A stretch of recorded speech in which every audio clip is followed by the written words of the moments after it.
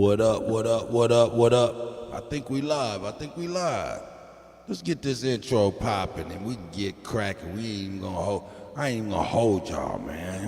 I ain't even gonna hold y'all.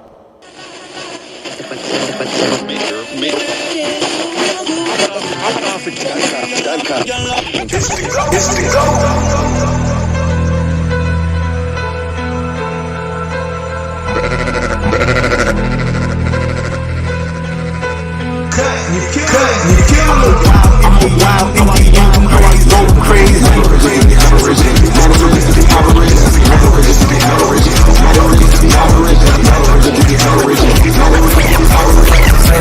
Say no more, they good for my say no more.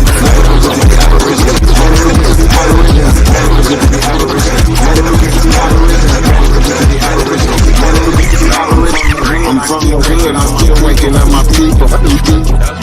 That's right. When it comes to fashion, the whole world wanna be like us. How you gonna recruit that?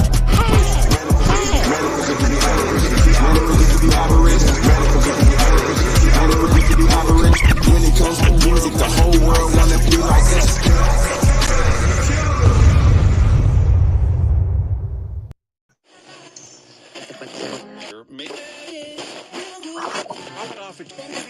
Cut. I think that shit was echoing. Let's get it. Let's go, DJ Kuttack Talk Mix Show, man. That shit echoing real tough. Yeah, I had to little fix my echo. connection, guy. It was echoing. Let me get the intro one more time without the echo, man. Here we go. You killing them. I'm a wild Indian, you know I go crazy. Man, it feel good to be Aboriginal. Man, it feel good to be Aboriginal. Man, it feel good to be Aboriginal. Man, it feel good to be Aboriginal. Man, it feel good to be Aboriginal. Man, it feel good to be Aboriginal. Exes ain't the same no more. Don't give a fuck about their name no more. Man, it feel good to be Aboriginal. Man, it feel good to be Aboriginal. Man, it feel good to be Aboriginal. Man, it feel good to be Aboriginal. Man, it feel good to be Aboriginal. Man, it feel good to be Aboriginal. I'm from the hood. I'm still waking up my people. That's right. When it comes to fashion, the whole world wanna be like us. How you gonna refute that? How? Man, it feel good to be Aboriginal. Man, it feel good to be Aboriginal. Man, it feel good to be Aboriginal. Man, it feel good to be Aboriginal. When it comes to music, the whole world wanna be like us.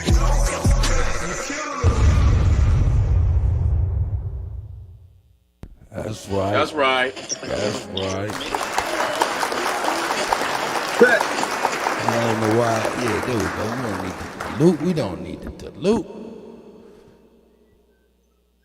How you doing, God? All well. All well. Yeah, we Hey, on man. it. That's right. I want to say peace to all American Aborigines and all others, truth seekers out there, man. Hey, man, we're gonna get right into this thing, man. Cut gonna come back a little later, a little mix, man. But we're gonna get right into this thing. We're gonna be exposing baby Boule, the Boule in general, but just the gatekeepers, man. And we can't keep going back in history. We got to find out who we need to be addressing right now. You know what I'm saying? To get some change. You know what I mean? So not just a bunch of it's just this thing. No. We gotta get a little bit more specific. Shout out to Jason Whitlock, man. Like I said, a lot of times, man, if you don't talk to people, you don't hear their side of the story, you just go by the narrative that somebody else has painted, then you're limiting yourself. You know what I'm saying? Say, hey, you don't want to talk to the opposition? No, we're just gonna cut them off. Oh, no. How about just being adults and okay, let's hear the other side of the story.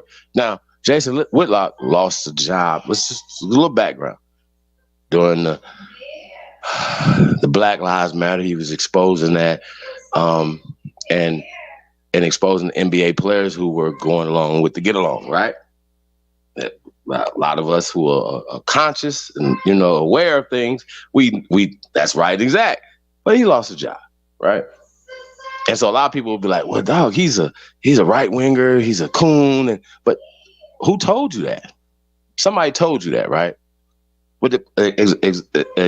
Without you personally going and finding out. So we're gonna play this video, man. Shout out to Jason Whitlock, man. Come back on the other side of this cut.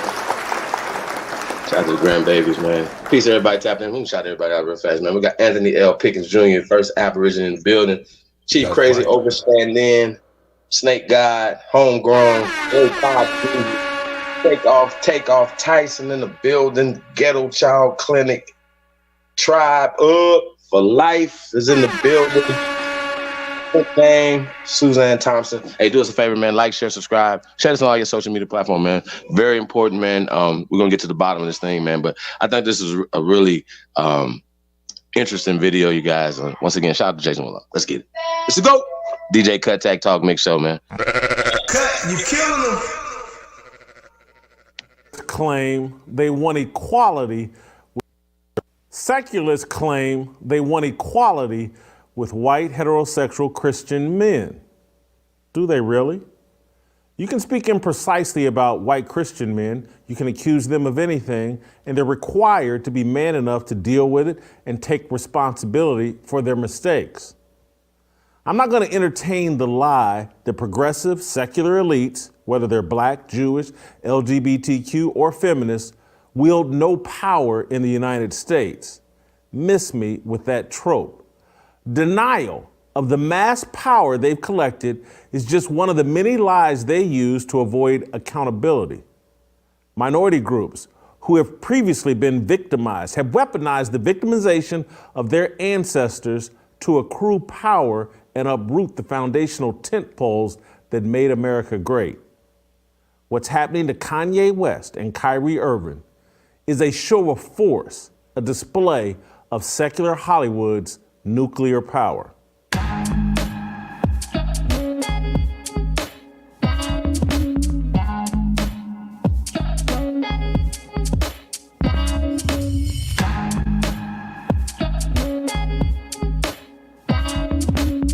Fair use.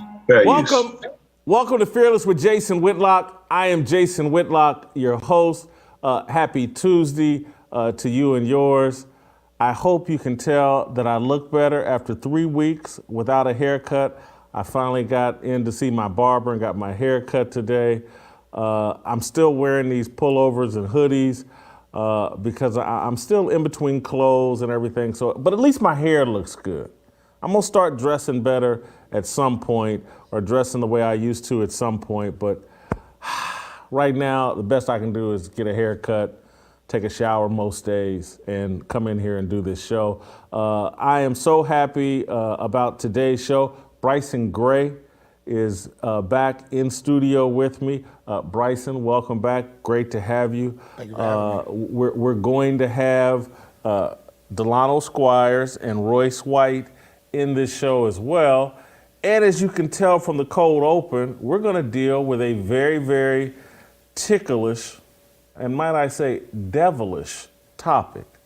And I'm going to get us rolling with a mono right off the bat, unscripted, just me talking to you, trying to set up this conversation, and then we'll get into the full discussion of the show with Bryson and Delano and Royce White. But let's start here. Let's start with what's going on with Kyrie Irving. He's kind of the new fresh face of what I believe is a war of secularists, people who do not believe in God of all stripes, versus people who have a faith in God. We may not all share the same faith, but we have a faith in God. And so before I get all the way off into this topic, I want to state something about my faith, and anybody that's watched this show, this will not be news to you, but I just want to enter it into the record before we get rolling. I believe the greatest person to ever visit the planet Earth was a man named Jesus Christ, and he was a Jew. Let me be crystal clear. I believe the greatest person to ever visit this planet was Jesus Christ, and it's my belief he was a Jew. I also, if you follow this show, follow my life and the decisions I've made, I keep making more and more decisions in my life based on my belief in Jesus Christ, this Jew, and me trying to live a life that glorifies and honors Jesus Christ, a Jew. I do not have any problem with Jewish people. I'm living a life in service to someone I believe was a Jew and was the greatest person to ever visit this planet. My life is in service to him. Am I flawed? Absolutely. Have I made all kinds of mistakes and done foolish things that contradict my beliefs? Yes, I have. But my life is dedicated to Jesus Christ. In this moment and over the last few years, I've been making incredible decisions that to some don't make sense, but I'm trying to live a life in service to him. So I've entered that into the record, who I'm serving, what I believe in. And so from this point forward, the rest of this discussion, if some of the things I believe are facts, if they hurt your feelings, I'm going to ask you to consult with Ben Shapiro and his philosophy on facts. Facts don't care about your feelings. We all have to deal with facts. And so me, and again, I'm a Christian. This other part of me that I'm about to mention is some surface level BS that the rest of the world cares about. But I'm also black.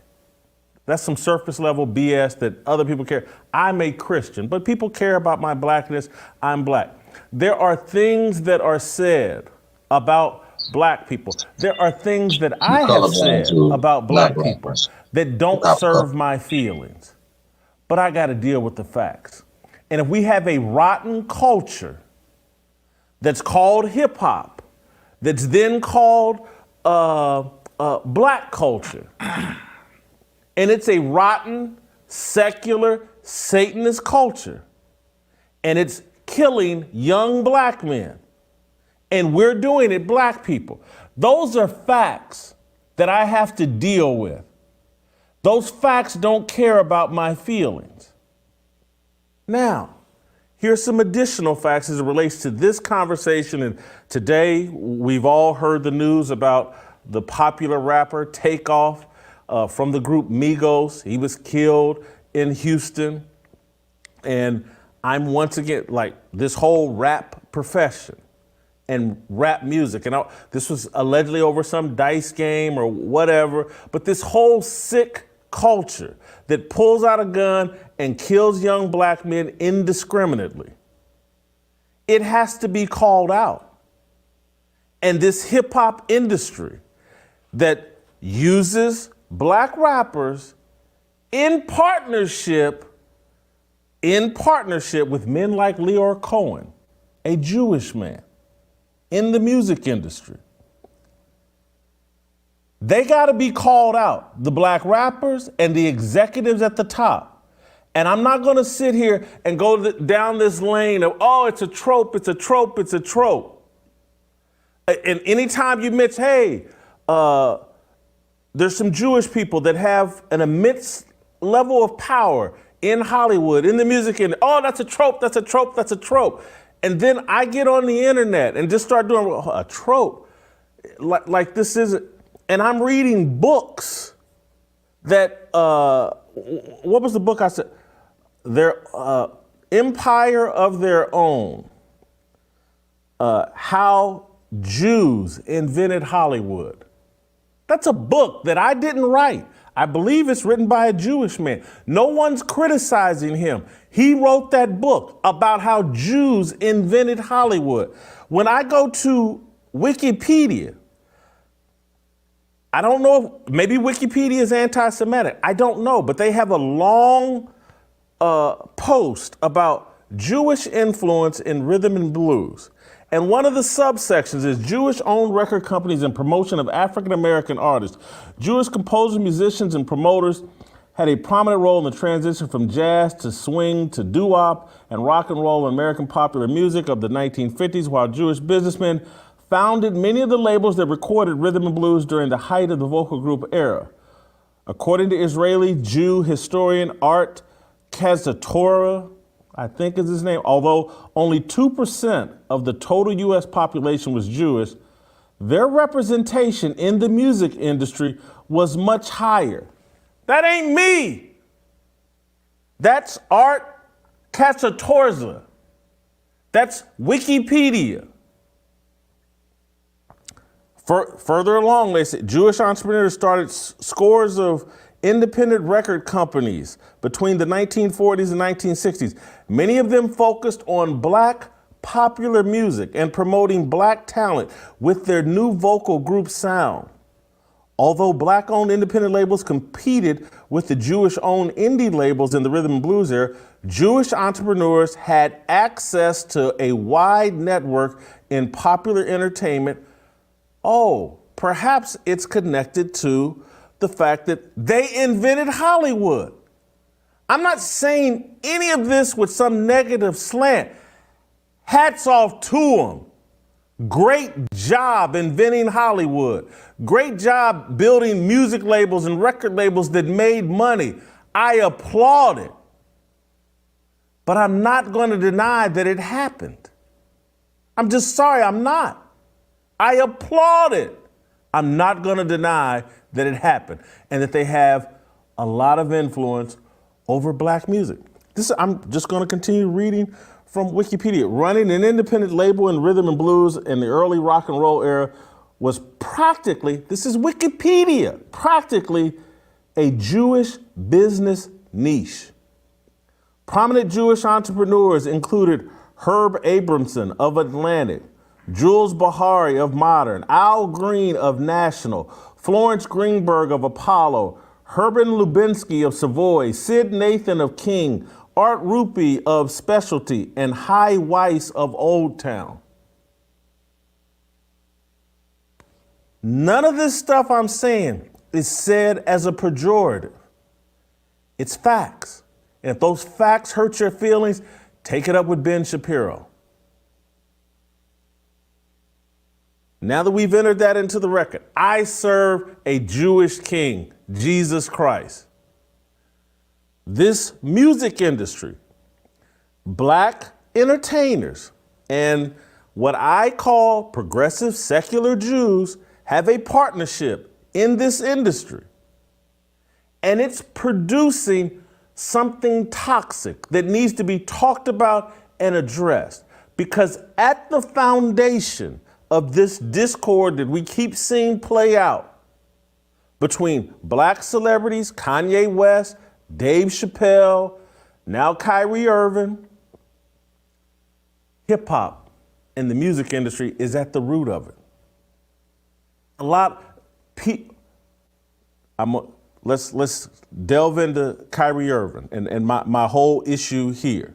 Kyrie Irving playing an NBA game last night, a group of fans sat courtside wearing "Fight Anti-Semitism" because Kanye tweeted out Hebrews to Negroes, some documentary, 3.5-hour documentary that basically airs the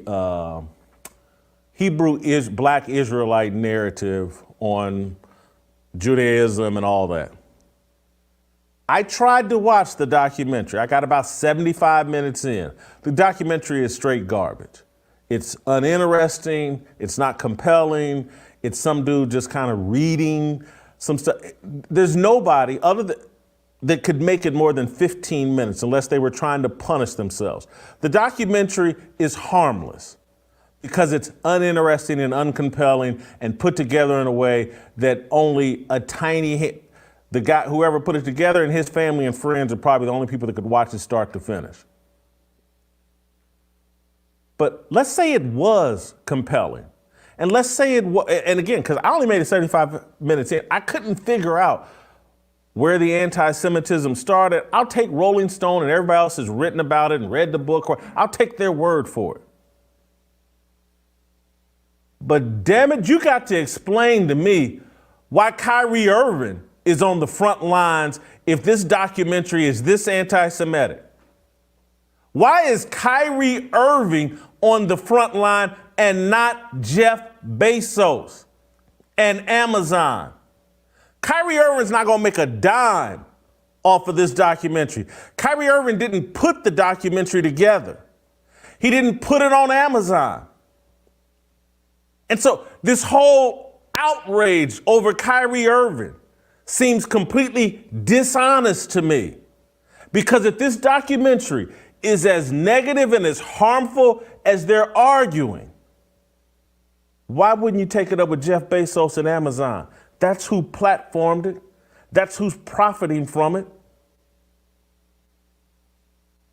But nobody has smoke for Jeff Bezos, a basketball player who retweeted a graphic image with no words. He retweeted a graphic image, as far as I know, and he's taken the tweet down. But my memory of it, he didn't put anywhere like, oh my God, this is the greatest documentary ever. Oh, you gotta see, this is must-see TV. He didn't do none of that. He retweeted the graphic image that was probably taken from Amazon and Jeff Bezos' corporation. But nobody has a problem with Jeff Bezos. Those people that ESPN put on TV last night, sitting courtside and interviewing them and demanding that Kyrie Irving be whipped and beaten and further punished. Are they at Amazon headquarters today?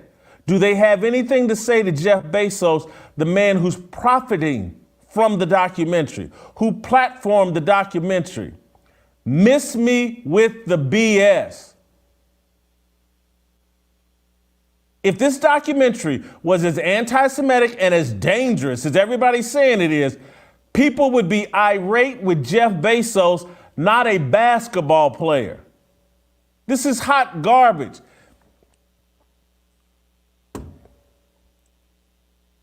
At the root of all of this, I'm just telling you, there's a form of music called hip hop, gangster rap, whatever, that is, and again, if this documentary that is hot garbage and maybe 100 people will watch, if it's dangerous and harmful and such a threat to Jewish people, what we as black people, what should we say about hip hop music? Hip hop doesn't have 100 viewers. It's got a worldwide audience that sucks it up daily. This documentary won't be played at halftime of the Super Bowl, but Dr. Dre and Snoop Dogg were. Dr. Dre and Snoop Dogg were platformed in front of 100 million Americans and the entire world at halftime of the Super Bowl, being celebrated for a style of music, and they made it satanic and denigrates black people. But Kyrie's the bad guy. And Kyrie must be shut down and he must be silenced. Again, now, I serve a Jew. This here, what we're seeing with Kyrie and this whole situation with Kanye West and all of it. And anybody that watches this show knows I'm very reluctant to play the race card. Anybody that follows me. But this screams like, you better get back in your place. Kyrie, you are a Negro and you better know your place. Don't tweet out this stuff. Now, we're not going to say a word to Jeff Bezos, but your black ass better not open up your Twitter feed again with any of this garbage. This is at the root of the problem. You can put out this music. You can be the record executives putting out this music. Nobody has anything to say to you. You get a free pass the same as Jeff Bezos. It seems like there's only one group that has to answer for this garbage. And trust me, I've been catching heat for 30 years for calling out the group of black artists that participate in this. I'm an equal opportunity caller of BS as it relates to hip hop music. My smoke ain't just for the executives, it's for everybody involved. I'm on record with it. You can go read all my columns over the last 25 years. It's filled with criticism of this industry and the satanic music they put out and the denigration of black people that they put out and profit from.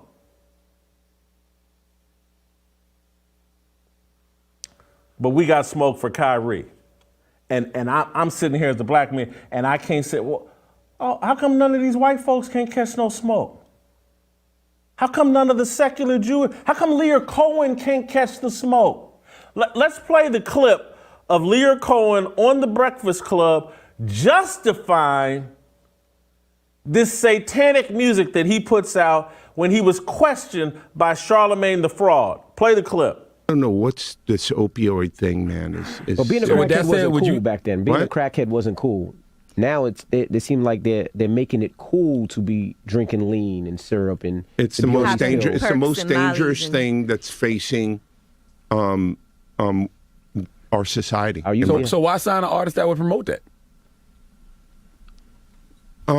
Because I already answered that question. You weren't paying attention.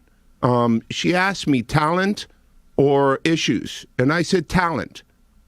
But I have to. I can't give up on people. But I'm saying that's hypocritical, though.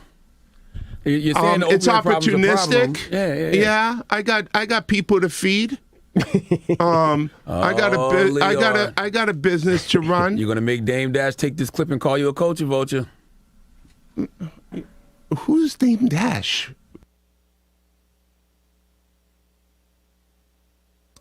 I want to play another clip from Charlemagne the Fraud, and I'm gonna let other people into this conversation. But Charlemagne the Fraud sat down with Vlad TV, that Fed spy Vlad that loves to get black dudes to come on his show and snitch on himself. And so he got Charlemagne to come on and snitch on himself. Here's a 2-minute clip. And again, this is what we as black people love to talk about. The white man got his foot on our neck. Oh, the white man doing X, Y, and Z. Charlemagne ain't afraid of the white man. Watch this clip. He's about to tell you who he's afraid of. Crystal clear. Watch the clip. I love Jewish people, but they're powerful. I don't want them to misconstrue anything I'm saying or take anything I'm saying the wrong way. So I would much rather not even have this conversation. I have a lot of great Jewish people in my corner. I have a Jewish conglomerate. Yeah. Yeah, absolutely. I'm trying to think of the other Jewish rappers that we had on the list. There's, I think,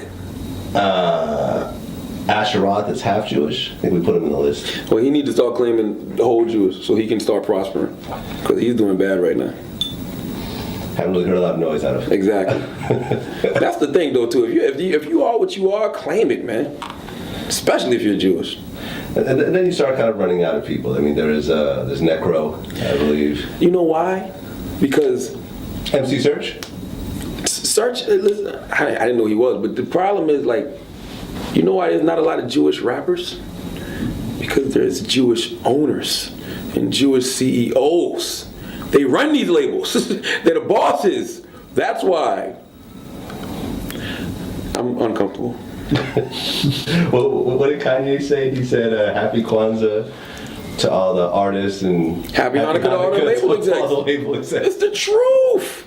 They run the business, period, from Hollywood to the music industry, everything. And I mean, it's a very powerful mafia, as they should be. You saw what happened to Mel Gibson when he went on his rant.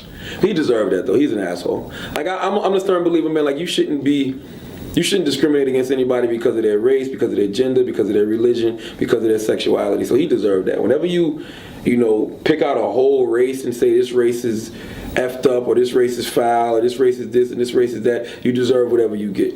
See, the problem with black people, we don't have no power. No matter what we do, we can all click up. We don't have no organization that holds any weight. NAACP don't hold no weight. We don't have no organization that holds no weight. You can't speak bad about a Jewish person because they have organizations and they're a close-knit group of people in power who will bring you down. Same thing with gays. You can't say nothing bad about gays because they move as a unit. Black people don't have that.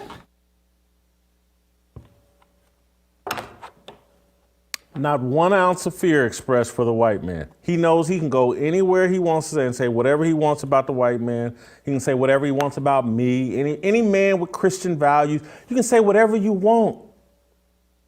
You can generalize, call us the worst thing in the world. We're all colonizers. We're all Trump supporters and closet white supremacists. You can say it all.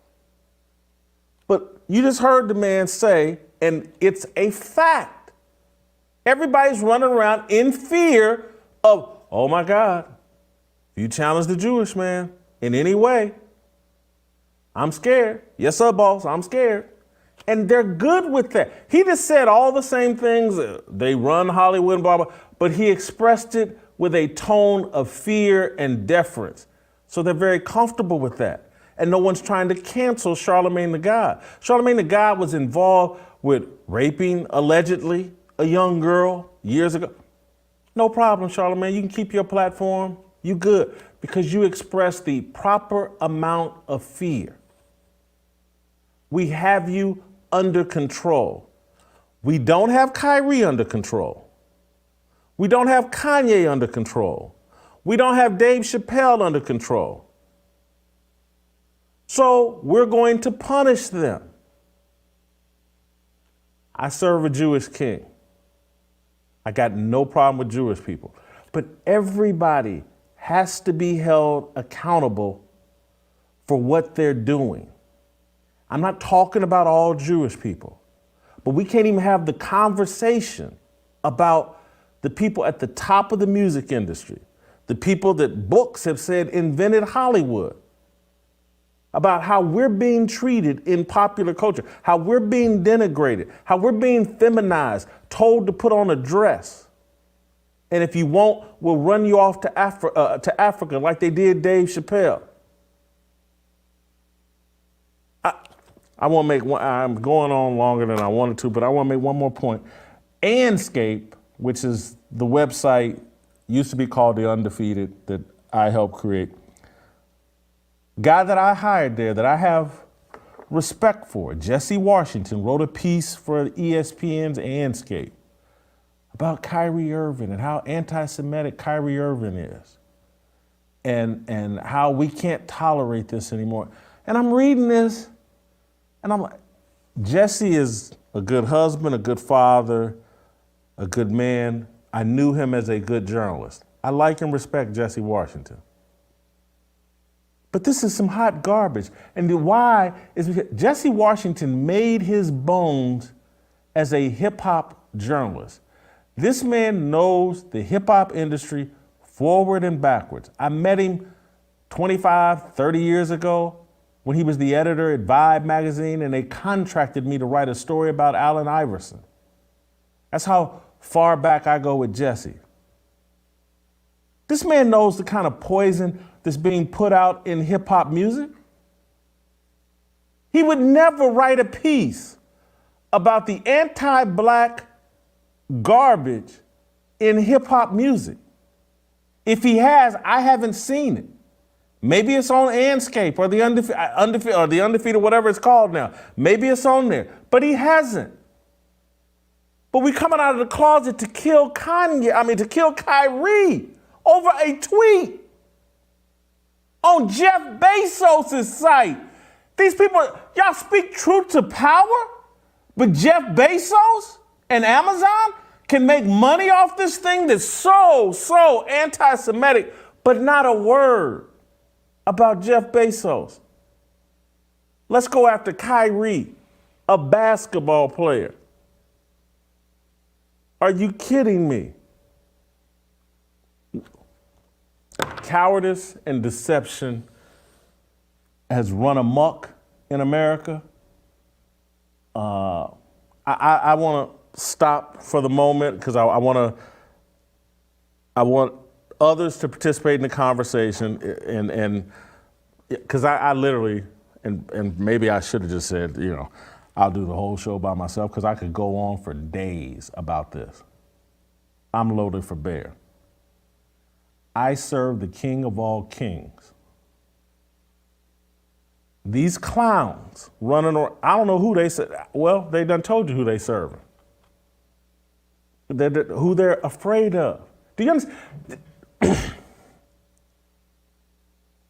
If Charlemagne was in his proper mind, that man would be sitting on TV somewhere saying, oh God, I'm afraid to talk about Jesus. Because if I don't say the right thing about Jesus, woo, God is going to be mad with me. And so let me be very careful because Jesus has all the power. And he works but we don't talk that way anymore because we have no fear of God. We have no belief in God. This whole country has been secularized and we serve the devil. That's why there's no fear of God. No discussion of it. If you catch me anywhere, at home, in text messages, on this show, anywhere, talking about I'm afraid of anything other than God, slap the out of me. Because I done embarrassed and disgraced my entire family and God. And I apologize for cussing. God's gonna get me for that, but I'm lit up right now. I'm on fire. Let me tell you about my good friends at Good Ranchers. It's the holidays when our waists get bigger and our wallets get smaller. It's the season when most companies want you to spend all your money, but not Good Ranchers, not my good friends at Good Ranchers. Beef prices are estimated to increase another 20% in 2023. But at Good Ranchers in the October feast, you can lock in your price through the life of your subscription.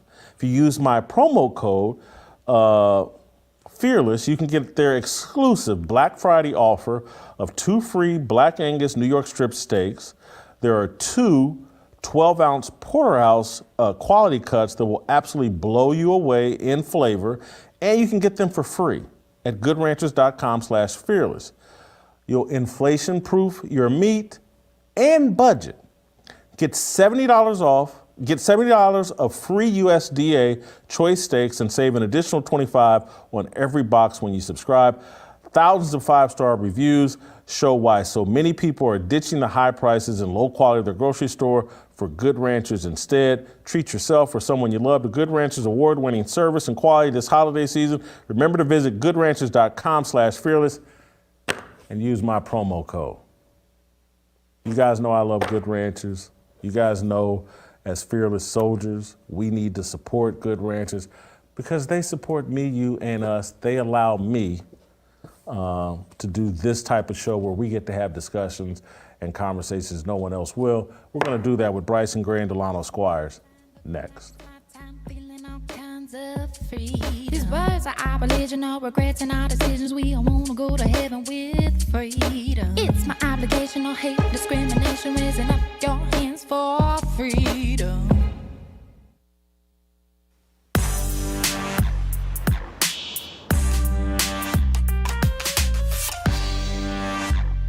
All right, welcome back. Before we roll out to DC and bring Delano in, Bryson, I wasn't planning on ranting and raving for 30 minutes. Do you have a quick anything you want to add before we bring Delano into the conversation? Yeah. The one thing I do want to add just quickly is it's actually deeper than that. If you look at the black-owned record labels that they were speaking about, and this goes back to Ice Cube days, all these labels were bought out by these same secular Jewish people.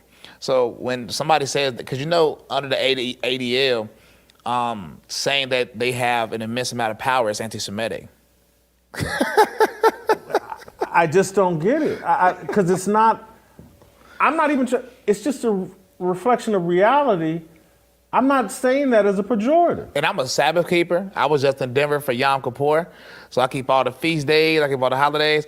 I go to a Messianic Jewish congregation. You can't really call me anti-Semitic, but what you say, Ben Shapiro said, facts don't care about your feelings. Delano, I saw on your Twitter feed this morning that the story on Anscape by Jesse Washington caught your attention as it did mine. I read the story and sitting in and again, I know Jesse. I hired him. I have respect for Jesse. He grew up a hip hop journalist, ran Vibe magazine and other hip hop magazines or whatever. He knows what hip hop music is. And Jesse's a man of faith. But I'm reading this article and I'm just like, wow, all this smoke for Kyrie, none for the hip hop industry. Jason, as I was tweeting it out, I said, I think this is the guy that Jason says that he's known for a long time. So let me give this a light hand, a light touch. Because honestly, one, from a technical perspective, the article was garbage. It was garbage because, like, much of what is written by the professional journalistic feline class, it was heavy on, this is dangerous, this is a harm, this is a conspiracy theory.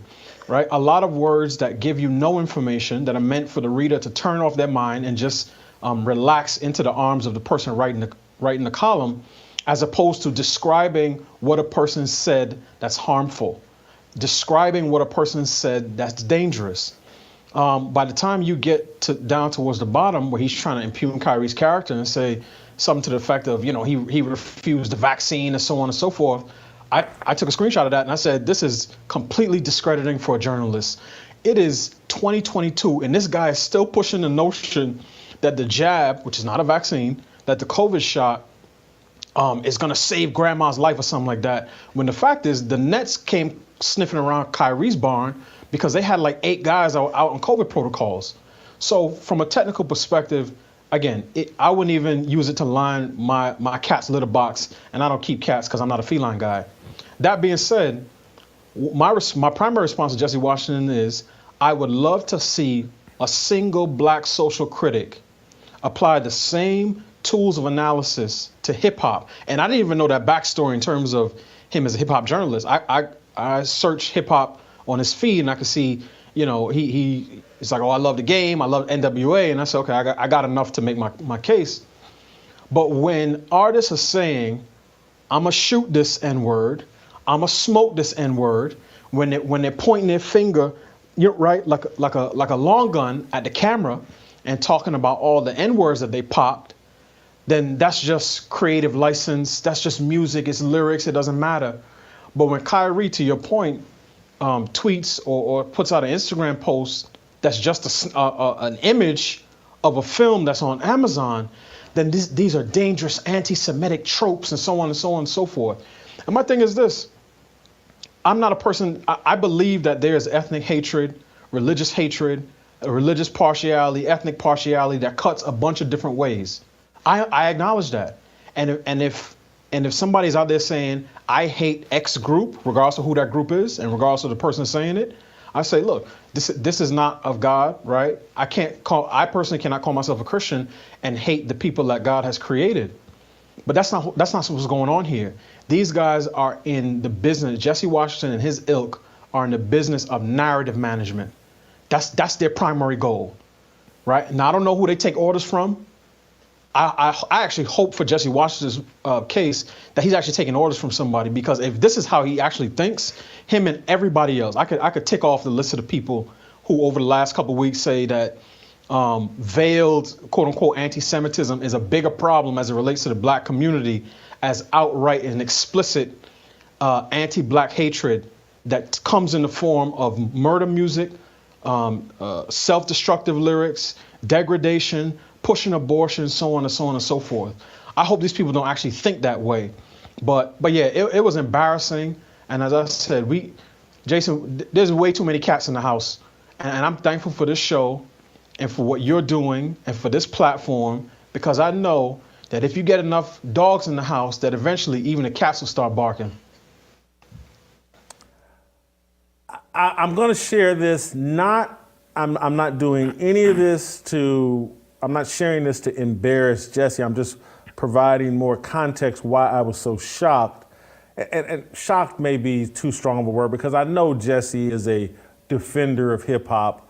I've always found it contradictory because he's also a man of faith. I can't the faith that I knew that he followed started with a B. Baha'i? Am I right? Have y'all heard of a faith called Baha'i? Yeah, I heard of it. When I knew Jesse, that's what he was a practicing member of. I believe he still is. And so, but I knew he had this weird, passionate defense of hip hop. And I don't understand how anybody of faith, any kind of faith, Catholic, Baptist, Judaism, Islam, I don't know how anybody can defend hip hop at the commercial hip hop at this point. From Cardi B and Megan Thee Stallion scissoring on stage and talking about WAP, and the male rappers constantly talking about killing each other. Dej Low, female rapper, I hate I'm a Nazi. How can you defend this? And then with the cherry on the top, the bodies that keep getting dropped. Yep. Takeoff just got killed, and again, is it Biggie versus Tupac? No. But when you embrace that culture, you got to be at the dice game. You gotta keep a group of thugs around you to keep that authenticity, and so nobody's sitting here really shocked that Takeoff got killed. It's a possibility. It goes along with that genre of music. Bryson, help me out here. So it's interesting, right? All these people make music about murder, sex, drugs, gang. And I don't know if you saw, but Quavo had a story last night, after the party. There was ride with the guns, you know what I'm saying? So, yeah, we outside. Quavo was there when Takeoff got shot. His story, we ride with the guns, we in the streets, we tapped in. You know what I'm saying? And then Takeoff ended up getting shot. This is the culture that these people created. And I don't want to hear the R.I.P. Quavos from the record labels. I don't want to hear from the rappers. I don't want to hear from the people that's complicit in supporting this music either. And the reason why is because all y'all gonna do is go listen to a song about 10 other black people dying anyway. How many black people gotta die until we want to change? How many rappers gotta die until you think maybe we should stop promoting this stuff? You know what I'm saying? Because you can promote that all day long. They promote it to you. They push it to you. People forget. This stuff get in your face because it is funded by the secular Jews, obviously. They're the people with the money. And it's funded to get pushed in your face. But if you Kyrie or you Kanye, you say something that's against a narrative, they strip it away. I want to be precise here, and I get your take. But let's don't pretend like Russell Simmons ain't part of the funding. He's not. Maybe a little bit. Listen. Come on, man. We're partners in the promotion of this wickedness. I feel what you're saying, but I'm going to be very clear about what I'm saying. When you look at the roles these secular Jews people are talking about play in the music roles, they're not artists. They never was artists. They're not creative thinkers. They hire people to go find the talent. They're the funders. They're the people that buy the record label. They're the ones that are giving you the budget. These budgets, Russell Simmons get a budget cut, and he tell you what to do with the budget. Got you. It's hard for me to believe, though, that they're the only ones. And again, they may have an outsized influence, but there's some white folks up in there. There's some black folks up in. Yeah. Jay-Z.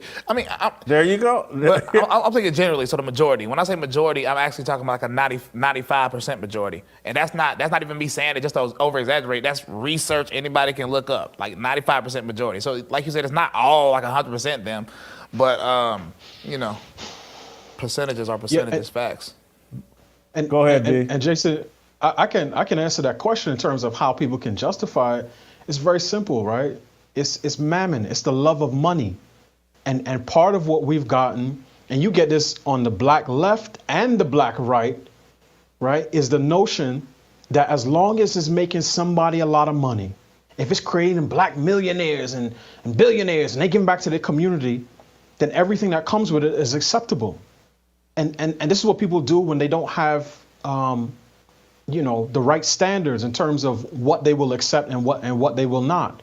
And my thing is this: part of the reason that Jesse Washington and all the other defenders of hip hop, Mark Lamont Hill, Michael Eric Dyson, the people with 3 names, the professors, the politicians, the pundits, the preachers, part of the reason that they're all in on it is because hip hop is not just rap music, right? Yes, the executives get paid, but it's more than them that get paid, right?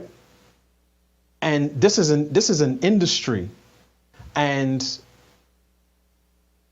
there's a ton of people for whom if this thing dried up, they would be taking bread out of their own mouths, and nobody likes to do that. Nobody likes to take bread out of their own mouth to cut off the generational wealth, quote unquote, for their coming descendants. And that's one of the reasons that everybody is pushing it.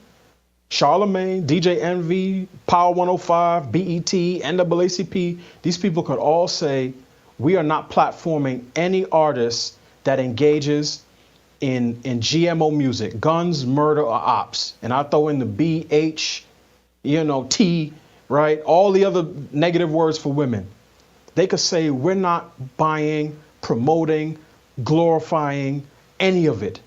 They choose not to do that. Now, you know that they have standards. And this works one of a couple ways. One, you see the quote unquote anti-Semitism route. So when Kanye said what he said about George Floyd, and he talked about people, Jews in the media, they all close ranks. The other way to get particularly the aristocracy to reject something is to put the people who are doing the negative behavior in Greek letters. If they're wearing Delta Sigma Theta, if they're wearing Omega Psi Phi, if they're wearing Kappa Alpha Psi, then they say, oh no, you can't represent us in our organizations that way. That's how they got sorority girls pulled off of VH1. And they did that in a matter of weeks. But if it's out to the culture, generally speaking, these people don't care because, to be quite frank, the black elite is just as disconnected from the everyday black person as the white elite are, right? They're control opposition. So their entire deal is to tell black folk that the primary threat to our existence is white supremacy. And this is why neither the Root nor the Griot will ever post a story about a black person getting killed unless they are famous, like a rapper. So of course they'll have some up on Takeoff, or unless they're killed by a white cop or vigilante. Anything else they see as adding to the racist trope of black on black crime, quote unquote. So it's all about the dollar.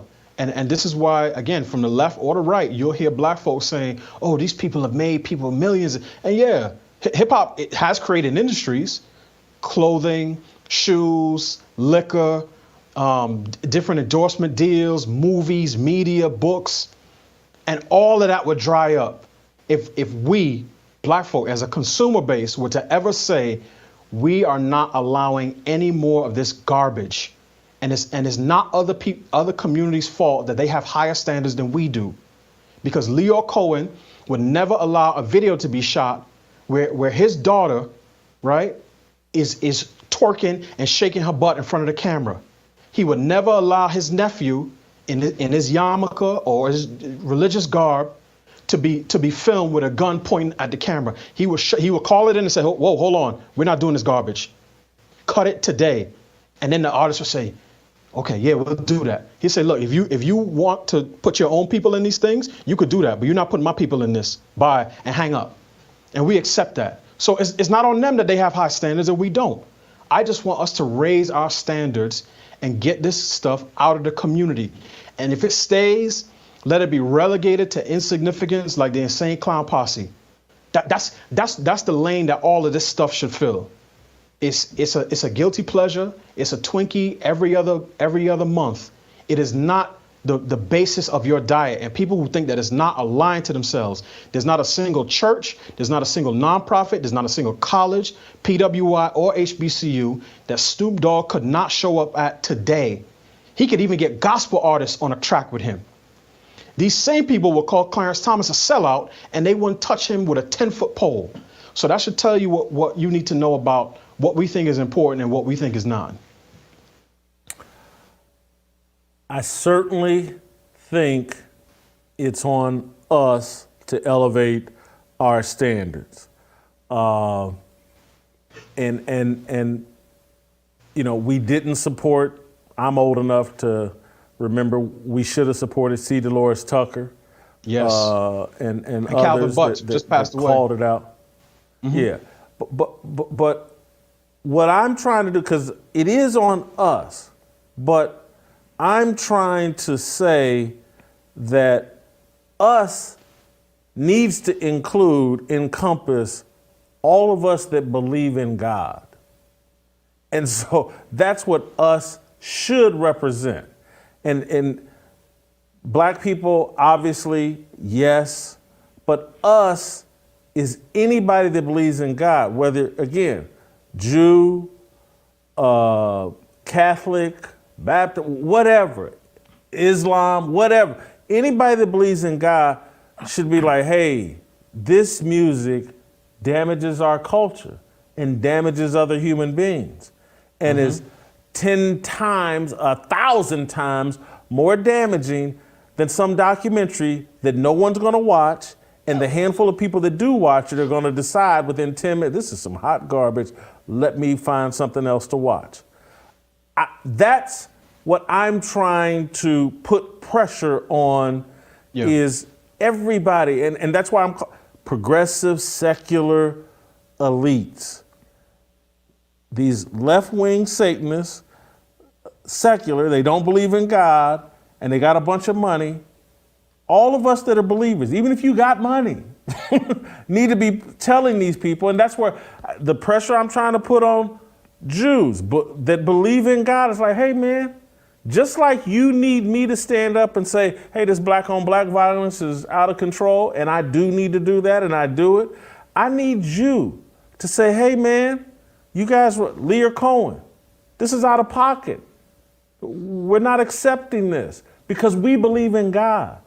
And we don't want to be represented in this way, and we don't want to see other people harmed in this way. And what people do, it ain't me. And if that's that group and they want to prostitute themselves out like that, that's on them. I think it's on us, believers in God. Proverbs 17:15. Proverbs 17:15 says, justifying wickedness and condemning the just is an abomination.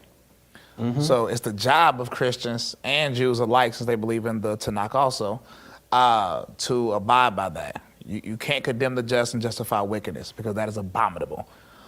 Abominable is worse than a regular sin. So, you know. And the other.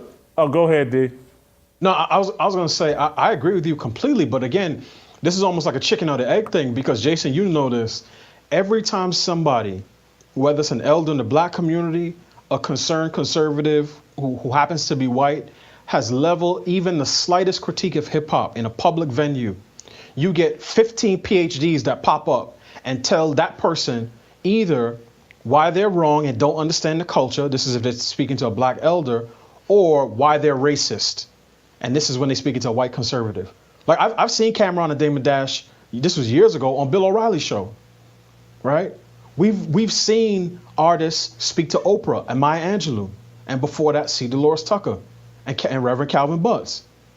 So, but nobody's going to stand up and offer criticism if they know that they're going to get called racist for doing it. And part of the reason why, and this ties into your ideas about idolatry, is because hip hop culture has become a golden calf for our community specifically. A lot of times people will try to deflect from this argument and say, white teenagers buy 70% of hip hop. One, I don't even know if that's accurate anymore because of the streaming platforms, so on and so on and so forth. But even if it is, there's a difference between music as art and music as lifestyle and culture. And we're talking about the culture. And right now, there are a lot of, you go to any big city, Memphis, St. Louis, Baltimore, DC, New York, Philly, and you'll see art imitating life. And life feeding the art, so that you'll have dueling songs from different crews where guys will say, I shot your boy in the neck and I saw him bleed out. And honestly, if we're being honest with ourselves, a lot of the drum music sort of musically is garbage, complete garbage, right? And if they couldn't talk about killing each other, it would be nothing, it would be crickets. But we've created a golden calf out of that. And it all ties back to money. And that's why anytime you hear somebody, the people with 3 names, the academics with 3 names start defending it, it's all about how much money and how much economic success is generated. But that's always for the artists. Because these guys moved from the South Bronx and Bedford-Stuyvesant and Harlem, and they moved to Greenwich, Connecticut. They were doing BLM before BLM was doing BLM. They pushed trapping on our kids, and they send their kids to private schools, right? So it's a facade. These guys are Nino Brown. They pump narcotics into the community, and then they give us a few trinkets and turkeys at Thanksgiving, and then they expect us to say thank you. And unfortunately, too many of us have been doing that for the last 30 years. This morning, I was talking about the Takeoff murder and just hip hop culture, and the mayor of Montgomery, Alabama, the mayor, Stephen L. Reed, black dude, 48 years old, tweeted, lazy take, but that's expected from you, gaslighter. And it's like the mayor of Montgomery, Alabama is leaping to defend hip hop. And it's, last point I want to make, and I think both of y'all can relate to this, or maybe you can, I don't know, but people that are acting like this music has no impact.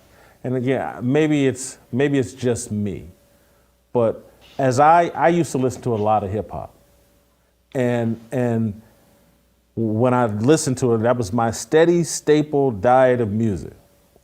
I spent a lot of nights in strip clubs listening to hip hop. I now listen to primarily 80% gospel. Another 10% probably is R&B, and then there's another 10% that's classic rock and roll. I don't go to strip clubs anymore. There's a bunch of things that my mind used to think about constantly when I was listening to that garbage music. Once I started listening to gospel music, my mind started thinking about other things. And I'm not sitting around, I wonder what's going on at the strip club. None of that. And so these people that are acting like, because you were talking earlier about, and I didn't know this, that on Instagram, Quavo was basically talking about we here, and they were showing guns or whatever. The dude had a gun beside him, yep. Yeah, and so there's a whole mindset that goes along with the music that gets put in you. And so when there is confrontation and that music is filling your spirit, you're not looking to diffuse the confrontation. Of course not. Everybody knows this, right? If anybody's close to my age, I'm 31, in the clubs, when slow music got played, people were dancing with women. When Waka Flocka got played, people were fighting. When Crime Mob got played, people were fighting. The music literally dictated how people in the clubs would act. Anybody that knows this, not only that, if you talk to these drill rappers in Chicago, they tell you we are dying because of songs. They tell you this, but nobody listens. So of course music has an influence on people. D, thank you so much. Oh, go ahead. You can have the final word. Yeah, I mean, Jason, the people who try to argue that images don't matter unless you're talking about early 1900s, minstrel posters and Birth of a Nation, and that words don't matter, right? Unless you're talking about what Kyrie Irving says, these people are liars. They're lying, and they have to know that they're lying. Because again, I remember, like what Bryson was saying, I'd be in college, and the club about to let out, and if they playing Knuck If You Buck or Move B, Get Out the Way, there's a good chance that a fight's gonna break out. Now, if they was playing Melodies from Heaven or some other Kirk Franklin song, there's a lot less chance that a fight is gonna break out. So these people are so phony, because even the ones who are not Christian, they'll tell you, I'm doing my mindful moment and my meditation, and I was in a restorative justice circle, and words have vibrational power. And then and that's okay. So let's read these lyrics, right? I woke up, I smoked the N word, I smacked the B word. That don't really matter. That's not. It's just words. So that's my frustration. If these people were honest, and I would much rather deal with a dog than a snake. If they said, look, I'm black, but I grew up poor. And if you Negroes want to buy this music where I'm telling you to kill each other, that's on you. Because I'm going to take the money and I'm going to move, as I said, to Greenwich, Connecticut, and I'm going to have a nice Becky. I'm not going to take her out in public, but she's going to be in the house, and I'm going to let y'all fend for yourselves back in, Bedford-Stuyvesant or East Memphis or the south side of Chicago. At least that person I could say, you know what, he's clear. He's calling the shot like Babe Ruth. He's swinging for the fences. He hit a home run. He made a bunch of money. He has no intention about caring for the community he comes from. But at least I understand what he's talking about. But it's the deception that aggravates me so much. And it's a deception that this spirit of deception has been resting heavy on our community for the last 30 years. And that's the part that frustrates me. So yes, they are liars. And I'm not afraid to say this, because I've been in restorative justice circles with people who on one hand is saying, oh, we gotta set the music right, and it's gotta, and you play the little, it's like a little glass bowl, and you do the ding, and you say, yes. And then these same people gonna tell me, oh, that if you listen to music where somebody's talking about shooting each other, that it doesn't matter. Get out of here. Jason, you know if this was country music, and this was in the 50s, and the artist was saying, I'ma hang me today, that the NAACP, SNCC, Southern Christian Leadership Council, all of them would be up in arms and saying, we cannot allow this to go over the airwaves because it's conditioning white people to see us as less than human and to feel no guilt or sympathy when it comes to killing us. But if you transfer the family business from one party to the next, and they say, look, we've owned for a long time, we're gonna let you oversee, because we know that if you are the one pushing it, that they'll accept it, because representation matters to you people. So we'll put the business in your name. You'll make all the money, you'll front all the franchises, but it'll all come back to corporate headquarters. They know that we'll buy that. And I'm just asking how much longer we're gonna stand for that. Thank you, D. Great job as always. Guys, I want to talk to you about the midterm elections. Election night is just around the corner, and the stakes have never been higher for the midterms. Several races across the country have gotten very interesting the past couple of weeks. Will Republicans be able to win a Senate seat in Washington State, of all places? Is Kathy Hochul really in trouble in New York? Will voters punish Gretchen Whitmer for her COVID lockdown insanity and finally give her the boot in Michigan? There's a lot to cover this election cycle, and we've got you covered. Stu Bergier, who kind of serves as Blaze Media's resident psephologist. That's just a fancy, silly word that they put in front of me, but it all just really means someone who studies elections. Well, he put together a comprehensive guide to let you know exactly what you need to look out for on election night. Head on over to blaze.com/election guide to receive a free copy of Blaze Media's Ultimate Guide to the Midterms delivered straight to your inbox. Again, that's blaze.com/election guide, and we will send you everything you need to know to be ready for the big election night. All right, you guys on youtube.com/Jason Whitlock, hit the notification, subscribe, leave me a comment. Royce White, next.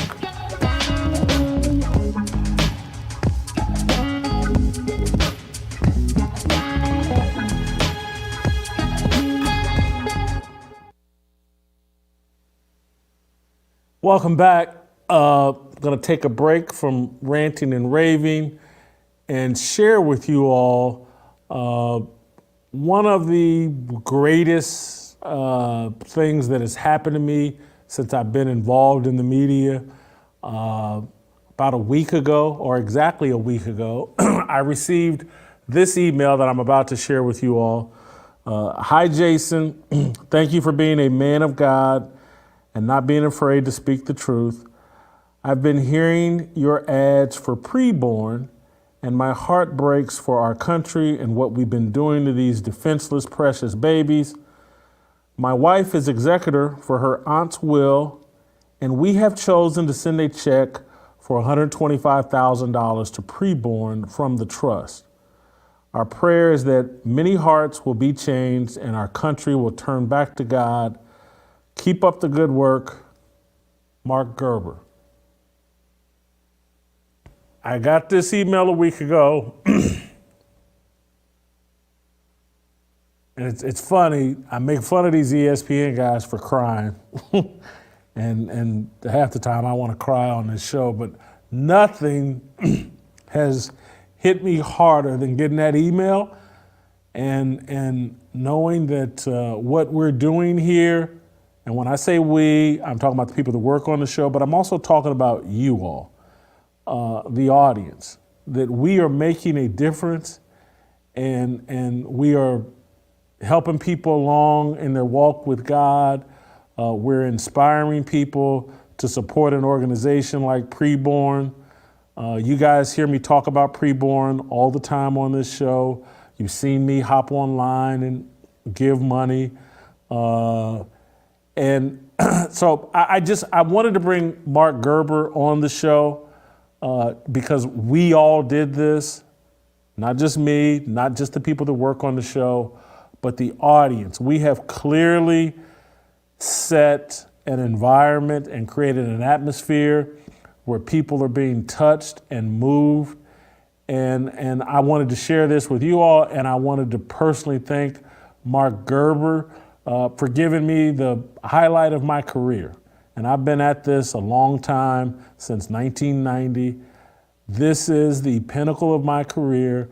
The donation that Mark and his wife have made here to Preborn, by our calculations, if 80% of the women that receive an ultrasound that are contemplating abortion or terminating the pregnancy, 80% of those women, when they receive an ultrasound, choose life and have the baby. And so by our calculations, Mark Gerber's donation gonna save about 4,000 babies' lives. It's just incredible. And so Mark Gerber, welcome to the show. Thank you. Man, you've saved a bunch of lives and you've validated the purpose of my life and the work we're trying to do here. I just wanted to say thank you. And if we could just hear a little bit about yourself, anything, where you went to school, where you live, why you and your wife decided to do this, anything you're comfortable sharing, we'd just like to know a little bit more about you. Well, thanks for having me on, Jason. This is quite a privilege. I've only been listening to you for 3 weeks, to be honest with you. I heard you fill in on Glenn Beck's show a few months ago, and your name stuck with me. And I just, it's the Lord brought your name to me at the right time. I was looking for a new podcast to listen to, and you came on and you started talking about Preborn, and it was just something that struck my heart in a way that I knew that we had to do something, and God's timing is perfect. I mentioned and you read about the will, and we were getting ready to write checks. In the will, she requested that we give checks to charities. And so, but we had complete latitude on what to do with that money. But when you spoke and I heard the passion, you weren't just reading a script. It was something that meant a lot to you, and that softened my heart at the moment that this is something we need to consider. So I told my wife about you and about the organization. We went on the website, and she was all on board. Her name is Colleen, and she was on board to let's do this. And so we're just happy to be part of it. It's not about me. It's not about us. We're put in the right place at the right time to do something that hopefully will save many lives. The thing about abortion, they say one life is lost, but there's another one wounded. And the women that go through this, they're hurting for a lifetime if they don't come to terms with it. And so if we can avoid that, that's even a bigger blessing. Well, Mark, your generosity has so touched me and just has so, again, you sit around and I got a long media career. I've won some really prestigious awards. None of it compares to being able to be involved with work that would touch someone to this level, and for you to provide this kind of help. And it's inspiring. We want to keep it going. I don't want anybody, we're not at any finish line. We're just along the journey, and Mark has put some gas in our car and has really inspired and touched me. And so I want to thank you and your wife, and just thank you so much. And I know that God is happy that you and your wife were touched in this way, and I just wanted to thank you. Well, thank you. Thank you, Mark. Mark, our favorite fearless soldier. We got to get Mark to Nashville at some point. The guy's only been watching the show for 2 or 3 weeks. How about those of you that have been watching for 2 or 3 months or 18 months? If you haven't, and again, Mark has just coughed up a big chunk of change. You don't have to do that. $28 will pay for an ultrasound. $10 will pay for 40% of an ultrasound. $100 or whatever you can afford. Preborn.com. Go make a donation. I'm sorry, just agreed. There's a little spot in there where you can say, hey, I heard about this on Fearless with Jason Whitlock, and I do want that credit. It may be my greatest accomplishment whenever, and it already is, just Mark and what we've already done.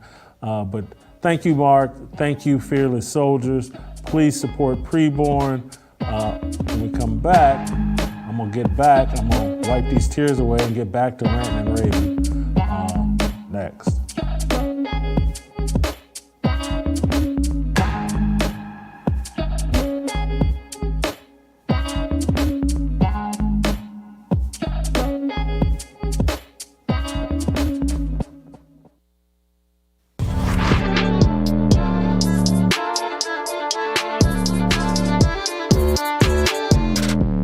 All right, welcome back. Time to go deep with Royce White. Royce, can't wait to get your take on Kyrie Irving and the murder of Takeoff in Houston. We're going to start with Kyrie Irving because, and I want to play you and the audience this exchange Kyrie had with an ESPN reporter about the Hebrews to Negroes documentary. And then we'll get your take, Royce. Let's play the clip. And to follow up on the promotion of the movie and the book. Can you please stop calling it a promotion? What am I promoting? Put it out on your platform. But I'm promoting it? Do you see me in front of putting it out there, the people title? are going to say that you are Yeah, I put it out there promoting. just like you put things out there, right?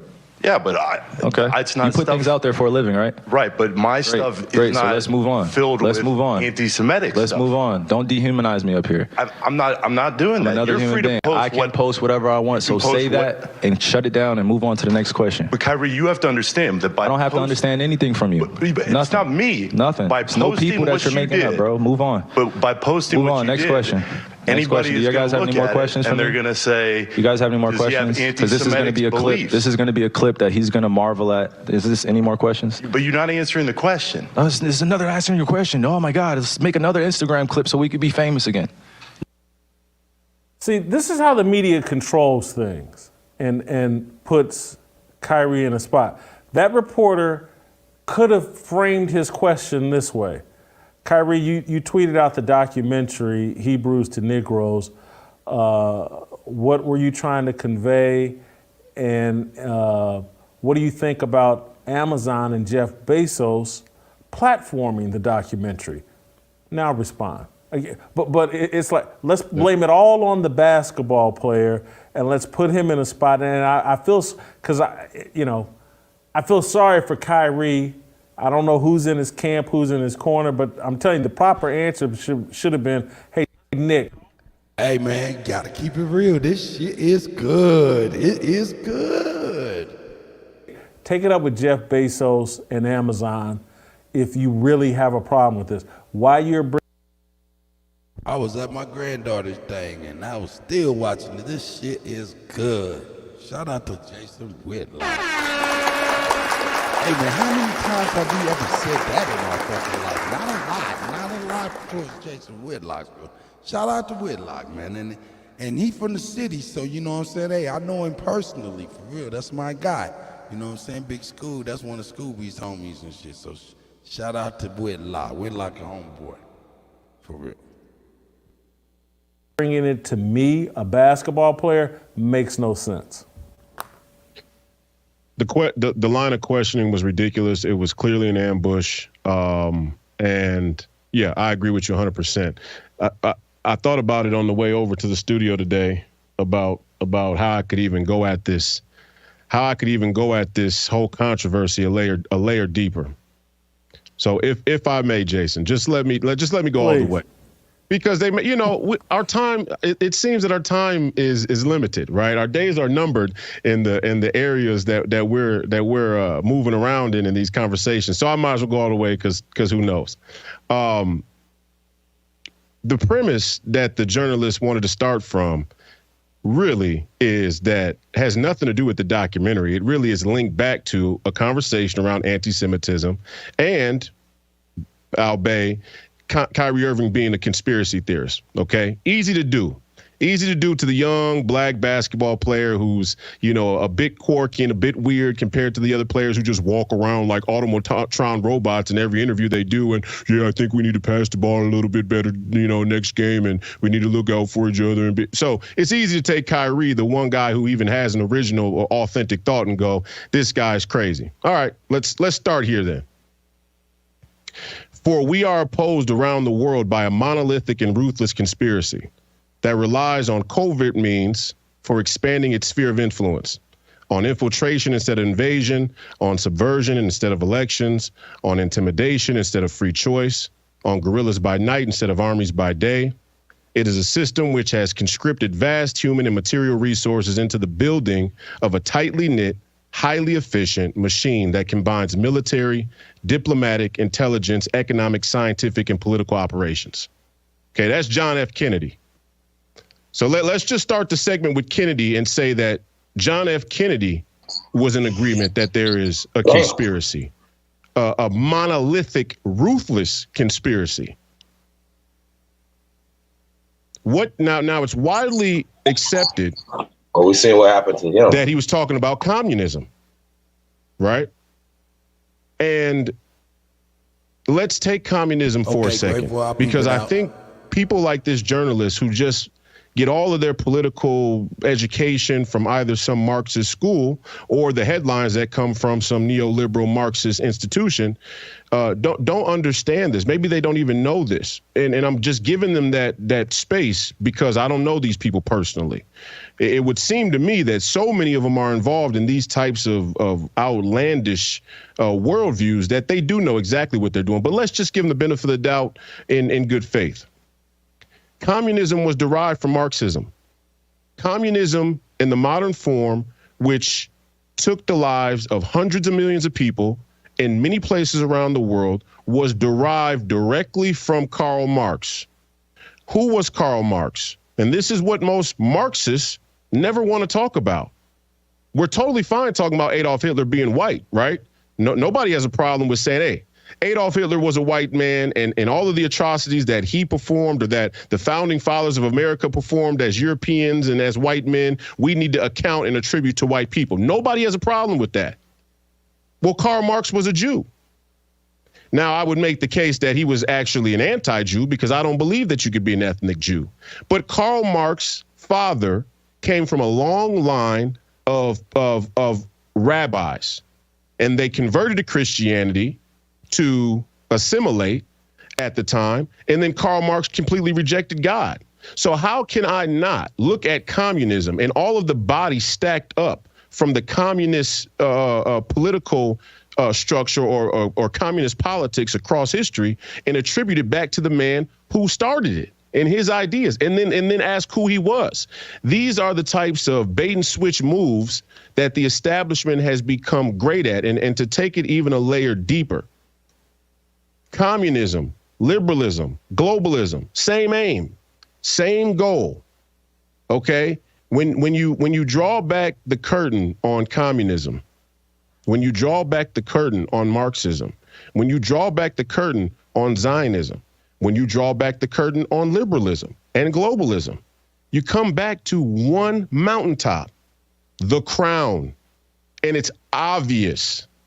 It's obvious that the rebrand of and again, the reason I start off with JFK, because anytime you play around in these waters where you talk about the crown and the monarchy or the international Zionist conspiracy, which isn't a conspiracy because Zionism is very out there and blatant about what they plan to do and what they're aiming to do. Anytime you talk about Freemasonry, the automatic is, turn it off. This guy's a conspiracy theorist. And that's what this guy really was trying to do to Kyrie Irving. Because what Kyrie Irving had done weeks before was talk about Alex Jones and the secret societies. And people looked at that and went, oh, this guy's crazy. No, he's not crazy. And they're not really secret societies. They're right out there in the open. And when I say the crown, Karl Marx came from Europe. He was an anti-Jew. He didn't believe in God. His ideas spread throughout, created this class system. So what did the crown have to do in response to Marx and communism? They had to rebrand their globalist business model to make amends for the so. I'm talking about, man, I got so much, a whole new respect. I got a whole new respect for Royce. I have a whole new respect for Royce White. That's for real, man. I have a whole new profound respect for him. Well, I definitely have a new respect for the brother Jason Whitlock. Salute to Jason Whitlock. Oh, yeah. On Instagram. So salute to Jason Whitlock, man, for providing the platform. You dig what I'm saying? Y'all gotta understand that, man. Shout out to Blaze TV too, man. About freedom of speech, about allowing, at least let's get the argument out. You know what I'm saying? Right or wrong, let's get the argument out. And these brothers have been articulating this shit very well. And Royce so well. Definitely bringing it on home, man. Like, he's killing it. Hey, man, salute Royce. Definitely, man. Salute to everybody in the trap. In the chat, man. Yeah. Salute to the tribe. That's right. Hey, man, y'all do us a favor, man. Share this on all y'all social media platforms. See App, TV in the building. Geechee Guy, E-Knots, ABTV, PG, Pat Gabriel, Charles Clark, Smoke Signal, Homegrown, Big Dog. What's we got? Grateful. Guys, man. Platinum and Gold TV, Limitless CEO. And if anybody told y'all, man, y'all tuned in to the greatest of all motherfucking time. It's the GOAT. DJ Kuttack, man, the best to do it, man. Hey, you killing them in the building, man. Hey, man, we gonna bring this thing on in, man. But they doing hey, I didn't see the second half of this right here, man. They going the fuck in. We're gonna keep this thing going. Sean, that dude in the building, Empress, Freedom Feathers, C. Roberts, Makuzu, Sister Betty. What we got in the building, man? I'm a Mom Magazine. Peace to the guys, man. It's the GOAT. What else we got in there, man? I don't miss nobody, man. Thank you guys for tapping in, man. We really appreciate it. Share this on your social media platforms. We got Elizabeth Young in the building. RP Fam LLC is in the building. Jones. Peace, everybody, man. Turtle Island, Niji. Thank you guys for tapping in, man. Bronze Flat Power Guy.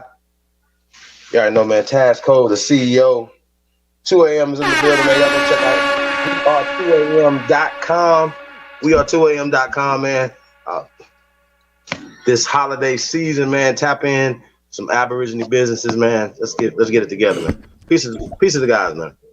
Man, I'm telling you, hey, I'm thoroughly impressed with Royce White. Man, his articulation, his research. Oh man, you can tell, man. It's very refreshing. Thank you, Jason Whitlock, for all the shit you just said in the past, man. Thank you for starting to do some shit.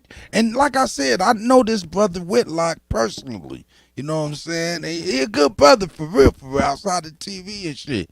You know what I'm saying? So it's refreshing to see the brothers being able to be seen in the light that I'm knowing him in. You know what I'm saying? And some of the brothers in Kansas City know Whitlock in. Outside of the cake and he didn't did and all of the coon he didn't did. Come on, Whitlock, let's keep it 1,000 now. You done shucked a little bit.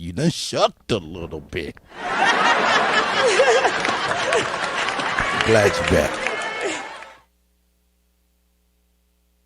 social pressure and the social winds that a Karl Marx and the communist class sphere information, culture shift had taken. And that's exactly what they did. That's what the United Nations was. That's what the Bilderberg Group was. That's what the Bretton Woods Conference was. It took the Crown's imperial globalist business model and it said, hey, got to be a little more race friendly, social justice, democracy, and environmentalism. And those are the three. That was the rebrand right there. And it's sitting right before you. If you go to the Grand United Lodge right now, which is the head Mason Lodge in the entire world, who's the Grand Master? Prince Edward of Kent. It's right there. Who was it that gave Israel the land that they have? It was the crown. I mean, it's all right there for you. So the question now becomes, what good is it to have these conversations? Well, my only interest in these conversations is that there are no conversations that we shouldn't be able to have. And there certainly aren't any conversations we shouldn't be able to have about things that are factually true on a historical basis that we don't even have to go dig up some ancient text to pull up. We can just go look at what people are saying about their own actions right now. And for the media to shill like this at this level and go after Kyrie Irving and make him the scapegoat is a sign of the times. They want you to be distracted, and they're almost mocking you. They're almost mocking you at home. They're saying, look, we run this show. We can point your attention and energy at anybody and any false point that we want to, and that'll keep you busy because you're a jerk off anyway. You know, you're mostly going to jerk off anyway. So in the little bit of time that you have an original or introspective thought, we know we can point it at Kyrie Irving. And that's what they're doing. Wow. He's set up. I told you, when Royce comes on, it gets deep. Sometimes it gets so deep, it'll take me 48 hours to catch up. Facts, though. He said facts. He also should have mentioned Karl Marx murdered a lot of Jews. I'm trying to tell you, boy. Royce is writing exact, and he's pointing it out really, really articulately. I almost bit my motherfucking tongue trying to say articulately. Anyway, here we go. Jews too. A lot of religious Jews. Karl Marx murdered them in the name of Marxism. He was an anti-Jew to the max. Yep. And anti-God. He don't. Let's go a layer deeper here. Everybody wants to pretend that there's some consensus around this matter, this Jewish conversation. There's not a consensus amongst Jews in Israel. There's not even a consensus in Israel about the legitimacy of Israel. And you can't go there as a Republican candidate, as a conservative. You can't even speak about Israel. If you're not pro-Israel, then you're out. Well, guess what? Let's question the legitimacy of Israel. Let's just be honest. And here, I'll go another layer deeper. I believe in the preservation of Israel. Why? Because I'm a Jew. Okay? But I'm in total disagreement that people should be able to claim that they're an ethnic Jew and completely reject God in alignment in a string theory back to Karl Marx. That's completely illegitimate. And also, what is completely illegitimate is the continued spread of the footprint of Israel from the time that it was of its inception. And you can look right on the map from 1949 until now, and the amount of land that the Palestinians have has gotten smaller and smaller and smaller over the decades, to the point now where the Gaza Strip or the West Bank is this tiny little area, and the Zionists that the black hats openly criticize in Israel have continued to move into land that is not theirs. Now they make the claim that, and here's how crazy this gets. When you really get deep down into the political conversations, deep enough, the Zionists, they make the claim that there's no such. Hold up, man. Shout out to Big Dog Philly OG. Let me take some. Hold on 1 second, Chief. Hold on 1 second. Yeah. Let me take some time out to salute Big Dog Philly OG. Salute to you, OG, man. You be putting me on to all the tribe and all these brothers and sisters who starting their channels and starting to, man, I appreciate it because I'm one of them, and I just really appreciate the effort that you be doing, man, and to promote everybody. You, Miss Gretchen, you guys, man, you guys, man, one more round of applause. So shout out to y'all, man. Shout out to Big Dog Philly OG, man. Show him some love, man, for real, for real. All right, go ahead, Chief. I apologize, bro. Well, I definitely want to say thank you as well, Big Dog, Gretchen, everybody, man, that share, man. Salute to you guys, man. Everybody support this platform, support DJ Cut, myself, Lotus, Ab TV, Ab Power, man. Just the whole movement, man. We definitely, definitely appreciate everybody, man. I see Jag. And the people we don't know, man. Big Dog, man. Absolutely, man. Everybody, man, that tap in, man, that's behind the scenes, man, that y'all don't even, that don't even type in the chat room, man. We appreciate you guys too, man, and thank you guys as well. I see Big Dog. I thought 6-4 on location, E-Nice 0407, Echo, Asha, Ya, Trinity. Peace. Yeah, man. It's all about knowledge, man. Man, I just wanted to take that time out, man, while I seen Big Dog Philly OG, man, for real. Because when I'm scrolling, I see Big Dog, and Big Dog sharing everybody. And, man, it's just, I being in this YouTube for this little bit of time, I recognize how big that is and how helpful it is for people. So, once again, one more shout out to Big Dog. Looking forward to seeing him down in Georgia too, man. November 17th through the 20th, man. It's going down, man. Gathering of the Aborigines, man. Joy Lake, man. 19th, man. Tap in. Put the links in the chat room, man.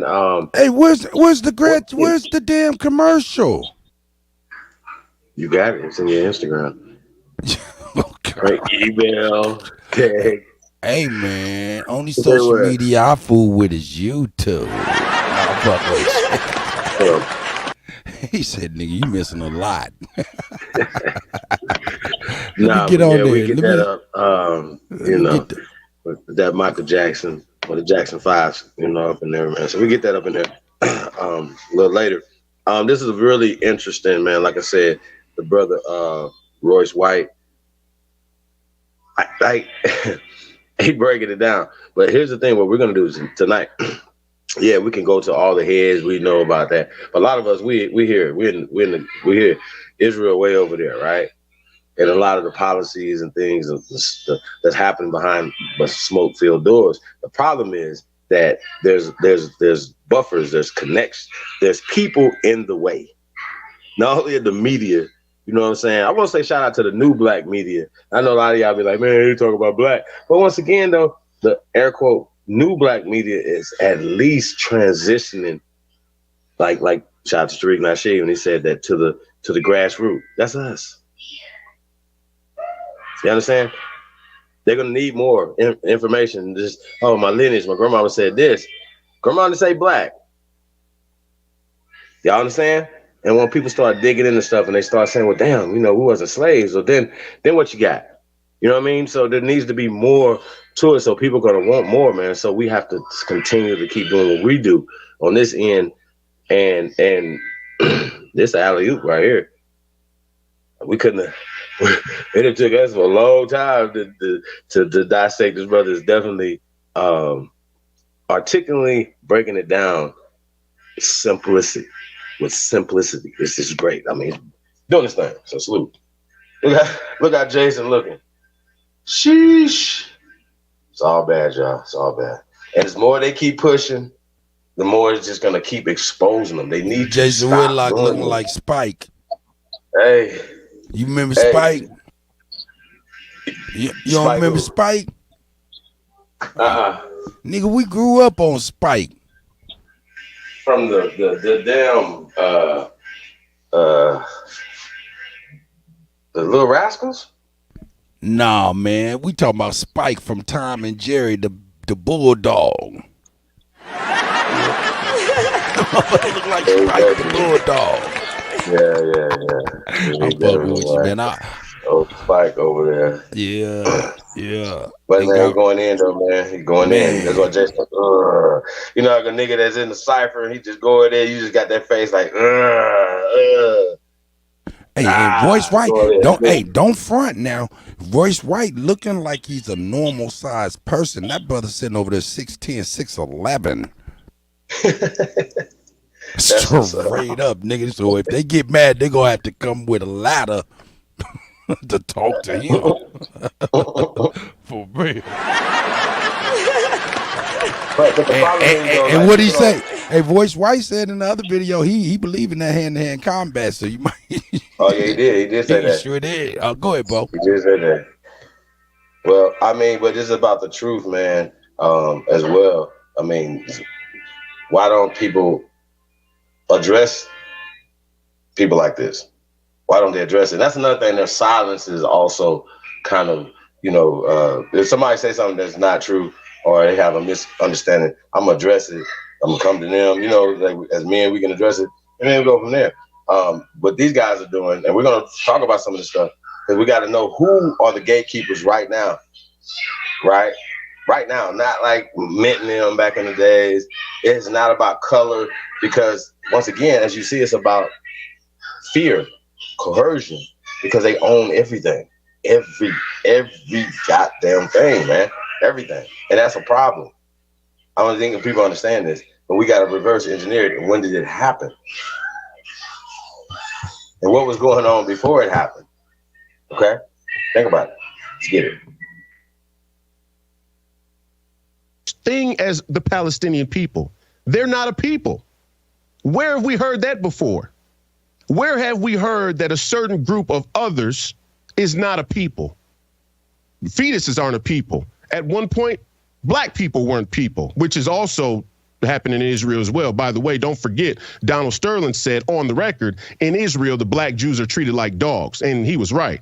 And many people in Israel say that about Israel, because there were black Jews that came to Israel when Israel opened up. They brought black tribes that had spread out throughout the diaspora back into Israel. So the black people are treated like dogs in Israel. They're treated like dogs in China. If you're not Chinese, you're not human either. And we see this across the spectrum of governance and institutions and governmental agencies that try to other certain people and justify their tyranny. And Israel's a perfect example. But you can't even speak about Israel, or else you're anti-Semitic. Let's just talk about it. They never let you. I just reminded me of something. You just said something. Reminded me of something. Okay? I gotta say this. All right, I'm gonna bring it back just a tad, though. I'm gonna bring it back just a tad. So you remember when he said earlier, when we were talking about Karl Marx, and a lot of times Karl Marx is kind of like a cult hero, Che Guevara. They've been like, oh, communists fighting against the man, right? Because you gotta look at it from that perspective, right? So when we think about Karl Marx, right, his heritage and where he come from and stuff like that or whatever, right? So then when you see other cultures adapt that obviously mind frame, they also adapt in the eugenic mind frame as well. Everybody okay? That also has been implemented into that. Because once you get back into it, it goes back into the ultimate, your ultimate mind frame, where you come from. Like for us, our grandparents, our great grandparents, that's where we come from. And somebody came in and disconnected us from that, right? And interjected these other cultures that enslave us mentally, spiritually, emotionally. We're enslaved like that, and that's all it's about. It's all about control, and a lot of stuff doesn't make sense. But that makes sense when you look at it from that perspective, because we know at some point the amalgamation started happening and the eugenic process started happening with the caste system. All that's happening. That's happened in China. That's happening everywhere. That happened in Europe. So we have a when it happened where there's no more people. We seen this in Kosovo. In the 90s and stuff like that, when they were ethnic cleansing. This is what they're talking about. This is still happening as we speak. So I just think it's really interesting how they mask it under communism and socialism and all this other dumbass shit when it's actually eugenics. Let's get it. China. If you're not Chinese, you're not human either. We see this across the spectrum of governance and institutions and governmental agencies that try to other certain people and justify their tyranny. And Israel's a perfect example. But you can't even speak about Israel or else you're anti-Semitic. Well, let's just talk about it. They never let you hear what the black cats have to say. They never let you hear what the holy religious Jews, real Jews that live in Israel, have to say about the state of Israel or about Zionism. And they try. This is what makes Kanye West so right. Yeah, he fumbles over things a little bit, and he may not say it the most articulate way, and he may not have all the geopolitical references and information to call upon when he's explaining what he's explaining. But what makes him more right than the music business motif or the Hollywood is this right here. They never give you a holy religious viewpoint of Israel of Israeli Jews. They only give you the Zionist viewpoint. That the Palestinians are terrorists, that the Palestinians have not basically, cut out of the entire equation, will always be a threat to Israel, and that, the people in Israel are happy with the secular Zionist Israeli movement. And nothing could be further from the truth. I get messages every day since we started having this conversation from black hats and people who are religious Jews who say continue to push that envelope because for some reason we don't get a voice here in Israel. Fact check me. I dare anybody at home to fact check me. Go look up the holy religious Jews, the black hats, and see what they have to say about this entire anti-Semitism and Zionist conversation, and then come back to us. The majority of Israel are secular. The majority of people in Israel are secular Jews, so he is right. I did not know that. That's what my mouth just dropped. I did. Hold for a second. Not that I don't believe you, but Royce, is that true? The majority of Israel is non-religious Jewish people? I would say that as it stands today, what they tried to do is create a representation of the Jewish community and their beliefs on these political matters that excludes a very observant religious minority.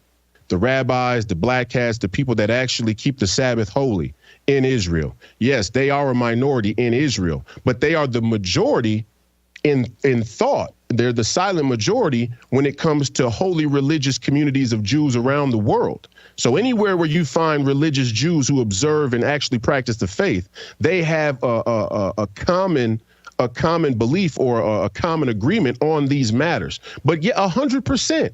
Tel Aviv is one of the most LGBTQ places in the entire world. It's not by accident. And it's not by accident that Amy Dean, and Tikkun magazine said that the Jews are responsible for gay marriage. Now, if you say that as a non-Jew, then you're anti-Semitic. Well, I'm a Jew, so I can say it. But yeah, Amy Dean goes right on the record and says, hey, we secular Jews here in America, the political Jewish lobby, the ADL, we're largely responsible for the advancements of gay marriage. So the whole claim is that there's nothing wrong with gay marriage. So, they don't see a problem with that. But you can't even talk about that as a historical fact without being labeled anti-Semitic. Kyrie Irving's just in the crosshairs. And you know what else I really dislike about this whole deal? Is because I know that it's not by accident that Kyrie Irving or Kanye West, or when I was in Nashville, remember I said about Colin Kaepernick, it's not by accident that the people who have gained access to these platforms and end up being cornered in these positions that have to defend these highly intellectual and historical geopolitical issues never seem to be able to articulate them full circle. It's not by accident. It's almost like they hedged their bets on both sides. It's like, yeah, we'll let y'all in to a certain extent, but we're going to make sure that not one of you could articulate these issues full circle. And I don't think that's by accident. And maybe it's not a conscious decision by certain power people in the establishment, but let's go to the metaphysical then, right? Satan's totally fine with a metaphysical conspiracy as well, which is also something that's roped off. If you can't talk about God, then there's no such thing as a metaphysical conspiracy. There's nothing that links all of these things. And like I said on Friday, liberalism, communism, globalism, one thread, one goal, removal of God from the organization of man. And look at what all of them have done. Liberalism, you got radical materialism. Communism, you got a radical tyrannical state. And globalism says the only way that people can get along in the world is if we have one global governance. Okay, hold up. Somebody said something real good. Thomas Dodson Jr., you said Hasidic Jews are like apostolic Pentecostals. Those are the factions of Jewish folks that are at odds with the other folks in which we're talking about. If I'm correct, you have to correct me if I'm wrong, but I think you're correct. Ooh, shout out Thomas Dodson. You know what I'm saying? Here we go. Ultimate anti-God scam. Facts. Man, oh man. I got know a my lot to Twitter's think coming. about. My Twitter's getting taken down this week. I already know. I can feel it coming. And I'm just sitting here. I'm thinking about Dr. Zelensky that took care of me when I got COVID. Zelenko, Zev Zelenko. Zelenko, I'm sorry. Yeah. When I got COVID. And why?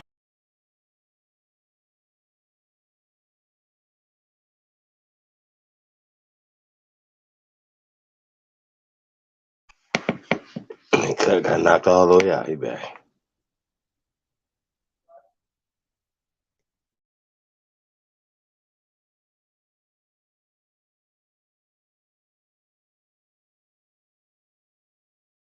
Ridiculous claim they want equality. To me, that so many of them to do. Anytime you talk about Freemasonry, that he was talking about communism, right? And on the basketball player, and let's put him in a spot. And I feel, because I feel sorry for Kyrie. I don't know who's in his camp, who's in his corner, but I'm telling you, the proper answer should have been, hey, Nick, take it up with Jeff Bezos and Amazon if you really have a problem with this. Why you're bringing it to me? Was I right there or was I a little past that? I think I was about right there. It looks about right. Correct me if I'm wrong, and I'll skip ahead. Me, a basketball player, makes no sense.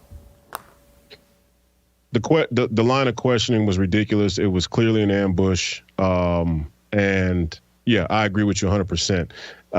I thought about it on the way over to the studio today about how I could even go at this, whole controversy a layer deeper.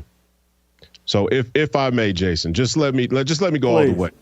Because our time. It seems that our time is limited, right? Our days are numbered in the areas that we're moving around in these conversations. So I might as well go all the way because who knows?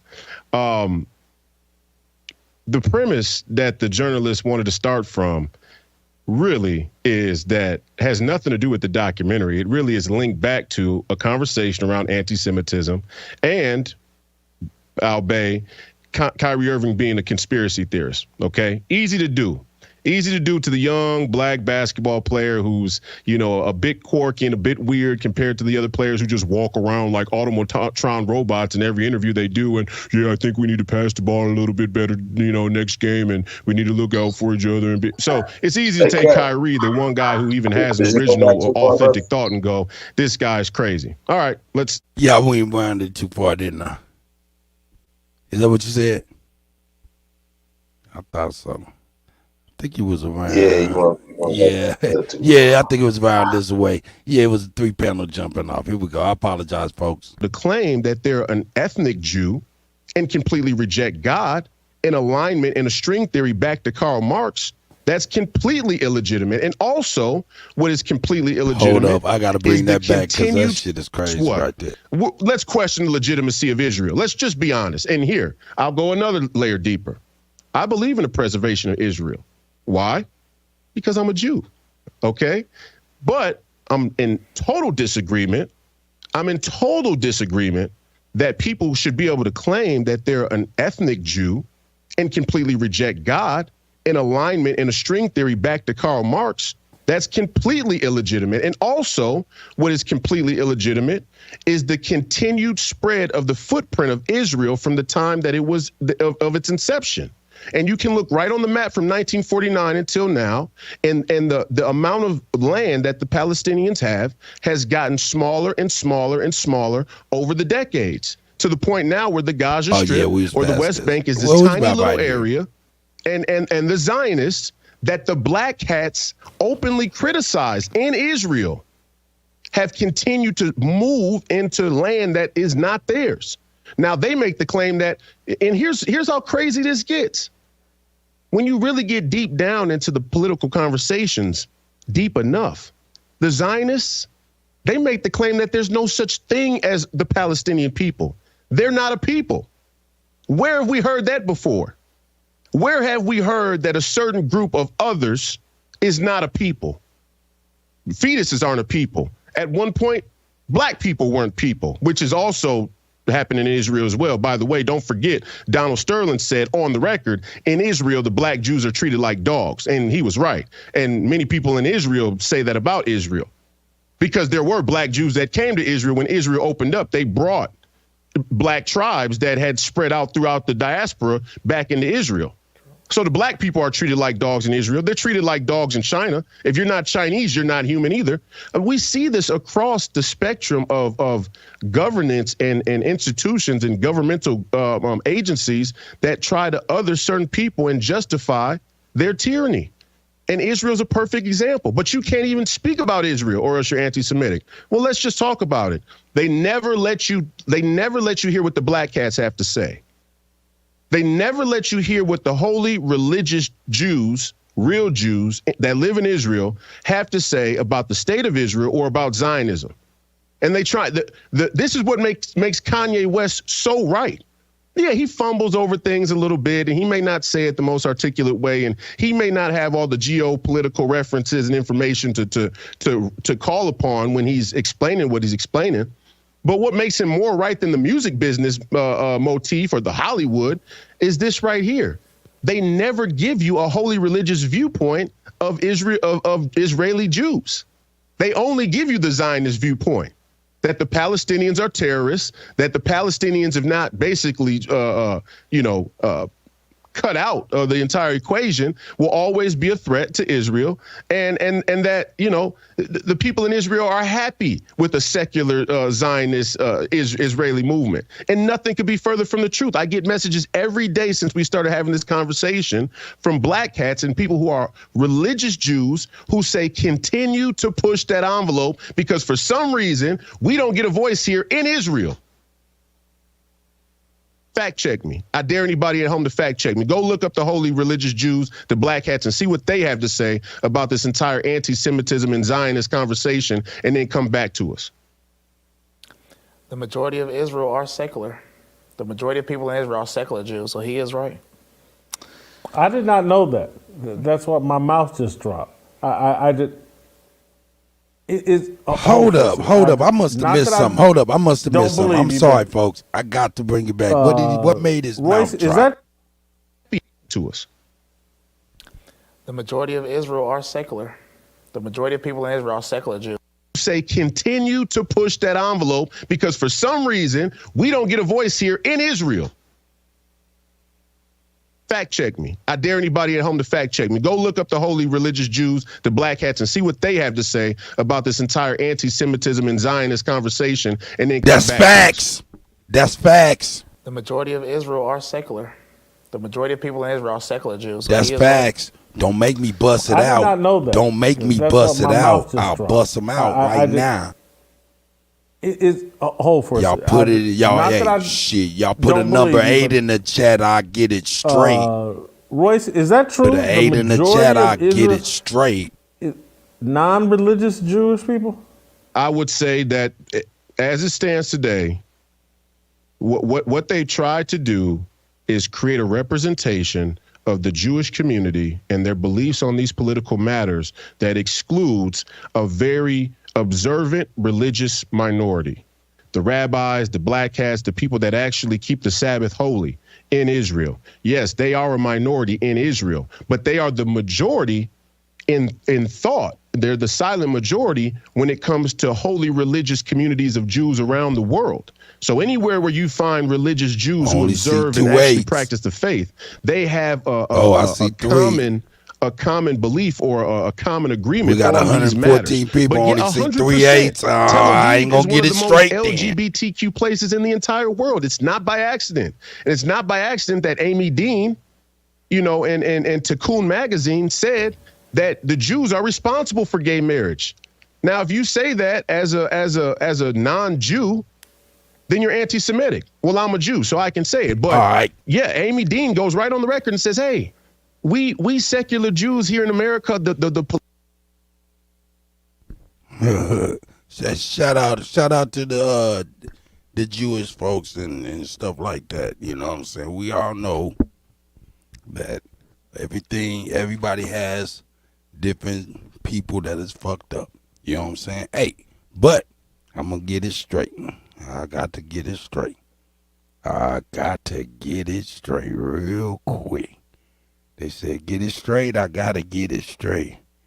Gotta get it straight.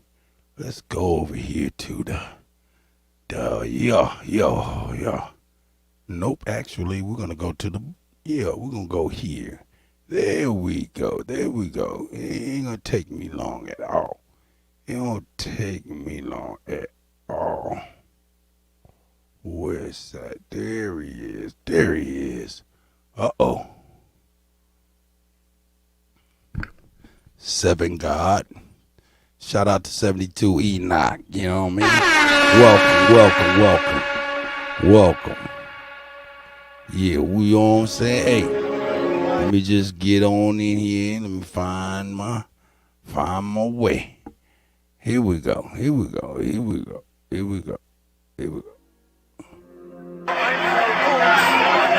a witness. I know the Arabs are very good. No problem till the Zionist movement start. My grandmother tell me before the Zionist movement start, they babysitting each other, the kids.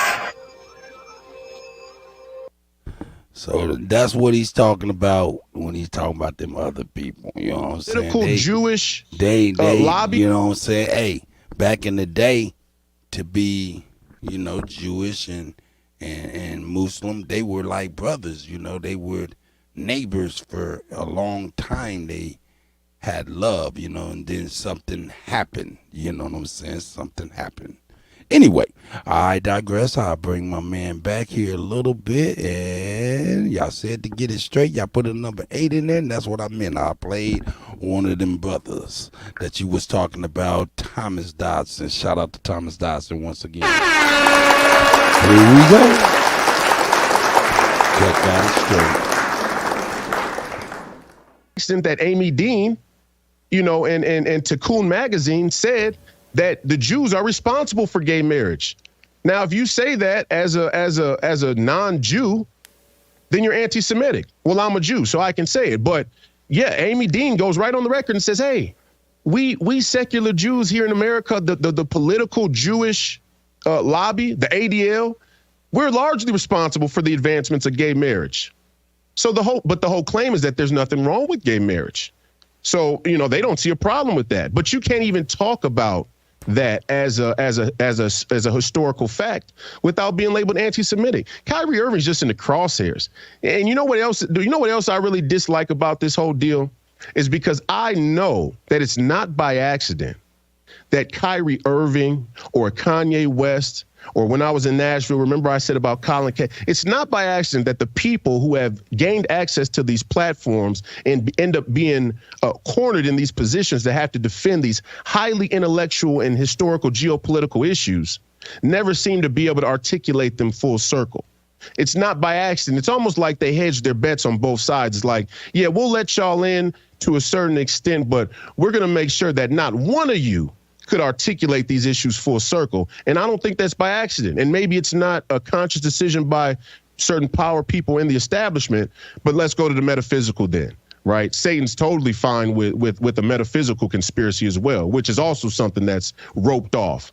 If you can't talk about God, then there's no such thing as a metaphysical conspiracy. There's nothing that links all of these things. And like I said on Friday, liberalism, communism, globalism, one thread, one goal, removal of God from the organization of man.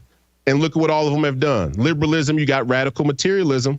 Communism, you got a radical tyrannical state. And globalism says the only way that people can get along in the world is if we have one global governance.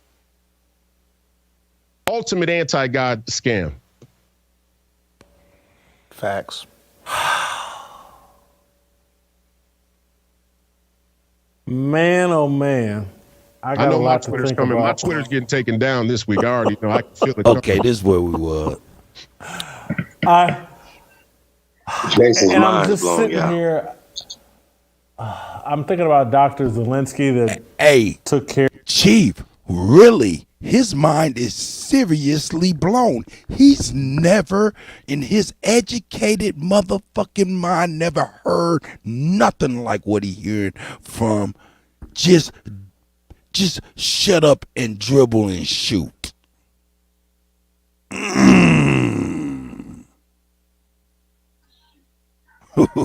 Hey, Roy Man. said something though that was interesting. He said that that it was hard for people that get the hard for them to articulate this. It ain't even necessarily just that. It's this thing is hard to articulate for everybody because there's so much misinformation out there, so many beliefs and mythologies that outweigh because it's been funded. You understand what I'm saying? It don't matter what you say right here. If you, like, say, for instance, people that act like, okay, for instance, they vote Democrat, right? But they work for literally 15 years, 20 years, 30 years, what they've been working for a Republican-owned company, right?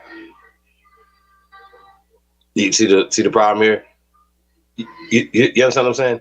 But in this day and time, man, like, it's what all the industries, all the things that have been taken over by a particular group of people, you guys, that use this whole white black thing against us for their betterment. The pain of it, everything. It's all theater, and they're winning it because they control the theater. And that's the importance of Hollywood and how it's all connected, even all the way to the Supreme Court, to the White House, to Congress. And those are legislative bodies of you know what I'm saying? That all this stuff is all connected, you guys. But once again, we got to get to the people who are that come from us, that continue to gatekeep or direct the traffic or direct the people away from the power. With a lot of, okay, we're going to get reparations with no tangible anything. Like we could talk all day, right? We can hear great conversations all day, but now what's going to happen? That's where we at with it. What's going to happen now? Why is this still happening? Okay, where at some point collusion, all the conspiracies have been. All right, so are we saying now that the justice system is a part of this as well? We're going to have to examine this. Who's right or who's wrong? Who's doing these things? Who's not? And that's all we got to talk about. It's right or wrong. It has nothing to do black, white, or any religious.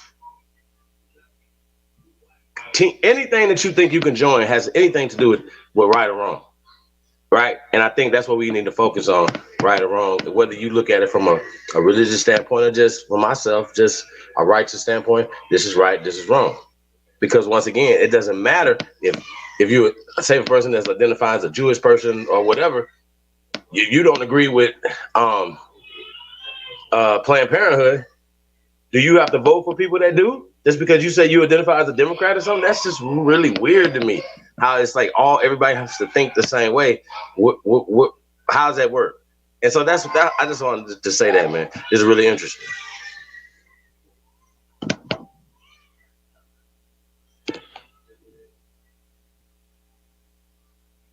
Boy, that shit loud. Oh man, damn, Chief. God damn it. All right, here we go. What happened? Huh? What happened? You lost it? Nah, I ain't losing. Nah, he's on. Heard me when he's on. This beaver about to get eaten. Man.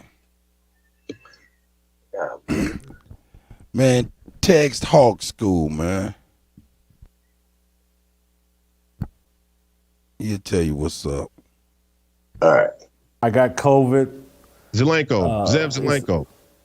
Zelenko, I'm sorry. Yeah. When I got COVID, and why we hit it off so strong, deeply religious man. We talked about God. You know, that was our bond or whatever. You know, he passed away. He was, you know, when he was taking care of me and prescribing me the stuff when I got COVID, he was already sick and knew, you know, he was probably short on time. Yeah. And so, and my perception of most Jewish people is that they're religious. And that I thought they were the majority. No. And that people like Zelenko that I hit, like, that's my perception of Jewish people.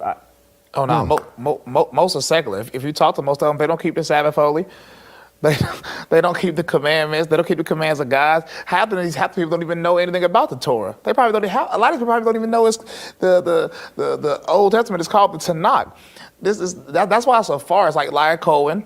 All these people we're talking about, the reason we use the term secular in front of them because they're not religious Jews. They do not abide by anything of God. They don't like God. I thought they were the minority, though. Oh, no. You can't. No. So I don't think you can find one of these secular Jews, the people that run the industry. I don't think you can find one that is a religious Jew. No, none of them are Jew. Jason, this is what I was trying to say the other day. I wasn't just saying it to be facetious or to be, you know, controversial. It is my opinion that you cannot be an ethnic Jew solely. And all of these people, most of them, the majority of them, have openly rejected God. And so to tell you that Zev Zelenko was one of two people that endorsed me for Congress. I had a very good relationship with Zev Zelenko, and he was a holy man. He was a very, very brilliant and spiritual holy man. And guess what he did? He went to the High Rabbinical Court during COVID, and he begged them not to bend the knee on the vaccine. He said, this is going to be the way that they kill the Jews in the future. This is going to be the way. I know that's probably going to get me deplatformed, but Zev Zelenko went and pleaded with the High Rabbinical Court of Holy Jews. And guess what they said? They were like, I think they were split on it. You know, half of them were like, yeah, and then the other half were like, nah, right? But he did that in his final days, in his final years. And he is a very holy man, but he is a minority.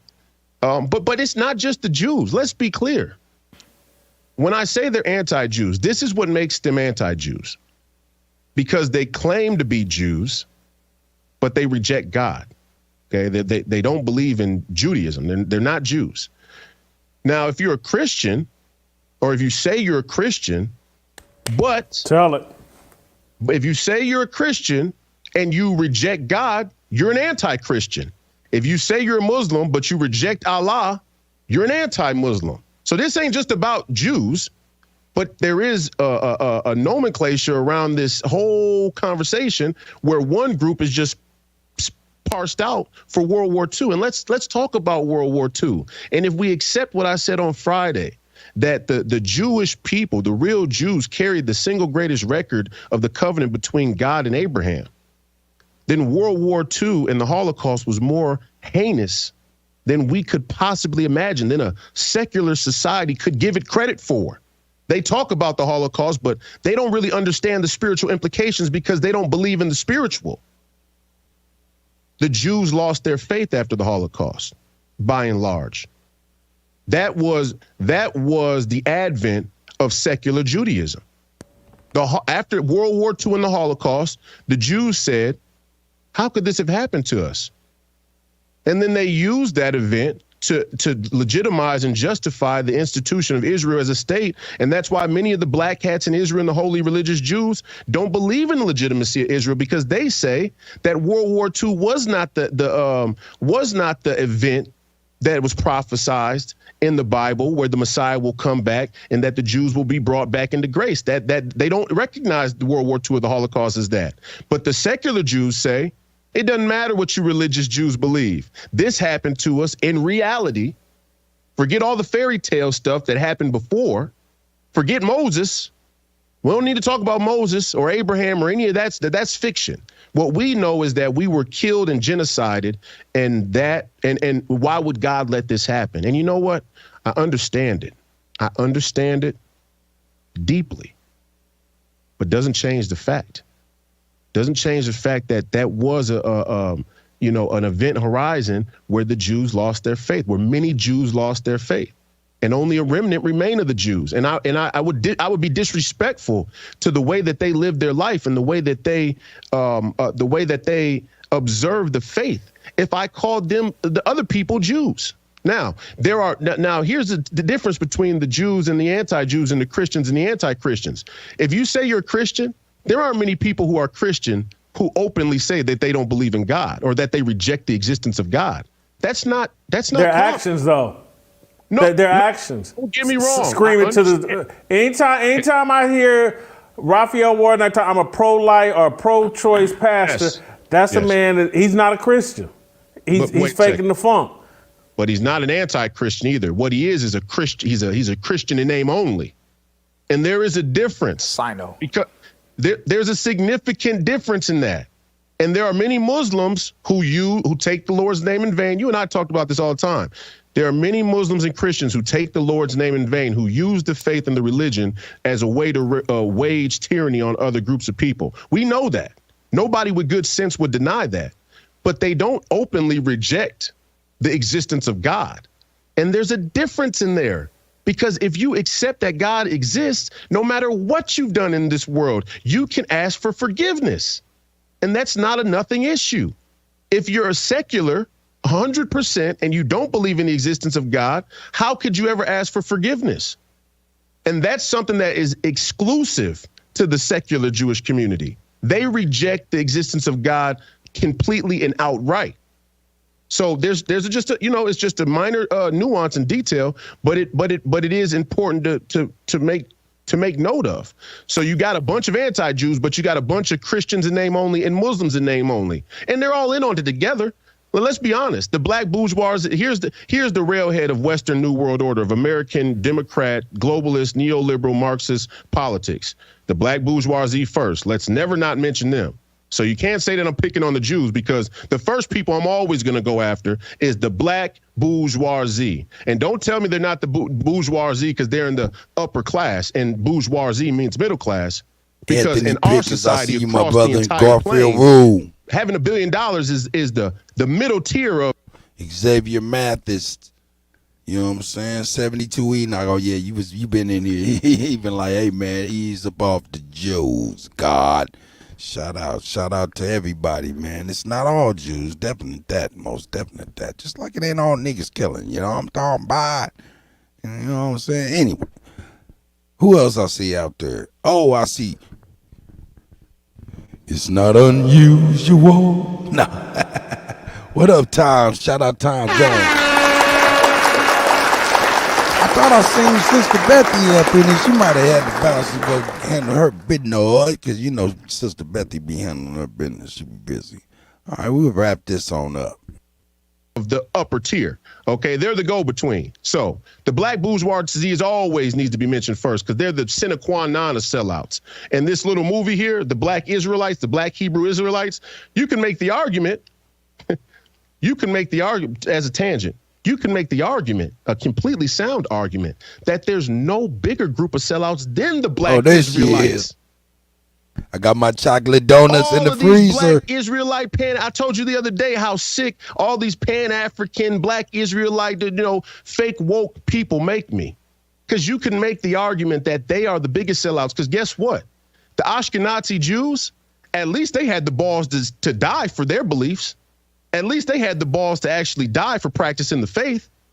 That's why they were genocided. That's why there was a Holocaust and World War II, because they stood on their identity and said, most of them stood on their identity and was like, no, we're Jews. Okay, and they walked to the chamber and they were massacred in the chamber, and that's a horrible, horrible atrocity that can never be undone. But the Black Hebrew Israelites, since the time that tribe broke off from Judah, they've been selling out the whole time. That's why there's barely any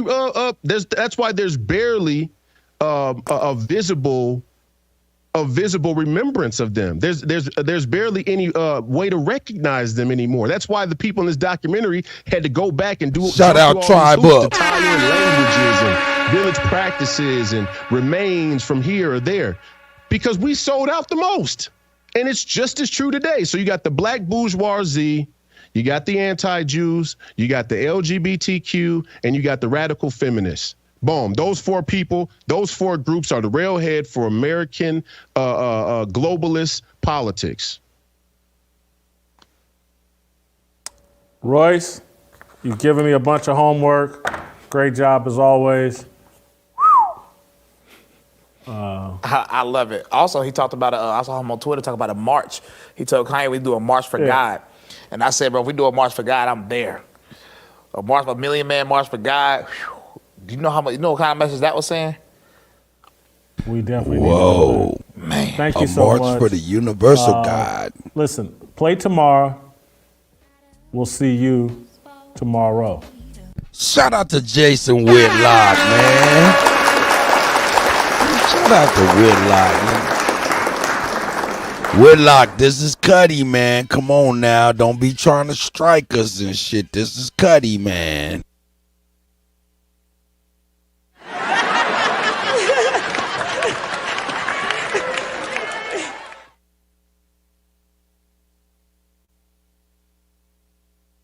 Yeah, man, let's see what we got going on. Shout out to Empress Goddess Namaste. You know what? Hey, man. See, Chief be falling off, right? Oh, there you go, Rain. Rain Alexander done already started it. He done started the bullshit. God damn it. Shout out to Darvis Blaylock, man. Don't listen to Rain Alexander. My name is Cuddy. I'm only kiddie to somebody was calling me Kid Albert. I thought you remember when somebody was drunk and was calling me DJ Kitty. Hey, what does Sister Bethy calls me Cootie. I'm like, God damn. Sound like I got the cooties up in here or something. Hey, but since Chief is over here bullshit, Dre Cobbs, I see you, my guy. Scissors up, Tribe up, I see you. Since yeah, we're gonna make see, man, we gotta start making Chief Holiday pay for this falling off, signal loss, lack of technology, whatnot. So we're gonna make him pay by doing something that he would like to be here for. So I ain't gonna even let him be here for it. You know what I'm saying? Shout out. We got a new song debut by my OG. You know what I'm saying? Eugenie, my OG. And it's called the Dusty Rapper Challenge. We're going to go ahead and debut the Dusty Rapper Challenge without Chief Holiday on here to introduce it. Hey. Don't get it twisted, even though he ain't here. It's the GOAT. Cut, you killing him. For new pieces, they boss with new property. Handle business so properly, it ain't no property. I'm trying to stay out of poverty. Oh, no, whoa, yeah. I'm trying to run a monopoly. It ain't no stopping me. Make sure my niggas copy me. They do not like my deck.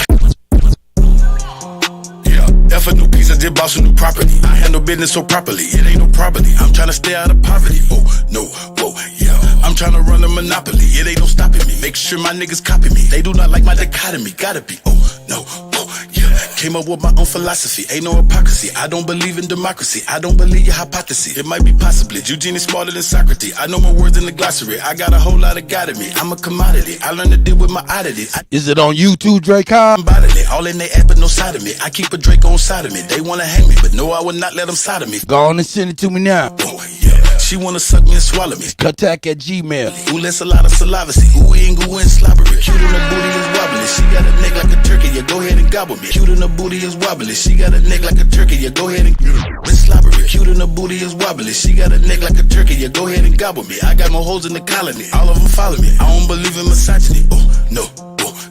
They wanna clone me and make a whole lot of me. They wanna make all kind of me. They would be proud of me, like it's the Negro lottery. Make a new Negro economy, cause our economy really is fragile like pottery. President really economy, corny like Hanami. I don't support the debauchery. Oh, no, whoa, yeah. Visible killers in back of me. Oh, no, whoa, yeah. Visible killers in no, whoa, yeah. Visible killers in back of me. Visible killers in front of me. Visible killers on side of me. I got a killer inside of me. Oh, no, whoa, yeah. Visible killers in back of me. Visible killers in front of me. Visible killers on side of me. I got a killer inside of me. Oh, no, whoa, yeah. No, I don't have an apology. Not on the court and I'm not on the field, but I'm balling so hard they feel like I'm a Papani. I can see soon as they spotted me. They can tell I was a prodigy. I can be all of what I can be. I'm about to make a new policy. I'm about to make a new prophecy. Can't let them make me a mockery. It ain't nobody on top of me. All of these people be watching me. Few of these ladies be jocking me. They do not want to acknowledge me. I'm a god, no mythology. Quantity over the quality. I just invest in technology. Government that is an optimist. Say my name, bet they gon' holler me. Say my name, bet they gon' holler me. Say my name, bet they gon' holler me. Bet they gon' holler me. Say my name, bet they gon' holler me. Bet they gon' holler me. Say my name, bet they gon' holler me. Say my name, bet they gon' holler me. Bet they gon' holler me. Say my name, bet they gon' holler me. Say my name, bet they gon' holler me. Bet they gon' holler me. Say my name, bet they gon' holler me. Say my name, bet they gon' holler me. Dusty rapper challenge.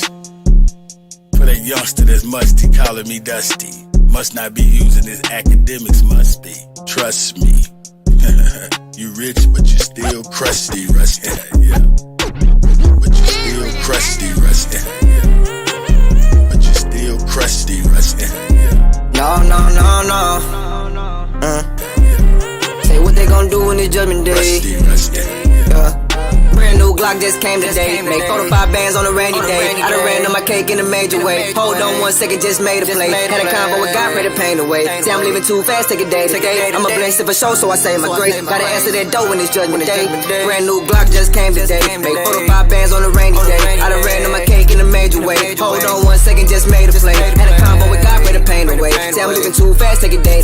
I'm a blessed for show, so I say my grace. Gotta answer that dough in this judgment day. Remember them days I was broke, I wasn't having no dough, but they never knew cause I wasn't pop. CT Finesse. I was there looking for money, I'm tapping off for my pockets. I was a young boy, no NBA. Going broke again, that ain't no option. I was in Houston, but I keep me a rocket. Dressing all white, got me feeling like Gotti. Judgment day coming, I ain't scared of nothing. I got off my ass and I start counting hundreds. Circuit bag started off as an onion. Finesse. Man, he ain't see that. Hey man, put it in the chat what y'all want to hear, man. I'll play a couple more songs and we'll get back to it. Around, he got a bucket. He a shooter now, he say he thuggin'. Front line of the band like he David Ruffin. Gun in hand, he look ready for something. He Superman, he feel like he the toughest. Ain't with the plan, don't keep pressing his buttons. If it's up, then he going the dumbest. Keep a pole, you would think he a plumber. On his ass, hop out right on your bumper. Oh, you stepping with this nigga be stomping. Brand new Glock just came today. Make 45 bands on a rainy day. I done ran on my cake in a major way. Hold on 1 second, just made a play. Had a convo with God, pray the pain away. Say I'm leaving too fast, take a day. I'm a blessed for show, so I say my grace. Gotta answer that dough in this judgment day. Brand new Glock just came today. Make 45 bands on a rainy day. I done ran on my cake in a major way. Hold on 1 second, just made a play. Had a convo with God, pray the pain away. Say I'm leaving too fast, take a day to day. I'm a blessed for show, so I say my grace. Gotta answer that dough in this judgment day.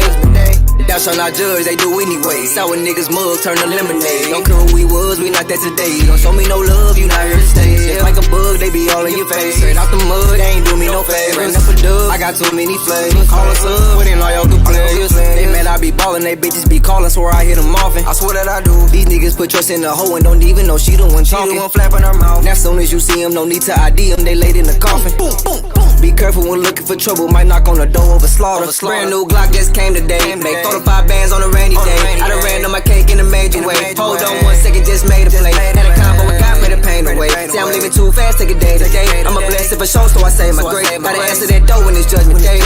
Brand new Glock just came today. Make 45 bands on a rainy day. I done ran on my cake in a major way. Hold on 1 second, just made a play. Had a convo with God, pray the pain away. pain away. Say I'm moving too fast, take it day to day. I'm a blessed if it's so I say my grace. Gotta answer that door when it's judgment day.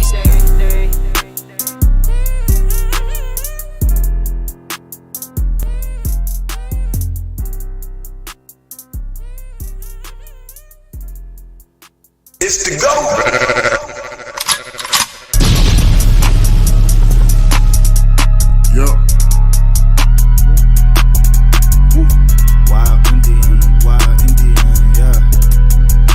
AV, line them up. Yeah. Wild Indian, yeah. AV, line them up. I'm a wild Indian, you know I go crazy. Ain't really Indian, I'm a wild Indian, you know I go crazy. Ain't really Indian, that boy fugazi. I'm a wild Indian, you know I go crazy. Ain't really Indian, that boy fugazi. I just keep it player, you can never play me. You got an ass so fat, girl, let's make a baby. And another one. Back to the trap, I'm trying double some. Bad, woke chick, and I love her tongue. We some jurisdiction boys, we some 101s. Look, don't compare me to no Martin dog, I'm like Mets. Die by our freedom, we'll leave a fresh. Round of applause, boy, you know we clapping text. Chucky dog, Child's Play, yeah, nigga, that's what's next. Open up the cans just like Arizona. Pull up masked up like we got the. We set up jurisdictions when we buy the corner. How you claiming that's your hood and you not the be the B. I just pulled up, Neefus free the land. Tell the colonizers neither. Wild Indian up in my veins. You know how we bleed. You ain't gotta lie about who we is, dog. Just keep it. We at war, we can't keep the peace. Since we at war, gotta keep the peace. Whack a cone, then I meditate. Should I need to breathe? Keep an Olmec head when we slide, dog, cause we the shit. Like my niggas said, bitch, we the shit. I can't keep the peace. If it pop off, then I want a piece. I'm just on release. I'm in go mode, motherfucker thief. In these streets like EBT, when we at war, make peace with me. I don't give a damn, understand. Fuck who stole this land. White or black or tan, understand. Fuck who stole this land. Might have seen me yellow, but in these hands, it wasn't no apple man. Now these dudes is Sambo man. They full of shit like my ammo can. What they call an N-word out the wrong mouth as an ambulance. Wild Indian, get it in advance, or you can post date it. Ask around, I'm the most hated. Straight sacred, they stole acreage. Go ape shit, show ain't shit. It won't be televised, I don't tape shit. Be the B, I just pulled up in the need for speed. Free the land, tell the colonizers that they need to leave. Wild Indian up in my veins. You know shit. Gotta lie about who we is, dog. Just keep it G. Hey. We can't keep the peace. Since we at war, gotta keep the peace. Whack a cone, then I meditate. Should I need to breathe? Keep an Olmec head when we slide, dog, cause we the shit.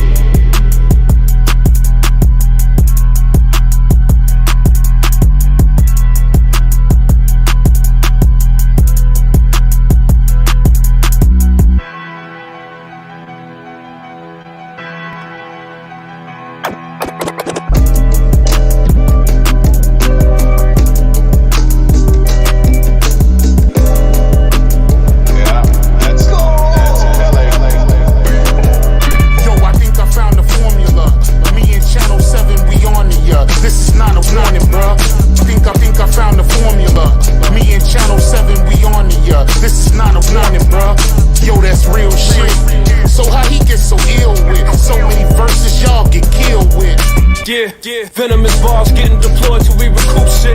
Niggas whack as hell and they producers can't even loot shit. I never been a chef before these niggas stupid. The letters on their contracts, jumping around and moving. I keep the pump around for the movement. Y'all mad cause y'all losing. You niggas is human, I'm a mutant. I tell you what I'm consumed with. Making it to the top, there's bodies everywhere. Let me get the mop.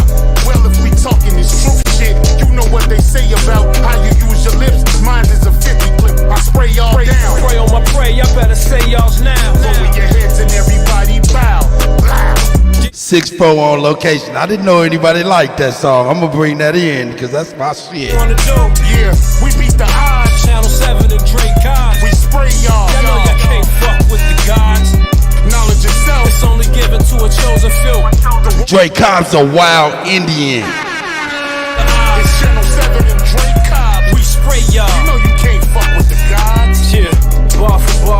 these rapping ass niggas so below par. I swear they be some awesome golfers. Look, shit get crazy and often bonkers. Can't swim with a shark, now they all some dolphins. That's a hole in the head, yeah, they all in coffins. Channel 7 picked the pen up, endorphin sparking. I burn the sage down, used to call it arson. You gon' have to give my pen a pardon. My skin is made of carbon, so I blend in with the darkness. You know my steel stays sharpened. Nigga, you just a target.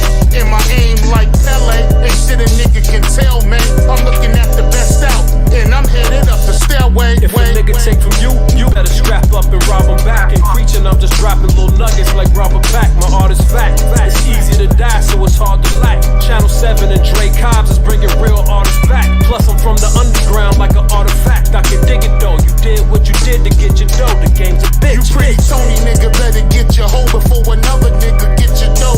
These niggas watching, trying to steal your flow. I see the Spanish shooter like Coach Carter. I'ma show you niggas who go harder. 300 with me, no Sparta. We got it with us and we all marksmen. The automatic, I have them jumping around like they in the mosh pit. The Mac 10 is out of this world. It'll really take you out of this world. Send flowers to your mama and go menage with your girl. The magazine got a curve, that shit bananas. I told you I'm from another planet.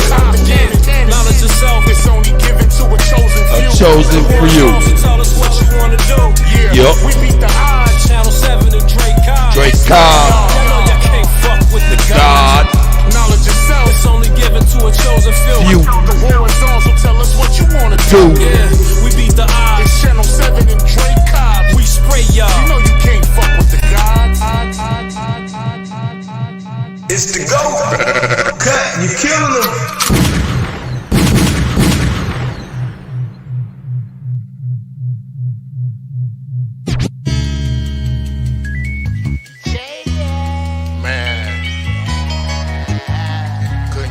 Shout out to my nephew Munchie.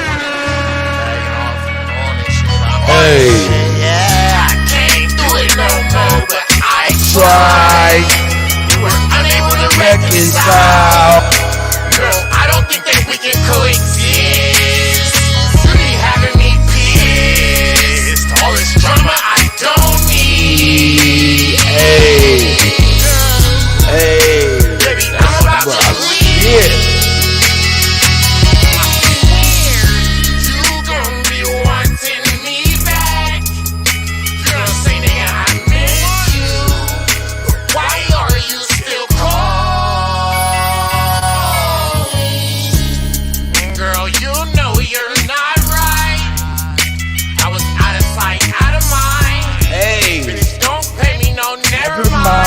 Why you on my line? I ain't got no time. It's a thin line between hey love, but I was your fam. How could you hate your blood? How could you drag my name through the mud?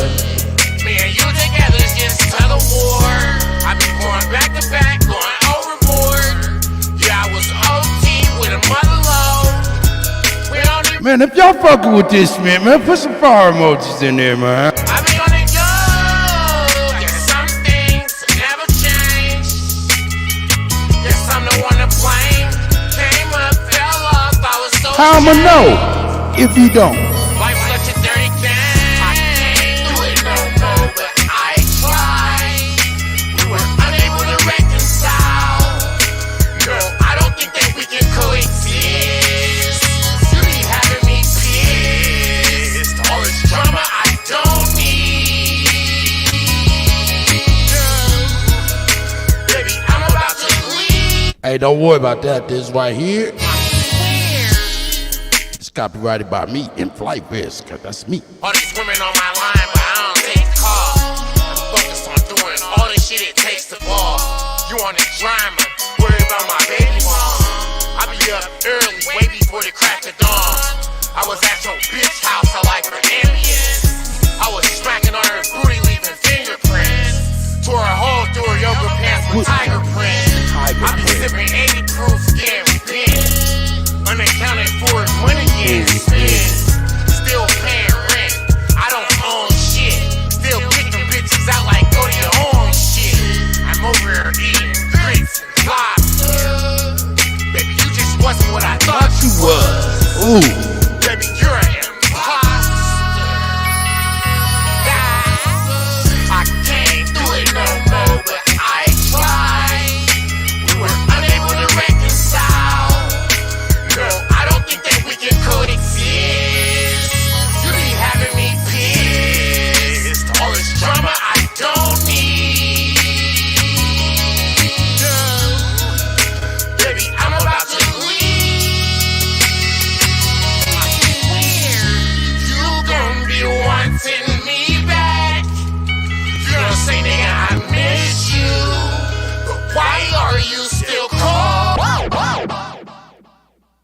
Hey, why are they still calling, man? Hey, we're gonna hit some remixes, man. Fuck that, man. We're getting on some remixes.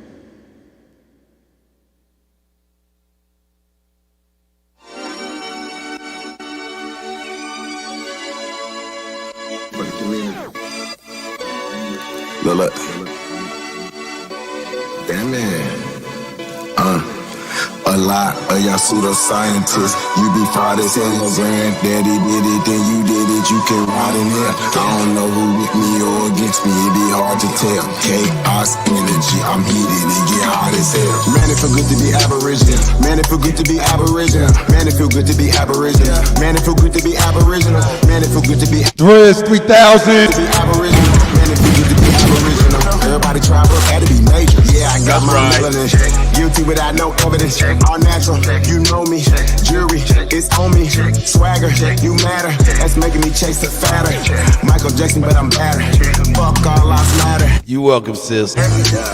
All my teachers, all 9 ether powers. I ain't got all mine either. I don't need a preacher, I just go within. We don't need a leader, no, we gonna win. I see apples with the wind again. Tell a friend, we going in. All skills still ain't kin. Y'all heard the tribunal.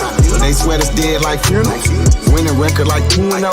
Fly a lot like UFO. Joe Biden, you a hoe. You a hoe and you not original. We ain't going nowhere, you pitiful. We keep coming right back, residual. Y'all pseudoscientists, you be fried as hell. Your granddaddy did it, then you did it, you can ride in there. I don't know who with me or against me, it be hard to tell. Chaos energy, I'm heated, it get hot as hell. Man, it feel good to be Aboriginal. Man, it feel good to be Aboriginal. Man, it feel good to be Aboriginal. Man, it feel good to be Aboriginal. Man, it feel good to be Aboriginal. Man, it feel good to be Aboriginal. Man, it feel good to be Aboriginal. Everybody try, but had to be major. Yeah, I be up here lit. You know, fuck about who you with. We just correcting our status and shit. What do you know about your citizenship? What do you know about your status and shit? I hate sophistics like shit.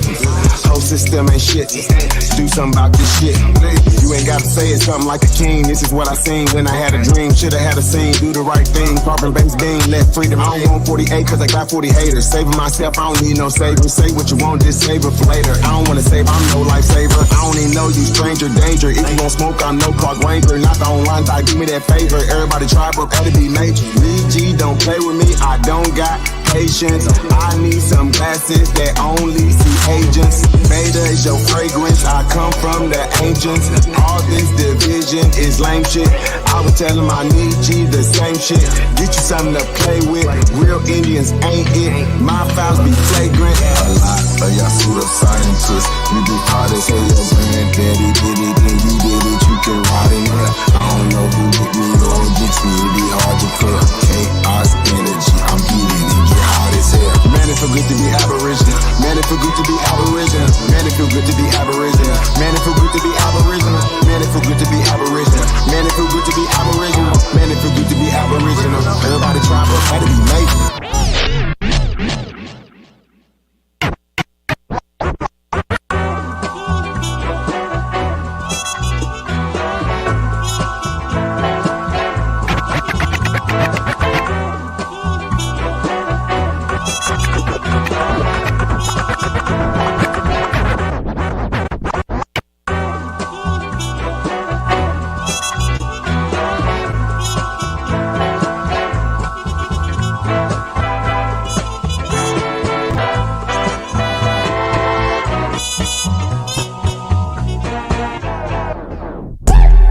She heard about me and she heard I got a whole lot of groupies.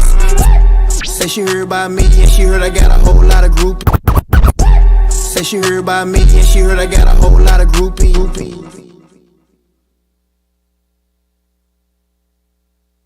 Say she heard about me and she heard I got a whole lot of groupies. Tell them folk don't worry about me. First of all, hey bitch, don't do me. She like in the way I put on, and I think the cologne kinda made her juicy. Asking me what I gone on. All this don't hit me that shit cheese. I'm so goddamn classic, might fuck a ratchet while I'm two peas. This that grown man shit, you don't know about this. Chop two T's. Been doing this, you a newbie. Money is the only thing move me. Nigga ain't talking about shit, ain't about a lick. You remind me who these. Pouring up drink and leader, counting up money while I'm hitting it reefer. Pouring up drink and a leader, counting up money while I'm hitting it. Pouring up drink and a leader, counting up money while I'm hitting it reefer. Kicking my my shit like FIFA. Rockin' up a door, killing shit like Jeeper. Man, what stylist? I don't need them. View on the tip, need them. Well, hell no, need no help. Still himself, no need for sneak. I don't even know it's in me. Won't get me never putting on an image. I swear these hoes eat it up like Dennis. I'm automatic with it, not a semi. I can get flavor out, I got plenty. I wear that heat on me like I'm Jimmy. Since I've been counting up, I've been. Hold up, I ain't even looking at what y'all requesting. I put it on, even though Let me look it's at what in y'all me. requesting. Hold on. Put it on an image. I swear these hoes eat it up like Dennis. I'm automatic with it, not a semi. I can get flavor out, I got plenty. I wear that heat on me like I'm Jimmy. Since I've been counting up, I've been envy. Cause I ain't counting niggas like a scrimmage.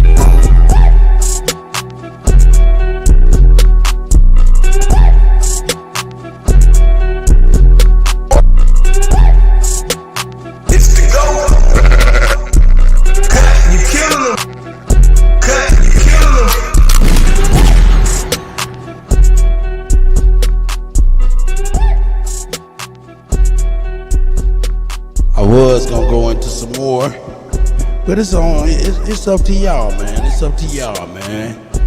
You know what I'm saying? We can get back to these here videos. You know what I'm saying? And build on that until Chief gets reception or charge or whatever he got going on there. You know what I'm saying? It's totally up to y'all. Y'all tell me what y'all want me to do.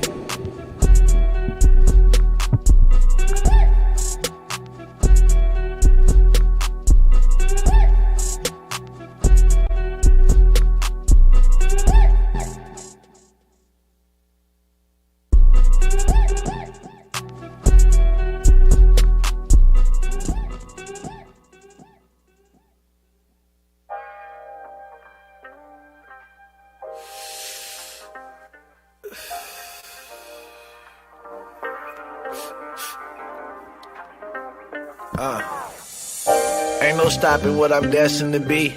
They'd rather see me dead than catch me resting in peace. Yeah, I can't even sleep without the tech in the sheets. CSG Pang. Go, I got a weapon in reach. My baby mama keep on calling, she be stressing the G. She wants some money for my baby that I never can see. And every new nigga she say better than me. But I just keep it G, that shit embedded in me. My baby mama keep on calling, she be stressing the G. She wants some money for my baby that I never can see. And every new nigga she say better than me. But I just keep it G, that shit embedded in me. There ain't a crack in my leather, maybe under the seat. She don't wanna fight, but say she wanted to be free. She just wanna fuck, cause ain't no love. Skittles. I did it for the love, how dumb could I be? I got caddy fiends. Miss Phyllis Brown. Dreams, niggas want me dead, that's what the money brings. I don't play with wings, shooters on my snake got blocks and briefcases, chops. I'm watching these niggas. Hold up, Smoke Signal got a new name. His name now, Smoke Signal, aka the Ref. The referee, the ref. These niggas know they wanna see me dead. Riding with this Glock, bitch, I'm living on the edge. Shout out to the ref. I'm never sleeping in my bed. Money on my mind, prices on my head. Money on my mind, prices on my head. Riding with this chop, bitch, it's longer than my leg.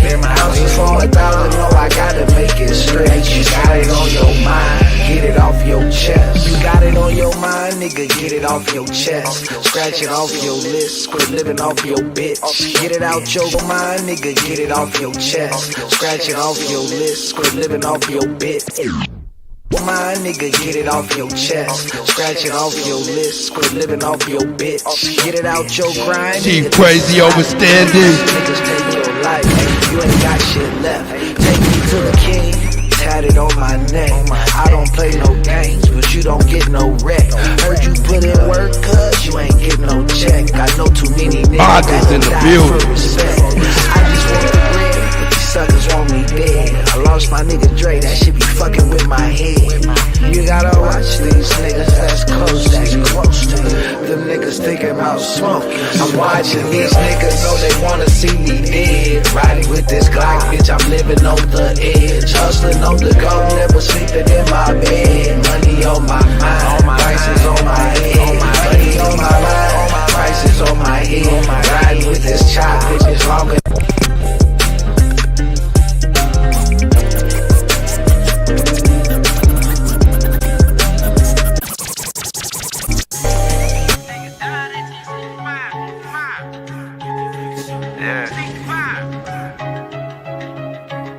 Hey man, all I'm saying is, nigga, you always got something to say.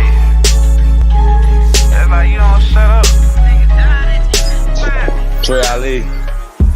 A lot of niggas died 1865. Took a Michael flag, how I ain't gon' let it ride. Everybody hot and black was never on your side. They do maps to tell your apps where you sleep at night. They put that white man on. Got you begging them for answers like that white man know. Had you swearing you was African, that's that white man home. Had you proud to be a savage, that's that white man's zone. And I ain't talking shit, this my definition. If being savage was our nature, y'all be non-existent. We done took your ass out when we was in them kitchens. Instead of showing you how to live and how to maintain business. White supremacy fake. Only way that shit real is if you do what they say. We the guards to the gate, so when they say they fear God, now you know what they make. Shoot some, move some, shoot some, move some. Put us in the same room, it gon' go down. Hit a nigga with that boom, he gon' go down. Shoot some, move some. No Can Audio Visual Productions. Boogeyman. Killing them. My niggas dying, they don't know the truth. How the hell you close to God, we don't know it's you. Yo, how the hell you supposed to vibe, we don't know the shoot. He should've died, you let him slide, cause he look just the every day my niggas dying, they don't know the truth. How the hell you close to God, we don't know it's you. Yo, how the hell you supposed to vibe, we don't know the shoot. He should've died, you let him slide, cause he look just like you. I tried to tell him all skin ain't kin. Everybody ain't your partner, everybody ain't your friend. How the hell they supposed to help when they the ones that put you in? They don't struggle how we struggle, they can't get it how we live. Can't be scared to die when we already dead. Either way, your life is stake, no matter how you play. My higher self said we should choose remain godly. My lower want these motherfucking bodies. Infiltrate they circles like a motherfucking island. Take them to the south and put them down like OG Bobby. They don't want equality in this club, they want these problems. Killers right beside me, slab full of chicken moppers. Shoot some, move some, shoot some, move some. Put us in the same room, it gon' go down. Hit a nigga with that boom, he gon' go down. Shoot some, move some. Hey, yo, shout out to Trey Ali.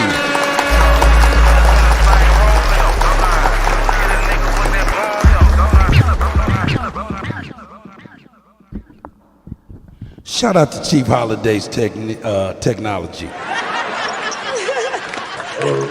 I'm good, man. What's up?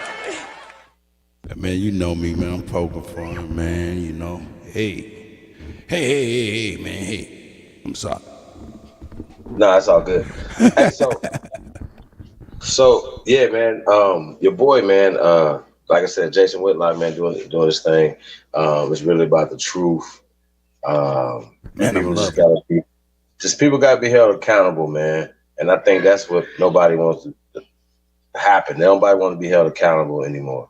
Everybody want to pass the buck. We gotta stop doing that. I'll be like, well, that happened in the past, or this didn't work for me. But you know what I mean? Like all the excuses that people have, we gotta stop having excuses. And you know, not tell me. Once again, huh? I was gonna ask you a question. Go ahead, brother. No, you go ahead. What's the question? Did you see that portion, that snippet with Leo on there? Absolutely. I was just look at his energy. Everybody in the room and everybody that's seen it. I know y'all felt that who give a fuck about you energy. Who give a fuck about that energy, or you know what I'm saying? That energy that he had. Ooh. It was so telling. He's the CEO of YouTube Music. Uh-oh. I'm sorry, Leo. I'm sorry. Get on my Noriega. I'm sorry, Leo. I didn't mean nothing by it, sir. I promise you. And if you guys understand, you know, the power in that, and you understand his background is banking, you know, it has nothing to do with music. It's business, venture capitaling, you know what I mean? Just insurance, as you know, a lot of people are finding out and figuring out that. But not only insurance at the record label, shit, insurance at your plant, at the place you know, the office building. Like, this is big business, man, and things that they don't tell the average person. Instead of investing in 401k 15, 20 years, you know what I mean? Invest in some other things, because what they're doing is investing your money. on you and the things that you should be investing on, not telling you. But the things that we should not be investing in is their infrastructure, their businesses. That's not saying anything wrong. I just think we got to stop complaining. Because I don't believe we're going to break down a lot more stuff, right? We're going to expose it. But then what? Are we going to still stop supporting? Are we going to stop supporting the people that we expose? ABC, Disney, CBS, ABC, YouTube. I can go on and on and on and on and on and on and on and on, right? Will we stop drinking Pepsi? Will we stop? See, that's the point. At some point, we become complicit in our own robbery, molestation, murder. You know what I mean?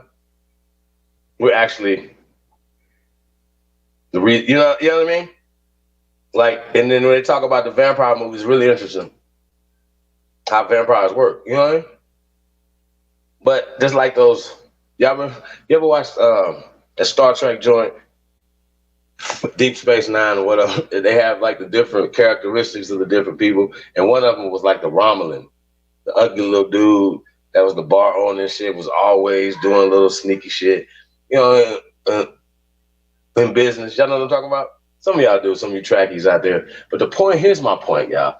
Like, there's stereotypes, and there's a lot of people that are stereotypes that fit those stereotypes in all cultures, right? I feel like blanket terminologies and things like that is a part of their hiding things. Because keep in mind, people that are not religious, like Vlad, for instance, right? Or Adam 22, right? The Smut King, they're not religious, but they still identify as Jews. You got to tell them, how are you doing that? And they would never be able to explain to you how they're genetically something that is not a thing. It's like, you understand what I'm saying? And I think this whole word and all the other things, just once again, people use certain context or a 2,000-year context or a World War II context. You understand what I'm saying? For today's terminologies, that's the problem. That's the whole problem, man. I'm seeing it. People are they're conflating a lot of things together at the same time. But you know how they be like behind every great robbery? Like, say we was like James Bond, them, right? And we're trying to get to the ultimate bad guy behind everything. And just like the clues, just every time that we solve something, every time behind that is a certain group of people. You're like, God damn, okay, solve that one, right? Then we get another one, right? Because they all link together, trust me. And then we get to this one and be like, okay, damn, they behind this too. God damn, we'll go over here, they're behind this too, right? Y'all follow me? So ultimately, if you just go throughout history and you start really just paying attention, like it's not about a group of people, it's about a system. A system. When we talk about Zionism, we talk about certain things, and there's people who argue that people of color even started Zionism. You guys, you understand what I'm saying? Shout out to D-Ray, the blue collar scholar. So a lot of things taken over concepts. Oh, this is called democracy. Well, where did y'all get that from? Or this is called this. Where did you get these concepts from? It's about control. Who takes over hip hop? If righteous people are in the distribution of this. It's just like the brother said. These places could shut this shit down tomorrow. Oh no, we're no longer putting out death music. Too many rappers have been killed. Now we're gonna be held liable. Every radio station, Radio 1, Clear Channel, fucking iHeart. I don't give a fuck if y'all bleeping shit out. All of them, if they was in court, these mothers had them in courts over their babies being shot. They'll stop doing the shit. Oh, we can't distribute that anymore. Oh, we can't do that anymore. Oh, you can't do this anymore. You understand what I'm saying? What are we gonna do? Like, what is our responsibility to it? Bro, did y'all see Designer? Bro, y'all know, like, they know he's definitely not an actor. My brother was really hurt. Hey, man. I mean, People like that. People sometimes like that, and you got to think about it, man. It ain't like he's, he ain't running around like he the rock or nobody. He's a loose noodle. So, I mean, it hit loose noodles, man. It hit him. It hit I different. mean, you know what I'm saying? Like, I don't never agree with just going online and expressing yourself to the people, man. Like, some shit just needs to be held, in. But I salute him. I respect him. You know what I'm saying? For what wanting to show some emotion, because a lot of times people say, man, nobody's showing any emotion. You know what I mean? Like, some people got to see the fallout of it. What about his mama, his people, his family? How they feel? Nobody look at that. What about the people that we don't know that's rappers? See what I'm saying? And so they were talking about the mayor of Montgomery, Alabama, right? I mean, I don't know what's the murder rate going on in Montgomery, Alabama, but I'm sure, it's too high. You understand what I'm saying? And we gotta say, man, music did change the vibration of I don't know if it say was music, the art imitating reality or reality imitating art. No, man, it's a tough one, man. Because I'm kind of torn on the hip hop side, though. Cat, we gotta talk about it, bro. It's a good argument, man. Now we starting to get into my wheelhouse of stuff that I be wanting to talk about: vibration, frequency, ohms, watts, volts. Current, which is now currency. You know what I'm saying? Things of that nature. How it's changed from, of course, the mid '80s to right now. You know what I'm saying? And why it, along with what's known as incantations, which is chanting on top of that type of frequency, invokes different things. Hey, this is my wheelhouse right here, talking about how the music done changed for real. As an engineer, I can really kind of bring it home. Then I think me and DJ ZPE and Anthony Pickens, we were speaking on that real deep. So yeah, not only did the lyrics change, the actual frequency of the music has changed. There's never going to be another Earth, Wind and Fire feeling song, a Isley Brother feeling song, a Marvin Gaye feeling song. Just that comforting feeling. Most music today, it's loved right now because it keeps you on the edge. Like I say, sometimes I'll be mixing these niggas' music and mastering these niggas' music, and man, I find myself gritting my teeth. I didn't even really realize I was gritting my teeth. You know what I'm talking about? So this is my wheelhouse, talking about the frequency and how they changed it from old time to now. It's similar, but it don't give you that good feeling. It doesn't. It's a lower frequency. So that's all I can say. I mean, for me, man, once again, man, I don't like censoring anything. I don't blame music. You know what I mean? Like, it's like, okay, well, we're gonna say, okay, Arnold Schwarzenegger killed 5,000 people in his movies, graphically. All these scary movies, like all this other shit, right? You know what I mean? All the drug dealing movies, you know what I'm saying, that are still being, like, this B-rated movies and stuff like that or whatever, right? They spend billions of dollars to fund those movies. With the soundtrack, it's always hip hop. So now you have not only the violence of murder, death, kill. Like, I mean, why is it always the responsibility of the victim? Well, I ain't gonna say like hold these people like that are doing it as victims, but people are just trying to survive in this system that's of control. Like, it's a real thing. Like, we got to talk about it. We talk about the black exploitation. They took they took videos that really strike a nerve to these people. They take these videos down for a reason. It's all about control. They don't want certain information to get out. They don't want us talking about certain information. If you do, you could lose your job. You can lose your bank accounts. You know what I'm saying? So that's all about control. And to me, I think that's weak. You know what I mean? But the mafia is a real thing. Okay? Organized Shout out to Miss activities. Gretchen. I see you. Hey, You know what I mean? Hey, man, I'm telling you. Hey, look, I got to say this, though, Cut. Go ahead. Getting organized don't always have to be illegal activities. That's a whole fact, like, we gotta change the switch, man. We gotta change the switch, change it quickly. Like, you know what I'm saying? Bringing jobs and opportunities to our communities is where it's at. That's where the monies need to be going, and we need to be asking politicians, everybody, why these monies leaving and why money's coming into the communities to save our babies. Not in the meantime, we're gonna be doing it ourselves. We're not gonna be sitting around waiting on nobody else to get no handouts, nothing like that, man. Where you at, brothers? chiefholiday@gmail.com. Tap in, man.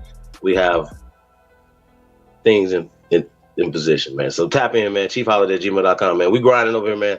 Let's get to work. Atlanta, November 17th through the 20th. Joy Lake, November 19th, man. It's going down. Aborigines gathering, man. Meet and greet, man. It's going down, man. Joy Lake, ATL. What you say, bro? Doubt. I said I'm there. Crypto Cakes Cartel in the building. Gretchen, what up, though? Hey, man, support Crypto Cakes Cartel, man. That's right. Get y'all some collector's items, man. You know, once again, y'all be we come to y'all city, man. We want to sign y'all notebooks, man. We'll have a good time, man. We're gonna have a real good time, man. Real talk. Support the kids. Joy Lake, November 19th, man. Tap in. Links and stuff will be in the chat room, man. For that. Yeah, man. We appreciate everybody, man. That's holding us down, man. That's right. Shout out to David Bell. I went in and opened up the floodgates. America great again, huh? I went in and opened up the floodgates, see who wanted to come up in here. So I'm flooding it out. Come on in, speak your spit, spit your spit. You know what I'm saying? You got something else that we gonna present? Well, I mean, in fact, I do got something. I got something I can present. It ain't gonna take that long, about a couple minutes. It's gonna be worth it, I promise. I promise. And we ain't did no adverts in a minute. We'll get back on the adverts too. But in the meantime, in between time, I'm gonna go ahead and go with this. Let's go with this.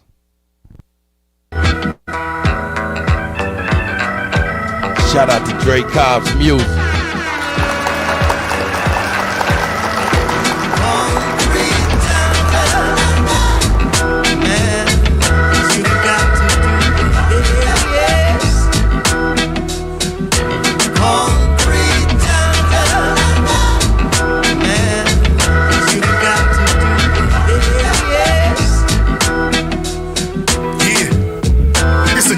Outside, it ain't safe. Why you wanna put a gun in my face? I see you thinking at a slow pace. I'm in space. Twister told you about that warm embrace. I feel trapped running in place until I broke free. The devil trying to get a hold of me, but I mastered the unseen. My senses like Wolverine. I got guns like War Machine. Turn a Klan rally to a bloody movie scene. We all know who's supreme. Martin Luther King died with a dream, and we still climbing to the top of that mountain. You got the feeling like you being surrounded. So I took a drink from the truth fountain. Now my energy is boundless. We fighting with no allies. It's just us in this concrete jungle. Who can I trust?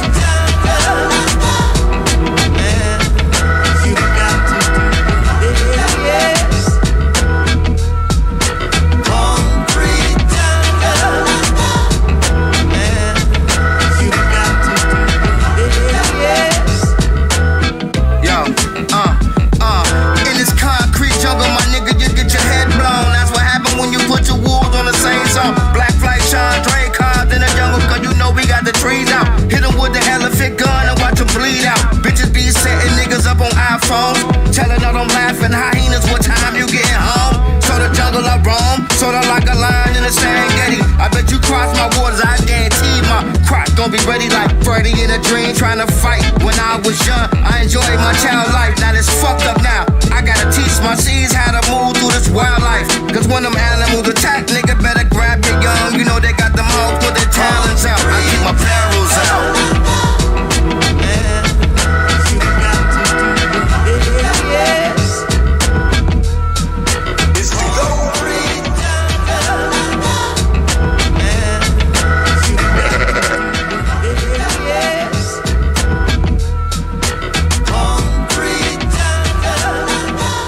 Shout out to Dre Cobb's music. Shout out to Dre Cobb's music. Hey, you know that's always a good way. That's, you know, that was good. Chicago, huh?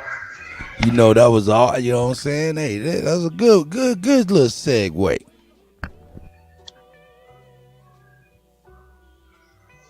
Yeah. So, I sent you a couple things. I know you got some stuff in your email. Yeah, man, I ain't trying to really even go through none of that shit, man. Coleman, what is that? Coleman Manufacturing. Hey, I'm gonna tell you, Low Top, he always on it. He be sending me some shit. Just hey, I got it if he jump on.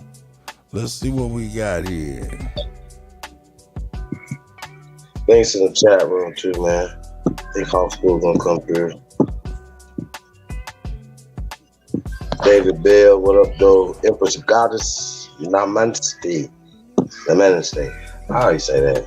Peace of the Goddess. Peace of the guys, man.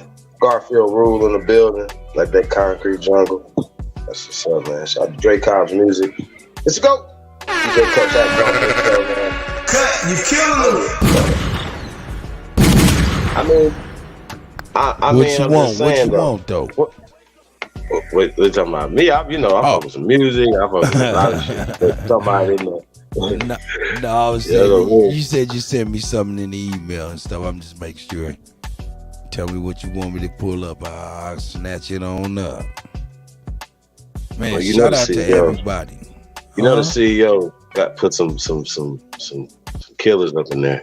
Yeah, she done put some shit on here on the. Yeah, oh yeah, she got some shit over here. Let's get into number one. What she done put it in here real quick. You know what I'm saying? Let's see what she done put up in here real quick. You say, shit is.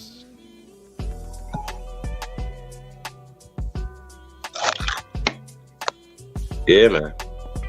Like, share, subscribe. You already know, man. Oh, snap. I did see this earlier. Tariq Nasheed. Shout out to Tariq Nasheed.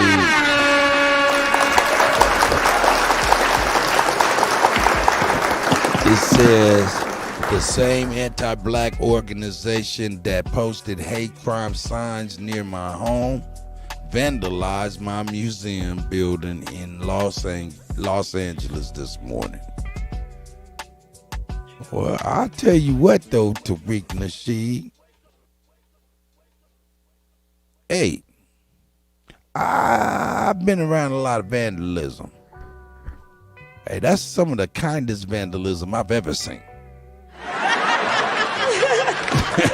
Let me go ahead and spew my shit on a sheet that I bought and put it in front of his shit instead of fucking with it. All that little bird poop, fake paint, whatever, that's nothing. That come off with a little bit of stripper. But that right there, as far as putting it on, that was somebody that didn't want to make sure, that wanted to make sure as they was doing this, if caught, they would not go to jail and do significant time. Straight up. You see that? What person takes the time out to go get a sheet and mark their little jargon on it? You know what I'm saying? I don't know. It looks strange. What you think about that?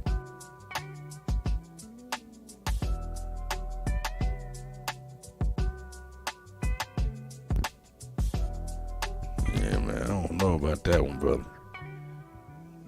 That's some of the kindest vandalism I've ever seen in my life.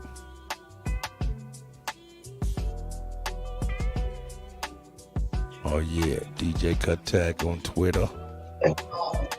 Hey, they was like left some cookies and thank you letter. Thank you. Hope it doesn't work out for you guys. Yeah, that's some kind ass vandalism. Hey, that was the city council, a mad city council member.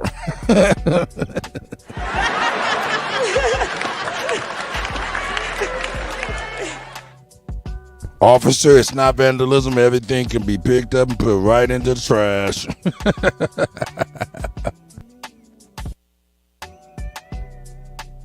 No damage at all. Boy, that right there was some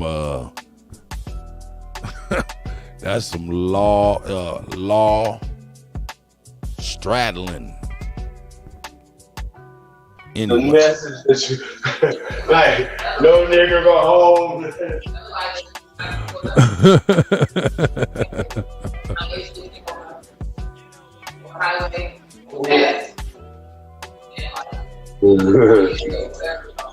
Hey, that's some really kind. Hey, that's the kindest vandalism we can have. Hey, in fact, in Chicago, they took down Kanye's whole face with some vandalism. George Floyd, they just throwing paint all up and down George Floyd's jaw. You know what I'm talking about? Shit, that's vandalism. This right here is the nicest vandalism. Right there? This is. Hey, Tariq, did you do that? Tariq, did you? No. Nah, he ain't did no shit like this, cut. Stop it. Terrible. Shout out to Miss Gretchen for the donation. I appreciate it.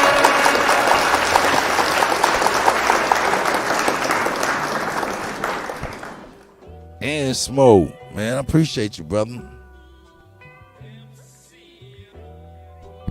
Man, you guys, man. Hey, yeah, what else? Tasco got everything in this motherfucker.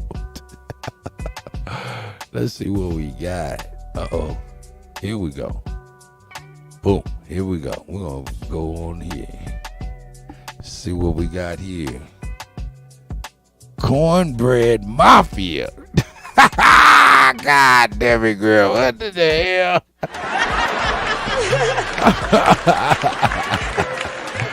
She got us watching the Cornbread Mafia play, y'all. Yeah, I love that name. That shit crazy. He flipping us off too. All right, let's see what it said. You can't find no other people in the world who makes music about destroying their own communities for personal gain and getting money for doing it by their oppressors, and have a fan base of millions who enjoy hearing it. Now that's even crazier. Is he being a coon or is he telling the truth? Black murder rate. Let's check out. We got the. Okay, hold up. We got to break it down. Radio every day in white-owned companies, white-owned stations. Radio every day in white-owned companies, white-owned stations with white-owned sponsors that play the role of hypersexualized, hypercriminalized male. I ask these advertisers, I say, I've got hundreds of songs a day that celebrate killing animals. Will you put them on your station? They said, no. I got hundreds of songs a day that talk about assaulting women and abusing kids. Would you put them on your station? They said, no. I said, I got hundreds of songs a day that talk about murdering blacks. Would you put them on your stations? They said, well, that depends. Depends on what? Who it's done by and who it's branded for. Branded for our youngest black audiences, I think there's money to be made. I think there's American appetites to see these people that way. I said, how can you say that? They said, well, look, it's what these artists know. It's what they, black people, create. It's matter of fact, our surveys say it's what they want to hear, which speaks of a sickness. How do we live in a society where somebody says, you know what, I'm inspired to write a song that celebrates murdering another person. And then a person says, I'd like to put that on my station. Another person said, I'd like to pay for it. And then there's people out here in the audience that go, I'd love to hear it, as long as it's black guys. Because even white people buy rap music, buy this type of stuff, because we know that when we want to hear about killing each other, we know who to turn to for that type of inspiration. We call it our music. We say we own it. White people buy more rap than black people. Yeah, but we're very careful to turn it down at the stoplight when other black people are there. Why? Because we know we're just pretending. For them, it's more authentic and real. I always ask the companies, what about your name? What about your brand? What about your value? And the largest radio company in the world said this: it's okay that we only have... Wow.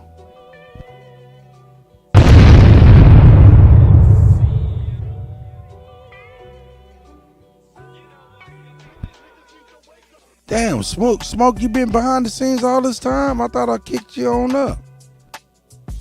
Shout out to you, Smoke, man.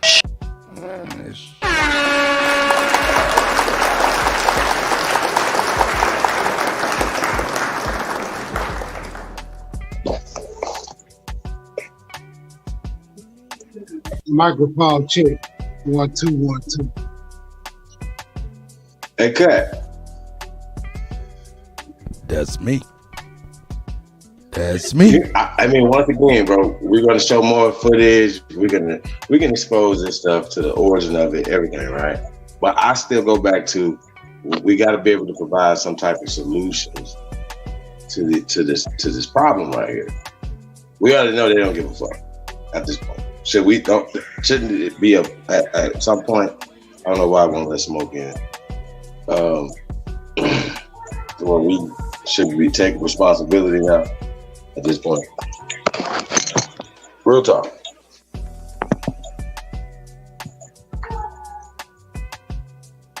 When is it time for us to take responsibility?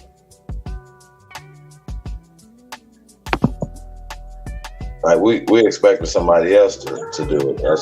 As you see, they double, triple, quadruple down. You know what I'm saying? On the debauchery every year, it gets worse, and the disrespect gets worse. So when are we gonna say, okay, well, like I said, about having some standards. You know what I mean? The people that we put in office, shouldn't they have standards? You know what I mean? The people that we support and like we let our children consume, shouldn't they have standards? Real talk, man. It's like, okay, what are we doing? Let's figure that out. What are we doing? We know that. See, the problem is, right? Just because they're not advertised, don't mean that they don't disrespect their women, children. You know what I'm saying? Their own people. So don't get this twisted, you guys. Like a lot of times, it's all about control. Once again, right or wrong. It's not black or white. It's not no social constructs or created Mickey Mouse clubs. It's none of that. It's about right or wrong. And I think that's what gets lost in this conversation too much is, what's right, what's wrong. So that's kind of why I'm at with it. Cut. Smoke in the building. We'll need some clarity on that. Mic check. 1 2 1 Sound 2. good. Carry on.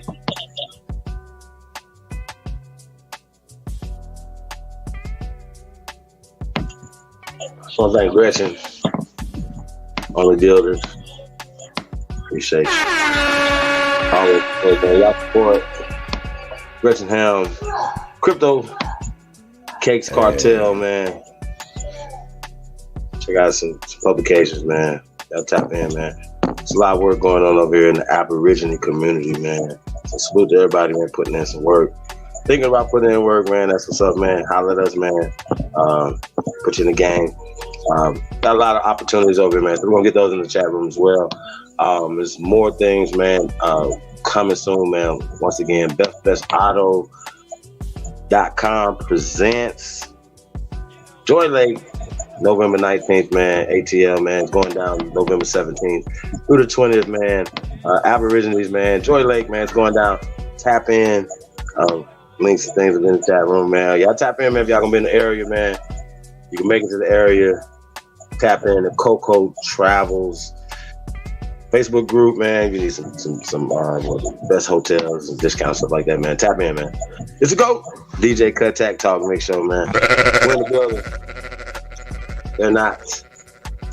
Hey, man, like I said, man, it's time out for the talk, man. We got to start making some other moves. Rain Alexander in the building. Las Vegas. Yeah, man. It's time out for that, man. Like I said, we have too many outlets right now, too much technology, know-how. I think people make too many bad decisions at this point. You know what I mean? So we're gonna stop that. Sister Betty in the building. Chief Morning Thunder. Salute. Peace to everybody, man. Thanks in the chat room, man. Everybody will come in and rap a taste. Cut. Is there anything else you got? Anything else you got? The CEO up in there? Man, I'm over here, man. looking at this crazy ass shit. Damn, I can't even believe I got a whole bunch of followers on TikTok, and I ain't never even TikToked.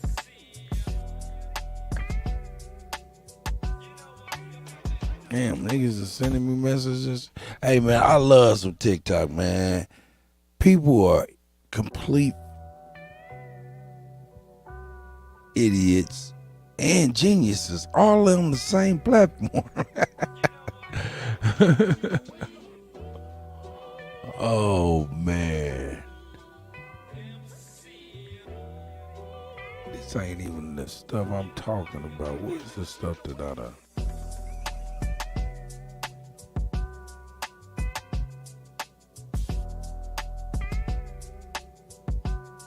That's crazy. Yeah, man. Shout out to originaltribalwear.com, OG, originaltribalwear.com. Y'all go tap in, man. Tell her the GOAT sent you, man. Hey, Cut, man. Let's get it cracking up here, man. Oh, hold up, man. Let me do a little advert.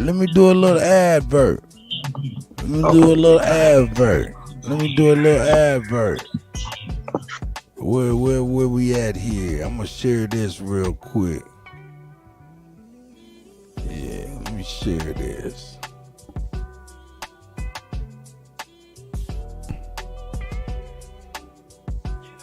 Boop. November 11th, the infamous Blue Diamond. Double single. Ass poppin', talk of the town. Let's get it poppin' real quick. I'll play one of these joints. Let's cut this music. Pop.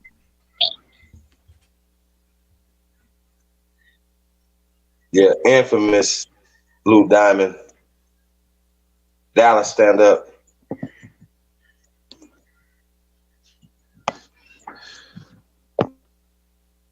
On the bed, ride it to the tip top. Yeah, y'all know what it is.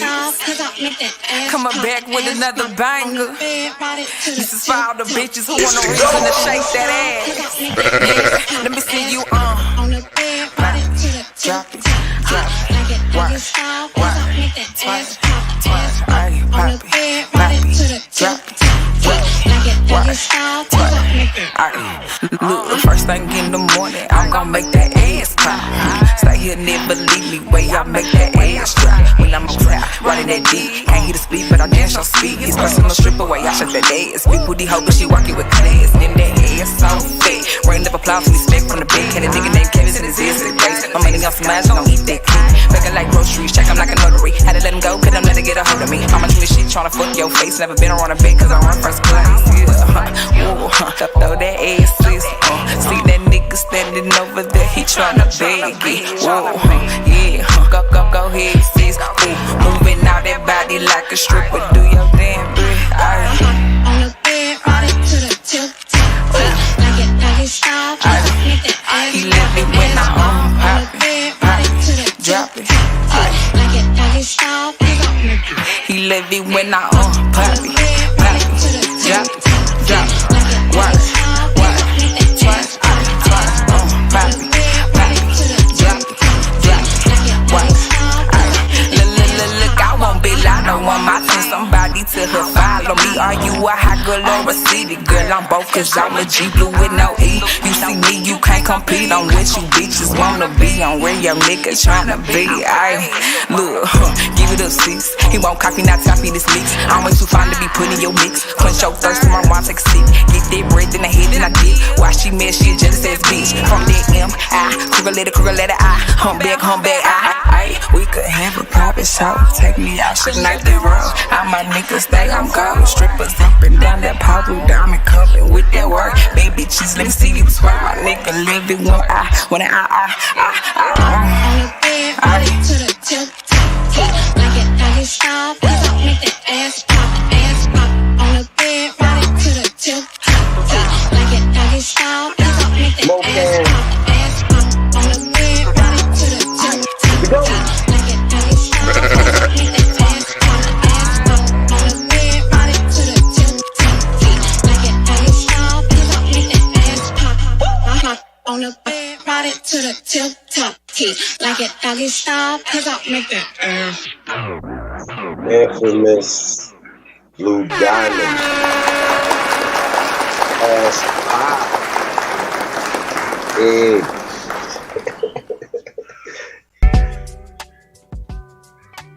Cut.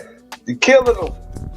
Hey man, we just dropping. This will be I think this will be my 4th release this year with these artists and stuff. So hey man, doing my thing. Oh yeah, including you. You know what I'm saying? Well, that's 5th. That's 5 this year.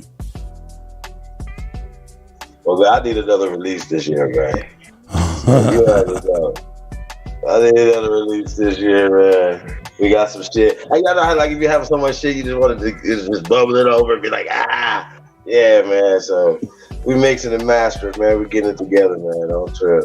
Coming together, real nice, man. Have some nice stocking stuffers for everybody.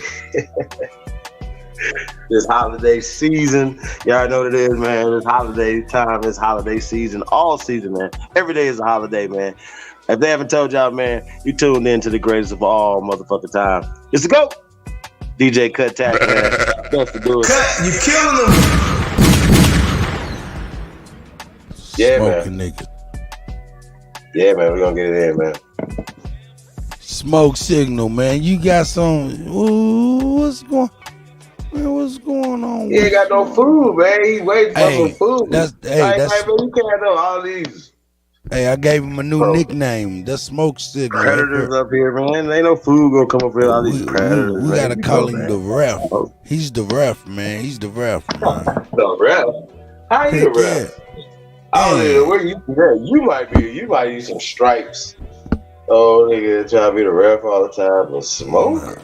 Nah, man. He always seemed to be like, let's go ahead and bring it back. He call it that. He try to call a ball, and a strike. That's all right.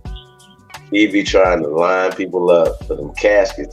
He call him the casket bill. Now, he will laugh at your bloopers. Shit. Yeah, man. Oh, man. I gotta watch. Hey, you know what? I gotta watch these Lakers tonight, son. Lakers? Yeah, man. Let's go, Lake Show.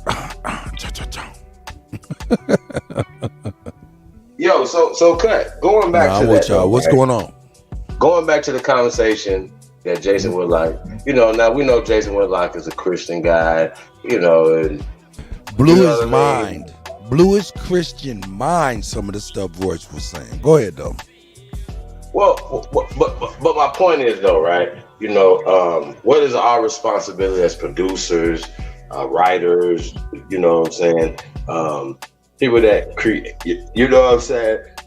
Distributors, you know what I'm saying? People that what is our responsibility to put out a better message? Do we have a responsibility as well, my bro? Yeah. All of this stuff, I'm telling you, this whole thing has been sparked by Kanye West. And what did he exactly spark? Freedom of speech. He actually had us question, you know what I'm saying? He's standing up for freedom of speech. But not only that, he had us take a look at the people who was telling us we can and can't do, and our relationship with them over the test of time.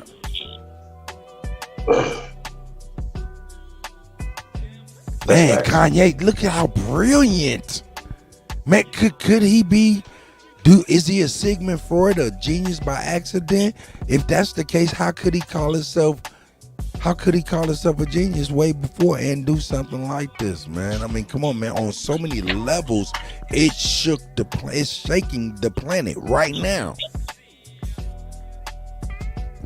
It's shaking the planet. And hold up. Let me add one more thing too. We have to understand that he paid for our. If you really look at it, this is a form of liberation. It cost him. Whether we think it's a little or a lot, it cost him for us to be able to have this dialogue right now, in a weird way of looking at it. But go ahead. Well, I seen this thing, right? Where Kanye was talking about, he had to show Forbes $890 million receipt, right? Now, I guess that was to be able to be on the billionaires list, he had to show them something, right? To be a part of the list, because of course it wasn't a billion, it's 890.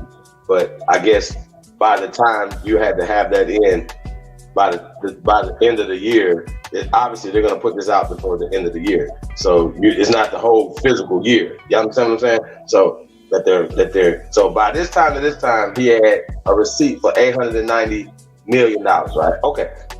So here's my thing, right? Who cares about Forbes? See, people don't get even to the Forbes family.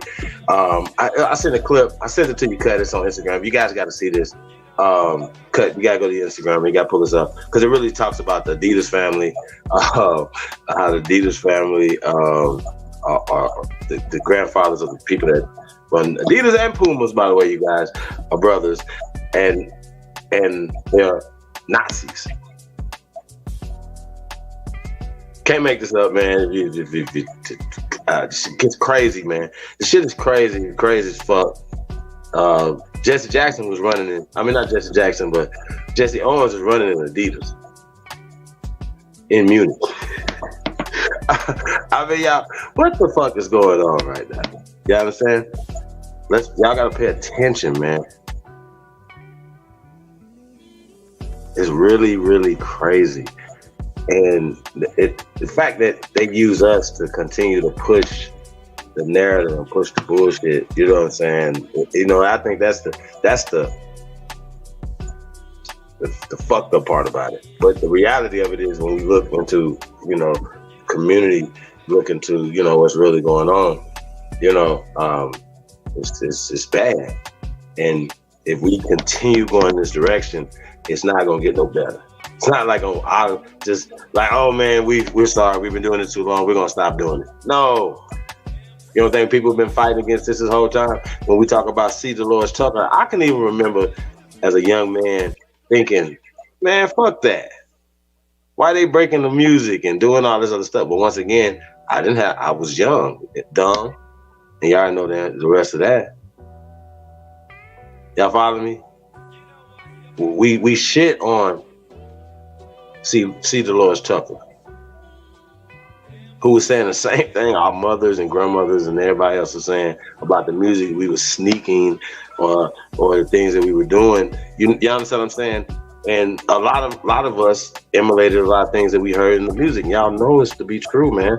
And we didn't know Curtis Blow and was talking about Cool Ski Rap, LL Cool J. They were talking about cocaine.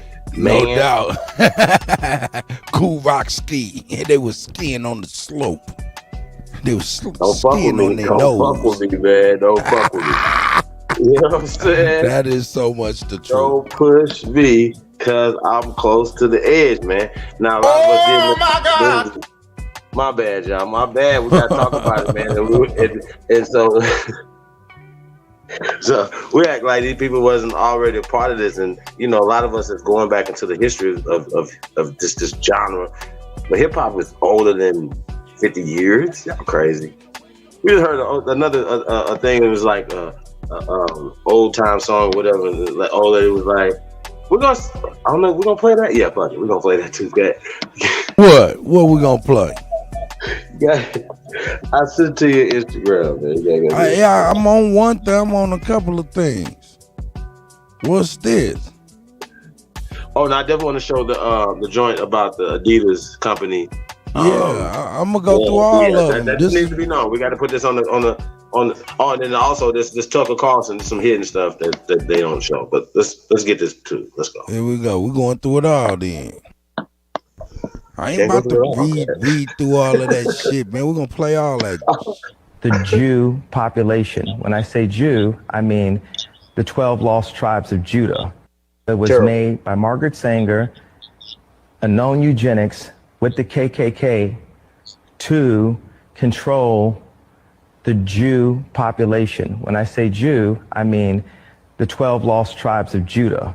It was made by Margaret Sanger, a known eugenics with the KKK to control the Jew population. When I say Jew, I mean the 12 lost tribes of Judah. It was made by Margaret Sanger, a known eugenic. Hey man, what the fuck did he say? Oh man, I can't even act like I be knowing what these niggas be talking about, dog. I can't even be acting like I know what these niggas talking about, man. What this brother talking about here? Martin Luther King didn't get killed because of I had a dream. He had something else he was going to talk about: black empowerment, economic empowerment. When I did the Forbes and I showed them the $890 million receipt and they still didn't say billionaire, they don't want us to know that we can buy land. They don't want us to have the 100% ownership. And the reason why I say these things out loud in this way is so I won't be killed. I said it out loud already. But last year, I was killed by the press for having a difference. Not having a difference in opinion, for having an opinion. When y'all read the headlines, Kanye's crazy, this is that, this, that. It's like 1 in 3 African Americans are in jail. And all the celebrities are in jail also. Because they can't say nothing. They have no opinion. They're so scared. Martin Luther King didn't get killed because of I had a dream. He had something else he was going to talk about: black empowerment, economic empowerment. When I did the Forbes and I showed them the $890 million receipt and they still didn't say billionaire, they don't want us to know that we can buy land. They don't want us to have the 100. All right, hey man. man, hold up. This is eerie. This is hold up. This is very, very eerie. Why? Because this is giving me the feeling of when I seen Michael Jackson for the very first time. He was alive, and he did that press conference where he told the truth about the sneaky business deal that he did that pissed him off. You know what I'm talking about? When he was doing that news conference in front of everybody, talking about how he did good business, is what he said. You remember what I'm talking about there, Chief? Smoke, perhaps? Yeah, go ahead. Yeah, you know what I'm saying? It gives me that eerie feeling. Not to say my brother's about to get killed or anything like that, but it just gives me that eerie feeling because ultimately, Mike Jack is not with us today. So, I don't know, man. What are the chances? What are the chances that Do you see what I'm saying? God damn, Tasco. Yeah, we know what you're saying. Yeah, we hear what you're saying. That's crazy. Yeah, I can hear you, Smoke. What are the chances that harm will be followed? Yay. If a guarantee was issued that if such a fate was to befall him, that it would not be beneficial for these groups who have been residing in relative safety while we've been in such detriment. What if a statement like that was issued? See, this is why I say niggas need to try shit we never tried before. We just talking though, right? We just talking. This is a disclaimer. We just talking. We just weighing some options. Discussing some issues.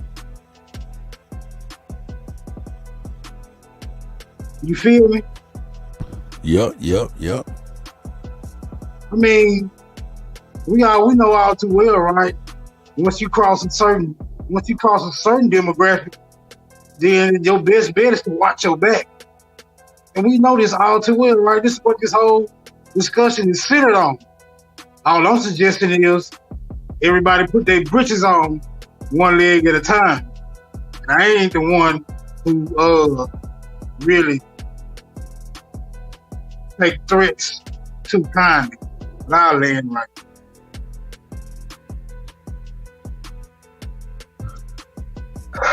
I mean, you guys, it's just always so much bullshit in the air. So, apparently, there's reports now that it says that the Nets and Kyrie Irving have given the Jewish community $500,000. Huh? Hey, you paid a penalty, you paid a fine, pay your Hey, what about us? Wait, it's in your email. It's in your email, Kuttack. Man, I don't even want to pull it up. Hey, no, but listen though. We gotta talk about it because we gotta understand that how they're gonna frame something. We're not gonna fall for none of the bullshit. Does the Jewish community need $500,000? No.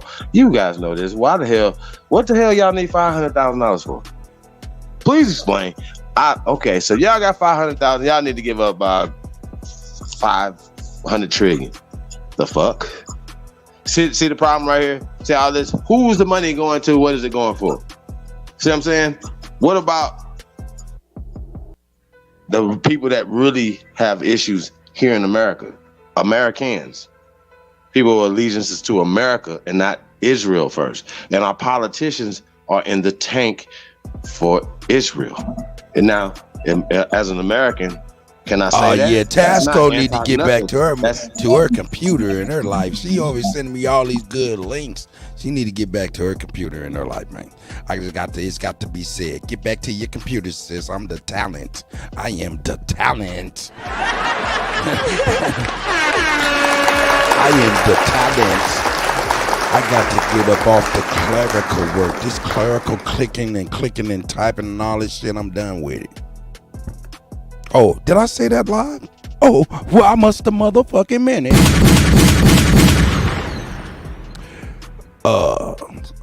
I'm sorry for my outburst. Please forgive me. It's the margarita beer. Sorry. I'm so sorry.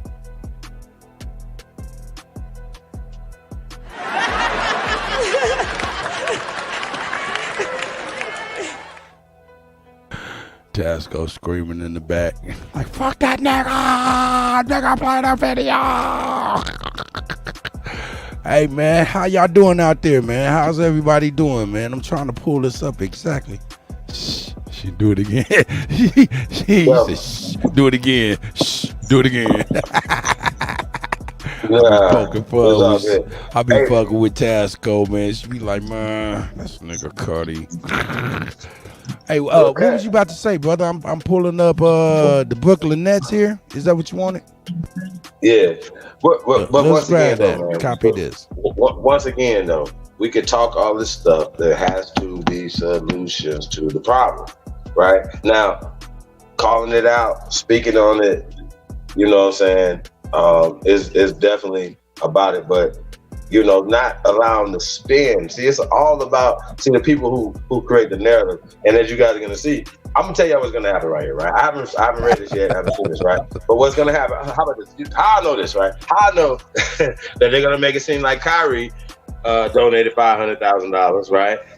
This is damage control and them saving face, but then the deflected away from the conversation that they brought out. No. This yarmulke is out the bag. We gotta talk about this. We can't let this go. And I'm not a religious person, but I am a cultural person. I am a historian, and I do understand why this is a very, very, very, very, very, very, very important to know they tie this together, because they've tied it together. Look, right here, Kyrie Irving. This name right all big said, I take responsibility for post-impact on Jewish community. Okay. Hey, I got a question. Yeah. The Nets and Kyrie Irving will work with the ADL, the Anti-Defamation League. The Anti-Defamation League, does that mean if somebody defames me, I can go to them and they'll help me out? Well, it's only for them. People who identify as Jews, right? Well, guess what though? if we identify as Jews, can they turn you away? Based off of what would they turn you away from? I think we're gonna have to reach out to the ADL because we definitely did the research on the ADL, you guys. I really think it's really interesting. Ooh, this is think about getting it. If I interesting. convert to Judaism, if I go to ISUPK, shout out to ISUPK, IUCI, all the other camps, man. But if I went over there and say, you know what, are you guys protected by the ADL? Oh, that's a good question. Yeah, I want to know, is the ADL protecting? I'm sure they're not. And then who? Can somebody put this in the chat room? This is the fucking trivia question of the night. Oh, this is the unicorn. What is our ADL? And I mean American Aborigines, the first Americans, copper color races of people that they found when they came here. Who fucking protects? What is an organization that protects us as far as bias? I think it's called FUBU. I think it's FUBU. Go a step further. Go a step further. Go a step further, Chief. Hey, even use who we so-called, with air quotes, black, African American, air quote. All of the people who is our anti-defamation? Ooh, yeah. Who is ours? I wanted to add to it. Who do we go to? I got the answer. Do you got the answer, Chief? I do. Smoke, you got the answer? But I don't want to tell nobody yet. I don't want to tell mine yet either. Go ahead, Smoke. Come again, what the question was? Okay, they got an anti-defamation league for themselves, so if I'm defamed, I can't go to them. But who do we go as black folks if we have problems and stuff? What is our league? Who do we go to? Well, I'm under the impression, because I'm not sure whether or not the question was rhetorical, but I'm under the impression that the Anti-Defamation League is a bought organization. We're talking about political mercenaries here, and if we haven't established a mercenary group of our own, then that would basically mean that we still on our own. That's just the best way I can answer it. Go ahead. Okay. Somebody said the NAACP, which would be the ADL. You gonna drop the bomb first, Chief, or you want me to? No, you got it. Hey, y'all know where we go. Something happen, we call him Benjamin Crump.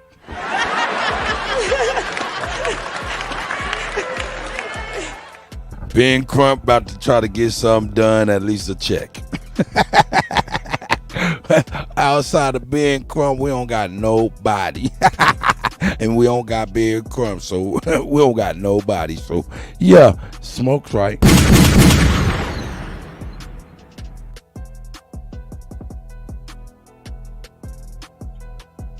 Wait, so you telling me that the black church and all their denominations and all the billions of dollars that go into the Jewish banking system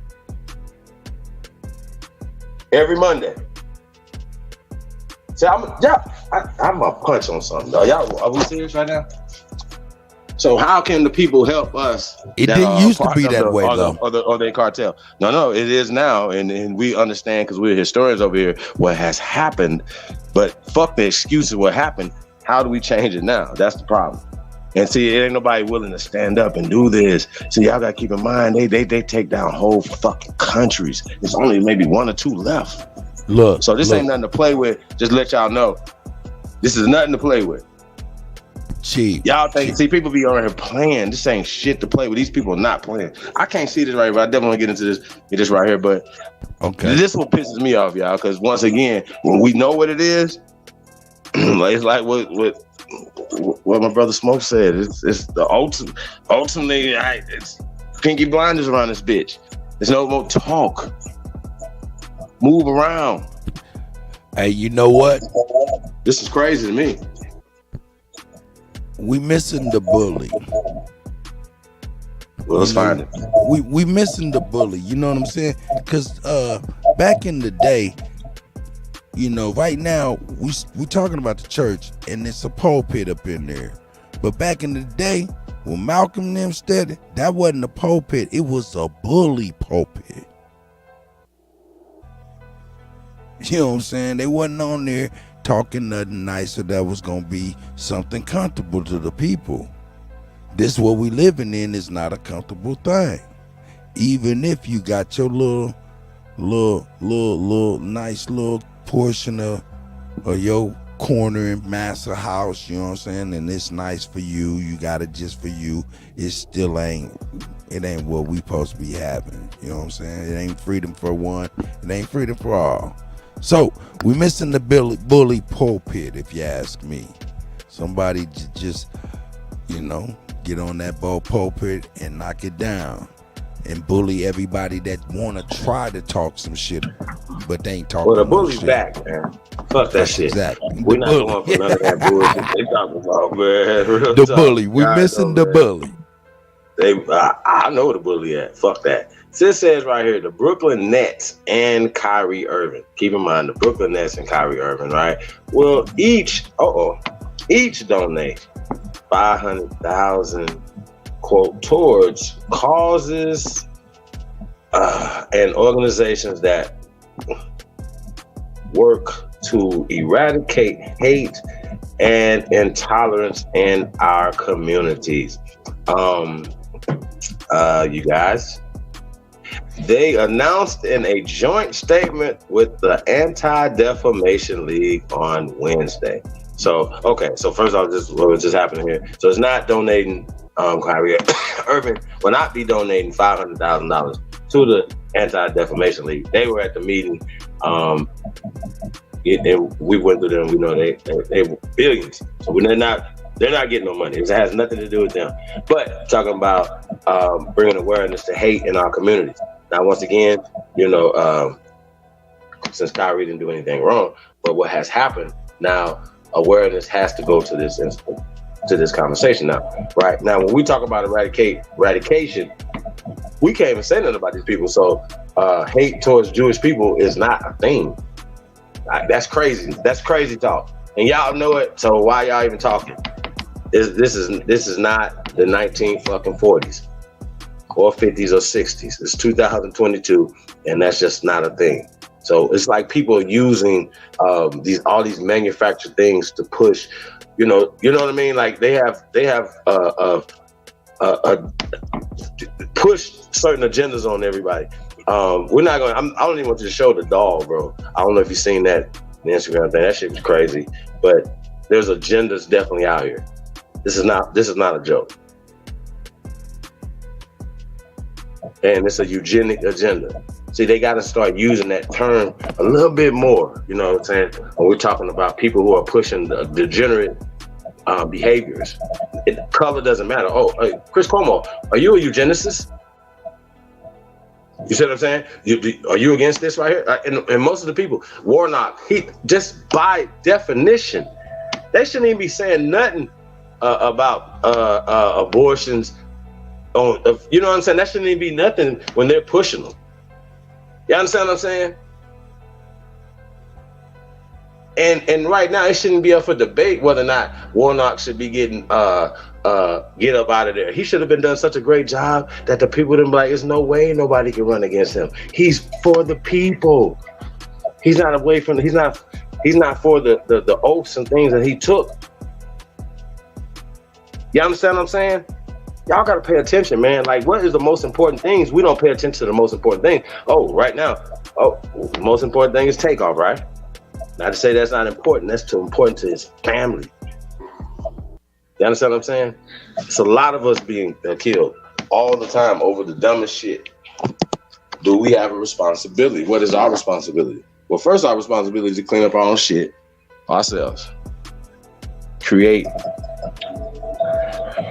peace and prosperity for our posterity. That's what we got to do. Right, let's get back to this. damn article you guys.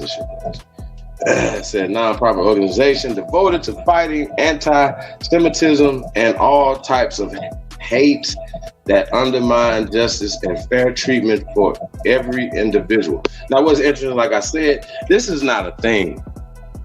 There's some countries you go to prison for just saying some stuff. And as you see here, so I want to see the hate. Where is this hate at? Show us the hate. Please stop. Why do you have to have any money towards one of the richest communities on the planet? Please make this make sense. So we talk about anti-Semitism or whatever. These are all plays on words. Where is this happening at? This is not a thing. Because even when you got people like David Duke and Richard Spencer, they shut them down too. Remember, freedom of speech is not free. And then they spook us and we don't even want to click on to see to get any information. It's about the information, ain't it? Why keep yourself in the dark? Why keep somebody's puppet strings in your back? That's crazy. We're free people. Be free. Think like a free person. How about that? A righteous person. And guess what? 99.9% of the time, you're gonna be on the right side. This is it. Like, this is crazy right here to me. So let me get back to this. So it says this is an effort to develop educational programming that is inclusive and will comprehensively combat all forms of anti-Semitism and bigotry, right? The statement came in a wake of a social media post from Irvin last week that promoted a film that featured anti-Semitic tropes. Okay. Oh, hey, you guys, I don't know what the fuck a trope is. So if you gotta see, I gotta see what this is. We've already broke down what anti-Semitic is, but I gotta see what the fucking trope is, right? Where you at? Where you at, brother? I'm down at the bottom right here. It says the statement came in the wake of social media posts from Irvin last week that promoted, see there, that bullshit again, a film that featured anti-Semitic tropes. Irvin's post has since been condemned by Nets owner Joe Tsai. You gotta look him up. Okay, yo, did you want to know what trope means? I do. Trope is a noun, a figurative or metaphorical use of a word or expression. And here's an example. He used the two Americas trope to explain how a nation free and democratic at home could act wantonly abroad. Trope, a figurative or metaphoric use of a word or expression. All right. So Joe Tsai is the owner, and the NBA responded by issuing a statement decrying hate speech. Now, Jeff Bezos should be involved in this conversation. I don't see his name here anywhere. And Amazon, I don't know if that book is still up. We're gonna go check. I don't know if that book is still up. And all the other books that talk about the ancient Black Hebrews ever written before, during, and after this particular book that's been, I think it's been since 2014. I think it's really interesting. I don't know about the movie or anything like that or whatever, but just these words like tropes and all this other bullshit is just all about smoke screen. Because even once you get into the words, it's just it can go in a lot of different ways, right? But let's get back to this. It says, as a part of Wednesday's joint statement, I think I read that part. Okay, it says, as a part of Wednesday's joint statement, Irvin said he opposes, quote, all forms of hatred and oppression and stands strong with communities that are marginalized and impacted every day. This brother right here, they taught at that media training.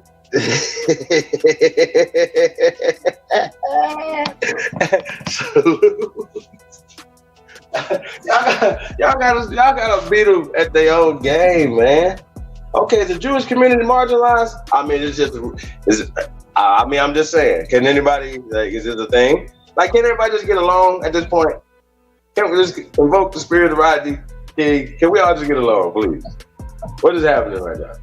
Why is this happening? Why is these people? Everybody's supposed to be godly people. Oh, my bad. As we've seen tonight, that people that identify as things don't even identify with religion or God or in the tenets of things that are supposed to make you righteous people. You know what I'm saying?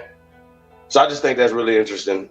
You know, as well as all the whole the religion cartel. I'm gonna call y'all that. Y'all are the cabal. You niggas is Kabbalists. You know what I mean? And that's just what it is, and it's enslaving the people, you know what I'm saying, just across the board. And that's just what it is. Y'all can respect it and check it. Show me something different. That's all you gotta do. Not everybody, and once again, that's crazy, but the whole system is set up like this. Once again, billions of dollars are going into these banks every Monday that are coming from copper-colored people here in America. Where is that money going?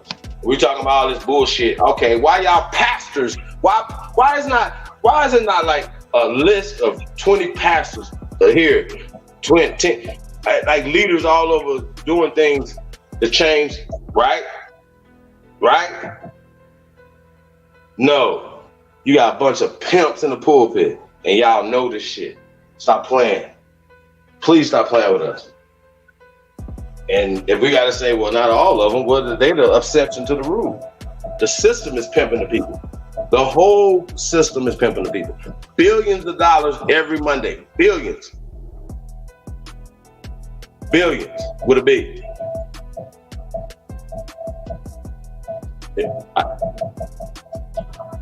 Please explain. It says, quote, I am aware of the negative impact of my post towards the Jewish community, read this part, and I take responsibility. That's right, like a man. Irvin said in a joint statement, quote, I do not believe everything said in the documentary was true or reflects my morals and principles. I am a human being learning from all walks of life, and I intend to do so with an open mind and willingness to listen. An open mind and willingness to listen. So from my family and I, we meant no harm to any one group, race, or religion of people, and wish to only be a beacon of truth and light.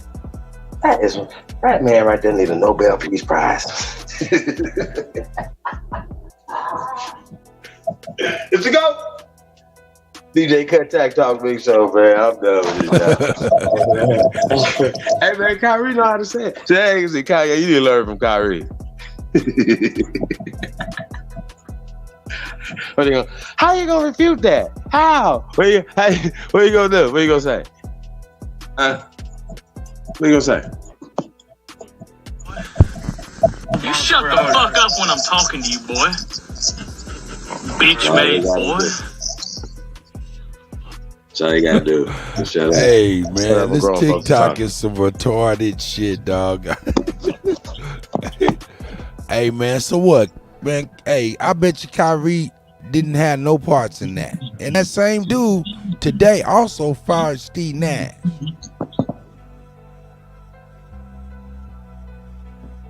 I mean, we talked about that the night before he got fired. Like, it's terrible. He lost control of his team, respect of his team.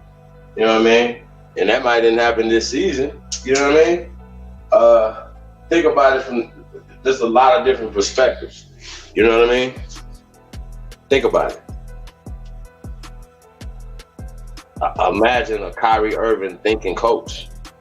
He would have been riding with Kyrie, right? His leadership would have influenced the rest of the players. Say, okay, well, we're going to be this right here. But once again, you got owners, you got people that they got to be held accountable to. So then, of course, that ain't gonna go fly with the owners who, bottom line, they don't give a fuck about none of that. They care about basketball. They care about winning games and all that other stuff. See what I'm saying? So you never know, man. Like I said, it's a lot going on, man. Because ultimately, was Kyrie right? Of course. So everybody else was wrong. And even little KD, a lot of us lost a lot of respect from these guys, man. You know that. They are right now. They all should be standing with Kyrie. Say, yeah, it should be more about hate in the marginalized communities. Why? Okay, yeah, absolutely. $500,000, $1 million, really?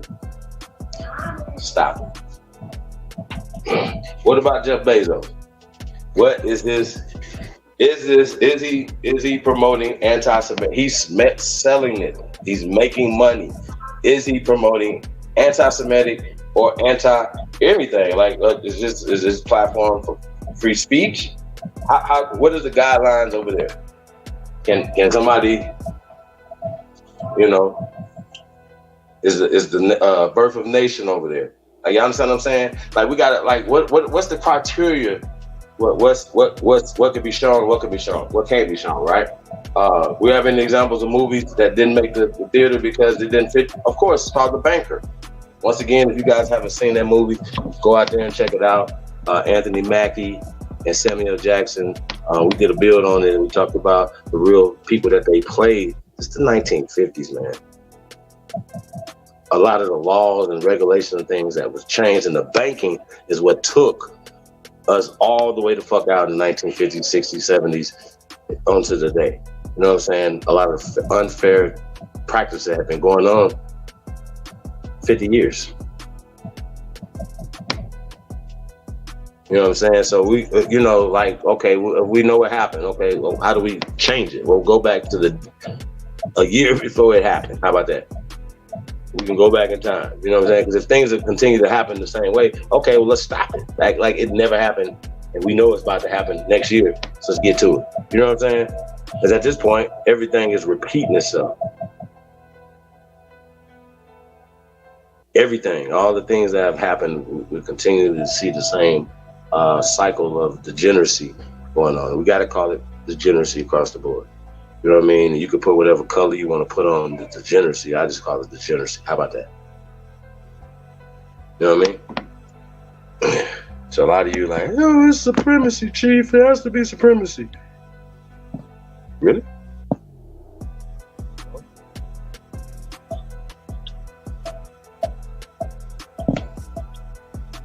It's the GOAT, DJ Kuttack. We got Grateful in the building.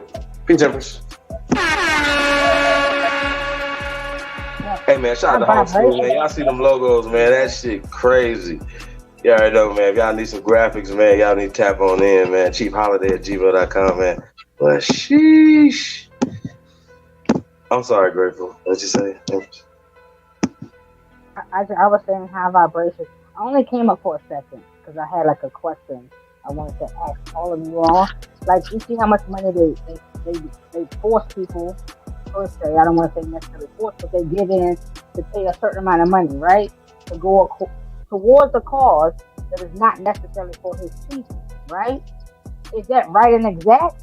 And if he was in the right mind frame that we thought he was, and he was like, he had fish, he was in the water, and he was swimming over, right? Did he backswim by doing this and not putting that money into maybe the community or doing something greater for the cause of us? Is that proper or not proper on his side? That's a question I have for all of us. Because if you got 500,000 can do a lot, goddammit. For us, that's a lot of land, right? That's a lot of really empowering you if you're standing 10 toes to freak down. What is that truly saying? And it comes back to us. Are we taking the street on this shit against them? Because at this point, I'm like, fucking take everybody here. How come we keep backtracking? How come we need to stand beside him? And I'm not a colorist. Like, I don't look at color. I got a whole aunt she's original, but she if you see her, you'll think she's a pale face. So what do like we my do, grandmama. people? What do we do? And even me, if you see me, I'm fucking red as a motherfucker. I got like my mama. You know what I mean? My color, my eyes, they freaking change color from. You don't know what color my eyes is. They can be hazel one day. They can be brown one day. They can be anything. And I'm super red. From the hair color to the skin color, all my shit is red. Like I told y'all folks in the chat like a minute ago, they used to call me a orangutan growing up. That's how red I am. So it's not about color. It's about the mentality. Like I stated last night, we gotta stand on our foot. We gotta get this mentality thing together. That's our problem. Me and my dude, y'all don't heard, he's not here right now, but he will tell y'all, listen, my dude got a really, really amazing job, right? These folks tried to motherfucking put the press on him. This motherfucker told them niggas, fuck y'all. I don't give a fuck how much you motherfuckers pay me. You ain't gonna never tell me what the fuck to do. You gonna keep that shit. And that's what he did, y'all. He walked away from that motherfucker and told them niggas to kiss their ass. That's what they did. They called the nigga back like, hey, we really love you. And he still told him, fuck you, think I'm coming back? Fuck you. Just for the simple fact that you thinking you can tell me what to do, I ain't fucking with you. That's the shit for me we gotta get to. Like, fuck this shit. So, I'm gonna calm down, but I'm gonna come back to this question. Woosah. I'm gonna come back to this question. How much are we? Okay, because we're afraid. Because I fear it's a fear factor. We don't want to lose what we got, right? You got your homes, you're comfortable. You got your cars, you're comfortable. You got this, you got that, right? Are you willing to sacrifice that shit for your true self? Even though we know we're here to experience this as an avatar, but if we're the firstborn or the earthborn, how do we just give up our shit so fucking easily? Knowing the tragedy, travesties, and all of that. How do we just let it go at this point, knowing this and being comfortable with this? And matter of fact, I don't even think it's us. It's the motherfucking masses. So to the masses, I say fuck them. Take their heads the fuck off. Fuck them. We don't want no part of it. We stay 10 toes down. We take to the street and we take this motherfucker back. And I don't mean street because we got to go out here killing nobody because we don't have to do none of that. Because if you got the mental, then you got the motherfucking gun. You got the tongue, you got the motherfucking sword. What you think the 33 Masons with that sword over their head for? The tongue. That motherfucker is the most vicious thing you could ever have to take a motherfucking head at any given day at any given freaking time. So what we gonna do, my folks? What we gonna do? I'm not afraid. I'm gonna tell you right now. Fear left me a long time ago when I was approached. Because I've been approached. Now I'll tell y'all that story down the road. But I've been approached. And when I got approached, I said, holy shit. At that moment, I was fearful. But I had to gather my balls. And I ain't got balls, but I had to gather them sons of bitches. I'm saying. You had to get your cojones together, huh? Exactly. And I was saying, shit, what I'm gonna do? Because I really was at that time like freaking out, like, holy shit. What the fuck I'm gonna do? What I'm gonna do? And I said, well, fuck it. It's either me or them.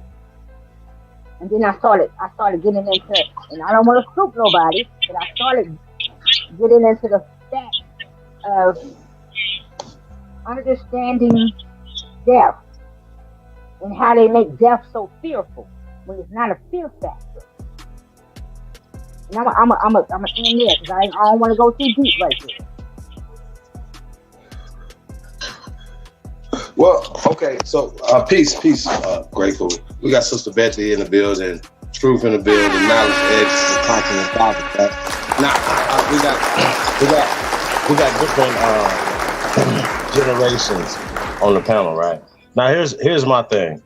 I think that one thing, just my observation, right, that we have been socialized to break up our family, families, because family was it's still associated to slavery, right? And say, okay, leave your family, your land, and the agricultural situation, whatever, and go to their factories, build up their stuff, build up their banks, build up their infrastructure. This happened. We have a historical context in the past 100 years when this happened, right? Now, if we know that happened, if we know to make America great to where everybody wanted to come here, right? And all the contribution that we gave to the rest of the world, is it possible for us to go back to that way of thinking that made us the greatest people, which we are still the greatest people on the planet Earth has ever seen? Press go if you truly descend from the greatest human being in the world history, and put number one beside that. With all that being said, right? How do we start? Because most of this is just mental. Think about it. It's only mental. This is not physical. They keep telling us about the KKK doing something to us. They're not nowhere on our top nothing list of problems. Think about it. Who's telling us this? Okay, if the cops are an issue or whatever, then we deal with that. But we can't continue to keep getting smoke blown up our asses across the board. Of course, we have to clean up our communities. Should there be drugs in our community? No, it shouldn't. So there has to be a trade-off for that, right? We have to clean up our communities, but we need funding for that. We need to be able to get these young men jobs. Oh, you can't get a job because you have a weed conviction from 93, 97? Really? Really, y'all? Shouldn't that, come on, bro. Like we gotta stop being so stupid. So there's things that can be done, and we have to have the people in place to do it. If they're not doing it, they need to go. Now, being a part of voting is just only one part of this whole political process, man. Politics is every day, every hour, every second of the week. We sit around and act like we don't supposed to be participating in some shit that we built. They didn't bring this from England. Do y'all not know that? It didn't come here from France. It didn't. They're liars. It did not. We were ancient people. How the fuck y'all think we built all this shit around here to give to the rest of the world? They didn't bring shit to us, man. So we gotta start thinking different. And that's the problem. We still think like we're supposed to accept scraps of what? When we say, where's our ADL at? What? Really?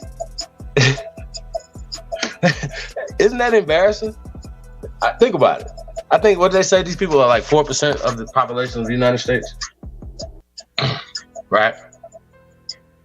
So they're definitely not marginalized and distressed. That should stop being that's not a thing.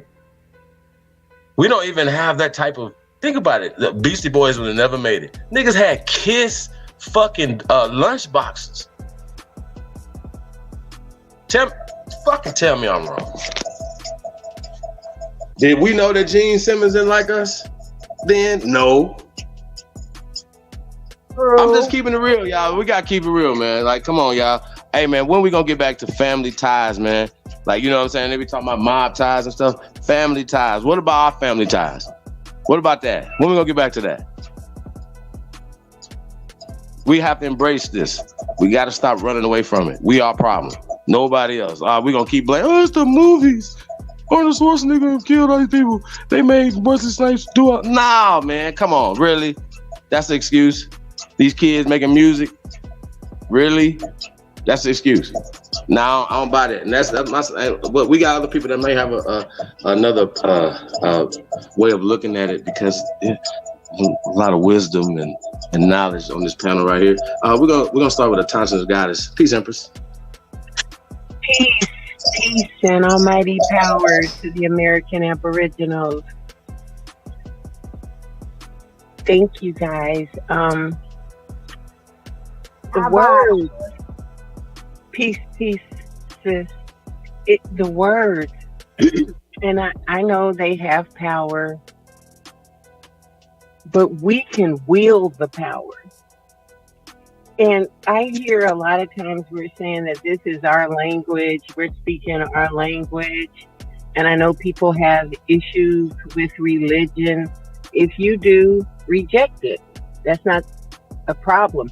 But those books, all of them, read them yourself. And remove religion out of it. Read it like you would any other book. There's good information in the book. And if you have discernment, any of the books, all of the books, every story is the same. The problem we're having is we don't recognize every story is ours. It's just been bastardized. And we say this is our language. Yeah. We talked about ish the other night. Guys, our language has been ished. It was confounded. We speak babble. I don't claim this language. I know that this stuff, the ish, the beginning of it is ours, but they ished it. Just like they ished themselves right into the picture. And we're fighting over where I'm this and I'm that and they're this and they're that. And we are all of it. They are actors, period. And if we could get past these words and give each other the grace and understanding that none of these words are here to serve us. Fee, fi, fo, fum. Why does that contradict the next words to come in that story? Somebody just said, holy shit. What does that mean? Bereshit. Google it. None of this is going to serve us. And until we realize that whatever poison we receive, because all of us have been affected. Every system, they say that there's seven liberal arts, right? So we have our basic four that have existed forever. And then there was the introduction of, what was it? Grammar, logic, rhetoric. That's the word. And we have to take our power back from it. These people get to make the word. They define the word. These guys have figured out a way to cover themselves with the word. And until we stop bowing down to the word, stop criticizing religious people, because you bound. What is religion? Bound. It's not my mother used to say, I am not getting ready to tongue wrestle with a fool. That's for the weak. Get up and do something in real life. And we have to stop damning each other and cursing each other with these words. And for these people that are standing up, I'm happy that people are starting to speak out. And I believe sincerely, these people are going to be sorry they've opened Pandora's box. Because the world is talking now. People want things to connect because everything is connected. All of this stuff is connected. Now, you do everything in your power to dominate the world, but then you make up a term called anti-Semitic, and you say, even if we have a monopoly on this, that, and that, and this and that, if you speak on it, it's anti-Semitic. You guys, there are no new stories. It's very elementary. We have learned all of this. It is already in us.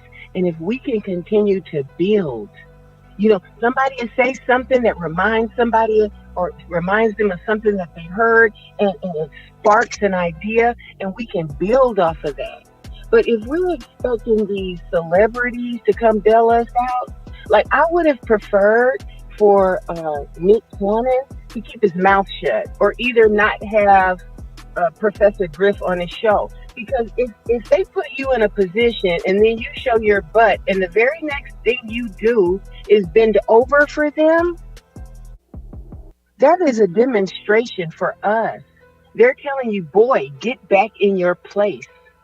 And do you know what it does to us as a community when these apologies are issued? I'd rather you not. Don't say it if you ain't gonna stand on it. Unfortunately, Kanye stepped on his message when he did death with the wrong way. He spelled out the word. So it looks like it's an attempt on somebody as opposed to what DEFCON means, that you're in defense. And all of it got lost in the They sauce. change. Hey, I taught you this, goddess. I'm sorry. The intention is no. I don't mean to cut your wisdom, but they actually changed it from DEFCON DEF to actually the word death. Go ahead. But he did say he spelled it wrong because he was sleepy. But did anybody ever read the rest of that tweet? The focus is always on that one little part. What about what comes before and what comes after? And that's how our people got lost. See, our people don't know what's in any of these books. They ain't read that Bible. They ain't read the Quran. Not really. Not without something to help them understand what it means. What can you read? Do it for yourself. Don't throw the baby out with the bathwater. See, the truth is in all of those books. But because of the way it was force-fed to you, we have rejected it. I'm religious. I don't believe in none of that. But I know that all that stuff is real and it is our story. It's just been twisted and flipped and revert. What do you guys call it? I don't know. Remixed and given back. That's what you say. That's what happened. So my personal view is that let's not get hung up on the words, because every time we do, they win. If you read, depending on what you read, it says that man was assaulted. Listen to what the word they, and how do you assault? How does God curse? That's not godly. We got served the devil. We didn't get served God. And it's all backwards, and our people don't know no. I never ever thought I would ever get to the point where I agreed with Jesus when he said, "Forgive them, Lord, they know not what they do." I ain't with that. I was like, forgive. No, let's get it. Balance. But I'm at that point. These people just don't know. Our people are righteous. Our people are holy. They're decent. They can't fathom that somebody or something could be so despicable, so diabolical. We didn't even it don't compute. Nobody sold us out. Well, I'm not going to say this. Our parents, our grandmothers, our elders, they didn't sell us out because they didn't love us. They were doing the best they could with what they had. And I think that's why we struggle a lot. We too busy damning, judging the folks that got us here. We're not grateful for the ride. We're like Kanye says, we're and don't toast, but we're douchebags and a-holes. Because what do we like the most? We like to point out what we don't like. Y'all, we actually in paradise. But we have other people telling us our story. We have other people telling us this is happiness, this is success, 2.5 children and a picket fence. Well, that's the destruction of our family. That ain't our way. And until we stop assimilating, this is going to continue. I heard Grateful say the other day, this system is over. Yeah, it is.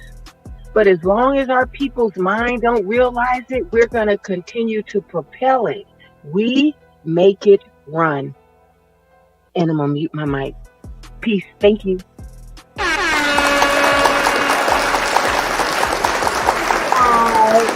You got the floor, Sister Bethy.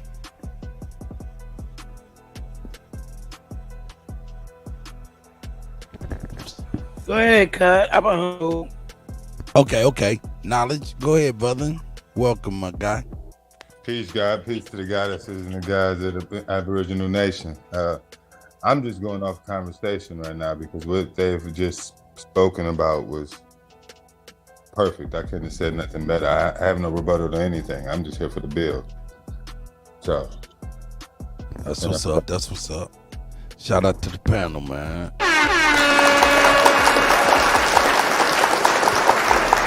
But I mean, if you would like me to add something, I will say. Sure, go ahead. I will say that we do fall short when we depend on athletes and entertainers to speak for us. Now, don't mean we can't take what they say, and for people who built for that type of battle, take what they say and give it to the grassroots and the masses. You know, they just have a bigger platform. So we can't expect these athletes, entertainers who are not in a political realm or even had a mindset of that, because I was once an athlete. They're not that, they ain't built like that. So we can't expect that. I expected him to walk back his words, but the point is he got the message out. Now it's on whoever to hear that message to do what they will with that message for people who built for that type of environment, who can go there, who can fight them rounds, because everybody ain't that. You know what I mean? I'm gonna land it.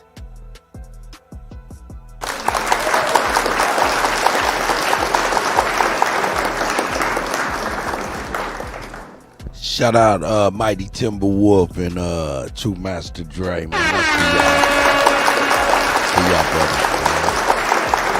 Blue Air, Grassroots, everybody in the chat, man. Shout out to y'all. Let's see what else we got here to present real quick. Where's Smoke at? Where's Smoke at to add to the bill? Yeah, Smoke, he in here, he over here reffing over here, refereeing, keeping things on the up and up. Smoke, so what's your take on this? There you go. Smoke. You know what I mean? What's your take, Smoke? Come on. You know you the Smoke. You always like the Smoke. But we also let's like at this point, like we look at This is fine. I got ignorant niggas in the background. I got the whole momentarily.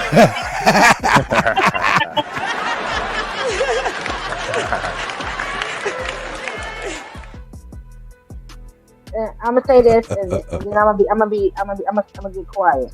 But if we look at everything, I mean, on some seriousness, right? Because they're forever projecting on us. This is the whole issue. I mean, me personally, like I've always said, my folks have always been like, if you don't get the fuck out of that TV, or if you don't leave that alone, if you don't pay yourself, it was always a focus on me. It was always a focus on your comprehension and understanding of what's around you or outside of you and what's in you. Like my family was heavy on, that type of knowledge, right? And it was also heavy on, like, listen, even though we know they're placing a pale face in front of us, it's something behind it that's stringing that motherfucker. Like the little people coming from, they got the puppet in front of you, and they're stringing them, and they dancing them along. That's the shit we seeing, right? So it's always been a greater power sitting behind those folks, even if when it comes to presidency or elections and voting. Like we think people be like saying like, hey, you should get out here, you should vote, you should do this and you should do that. And this is just for me. Half the time, I don't give a fuck what you vote. They're gonna place what they want to place in these positions. So and the only way for me that I see us standing up is that we got to we really gonna have to go to the fucking real grassroots of the street. But some extraordinary Black Panther shit.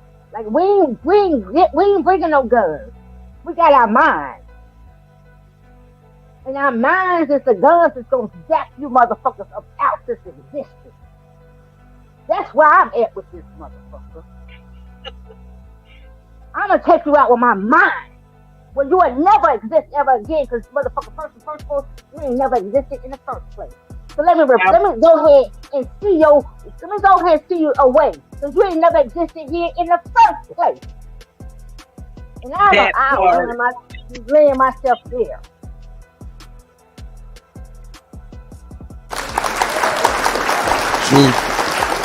Truth is in the building. Shout out to the God.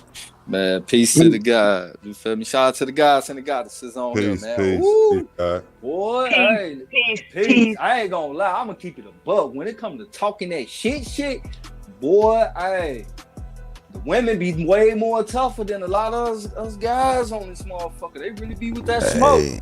Hey, they want that smoke. Yeah. Hey, Grateful want to know when we trying to get it popping and shit. I'm trying to tell her, hey, man, give me about 10, 15 years of this compiness. Man, you got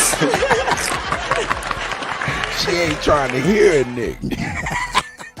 Nigga, the revolution gonna be over. I ain't mad at you. I'm trying to have my Orville Redenbacher. You trying to be the getaway driver, you know? Y'all go ahead and handle that. I'm gonna be here with the engine running. Hurry up.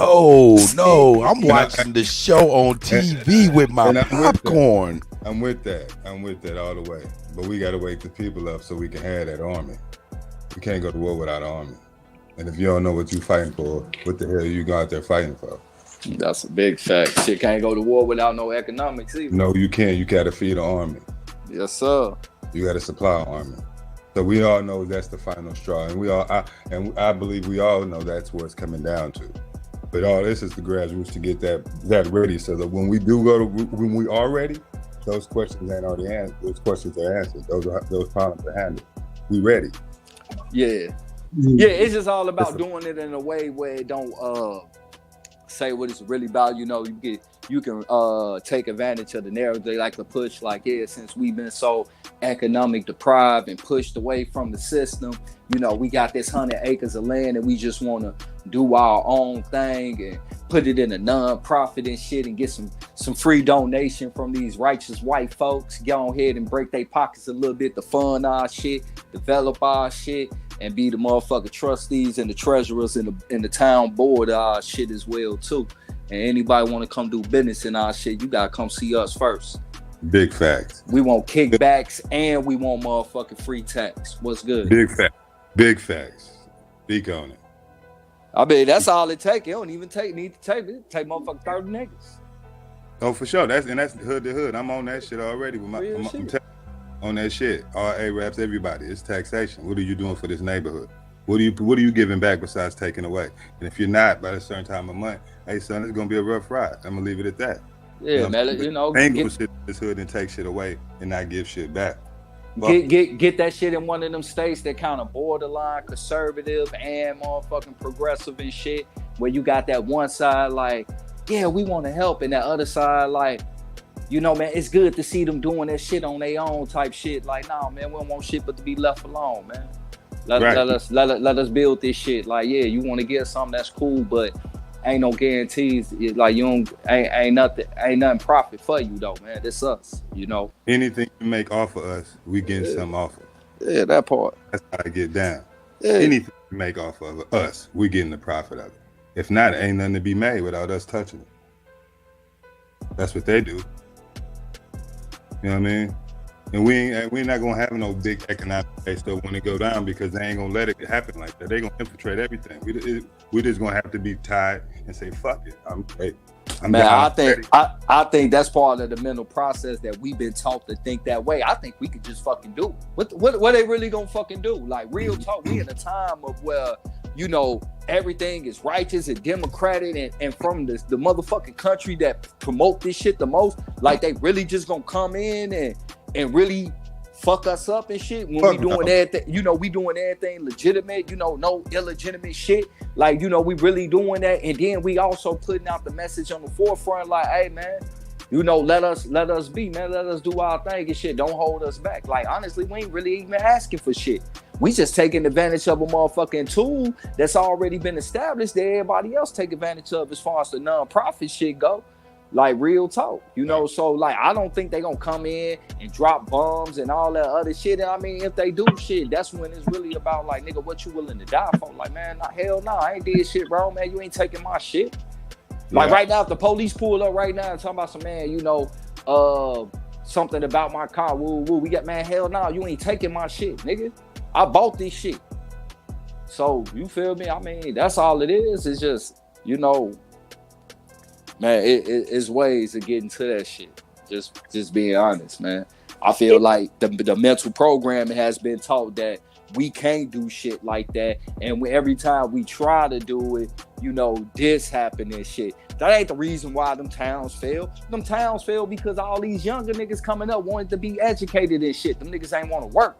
So them niggas went to them big cities and never came back home and helped with the family business and shit. So after motherfuckers passed away and shit, that shit started getting split up. They ain't see no benefits in that shit. So they started selling this shit off, and everybody get a piece, and they can live in their apartment in Brownstone up in the big city and shit, you know, now working for the motherfucker that convinced them that they need to go to school and be educated and shit. But educated on what? Educated on how to be a fucking employee, not how to be a fucking boss. Hey, you never. So like they didn't really take shit. A lot of us gave that shit the fuck away. We gotta be honest about that shit. Can I share something? Sure, go ahead. I think of us,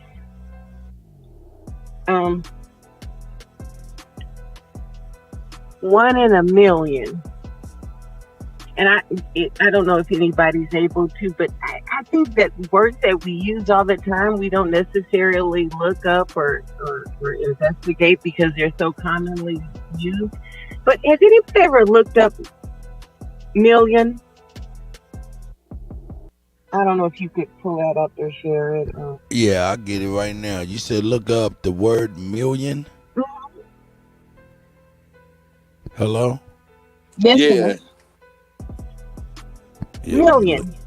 All right. What do you want, the etymology, or you just want a straight Just up the definition? definition. You should just be able to pull up the definition. Yeah.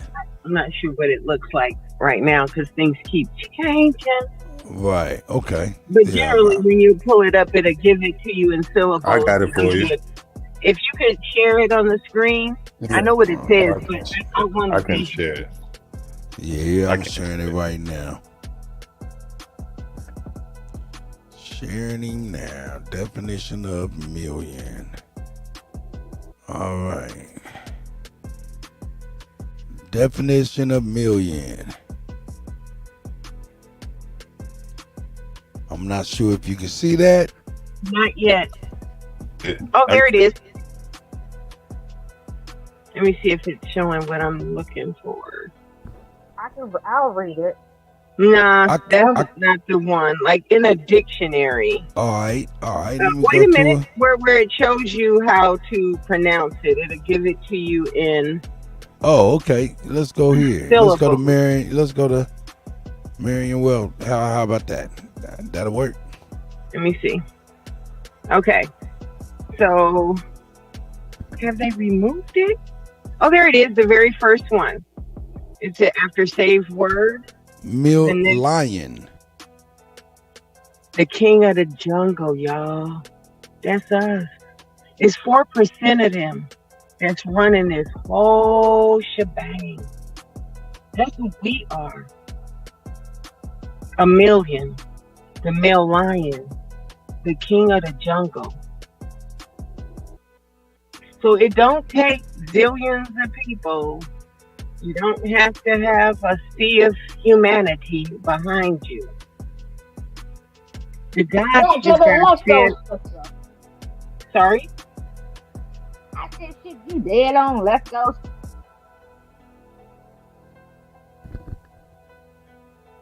Shout out Low Tie in the building.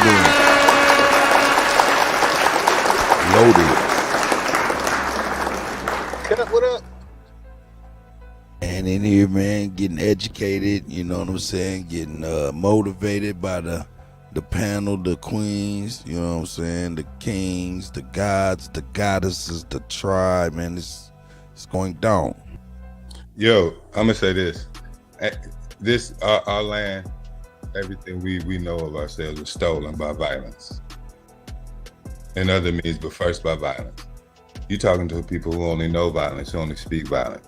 So the day we coming to them, stop thinking we're going to somehow talk to these people and not meet them and speak the same language they speak, we're not getting our shit back. It's going to have to be by force. Let's be for real. Because if I got power, I got power and it's guaranteeing my family and my people forever power, you have to come take it. I'm not going to give you shit. Excuse my language. So that's cool with 1 in a million. I agree with sister. But look, come get it. You guys are absolutely right. Look, check this out. We know this stuff works in 100-year spans. Like, you know, the 1800s, that was the mechanical age. The 1900s was the industrial age. We hear that right now in the year 2010 or 2000s, that's the technological age. Now, when you go back to each 1819, then 1919, and then 2019, you'll see major shifts happening every 100 years, right? The whole world changed since my lifetime, though. Well, that's a whole fact, but I'm talking about how they structure the ages and stuff. This right now in this period is a time where it's a jockey for who's gonna run the next 100 years. I see what you're saying. You feel what I'm saying? And this is the opportunity that we have, the only opportunity we have to set an impression for the next 100 years. If you really look at 1819 up to 1840, then you go back to 1919 up to 1940. You feel what I'm saying? This is just like those times. You're absolutely right. You know, at some point we're gonna have to do something drastic that we all don't really want to do, but we're at a crossroad. And that's a question. Why wouldn't we want to? Because the drastic.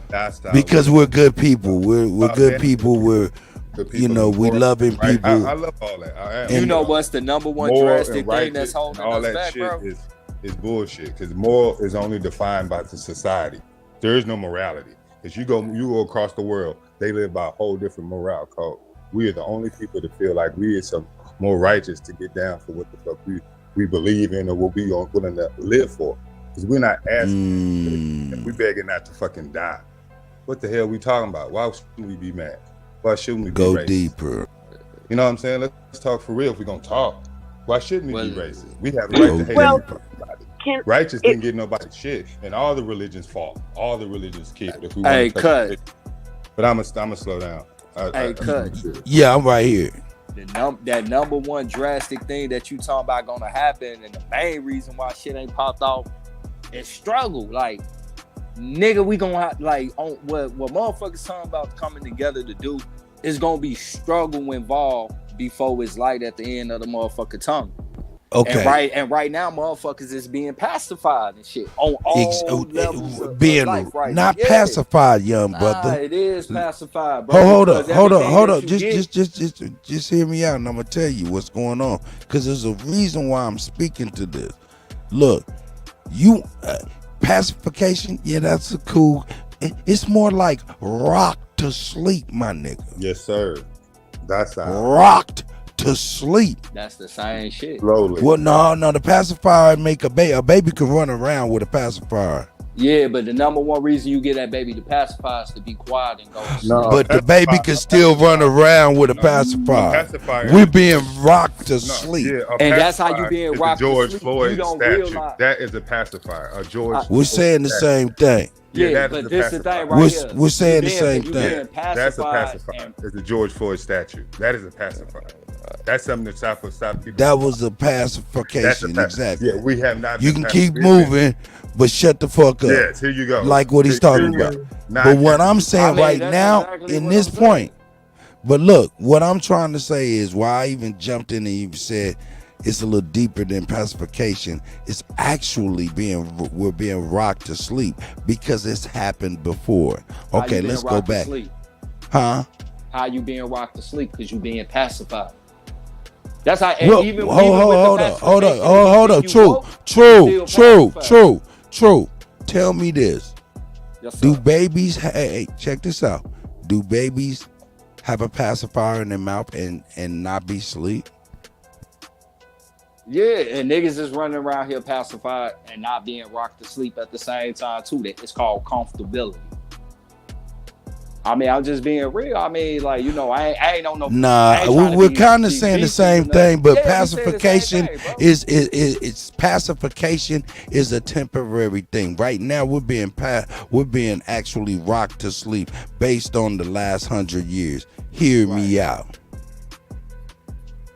What happened in 1919? Do anybody know? I mean, yeah. Do anybody remember what happened in 1919? Perhaps. It's a few things. A bunch of shit. Just Go ahead. Oh yeah, yeah. Hold on, wait, hold on. No, then you keep muted, then, brother. If you ain't got no direct answers, exactly. I'm asking anybody that want to know, anybody that may know what happened in 1919, because they may already know. Okay, what happened in 1919 was the Red Summer, the Red Summer of 1919, and what happened was that's when they say the Spanish people brought the flu, and what they did in 1919 is exactly what they did following 2019 going into 2020 with the COVID and all that shit. That shit, it's like they do that stuff every 100 years, and then that becomes the precursor to what happened in 1930 and 1933, which was the Great Depression. They're gonna rock some of that type of shit together, because it's always about a great reset and who gonna control the next 100 years.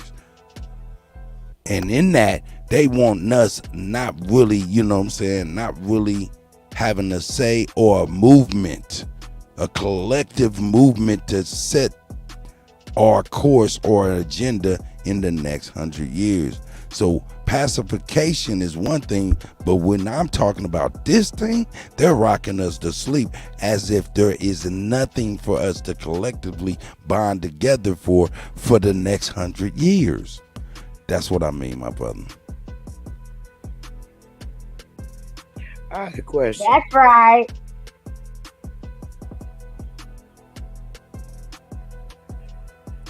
I got a question. Hold up, man. Hold up. Everybody was quiet. Hold up. Let me get mine. I dropped the bomb. Go ahead. You got a question, brother. Go ahead. It's me. I'm sorry. I didn't even see how you doing, Chief Bethy. I see you. That's sir. right. Chief. Hey, so, and I don't want nobody to get mad, but I'm already mad. No, I'm fucking with you. Go ahead. I know You all right, Sister Bethy. I got some chocolate, cold chocolate donuts. Oh, you get them, bro. Hey, what's up, 1-1 True? So, How you doing, Sister Beth? what's good, hon? It's a lot of us talking about this go to war. Take it back. My question is, I mean, if you look at our communities across these here 50s, ain't no fucking way we can win no war. Because if you got all across 50 states in our community, what we got? We got drug dealers, gangbangers, and addicts. That's alcoholics. actually ludicrous talk. No, I'm serious. If you really look in our hoods, what the hell is in our hoods? And then outside of it, a lot of our people are in religions. The biggest one being Christianity and some type of Muslim. Keep going. Ain't none of them going no fucking war, especially You right. the church boy. So the only ones that's talking about doing that shit and going to war is somebody smoking and drinking. or trying to get motherfuckers locked up too. Can I just please? I agree with you, I'm Sister saying Betty. is, so this is some delusional shit right now. Because I can tell you this. I'm not going to no fucking war. I know my body, I know my health, and I I'm know my trying to mental tell you. state. So anybody that's going to war, and this is what I'm saying, anybody that's going to fucking war or wants to go to war ain't gonna get on no motherfucking YouTube unless they ass drunk. That's right. That's right. That's We gonna right. get That's on right. YouTube and say what the fuck we should do. Only way. I'm serious. You get on YouTube and let the government know what the fuck you gonna do. He know your ass drunk. We need to tear this motherfucker up. Okay. I'm trying to tell you, hey. What motherfucking warrior tells what the fuck he gonna do? But a drunk motherfucker. I love you, Sister Betty. That's not on code at all, on no level. That's a stupid motherfucker. That shit a send-off move. That's right. I'm landing my plane right here. I'm done. Oh my God. Sister Becky, thank you for that. If I could concur with Sister Betsy, I am not interested in participating in running my people out of the burning building First of all, I'm not directing this at nobody. No. I was disagreeing with you, sister. I'm landing my plane. Okay. Thank you. I agree. Quit flinching, we Bethany. are on. We are not in a position. I mean, let's just be practical. I hear it all the time. What are we gonna do? We gotta fight. We gotta die. Yeah, no, we're not ready.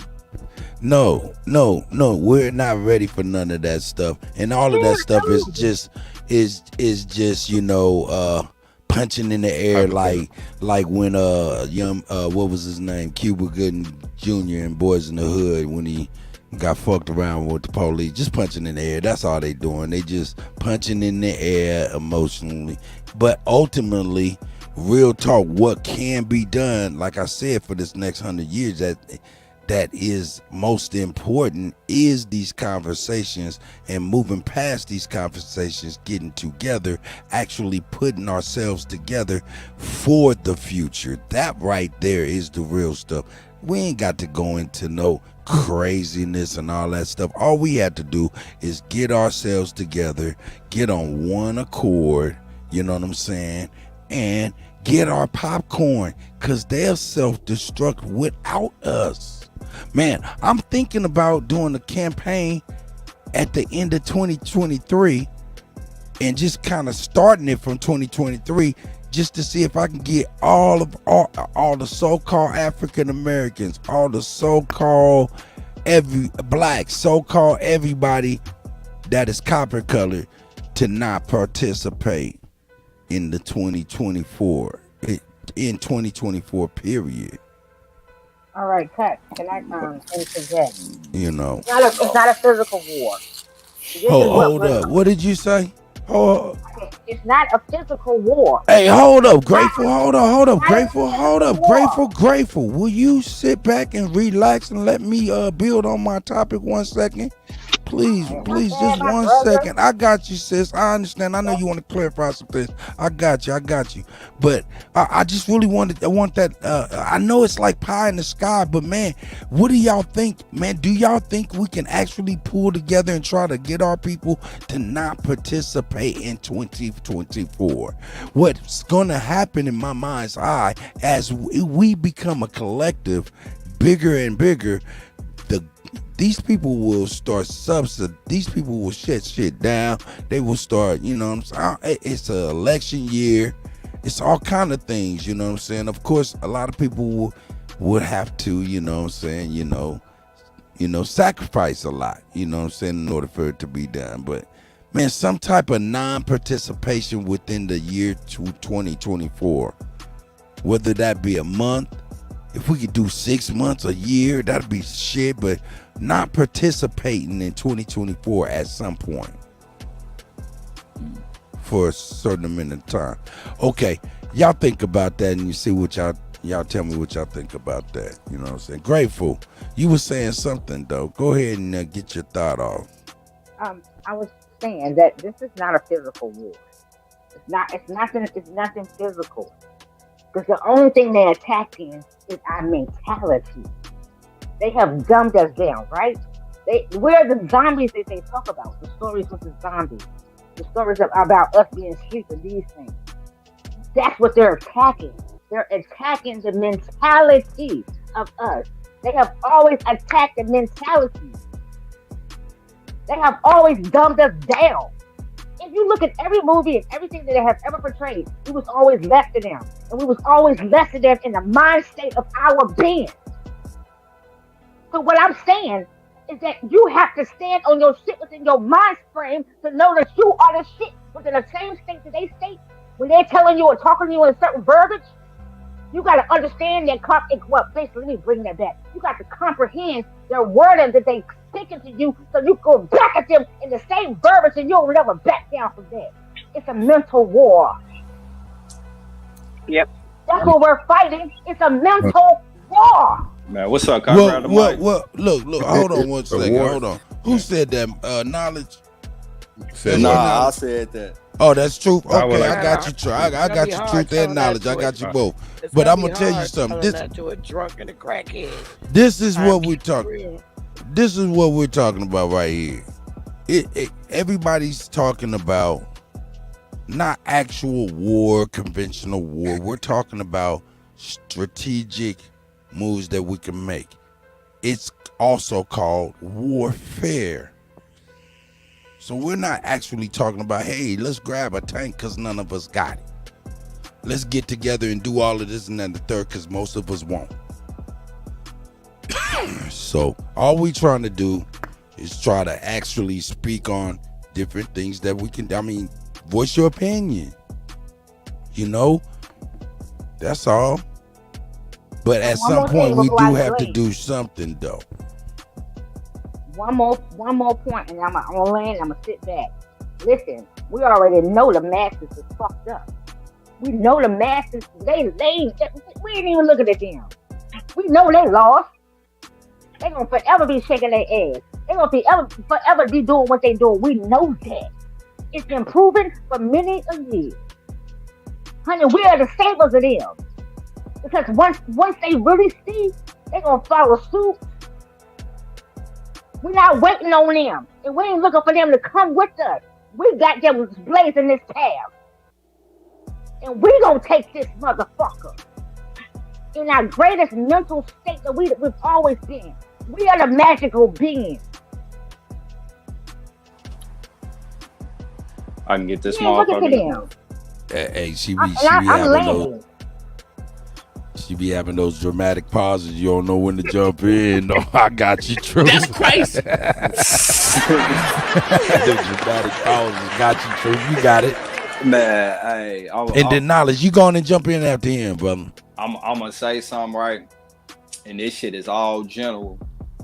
And it definitely ain't directed towards nobody because I got much love for everybody in this panel and in this chat. Y'all know that's how right. I rock. That's right. But I'm an honest motherfucker, and there's two things gonna happen when some honest shit need to be said. I'm gonna either just shut the fuck up and back out, or I'm gonna go ahead and just say the shit and I feel like it need to be said. And thanks, Sister Bethy for kicking it off for me. Say it, baby. Sister Bethy said is factual. Now I gave niggas some game at first, but then nobody build on that shit, right?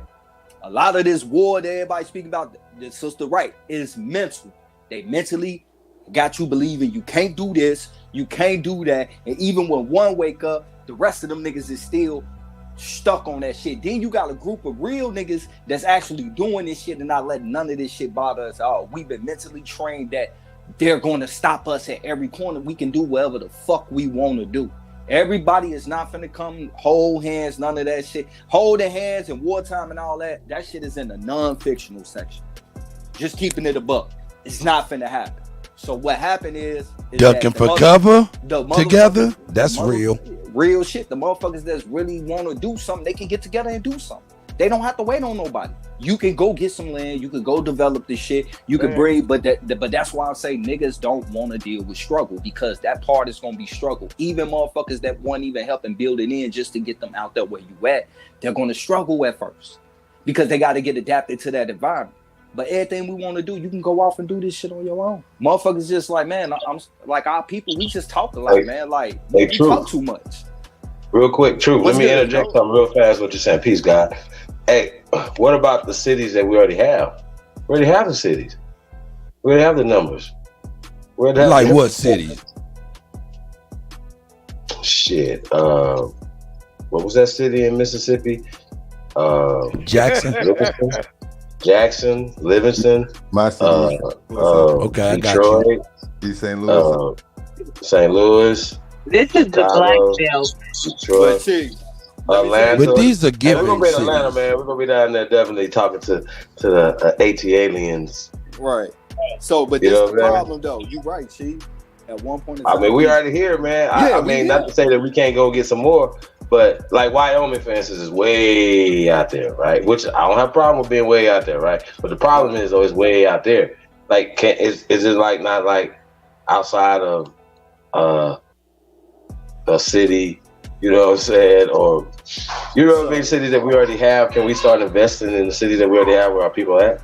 So, Chief, what you just said is just like saying. everything you just said, bro. I agree with you on, but this is where the problem come in. That I gotta realize what's the reality in our cities. At one point in time, we did own the motherfuckers, right? Like really, we owned that property. You feel me? Most of the neighborhood, but that's not the case now. A lot of motherfuckers have been bought out. More of our people are renting instead of owning the shit in the cities that we used to own everything in. But then here go the other thing though is the same motherfuckers that bought your shit out is going like 50 to 100 miles out and developing some open land for your ass to be able to get there. So all I say is that we get ahead of the curve and we go get that land 50 to 100 miles out from that major city and start developing That's it with knowing that a lot of our ownership of those cities is not even there no more.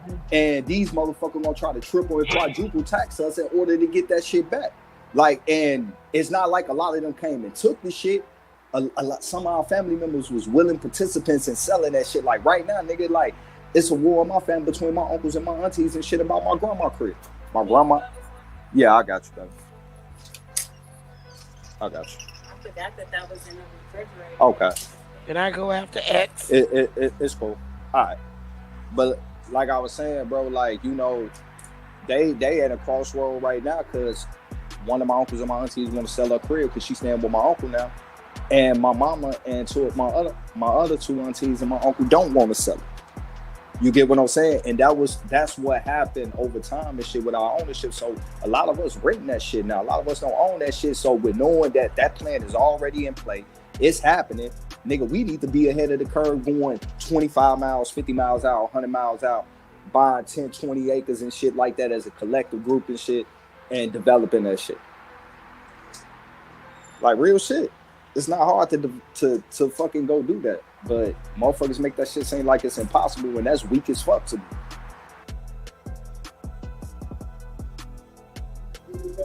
Microphone check. 1 2 1 2. Wait.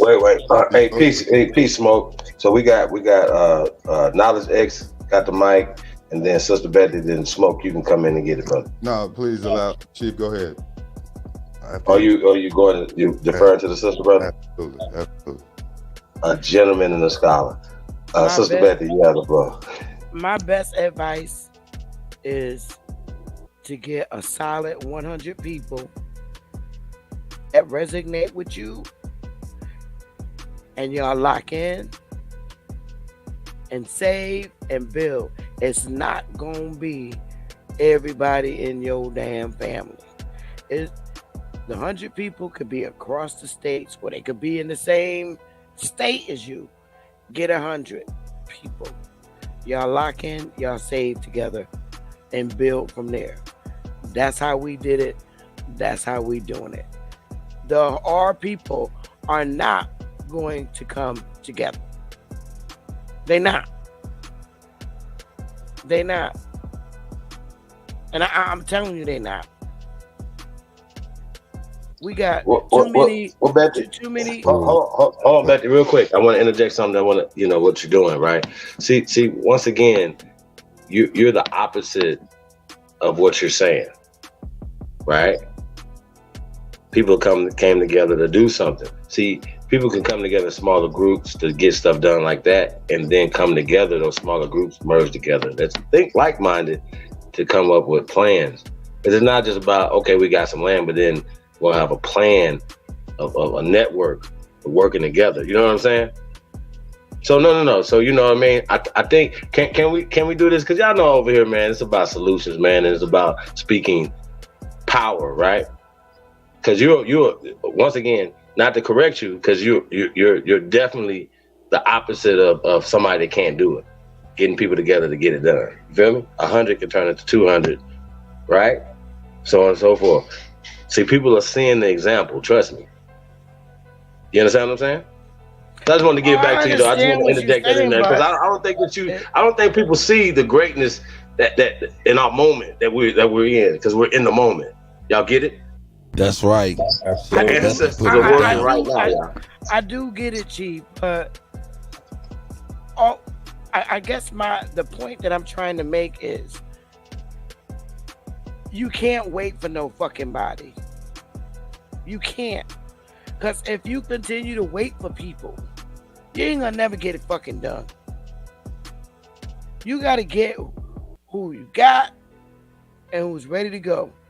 Other motherfuckers be procrastinating like a motherfucker. I despise procrastination. I despise it. Procrastination is just talking and talking and talking and not doing nothing. Nothing. A whole fucking year go by and still nothing. That's why I said you got to get somebody who's willing to just do it. That part. If they ain't ready, you know when they ain't ready. Because when it's time to do it, them motherfuckers ain't nowhere to be found. I guarantee you. You already know who's in it to win it. Just by their active participation. Inactive motherfuckers got to be dropped quick because it's going to spoil and deter you and it's going to disappoint you. I'm telling you. You get them 100 solid people and knock the rest of them motherfuckers out the box.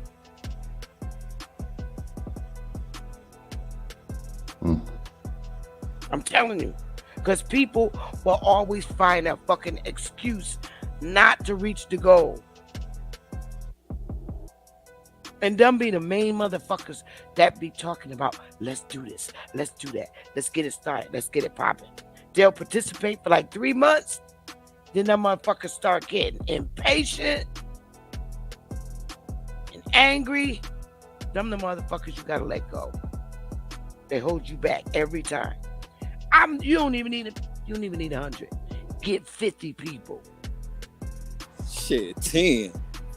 Exactly. And just go. Just go. Because our people is with the motherfucking bullshit. I'm sorry to say that. All right. That hurts. I'm done. I land my plane. That hurts. ADHD. I will say that I think when we get caught up in then we crazy for going to war. We forget that we are at war, and it's more than a mental war. Our babies are dying in the street. That's physical. That's more than mental. It's a mental bondage, but they're also doing it physical to us. So we need people, even if we don't agree with it right now, talking about, well, we need those spirits, man, because that's what a nation entails. All those types of people, those thinkers, those builders, those warriors, because you have to have warriors to protect that nation. So we can't just say, oh, when people do bring up that, because it is far-fetched to say go to war now. We all know that. But we don't shun those people, because those same people we shunning, those are the people we're going to need to fight when it come down to it, if it come down to it. That's all I would ever say about war. But I'm not advocating it by no means. But we got the resources, we got the people. We just don't know what we're fighting for. Our people don't know who they are. So when you say, oh, we give up quick, because they don't know who the hell they are. You know what I'm saying? How you know what you can do if you don't know what you come from, or where you came from? You don't know. They don't know. But X, that's the problem. I know, we gotta keep moving. You can't we gotta wait. Exactly, but we gotta. I'm not saying just leave them hanging, but you gotta keep moving. Exactly. And then go back for them later if you can. Exactly, but why hold up your goal? But we need everybody, because that's the nation. We do need everybody, but X ain't gonna get everybody. No, we're not. We're gonna get those, like you said, who are real, and that's sad, but everybody has it's reality. And because we are at war, whether we want to admit it or not, it's been a war on us since they hit our land. Whether we want to believe Yeah, it, but the war is a civil war, though, bro. These babies it's all killing each civil, other. mental, however you want to classify it, because war is fought on several fronts. It's not I just mean, but one brother, battle. can you agree with me though that these babies is dying by the hands of other babies out here in the streets? Exactly. And even when we was growing up, so it's like, who we going to war with then? Because if we ain't going to war with ourselves, then we fighting the wrong fucking war. We say when I say we It's say war, called self-destruction. yeah, and we say war. We No one has the power to. Every empire, for those that like the books and the reading and the history, has always fallen from within. They say it's a Trojan horse. You can call that a metaphor. Man, we so lost, we don't even know we got opportunity. But that's knowledge of self, and that's Man, not that war with these hard. babies ain't no metaphor. That's a real thing. Like every That is. when I was out in Chicago Fact. and shit for them 3 Oh my months and God. shit, every motherfucking day I wake up, I ride past at least 3-4 different red tape outlines and shit. And if y'all don't know, yellow tape is for crime scene, red is for Murder. 0110 deceased, dead on the scene. I ride past at least 2 to 4 of them every morning I wake up. All across And it's the like state, everybody man. trying to fight the war. Like, it's cool. We come here to kick knowledge on this intellectual shit. Let's leave it at that. But when we start talking about doing some real shit, like, it ain't the intellectual shit. It's a lot of self-inflicted shit that I don't think. Yeah, it's a motherfuckers is grind. really It's some real footwork. I got you, True. Yeah, on some G shit, because I don't think nobody ready to fucking hold their baby in their arms and shit because they just got their shit blown off this shit because of war done kicked off. I mean, it is what it is. If it happened, nigga, we got to get down. But you know that war talk, that shit kind of premature. The only war that we got is that we need to be fighting is with ourselves and economics. Personal warfare. And we can train and teach along the way. Yeah, that's part of warfare. That's part of warfare. The teaching that's part of it. Let me ask a question. And it's almost when like you finish, I got a question to ask. I definitely got a question to ask. I wish we could have one of those hands up things. yeah, I know, huh? Let me get some of this. It's Let me all get some of good. this therapy. Well, I got a question. Let me get some of this therapy. Okay, Go no ahead. doubt. It's kind of like the chicken, you know, which one came first, the chicken or the egg? But we have to ask ourselves that type of a question when we're talking about this. Which one came first? The army or the intelligence for that army? If I could just say, we're talking about So- these kids actually dying in the streets. Yeah. Okay, so hold on 1 second. Hold on. Let me finish my thought though, for real, sis. And you got it right after this. I mean, which one came first? The intelligence for the army or the army? I'm saying, I contend the successful anything endeavors came with proper thought. You know what I'm saying? Then organization. You know what I'm saying? So there's nothing wrong with us coming together for proper thought, you know, in the vein of intelligence. You know, of course we're not boots on the ground right now, but maybe that's our opportunity to strategize for that particular what Truth is talking about, and many other communities like that. I touching this goddess. Go ahead, sis. Yes, these babies are dying in the street, and it's really not other people that's killing them. It's us. This is something that is self-inflicted, and we cannot. Well, I'm not going to participate in demonizing these babies because they're children. So if there is an indictment to be had, it is placed on the people that brought them here. It's not the babies. It's us. It's those of us that that brought the babies here. So if you got kids out here doing this, that, and the other, and they're hurting each other and killing each other, don't damn them babies. In the last days, children will have no natural affection. Where was they going to get it from? Daycare? the babysitter, the nanny. Because truth be told, we still in the wilderness. We sacrificed our babies for golden lambs, for the cars, for the houses, for the clothes. So no, it's us. It's not the babies. And we better hope they have mercy on our souls. And I'm gonna mute my mic. It's still a self-inflicted woe, though. The war is still self-inflicted. It's the if we gotta go at the parents. I mean, you know, like at the end of the day, yeah, you know, man, we gotta protect these babies, but you can't even say nothing to the babies because the parents is already setting the standard. Nigga, can't nobody say shit to you. So that's why I say this shit is a self-inflicted war. Point blank period, whether it be with the babies or the parents. But that's like when we start talking about real tangibles and shit, that's the first and most important thing right there is like what the fuck is going on in every community. No matter what city you go to, no matter big or small, you see the same shit going on. In all these cities, whether it be different dialect, by the way they speak and all that shit, like it ain't no way around it. And it's not even to say that these kids is just savages, because when you get to know them, you know some of these little dudes, they cool as hell, woo, they just out here trying to survive.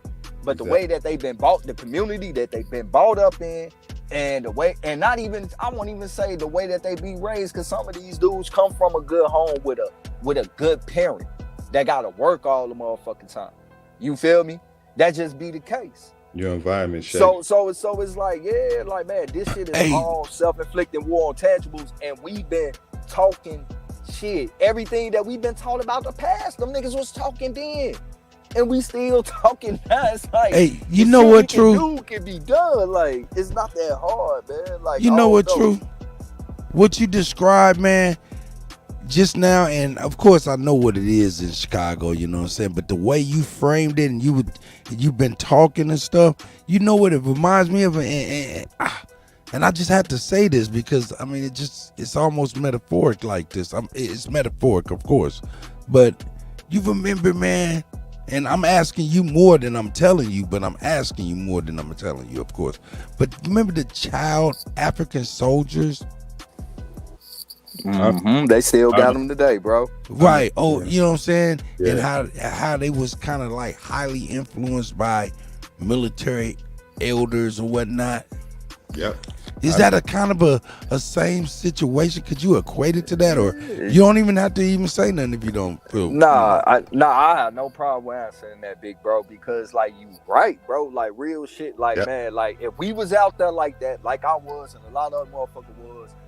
We, even though I'm probably like 2 generations ahead of what's out there now, but the ones that was up under me is still out there now. Like, yeah, man, we played a big influence, and our influence came from Samoa influence and Samoa influence. And the reason why that influence got to the way that it was because, like, man, you know, them was the niggas that was really about making shit shake. Like, real talk. Like, we gotta understand, even before it was where it's at right now, it was more about community organization first and foremost before we got to this point. But them was the ones that was making shit shake. Everybody else, they was just fucking talking. Like how they was talking 20 years before them niggas and 20 years before them niggas. You know, that's why like when Sister Betty said what she said, like I agree with 100%. Like, man, like you just gotta link with who you link with and shit. That's really about that action and do what y'all do. You can't wait on nobody. And even if you can't find nobody, shit, nigga, do what you do.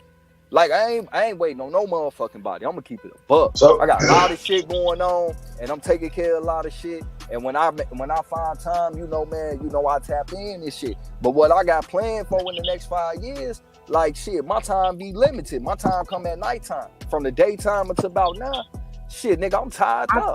I want to come in after some friends. I'm glad. I just wanted to kind of chime in. You guys, Smoke been waiting. Let Smoke get on. I've been needing some. Yeah, y'all got it. I've been needing a little. I just want to interject. You know, just a little something what Truth is saying. I mean, yo, you know, we understand everything that's going on. I don't feel like we should point any fingers. It's time to get to work. You know what I mean? And have these conversations.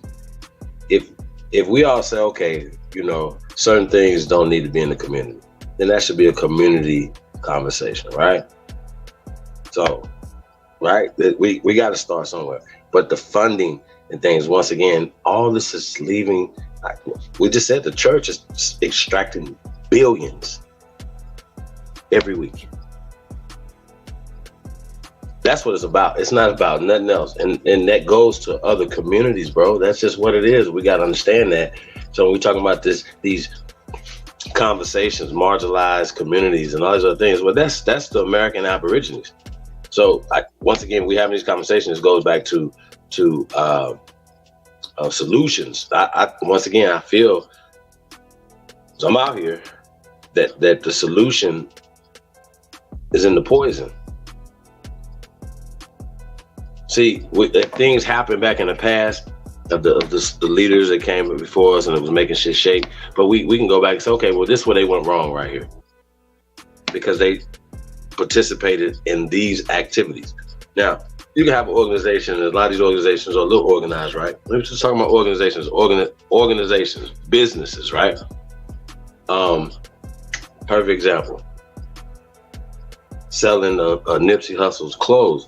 Nipsey, rest in paradise to him, he was like, hold on, I can't sell something that it's not just me, it's a lot of other people. And and he could have been a sucker and did that and made himself look bad to his people. You understand what I'm saying? But what about them as a business utilizing that? Okay, well, we could buy this property together. See, once again, it was always about stopping somebody from owning property, man, having power.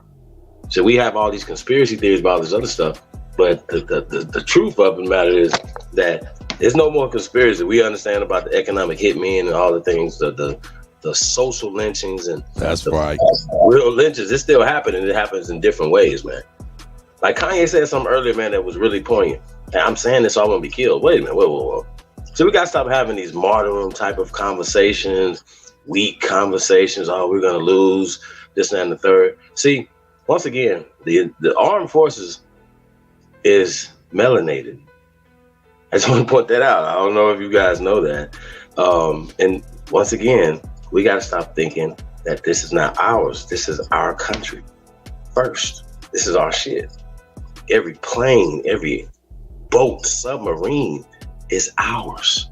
Y'all see how that works? See, once again, you can't allow yourself to allow other people to come here and take possession of your power. Who said those not ours? Tell me I'm lying. When we leave this country, we are protected. By who? By what? Why are we using it? For the good. As opposed to exploiting the world like everybody else do. See what I'm saying? And that's the difference. The righteous people got to get in office. We got to get these other fools up out of there. And we got to stop allowing people to say, man, that's not, no, because if you wouldn't be on YouTube if there wasn't no terms and conditions. Niggas got jobs. Niggas been, you know what I'm saying? Yeah, it's philosophy. But right now we got, okay, do the philosophy shit over there. But it's like people saying, where's the action? Okay, well, don't ask. Be a part of the doing. Do. This is basically saying, just do it. That's it. It ain't nothing else. Just do it. ChiefHoliday@gmail.com, man. Tap in. Super simple. Only builders 2022@gmail.com. And then, I mean, come on now. Niggas wouldn't know where the fuck to begin. So let's just stop and let's try to strategize how we can next. Hey, we have an opportunity. We have an opportunity to create the indigenous Aboriginal society for 100 years. I'm throwing a hypothetical. We have an opportunity to form our own ADL right now for our great grandkids and stuff like that. So that's what I'm talking about. It's the great reset. These companies and corporations, they're getting ready. They're coming up with products. They're trying to make sure they have a foothold in the next 100 years. Look, this is 2022. 1919 was the Spanish flu. 2019 for real, the summer of 2000, that's when they sprayed the shit and gave everybody the heebie-jeebies. For real. We didn't notice it until 2020. Yo, I'm telling you, in about 2030, it's gonna be an economic. We're feeling it now. The Great Depression has started now. It's just like 100 years ago. You have to trust me. They're getting their footholds. Look at the companies that we know of that's popular today. Most of them started in the early 1900s, post the Great Depression. We have an opportunity to do something like that for our greatest grandchildren. Oh, so you know I got to jump in. Ooh, this is fire. This is so true. So this shit's so fire. But I'm gonna go back just a little bit, right? When it comes to the baby, and we're losing our baby, or I've lost a couple men in my life, right? Or cousins, uncles, sisters. How have you? We've been losing for quite a long. At least we thought we was losing. But I ain't gonna go too deep. Because Cut always be telling me I be leaving the planet and shit. So I'm gonna keep it here. We've been constantly seeing the projections constantly over body swapping, right? And for me, I'm older, and even now grateful. Let me finish because I cut the You gotta talk in your mic a little bit more so we can hear you better, sis. Oh my bad. You're good. So, you're fine. Okay, so let me bring it back. As I stated that, the church, along with the parenting, I'm trying to make it simple and plain as I can, has actually what has fucked up the children in the street. And the reason why I'm tying this up real quick is because they just said, well, I'm just going to let God have him or have her. You understand what I'm saying? Now, gather me what I'm saying is, they say, I'm just going, I can't do nothing about it. I can't do nothing. I'm just going to give it to the Lord. Right? I come from a fucking time where the mom, even if she was in the church, she told the Lord, I'm going to have to get this motherfucker. Because right now, Lord, I'm going to fuck this motherfucker up and I'm going to have to see your ass later. Now, gather me what I'm telling you about. Just understand me when I say this. We have lost parenting. And it ties into the fucking church. So then, once we jump forward with us in my generation, right? We was really on some good shit. However, we was restricted so much by our parents, which we rejected that parenting. Which we supposed to stick with that motherfucking type of parenting. We fucking said, fuck that. I don't like the fact that they fucking us up. And telling me this and telling me that. And doing this to me and doing that. That's our. And I'm sorry too, goddammit. Because I'm a part of that motherfucking mind state that says, fuck that. Fuck my parents. They can't tell me nothing. Even though I know it's right. I'm still going against it. That's that late 80s. Into the 90s. I'm a 70s baby. I'm telling you, from them 80s to the 90s, and we was getting fucked up. Not like abused, but like they was giving us some real shit. And they enjoyed themselves, and they enjoyed their liquors, and they smoked their weed. You know what I mean? They was there at the pool house, all that. The juke joint. We knew that, but they really did give us some real shit, and we fucking dropped the ball. We did. So now, we're here like holy fucking shit. We dropped the ball. Well, we was under attack since, of course, silent wars for, silent weapons for silent wars. Of course, we made it through one of the most horrific things to happen to a people, and we kind of forget about that. And that's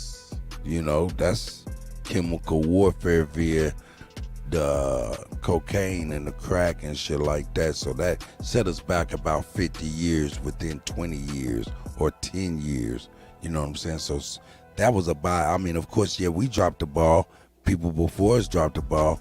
but it's always been a form of, chemical warfare silently, biological warfare silently within the food and the liquor and things of that nature, just to keep us that much off our square or not thinking that much clear or as we could have been. So I digress. I'm not making an excuse, but we cannot, we can't frame these conversations without speaking to the environmental things that were happening as well. Go ahead, anybody can jump down. I got you. Like, yeah, you know what we see. Go ahead. Oh yeah, Smoke. I've been Smoke. talking. Let Smoke get it. Oh yeah. Go ahead, Smoke. I apologize. Go ahead, Ralph.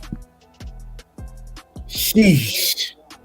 In the immortal words of the GOAT, Chief Holiday. Look, bro. You niggas have a way of inserting or suggesting or making suggestions that kind of qualms the dissonance, right? But if it's one thing I'm used to, it's a damn soothsayer. Not that I don't appreciate the attempt to mellow niggas out. It's cool. But I'm currently under the impression that we are actively involved in an all-out warfare strategy that has been imposed by an occupying force who intends to maintain the position that they have required. Correct me if I have said anything inaccurate so far. Okay, I'll continue. Yeah, this is the Game of Thrones. Right, I'll continue. Now, we can make all the suggestions we desire to make, and we can execute the suggestions that we suggest. But at the end of the day, there's still going to remain an occupying force until that force is addressed. Now, we can suggest negotiations, joining, collusions, or detaching, separating, getting off the grid, or what have you. It's whatever. It don't matter to me. But niggas need to come together on something. You know what I'm saying? And at least we can agree that we're currently taking a stance in support of the things that Kanye is asserting, which is, if you ask me, it's based on the freedom of speech. I think we should allow each other. There we go. I think we should allow each other the right to exercise our freedom of speech. If one man is suggesting that some war type strategies need to be implemented for the benefit of the people, I don't think that idea ought to be rejected. I don't think an idea of getting off the grid ought to be rejected, right? I'm only here to see if we can reach an agreement to form some type of consolidation. It's on any level, because I know the people who maintain the occupying force probably could give a damn about any of us or our children. And if we're not willing to admit that, then I guess we'll just be fiddling somewhere on the bottom of this society, in the dredges, on the fringes, contemplating what if. But yeah, I didn't exercise enough therapy for that. Go ahead, the floor is yours. Look, man, let's be clear, man. I don't agree with some of you motherfucking Grateful Dead ass hippie niggas. No, fuck with y'all. I fuck with y'all, man. No, I fuck with y'all. But I believe that you're supposed to be able to say what you want to say. So, hey, Knowledge, go ahead, brother. Or Truth, go ahead, Truth. Well, whoever want to jump in, y'all got it. I'll be quick. I'm gonna give the game out one more time, and I hope everybody catch it, right? Because at the end of the day, this tool is being used and been being used for a long time, and we never understood how. Sister Bethy, you still there? I'm still there, boo, but Smoke just came on and said the same thing I said, but I don't think he caught it. Yeah. There you go. Hey, let me ask For you a real. question, Sister Bethy. And if it's too personal and you don't want to answer, it's cool. You know, the tribe that you and the people that you connected with form, right? That's a non-profit organization, right? Yep. All right. Your non-profit Our tribe organization. is, but we also have the nation that's for profit. But go ahead. Okay, that's right. But you know, the tribe is non-profit and the nation is for profit, right? Correct. Now, with up under that non-profit organization, right? There are certain grants that are available to you for being a non-profit organization for disenfranchised people, right? Correct. Right. So when we see like these centers and shit, where you see these, oh, I'm not racist, white folks and all that shit, there ain't even no disrespect at them, right? These little centers that pop up in your neighborhood where you get like the young white folks, maybe a couple of Hispanic, maybe one of our own here and there, but it's usually ran by some full house looking ass white guy shit, right? Those are non-profit, right? Yep. So they bring these centers in your hood and they run them, right?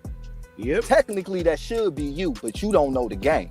Not no more, because when niggas was taking the game, they demonized them and made it seem like they was stealing the money because they was mad at how they was utilizing the money, even though how they was going to utilize was in the verbiage of the motherfucking non-profit organization. It was for the community. So these are things that you should be running, right? There are available funding for that shit, right? That now that you have a non-profit organization directed towards the betterment of a disenfranchised community, that you can get funding for, right? Now, when people think non-profit, right, they automatically think free, but that ain't necessarily the case. Now you running a non-profit that you dedicating your time and your effort to make sure it's run right, which means that you won't call 24 hours a day now with this. You the executive director. Guess what? You as the executive director has a salary as well too. You can also hire on people to make sure that it's run smooth. Why not hire the motherfuckers from the neighborhood that you know gonna do right by them kids as well too, and give them a salary? That way nobody have to worry about making ends meet, because not only are you getting funding and shit to do what you want to do for your community, but also you motherfucking creating jobs for you and your friends as well too. It's just up to you to do right by that money, and also have a base fund for certain activities with the kids, a base fund for certain equipment that you need, a base fund for maybe even the building to be able to host it in. You take that idea to your local alderman and councilman of your ward that's usually right there in your community. You also run that up with other motherfuckers, senators from your city as well too, and also the mayor as well too, and get more proactive in city hall with it and shit to make sure your face is known and being seen, so that way it's more easier for you to allocate those funds. It's just all about how you going about doing it. And I mean, this is the type of shit that we need, but instead of it being us doing this shit in our community, it's outside people doing it. But we never was supposed to know about that game, and that game is still being running right here, right now. Who you think them kids from that neighborhood gonna respect more? Some outside motherfuckers with smiley faces, or some motherfuckers who faces that they see every day in their community that they respect? Facts. And that's and I'm not even gonna speak on that shit no more, man. I done said that shit a few times. You know, I ain't really, true, other than private conversations on the back end. I done got responses from Chief, and Chief done talked about it. Other than responses on the back end, those are real responses and shit. I respect it. But on the open flow, that shit, I done said that shit a couple of times, and ain't too many people even ask or wonder how I know this, or where can I see this being implemented and going on and nothing. So it's like, you know, hey man, I dropped that.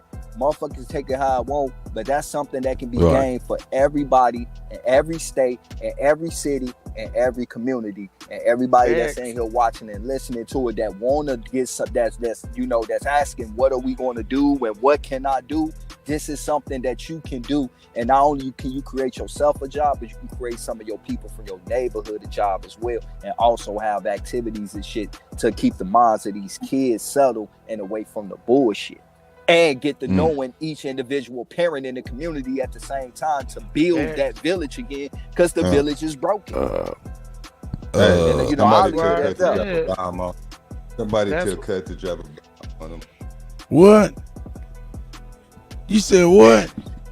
He dropped a bomb on it. Tell Cut to drop a bomb on it. He I snapped. got you. I got you. That's Look, a real. look. That's a real fact. Go ahead, Sister Bethy. That's true. Truth, bruh. What Smoke said, what you said, what I tried to say.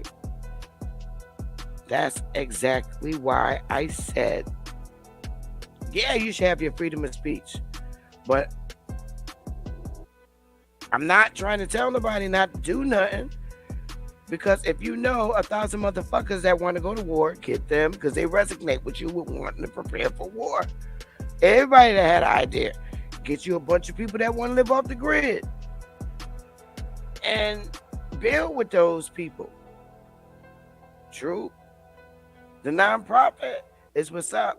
But we can't keep throwing it down our people's face because they don't fucking want to hear it. So you got to go with who resonate. Look, I'm ready to snap out. That's just a fact, Me sis. myself, I'm an impatient motherfucker. I'm serious. I'm real serious about what I do. I'm sorry. Go ahead, Kuttack. I'm sorry, Sister Beth. I didn't mean to cut all over you and stuff. But I am. I'm impatient. I don't wait for people. I just do it. And you can ask anybody in my tribe. I don't wait for shit. Even if I pay for it out of my pocket temporarily, I'm not waiting. I choke on opportunity. Let's go. Look. At some point, when do we recognize that we're being selfish for real? What was the question that Chief asked? I got lost. If you guys don't mind catching me up. Hey, I got lost too. That's why I'm over here about to build on. I did too. I did too. But I'm saying, when we gonna check it out. Look, a lot of the young people say that, yeah, the elders dropped the ball on them. And then, if you remember back, some of us said that in a way, that some of our elders dropped the ball on us. And I'm sure they probably said that as well. When are we gonna realize what that means when we say drop the ball? Thank you. I'm starting to think that it means realizing at this point maybe our lives are over. No, they're not. Hold up, attentionist goddess, flower child. Let me get my point off, girlfriend. That's crazy. No, I got you, sis. You'll see what I'm talking about when I say our life is over. It's not really over. But what I'm saying is our life is over if we're not doing everything possible to leave something for the next generation. A lot of us are still thinking something's going to happen for us. Nothing's going to happen for us but the opportunity to do something for the future. So when I say our life is over, a lot of these people think their life is everything and there is no future. That's what I mean when I say that. Shaking people by their shoulders like, yo, your life is over. Your whole purpose right now is to set a seed for a tree that could be ripe for the picking for your greatest grandchildren.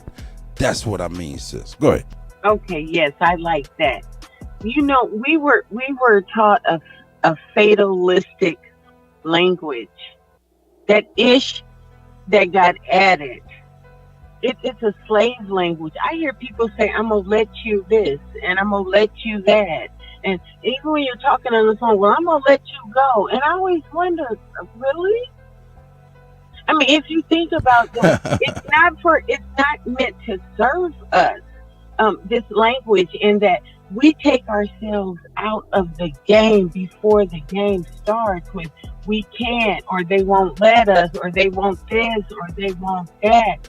All we have to do And I know you guys think it's spacey and weird, but No, you, everything is mental.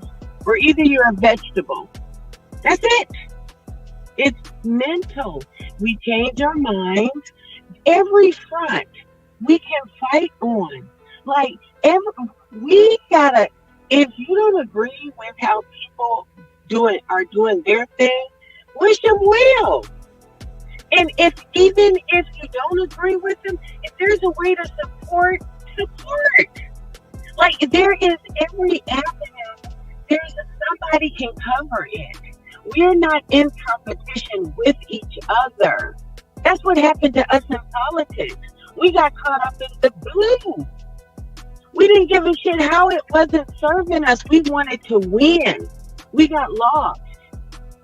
You see, and so I think that if we would stop defeating ourselves, we tell ourselves we can't do it before we attempt, before we try something. What Sister Bethy is doing, well, peace and almighty power, if that is the way for her and her like when she says that I get a tingle when she says what resonates with you. That is what it has to be.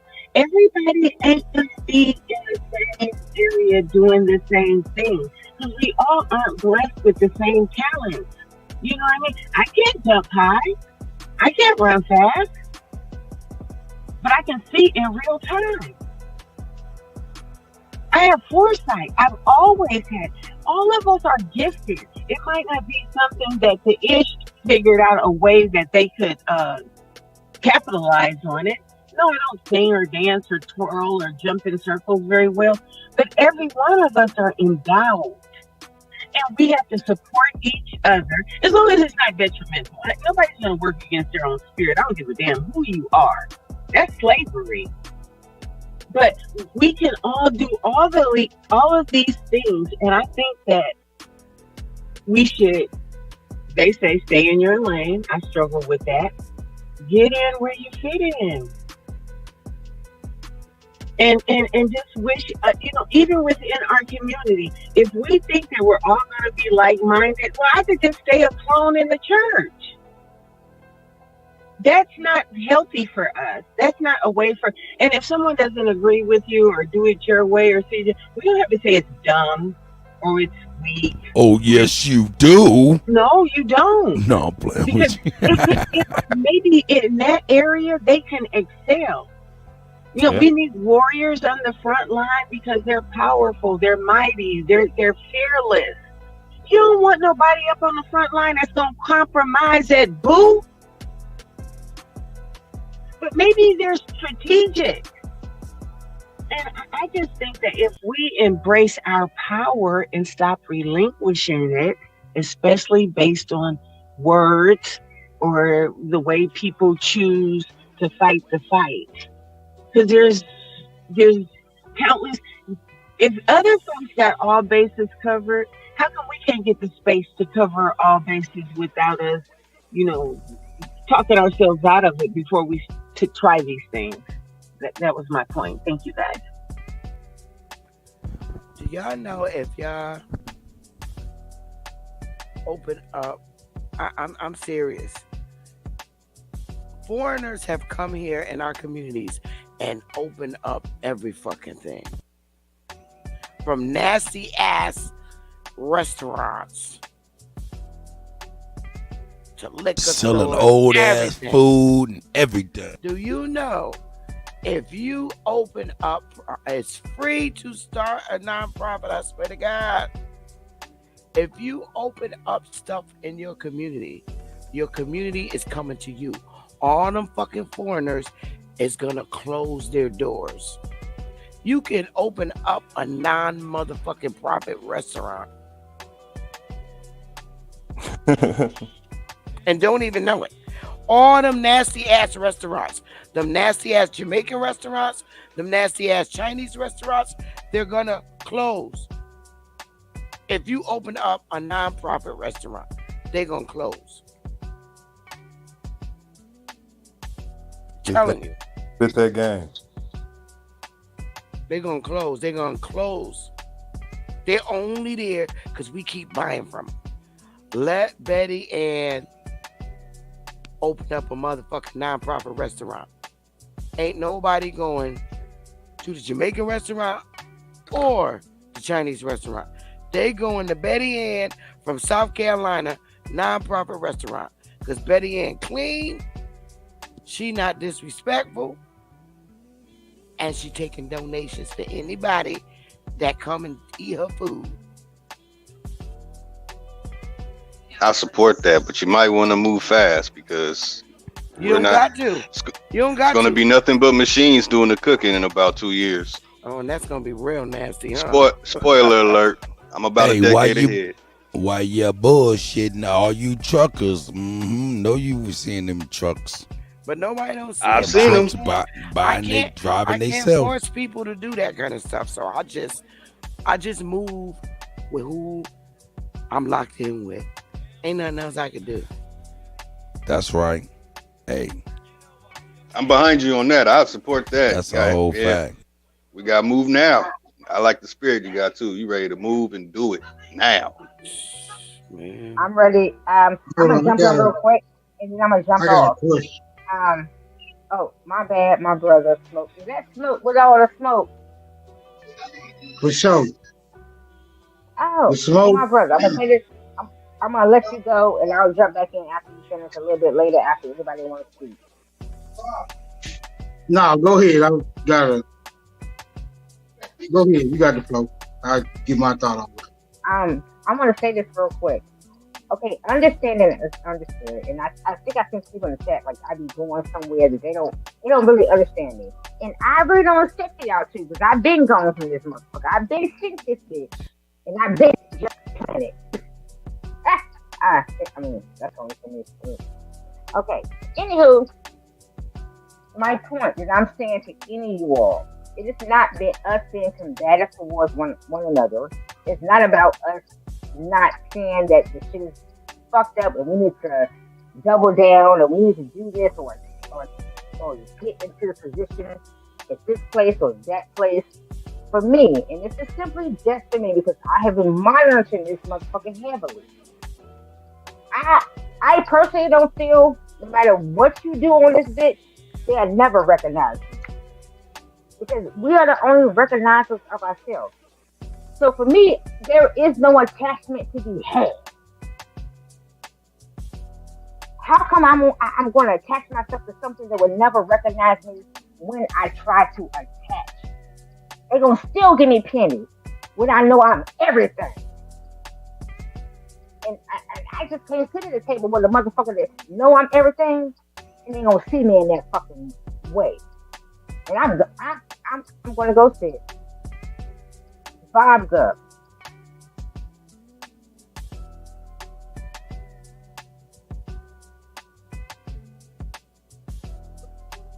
Microphone check. 1 2 1 2. Peace. Man, what's wrong with your mic? Your mic sound fucked up. No, I'm gonna fuck with you. Smoke. Go ahead, man. I think when we bring the foreign groups up as an example that we should model after, I think that's based, to me, my opinion is based on a fallacy.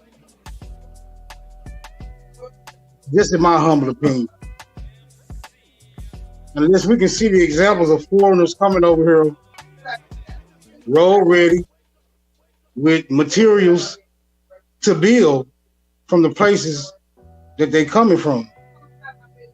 And I think you will be hard pressed to find such an example. Right? So that foreign insertion to me is a fallacy. I think what we have is a council on foreign relations that guarantees foreigners certain benefits if they continue to collude with the foreigners who already occupy the offices that administrate policy. What niggas find themselves at is not really being colluded with this administration. For whatever reason, we can speculate. But that's just in my humble opinion. Yeah, I just had smoke for that. Carry on. Well, I don't know if you guys caught Biden last night. Unfortunately, I caught some of this stuff, you guys. I think he was at the HBCU, first off. Not mistaken. There was a lot of Negroes in the audience, right? Now, he came out the back trying to jog a little bit, man. He looked real crazy. I mean, his voice, like it just, like he's struggling, right? Everything he was doing was just looked bad, right? Besides all that, things that he was saying was really interesting, right? What stood out to me is what I heard. It's not only all the stuff that he was saying that the MAGA people are doing, right? The globalism, just all the stuff as far as domestic policies, right? I mean, just basically distorting the facts.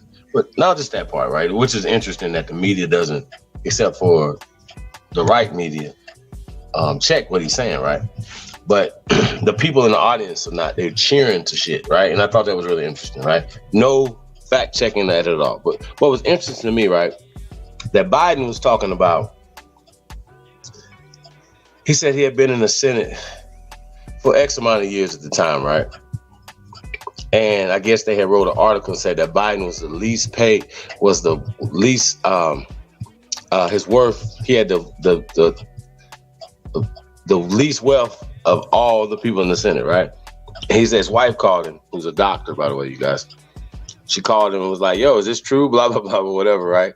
And then he didn't go, of course it was true at the time, because he was like, yo, he tried to talk about his upbringing, that he wasn't poor, but they was, you know, they wasn't rich either. And they he always goes back to the modest upbringing that he has. And I think that's really interesting, right? But disregards where his crime family has went since that question. What is his worth since his wife said, hey man, this be like your wife called you like, man, they say you the least paid nigga on YouTube. What you gonna do about that? And blah, blah, blah. You know, are you gonna go do some crimes? You understand what I'm saying? He always try to make it seem like as if he's not a elitist, that he's just this Scranton kid from Scranton, Pennsylvania, and all this other shit, right? You follow me? But he's not. And that's the problem. Like all the double talk and the spinning and all the shit that they do, there's no accountability for nothing, especially when we talk about the black media. Like, why is there a black media and why is the air quote black media more responsible? Because they got to be held responsible too. See, these guys are the gatekeepers to the other people that actually doesn't. Really, is it going in front of Fox or MSNBC? Isn't that going to do anything? What about the Negroes? When are we going to start boycotting them? Y'all see where I'm going here? Think about it. Okay, so say the rappers are responsible. Okay, well, when are we going to boycott them? We say these actors and all these people are responsible. When are we going to boycott them? Just because they don't, once again, Samuel L. Jackson, Anthony Mackie, a great movie, but it's not even a violence in the movie. But they don't want to get the truth out there. So they're not going to distribute it. They're not going to put it in, right? We should be doing that. We should be having viewings. To be the most viewed, but we'll rather view something that is not going to feed us anything at all. Low calorie diet, death diet. You know what I mean? So I thought that was interesting that he looks past that. When we allow them, these guys to keep telling, bro, are we gonna get another? Like, it doesn't even matter. Like, that just looks bad. It's just like, for America, this is what they choose. We choose to put in place that represents leadership for our people, for our land. Like, that's terrible. When are we gonna start thinking we want that? We want power, and it starts locally. Everybody act like it's got to be a big thing. No, it starts where you at. Where you from? Make a difference. And yeah, I don't believe in throwing away these youth, the young, at all.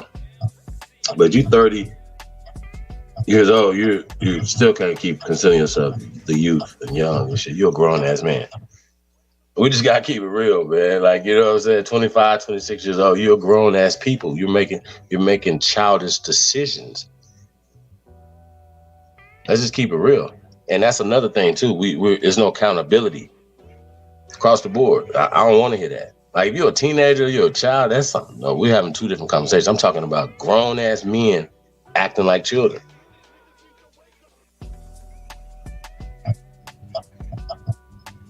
So, you know, that's why I'm at with y'all. Time out for talk. Old dude, Jenny C. Thomas Dodson Jr., Wolf. It's the GOAT. I don't know, everybody talking at the same time. Mighty Timberwolf. Yeah, man, we're in the building, man. What it do, Appreciate everybody, man, sharing this. Low tie. Hey, man, hey, Lotus, you want to tell them, man? I got you on here, man. You want to tell them next event? 25th? Yeah. Oh, yeah. The American Horror Story, Destruction of the Educational System. Sorry, I might have botched up the whole title right there. Part 3. I gotta get it right next time.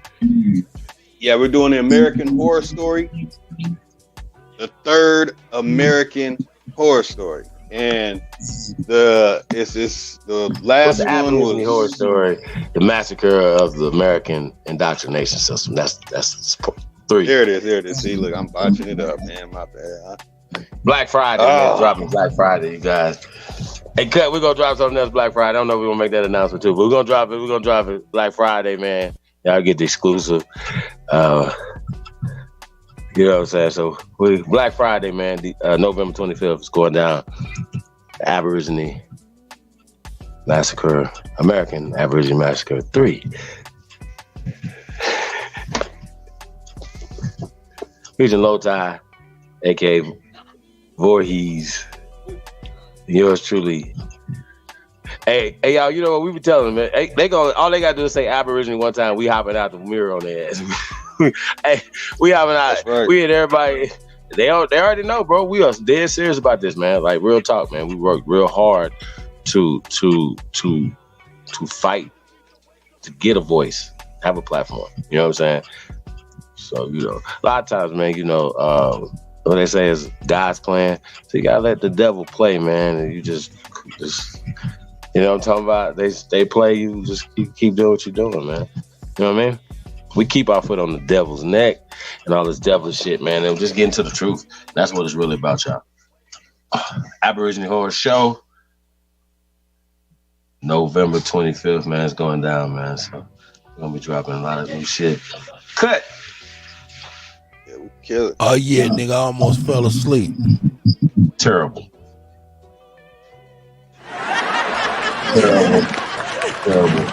Terrible. Yeah, man. So, but old, you know, that's all. Nah, it's all good. Yeah, it's still early. I heard it's like 7:50. I know. I mean, it's almost 10 o'clock. It's almost 10 o'clock. Chief, let me ask you something. Yes, ma'am. And I get up very early. Go ahead, Sister Bethy. So, do you support us? Do you support us getting in the politics and taking their seats, or not? I do. I support it 100%. Me too. You know what I mean?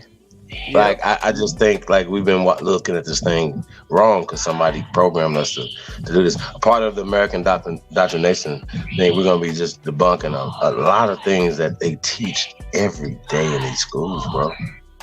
That's what's so crazy about this, man. You know what I mean? And like I said, man, we're gonna have some few other things, man. Just like it's gonna be a lecture You already know Kuttack gonna be in the building, man. So we're gonna have some stuff, man. Add to this, man. So it's gonna be an event, man. So Black Friday, you already know, man. Support Aboriginal movement, Aboriginal businesses, man. Yeah, man. You already know, man. We in the building. We're gonna keep pushing the envelope, man, on this thing. Hey, I would love to be like, man, hey, Betty ran for governor. She's the governor of Connecticut. Think about that. We get mayors, city councilmen, bank presidents, port officials. I'm serious, so Chief. Everybody that's in this chat room, how many people? Controllers. How many people in here watching? I think we got a couple of them. That's 76. According to my count right there. Everybody in here should put their fucking name on the ballot. It's called ambushing their system. Interesting. Everybody, no matter what job it is. Ricardo. Yeah, I mean, yo, it doesn't make sense when a lot of times. What happens? But what's the problem though? Let me ask you a question though. You're in politics like that, right? So you see, and where you at, you're not the majority. So when you see a cities that are majority Negroes and they have mayors and all the people in these positions, fire chief and all that, place like where you're at don't have that. What do you think all right, we know, okay, that should be solving the problem. These people are voted in by the majority of the people that are there. Why doesn't anything happen? And that's the question for everybody. We're going to go around the board with that. Wait. Really say that again, Keith. When you have a utopia of niggerdom, right, in politics.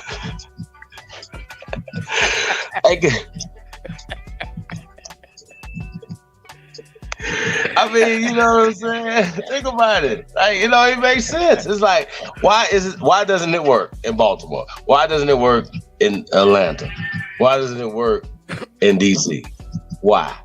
When you have a monopoly in niggerdom there, right? That's going around the board for everybody. Okay, I'm gonna tell you why it don't work. It's all about ambushing. In Baltimore, this should always be predominantly copper colored people in them seats. The reason why it don't happen, because they pick one nigga in a suit to run. No, that's a mistake. You gotta put all of them on the ballot. Everybody go.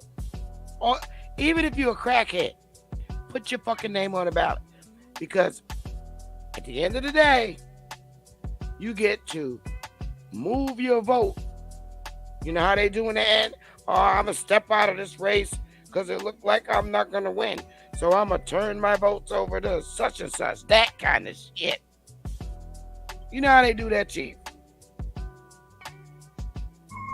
So you know how it be like, oh yeah. That's how it's done. Terrible. All of y'all can't win. So say like you got a white mayor ass running. He always fucking winning. And then what happens is the 3 or 4 fucking people that's running. All right, I'm gonna back out. It was suggested by my manager. I back out, and I'm shooting all my votes. It's a setup. I'm shooting all my votes to Governor Rock, and Governor Rock ends up winning. It's a setup. So now we have to do the same thing. Oh, that's what you're saying. If you got Senate seats up in your state, and you're a state full of Negroes, half of the Negroes need to be on the ballot. Because they can't steal your vote. Because you're voting for yourself, number one. And number two, you get to turn your votes over to the brothers you want in there. Wait. Okay, so Yeah. no, listen though. So here's my thing. Like what you're saying is, okay, so are we talking about, let's say for instance, you got these people on the ballot for mayor of a city, right? And at the end of the thing, like the people vote. You're not saying that now. It says I'm on the ballot, you're on the ballot. This guy's on the ballot. We got a few people on the ballot. Since we don't win, then we can give our votes to you. And even though these people didn't vote for you, are you saying that, sis? Yeah, that's what they do in the damn elections. Well, no, I know they take their support and back somebody. See, what happens? You know what I'm saying? But I don't know about the vote part. That's kind of different. No, Chief. What happens is they pull out before you make a vote. They pull out. It's like okay, no, I got you. Okay, so they just put their support to somebody. Okay, you're not saying that they take their votes. I got you on that part. Right. Yeah. Because we just need a little clarity, Smoke. We just a little clarity on that. Say like they'll pull out like 2 days before election. And be like, all right, let's all give our votes. Right. But it's saying somebody early voted for you, and you pulled out 2 days before, and they already early voted a month before. You saying that vote can't be changed. That's what I'm saying. No, that's not wasted. I got you. But I also understand political strategy. What you're saying to gather all the votes that they can, let's say in the Democratic side of the thing, and then whoever gets the most, blah blah blah. Basically, what they do, and then they go from there. Hold on. All the campaign managers get together in a meeting. They're all the campaign managers for the different candidates get together in a meeting like 2 weeks before anybody can make a vote.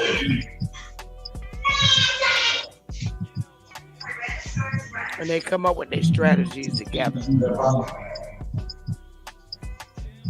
So like all of us that's on the panel, all our campaign managers will have a meeting and come up with the resolution.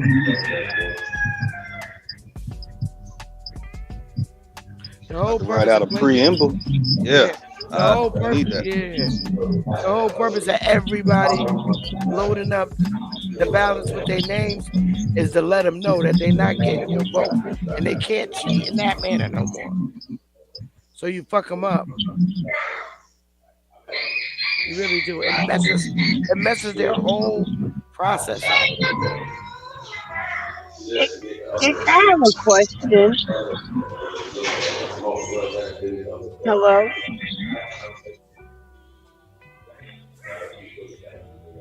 Go ahead, sis. We hear you, sis. Yeah, we hear you. Oh, okay. If it depends on what the strategy is, and we have to keep in mind that all elections are different depending on what state you're in. Like every last one of these states have all these goofy rules and regulations that are put in place and not for our benefit or for our service. But if hold on 1 second. Somebody's echoing in the background. Oh yeah, that's Chief. Hold on, let me mute. Okay, well wait, I'll mute my mic. No, you good now. Go ahead. Oh, I was just saying, like, what this is like. I feel like I'm caught in two different strategies. Like, are we just like, if we all put our names on the ballot, it just depends on what your state is. We don't want to dilute the vote if we're serious about getting into elections, because it's about numbers. And some people, like Chief said, may vote early, so your vote might be lost. If we're trying to actually get people in seats, that's what I was confused about. Are we saying that we should all run, but not all for the same place, but not for the same position or seat, but we should be running for all the seats? Or are you saying, or are we saying that whoever we are, everybody, everywhere, just put your name on the ballot and have your friends vote for you as a way to throw their system off? Are we talking about two different strategies, or is this? Okay, so hold on. So you in the Atlanta area, right? You've been there for a while. Atlanta is Wakanda. Okay? You'll say that. It's Niggadom. It's Niggadom USA, right? And shame on Niggadom. All the positions is taken by niggas and everything. Why isn't what is going on? Why isn't the power? Niggas vote, the spending power, all the most educated. You got schools on top of schools. You got all the historical things that come out of there, all the revenue. Can somebody please explain to me why this is not Wakanda for niggas? Oh, back in jail, the fraternities, the Boule, old money. I'm gonna say I don't ever want to discount, what anybody else's thought is. I have no reverence. If our old system used to be a system, if that system was a workable system, it would still be working. Our folks wouldn't have left. They would not have left. There were people that didn't treat their family properly. There's a reason why that shit failed. We started behaving inappropriately. I believe we started doing things that we never thought about doing. And I understand life because I'm a hypocrite. I'm a contradiction. I was pro-life until I could no longer give birth. How about that? So, bringing these babies in the world where nobody ain't seeing about them. See, people are into quantity. I'm about the quality. I think about, I hear all this stuff and I love it so much because more than anything, I know people are offended some by Sierra's video, Get Rooted, but I promise you, that's what folks really need to be doing, but doing it for the right reason. Stop making slave babies because it's economically beneficial. Ain't nobody trying to birth no second-class citizen to no one, not even to the family. And if we were treating each other right, then I don't believe when we got emancipated, folks would have left. There were some people doing some things that they should not have been doing. We can't reap what we don't sow, but we won't be accountable. We blame everybody, the boogeyman. We gotta look, the man in the mirror. Somebody said, well, who should I be working on? Where should I be? The man in the mirror. And that's right. All of us. That goes for all of us. And if you look at that person, if like the person in the mirror to you, if that ain't the best thing ever, then you hurt. If you possess jealousy or envy, you sick. Ain't nothing better than me. And nobody has ever been able to, I don't care how much money you got. I don't care if you got a gold dripping from your bottom end. You can't tell me you better than me. Ain't but one of me. There's no comparison. And until we recognize that, these folks, nobody is selling us out but us. I'm sorry. We want to blame it on the big old, this invisible superior. There is nothing more superior than you. Why do we entice jealousy? Go. Why do we walk around? I don't know. It was impolite, or downright ignorant to be braggadocious, to be flashy. Why do you want people to envy you? That's a dis-ease. But people worship a God that is jealous. Do better. You do better. People, that man today, I heard him say, "You fear God." What a pitiful position to be in. That the very thing that you should feel the most secure, like I'm in the bosom of my mama when I think of God. Ain't no fear associated with that. If you fear God, nigga, you supposed to. Cause microphone check. serving the wrong one. Microphone. Y'all can hear We me? have to release ourselves. Basically, we have forgive yourself. Forgive Did I lose audio? yourself. Hello. That's right. Oh, go ahead. Forgive yourself. Please, Forgive please, yourself. so you can please Hold forgive on. Wait a yourself minute. so Hold on. you can stop Hold on. damning and cursing those of us around you. Stop judging us based on your behavior, based on what's in your. Because let me tell you something. If something comes out of your mouth, that's because that shit is in your head and your heart. Exercise it. Hold on. Wait a minute. All right, hold on. Let Smoke get a word in edgewise. He's over there. He trying to get in. Go ahead, Ralph. There was way too much. There was way too much food you put on the table. I don't know. Should you pass me the greens, the mashed potatoes? Like, it's a lot to ingest. Let's see if we can work through it.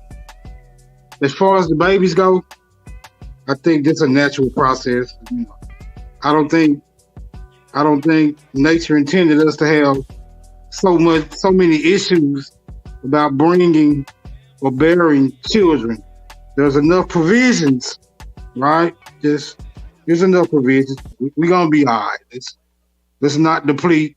Let's increase. Increase. Subdue and replenish, bro. Like, we're not talking against the babies. We're gonna need you niggas to get out and have more babies, right? Yeah, do that for me. But look, me, if you ask me, I say niggas always been here. Niggas gonna always be here. I don't think a doomsday scenario is imminent. I don't think no one possesses enough strength, might, or power to just all of a sudden get rid of niggas. But if niggas are comfortable being on the bottom and on the fringes of society, then that's just the place niggas gonna have to reside in. Now, I think we got enough wherewithal to at least dispute that. But hey, that's up to niggas. That's all I'm saying. I'm landing right there.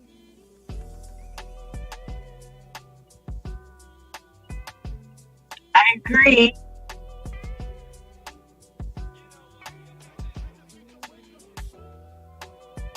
Hey, cut. Yeah, I'm right here. You caught me right before I was about to go in. What'd you What I say? say, cut? I said insane in the brain. Huh? Insane in the membrane. The membrane.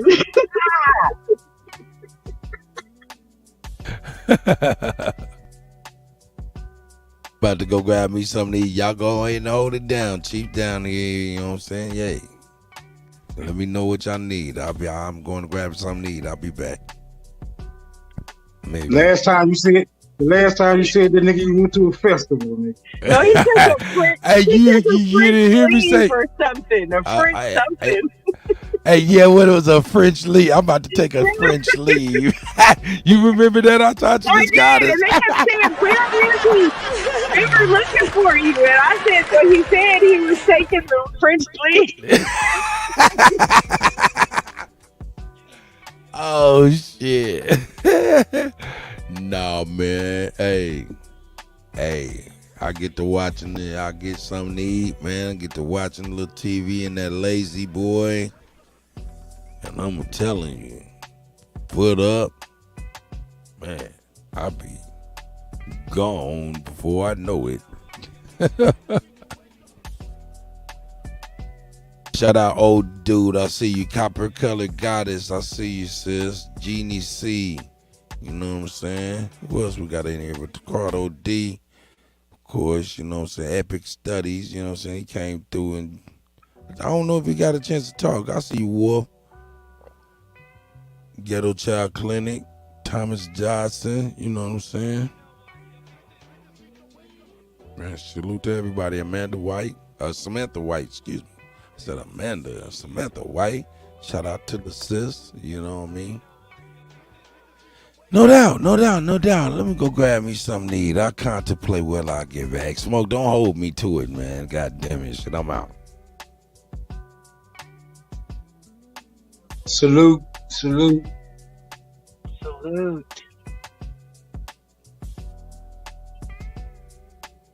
So Smoke, you always with the smoke.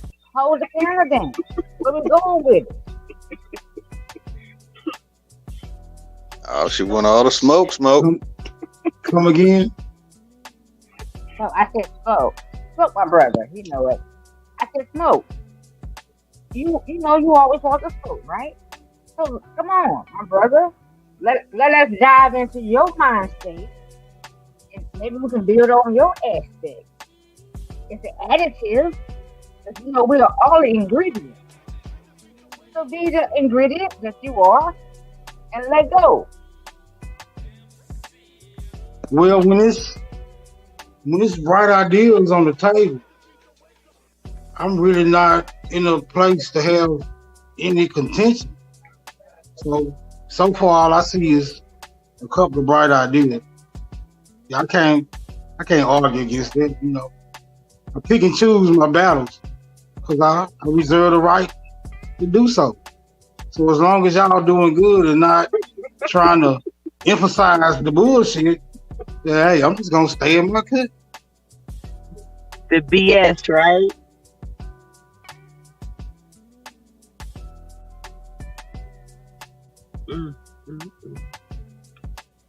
Well, everybody ain't gonna be on the same fucking page. I know I ain't, but it ain't nothing wrong with everybody doing something positive, no matter what. Yes, and you know what about, like you said, the same page? Let's build a book. Let's build a catalog where everybody can be productive, where everybody can contribute, because we all have a gift. Everybody knows something that we don't. We can feed each. Let me tell you something. I come from a tribe of secret keepers. I became a spy, a narc. Like, crawled on my belly through the hallway from door to door, trying to figure out what was my older brothers and siblings doing, what was my parents talking about, my aunts and uncles and people talking in code and stuff. We have to be open and honest and share stuff with our children and our children's children.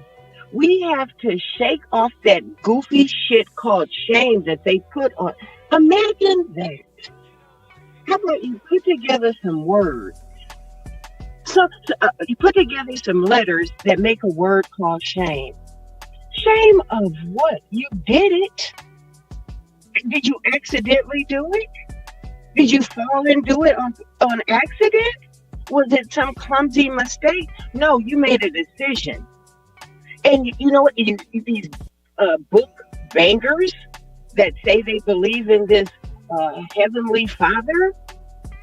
Your daddy didn't see you do it before you did it, but you concerned about what a two-legged man think.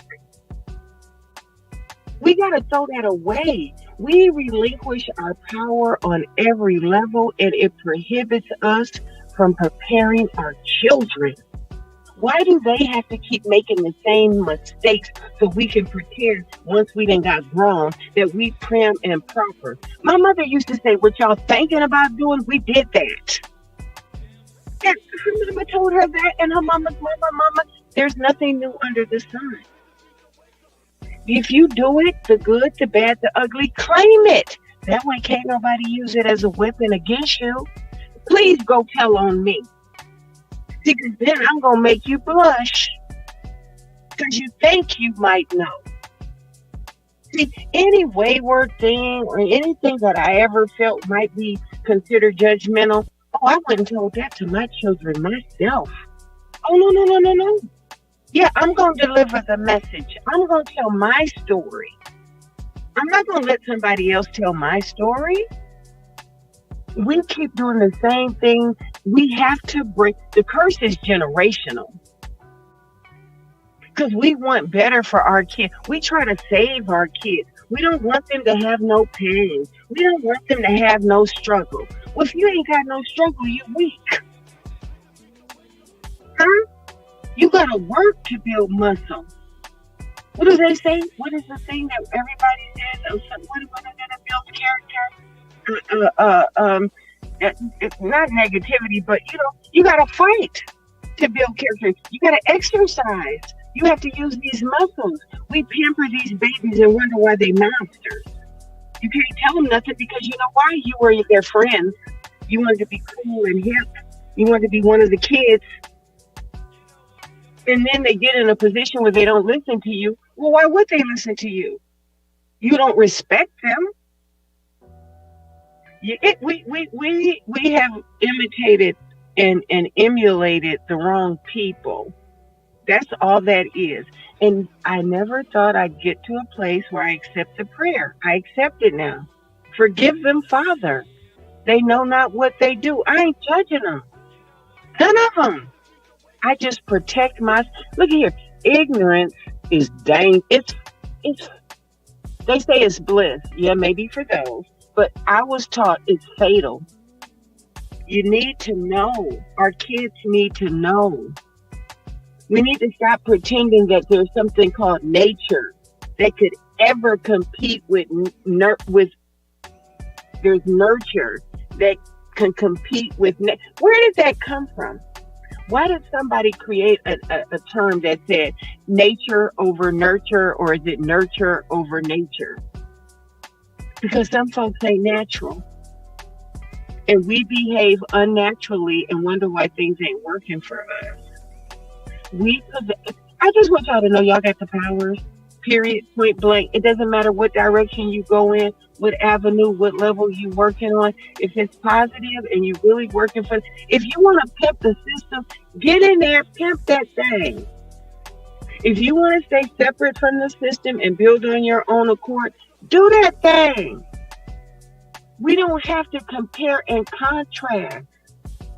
We're like everything else in nature. Nothing is exactly the same. And we need to honor difference as opposed to feeling like, see, that's what those the issues do. You can't question nothing. Stop demonizing your children when they question you. Stop telling them because you said so. That creates numbskulls who don't know how to think.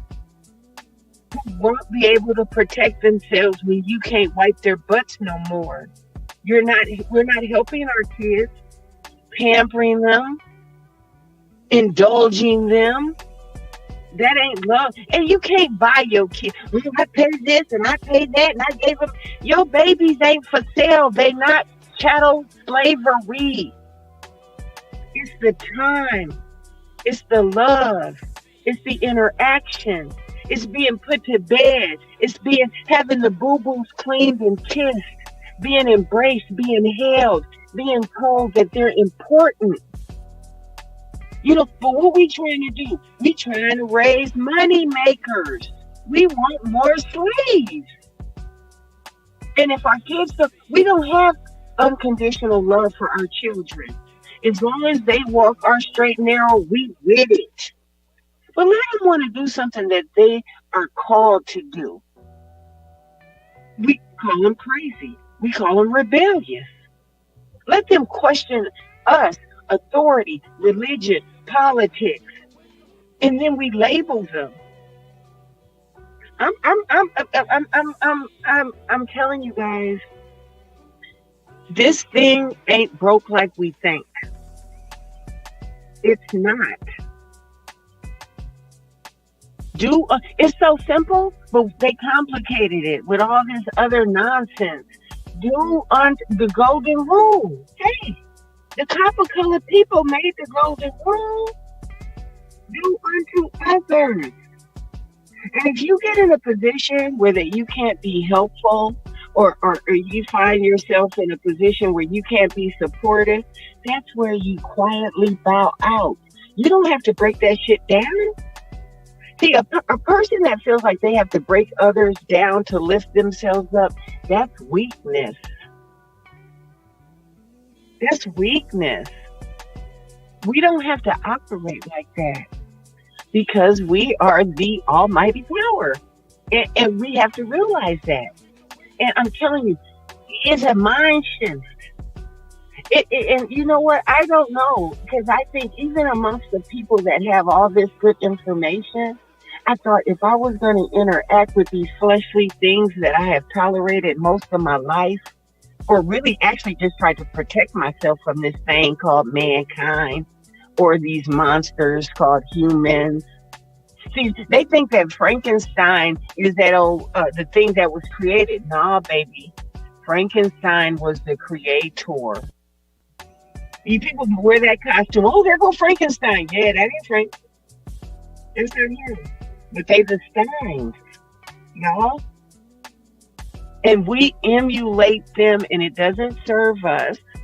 If we can figure out a way where we could use what works that they do without us having to sell our souls in the process, do that.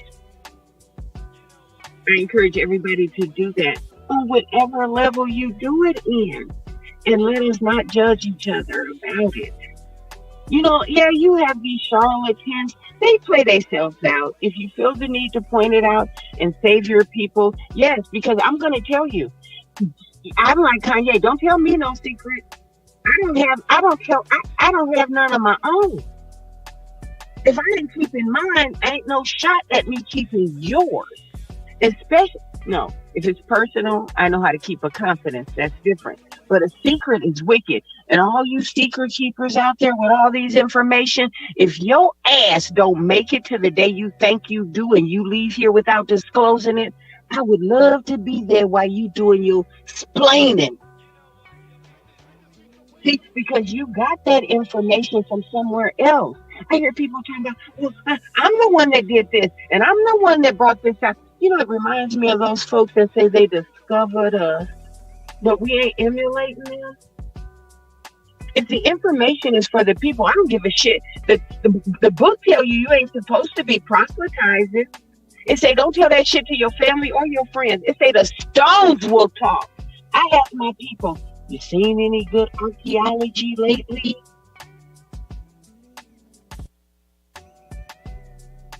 You got I'm sorry. Damn right, sis. Let's go.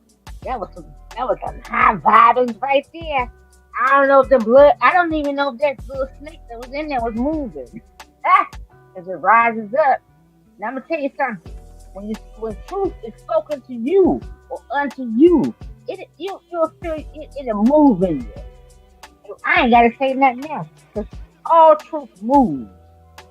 It moves something in you that's so it's amazing when you get to hit a song on this something. You guys are so beautiful, all of you, each and every one. And let me tell you something. People don't want to talk about their superpowers because there's nobody trying to get goddamn dissected, studied. No. And you know what? We shut our babies down. We don't let our babies glow.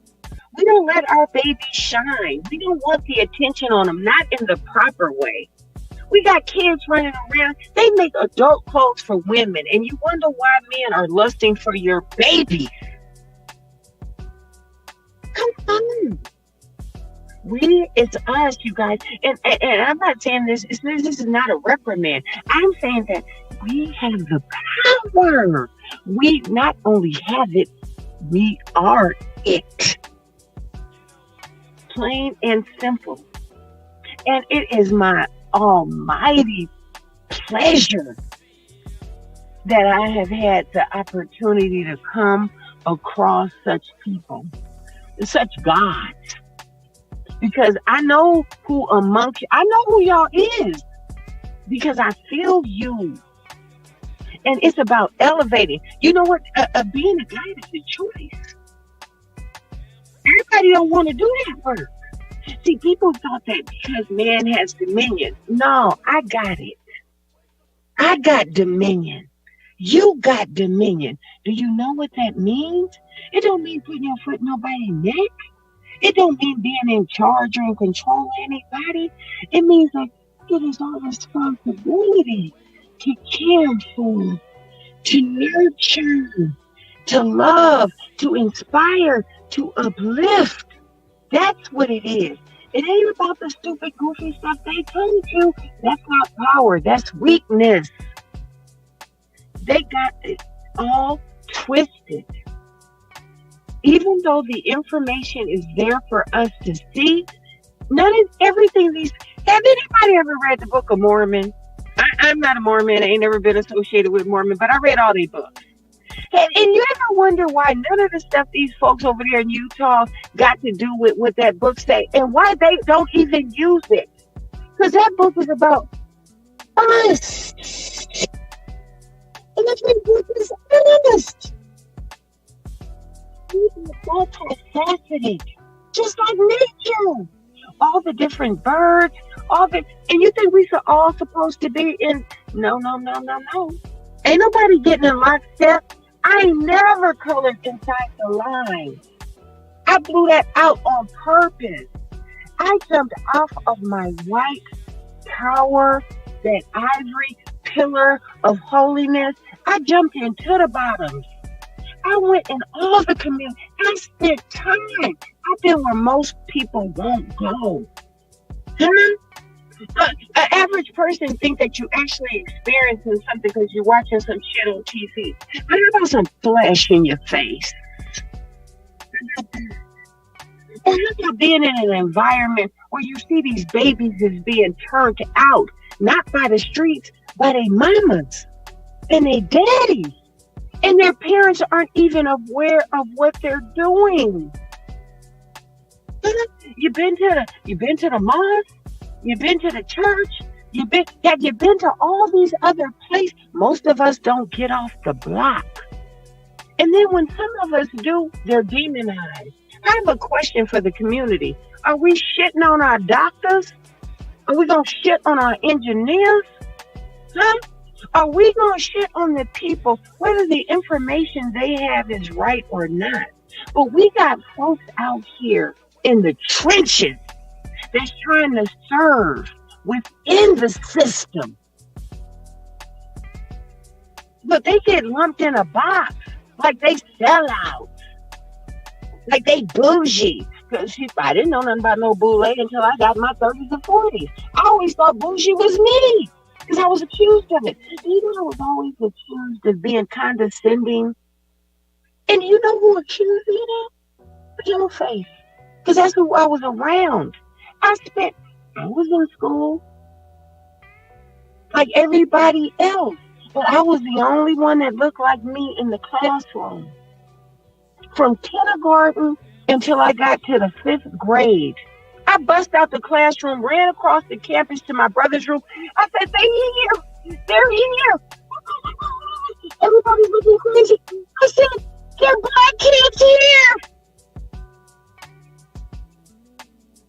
So I was raised in the belly of the beast. I know what power they don't possess. Because I managed them from the time I was a 2nd grader.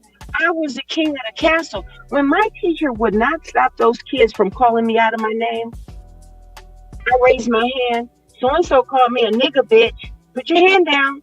So-and-so called me a jungle butt. Put your hand down. Now, I hear them, she hears them. I made a decision in the 2nd grade. Yo, Miss Bennett, if you can't tell them nothing, you ain't telling me nothing. And I've never listened from that day forward. I was unteachable. We think our kids aren't cooperating. These kids know by instinct that these motherfuckers are indoctrinating them. They're not connected to that stuff.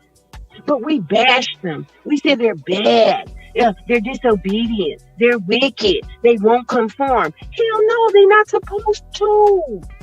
They have, from the mouths of the babes. Y'all better start listening.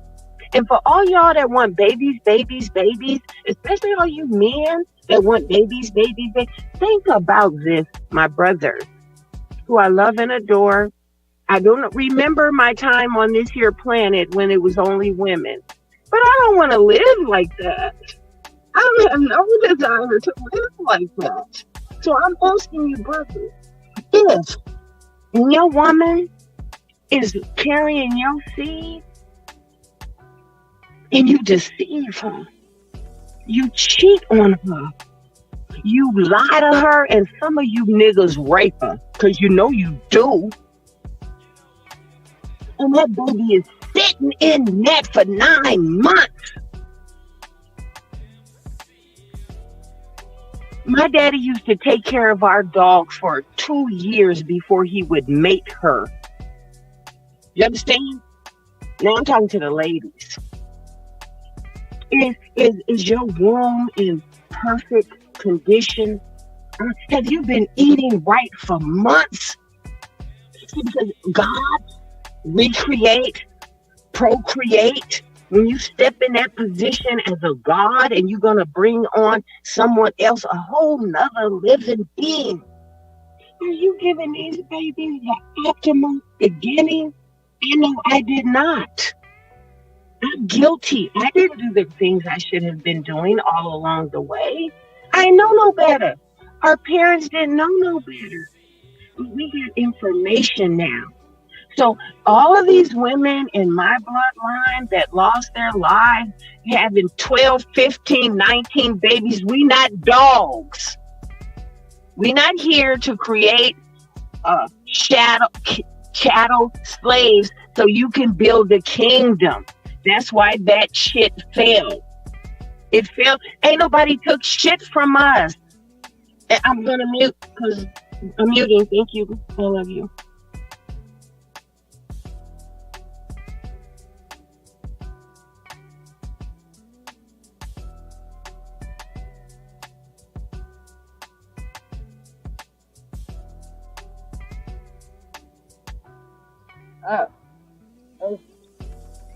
You racist? Okay, so I don't know what everybody went to in my. Oh, I don't know what everybody went to. No, we here. Oh, okay. Can we get a roll call? Everybody went to sleep. Shit, I don't. Sis, I'm gonna say this to sis. God damn it. Let me turn my shit down a little bit. But I'm gonna say this. I've experienced at 10 years old seeing a very close person in my life being attacked at a very young age.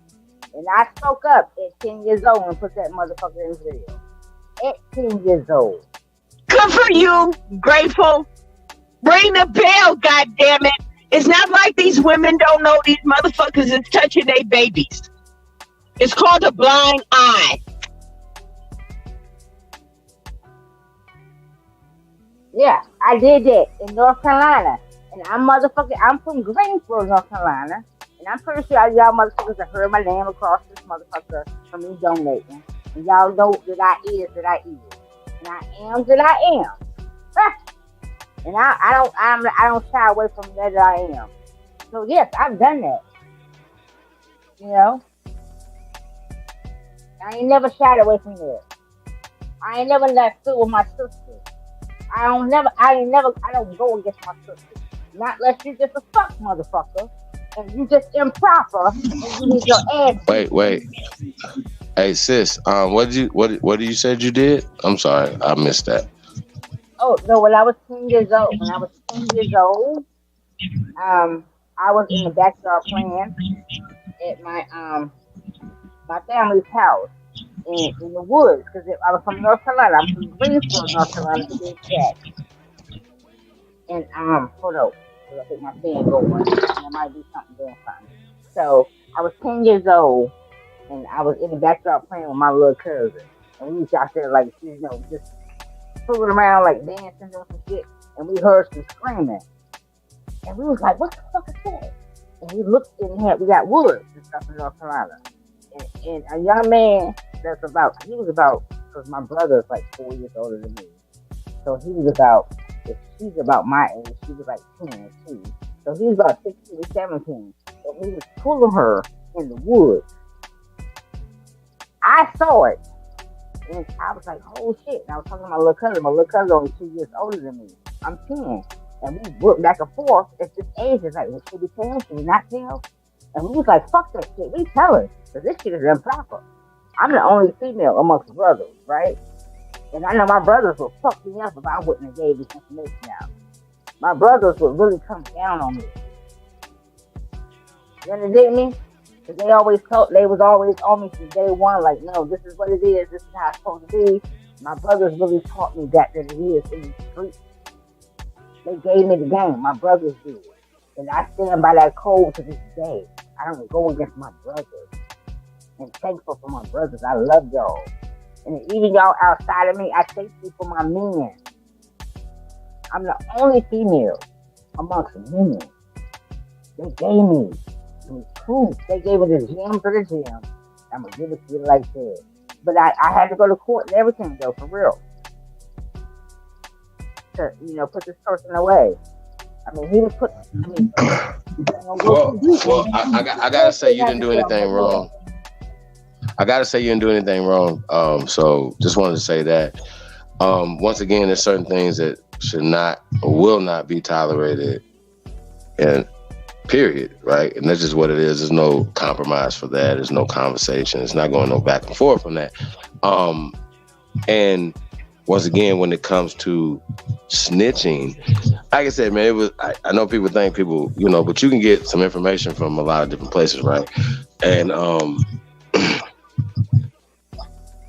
like I said, we should get the actual fraternal orders out of our business. First off, it should be a community thing. And if that person or people should be turned over to them, but they should definitely be out the community if they cannot abide by the community guidelines. Like you're on YouTube right now, anything else, if you can't abide by the community guidelines, then there should be consequences.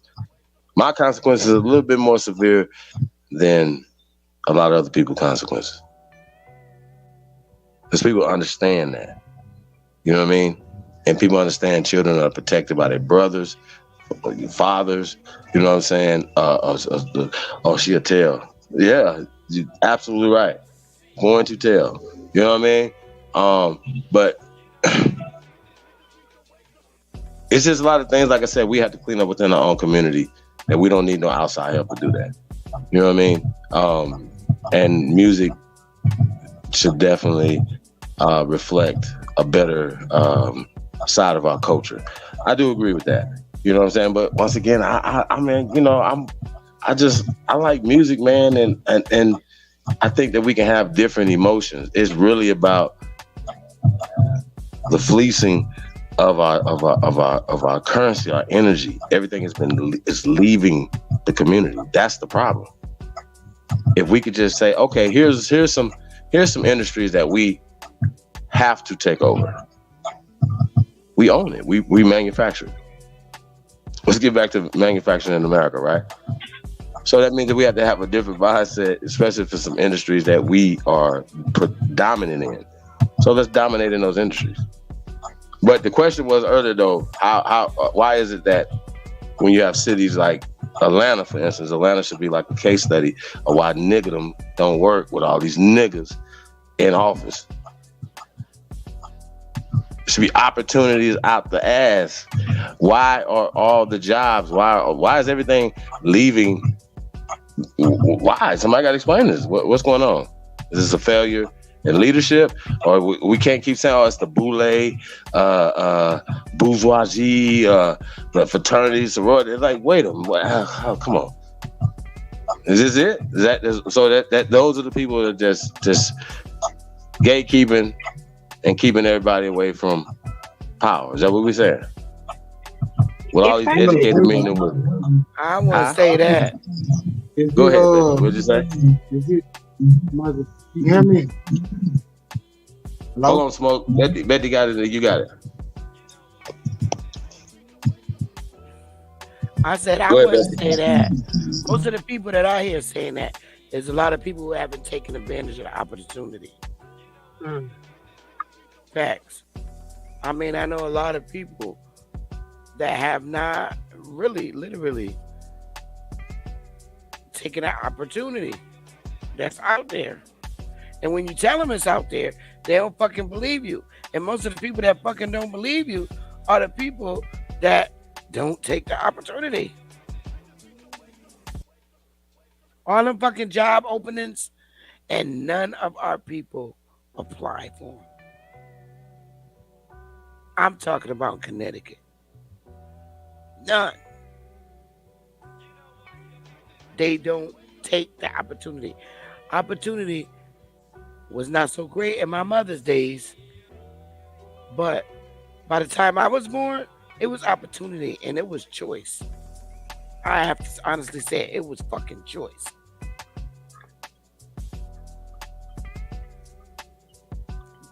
People don't want to go to college. People don't want to take trade school.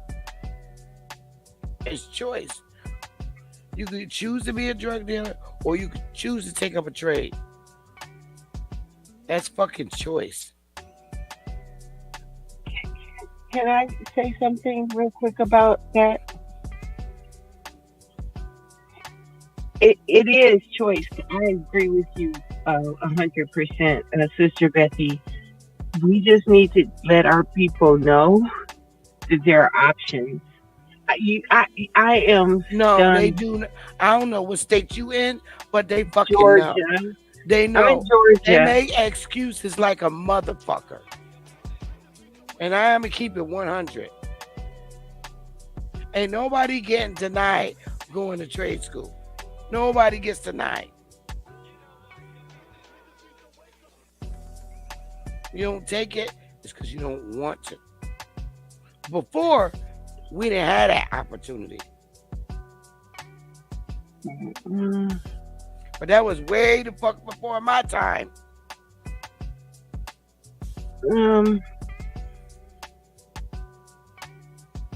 Okay. I can't keep trying to justify people's actions. I can't even lie. I can't even front. When I was coming out of high school, all my girlfriends had at least 2 kids before they graduated. That's fucking choice. Can I ask Chief a question? Chief, can you hear me? Yes.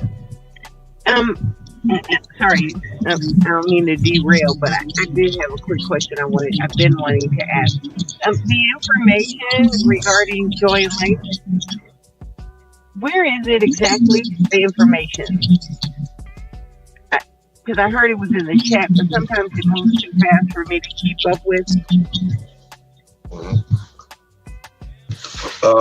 Yeah, we gotta put something in there. I don't know if Elizabeth or Gretchen in the channel. Look in the channel real fast.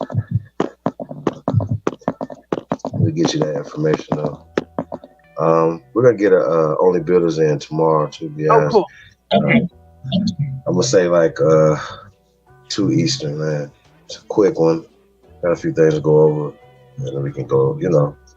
A lot of that information as well. But yeah, we'll get that to you this evening. Have we thought about doing things regionally, like figuring out a way how, for the people that are, want to do something in real life? Not that this is not real life, because information is pertinent. It's the way we make connections.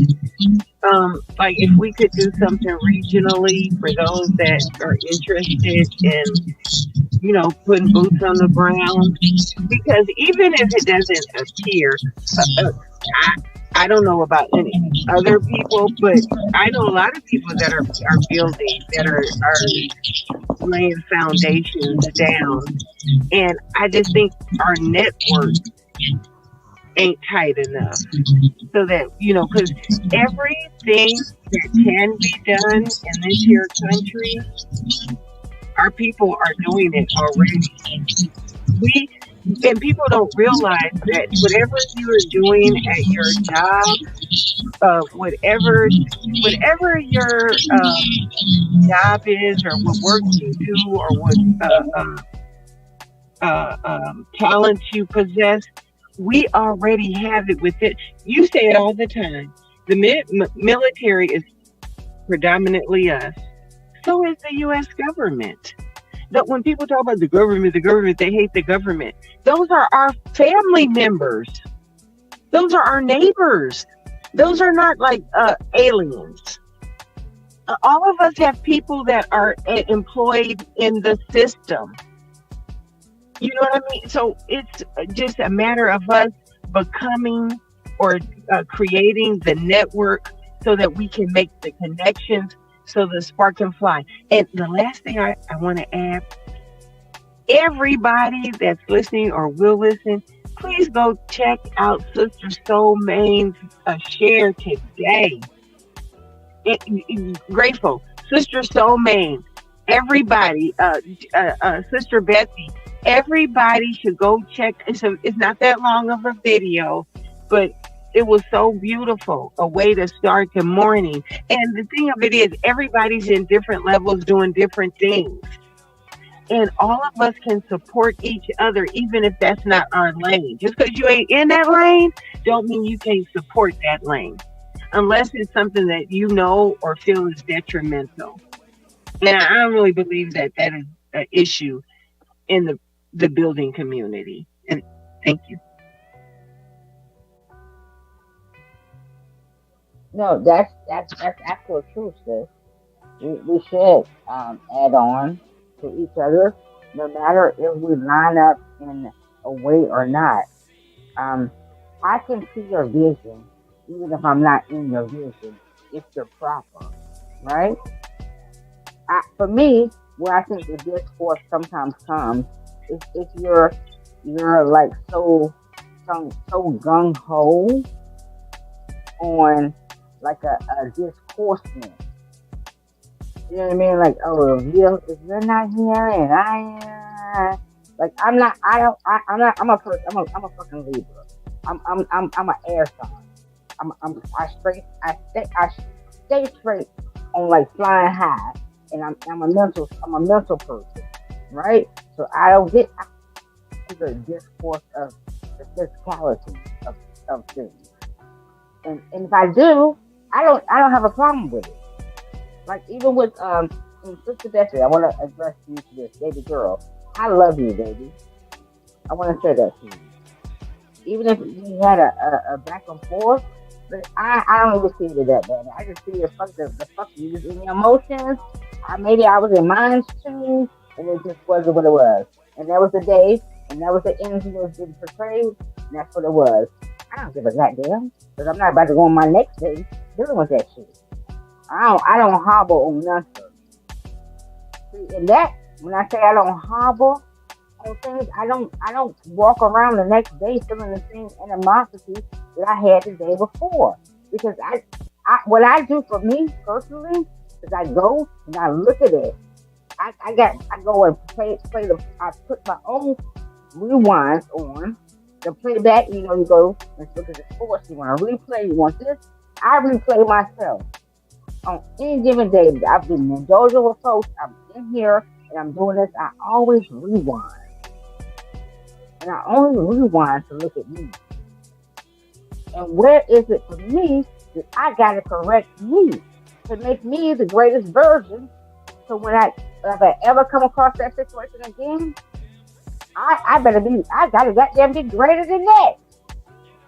I'm always one step above that motherfucker. That's how I take this motherfucker. Okay, so if I fucked up this day, well, what did I do wrong? What did I do wrong? I don't even look at nobody else. Y'all know. I mean, you exist, but you don't exist. You understand me? I'm going to look at me. I'm going to examine me. That's why I stay with my shit. I always examine me. How am I? How do I reflect in this motion that's being projected in this movement, this wave? What did I do? How did I play? And how can I correct it? And make it even greater on that day? Because apparently I must have failed on that day. So if I failed on that day, then I need to correct my failure. And I land. That's how we grow. It's really self-examination. Like I think about me all day. I don't have no space in my head for the others. I got too much work to do on self. You know, and yes, I was infected. I was. You know, my computer, which I thought I was the computer until I saw a computer. I didn't know that I didn't have the computer because my mother always referred to everything as if it was a computer, and my computer was my mind. But yes, it doesn't matter what way we were brought up. The story is in everything. You cannot be in, no matter what your love is, it's in the music. You can find our story in the art. You can find our story in Christianity, Judaism, Buddhism. It doesn't matter. Every story is ours. All of it. It's just been twisted. It's been twisted. And if we stop emulating these other people, we're going to be okay. I mean, we're going to be okay already. I mean, it might just take a little bit longer. But yes, I already declared victory. I claimed it. We got it.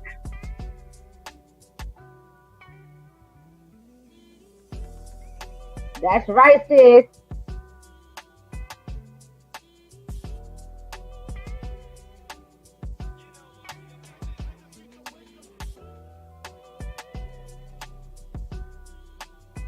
I'm old-fashioned.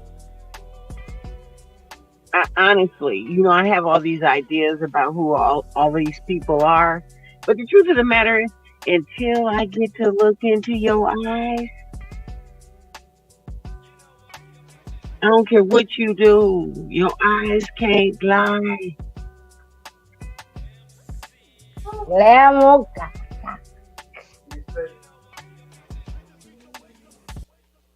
But we feel each other, like the connection, like we can transmute time and space, not just because it is internet. It's a vehicle. It ain't nothing but a tool. It is us. You know what it feels like? I don't know for other people, but like when somebody says something that resonates with me, because the reason it can resonate is because it's your truth. You identify with that. The bell goes off. It's in a whatever they want to call it. And I think all of us are here because we all resonate with each other, no matter where we are in our lives, no matter what our views are, what our past was, we are connected. And now, I'm really energy. People keep talking about emotion. We're too emotional. That video today was just so good. We supposed to be emotional. I'm gonna say that because we're not dead. We're not the Walking Dead. We're not zombies. We're not clear. All this pretending like stuff doesn't hurt. That stuff is killing you. Boys can't cry. It's killing them. That poison is killing them. They're never allowed to express themselves. You know, it's whether you're being oppressed, and it doesn't matter if it's whether you're being oppressed or not oppressed. That is a mind state. They can only stop you if you think they can. Or if they throw up an obstacle and that obstacle is more than you're willing to fight over, because it is surmountable. There's nothing that we can't do. And when we change our minds, our behavior will follow. That's the order of things. Everything is mental. Nothing is outside of your mind. Yes, we're living in the physical, but we can control our physical based on how we think. That's all that defeated attitude, that we're oppressed, we're the minority. All that stuff is wordplay. They make up the words, they define them so they control you. Nope. They say action speaks louder than words. Let's build. And I'm gonna mute.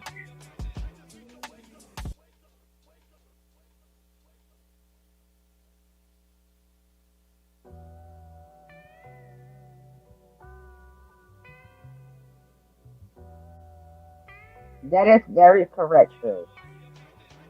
Like high vibration to us all. We're never on the fence for each other. We never have been. Ego will forever fuck us up. Girl, We gotta leave the ego alone. We have to.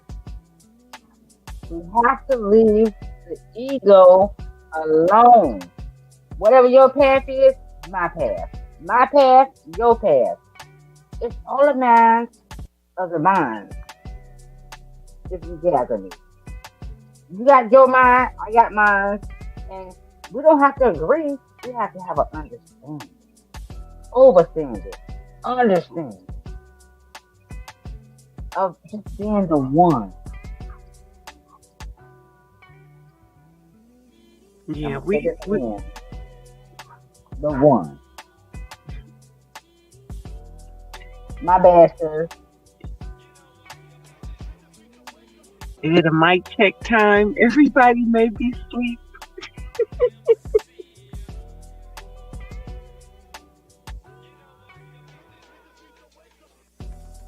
They could be. Well, no, I know Cut went off to go to have a snack or eat, and then he said normally he just go snack or eat, and he's just gonna pass out.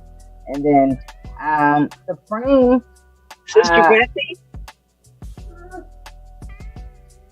is Sister Betsy and Smoke Signal still there? I would like to think so. I mean, if it's not sister, how about you and I just like? I'm glad to like have a conversation with you as well. Sure, absolutely. Yeah. So with all of us, with you having your aspect, and with my having my aspect, and like I tell people, for me, it's not about war, right? I'm so adamant about mentality because that's the state of our being. This is the state of what they say. What's the way it comes into? I don't get into politics and shit like that. There's the state of our being. That's where it lies at for me. The mentality is everything. Mm-hmm. When it comes to comprehension, when it comes to common sense, because common sense has also been lost out here. Common sense would actually lead a lot of us freaking far a long way. Folks don't have common sense. No, I think people grateful. What is common? Common is just simplicity. It's just simple. Basically, that's like the average, right? It's just like, no, people only have common sense. Common sense ain't what it used to be. People only have the mind, the ideas, the thought that the media feeds them. Like what is mainstream is the common thought. Like the things that the masses believe, that's what's really common. What we consider common thought, it ain't that anymore. Or even common courtesy or common decency. It changed.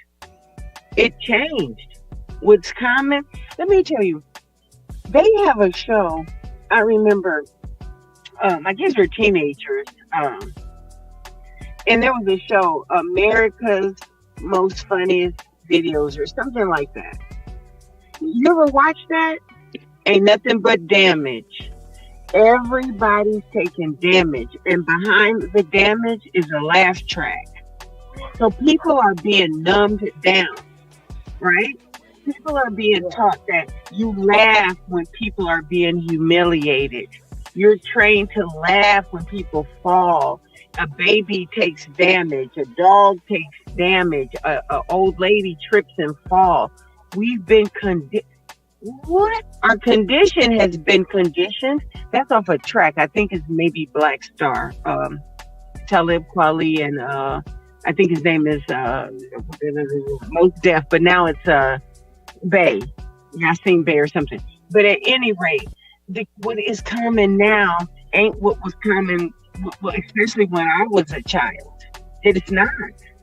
And yes, I think what people do have is what is given to them on a daily basis. Everybody doesn't want to make it out of the system. Everybody doesn't want to be free. And let me tell you something. There is nothing more threatening to a slave than someone free. They envy that. A slave don't want you free. He wants you to come back into the fold. So we have attached ourselves to whatever the ideology is. It doesn't matter because it's all the same. That's how come I really believe there ain't no room for judgment. You know what I'm saying? Like, I'm not going to sit up and tell somebody, oh, you're a crackhead, but I weigh 300 pounds, or I'm gambling, or I got a sex addiction. I mean, like, what? How does that make sense? Why? Because we only value what Caesar valued. Well, it's legal. It's legal to buy liquor. You pothead shouldn't smoke. But remember when liquor wasn't legal? Mm-hmm. Prohibition days. You see what I'm saying? I remember a time where a man could rape a woman, his so-called wife. It was legal. In my lifetime, my mom couldn't get her bank account unless my father signed, or a credit card unless my father signed. We work. What is a spouse? You know, what is husbandry? All that stuff is slavery. It's giving up your free will to serve someone else. See, the patriarchy is weird. Check it out. We pick and choose which of their poisons we're willing to accept based on how they serve us individually. Not collectively, individually. That's why you could be in what they call the Black Mecca, and ain't nobody really getting served but other folk. But we rush to the polls, we stand in line, we wait, and we are never. Look at the person that's running for state senate knocked on my door. This is a few months ago. She told me, one of the neighbors said, oh, you need to go talk to her because she knows everything about everybody on the block. She's the person. So they sent her to me. I don't know nothing about nobody on the block, but I live in a neighborhood, so I'm neighborly. You know, I need to know who my neighbors are.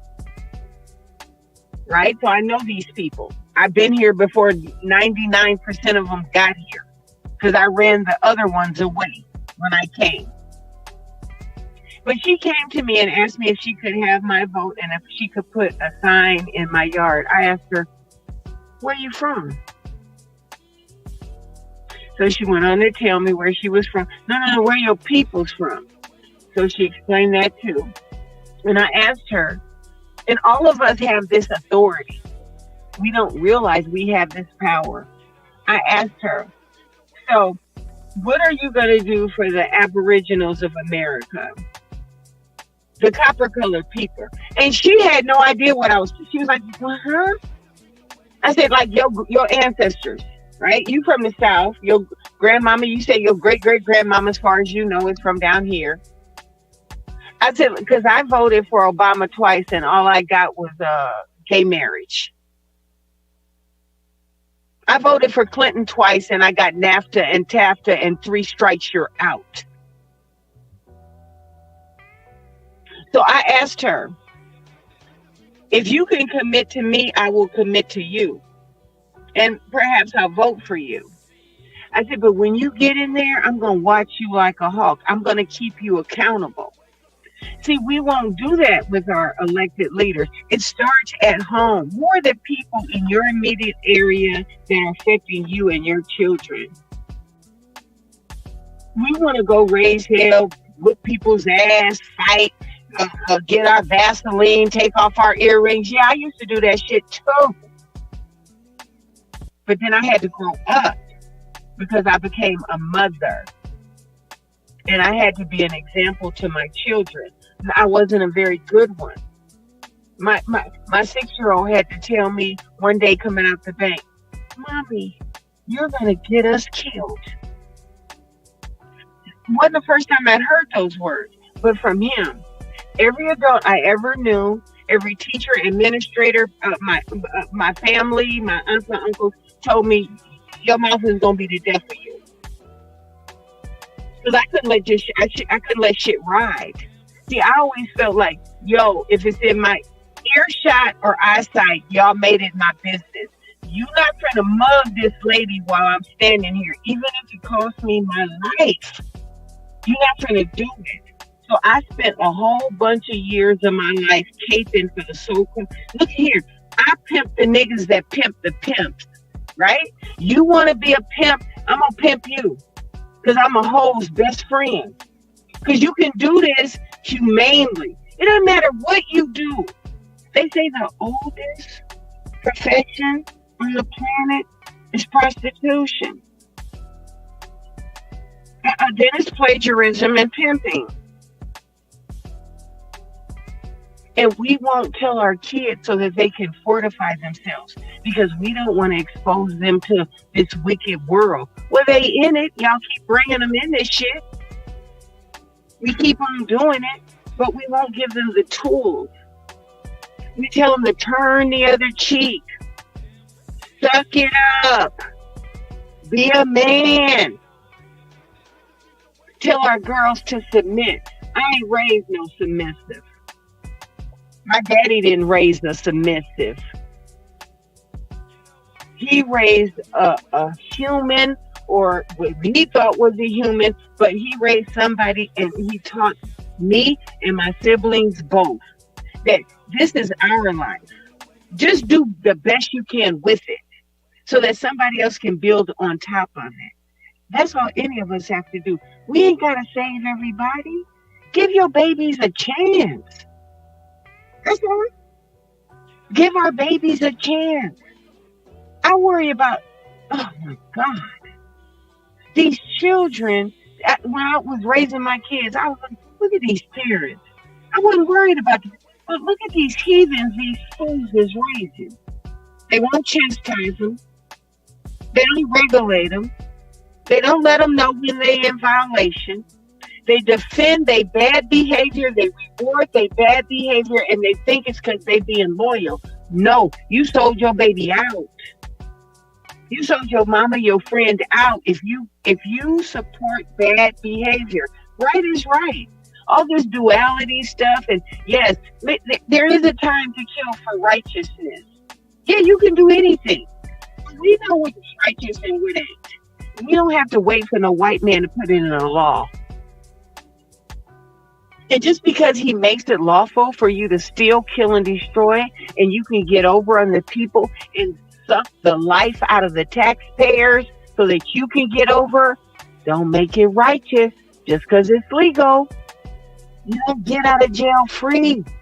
See, what he did was he gave us an excuse to not be responsible for nothing. We got an excuse for everything. We're not responsible. Oh, the devil made me do it. The alcohol made me do it. My man made me do it. We can't, what? And those people actually do exist. And stop trying to expect more from, we got whole folks that can't help who they love. For real. If they don't tell y'all something, there are people laying on their backs. Most people will come to this planet, lay on their back, and let the current take them where it may. They don't want to stand up. I remember, this ain't funny though, guys. I was at for seniors, because I made it to that group, and I'm proud to be that. It was a senior aerobics class, but it was in the water. So this guy had to be about 6'4". The pool only is 5 feet tall. 5 feet deep. So we're doing the aerobics, and his foot slipped, I guess, and this fool decided to drown, right? And everybody's panicking, and it just was a whole situation. And I told him, stand up! Just stand up! It never occurred to him to just stand up. He was 1.5 feet taller than the height of the water or the depth of the water. But he got caught up in fear, which is everything that we're fed from the time we teach our babies fear, fear, fear, fear, fear, fear, fear, fear, fear, fear, fear, fear, fear. I didn't teach my kids. My kids never feared me. I didn't go that route because I never feared my parents. Oh God, if that ain't hell, you come to a place and you not only got to fear your parents, but your God. No wonder people don't try. They tell you the good die young. Your subconscious knows it. We're trying to do right. They give us idols to worship. They give you a whole asshole. Make him a billionaire, and everybody wants to be Simon Cowell. We admire being derogatory. We think it's cool to destroy each other with our words. We think that's bad. You're weak. For all of you that practice that, you're weak. That's not strength. You punching the bottom. We are the most endangered species on this earth. But you want to go for your brother neck? George Zimmerman is living his best life, though. Make that make sense. Go ahead.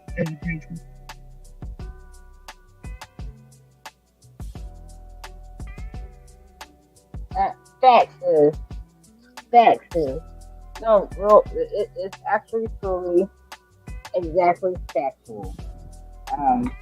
We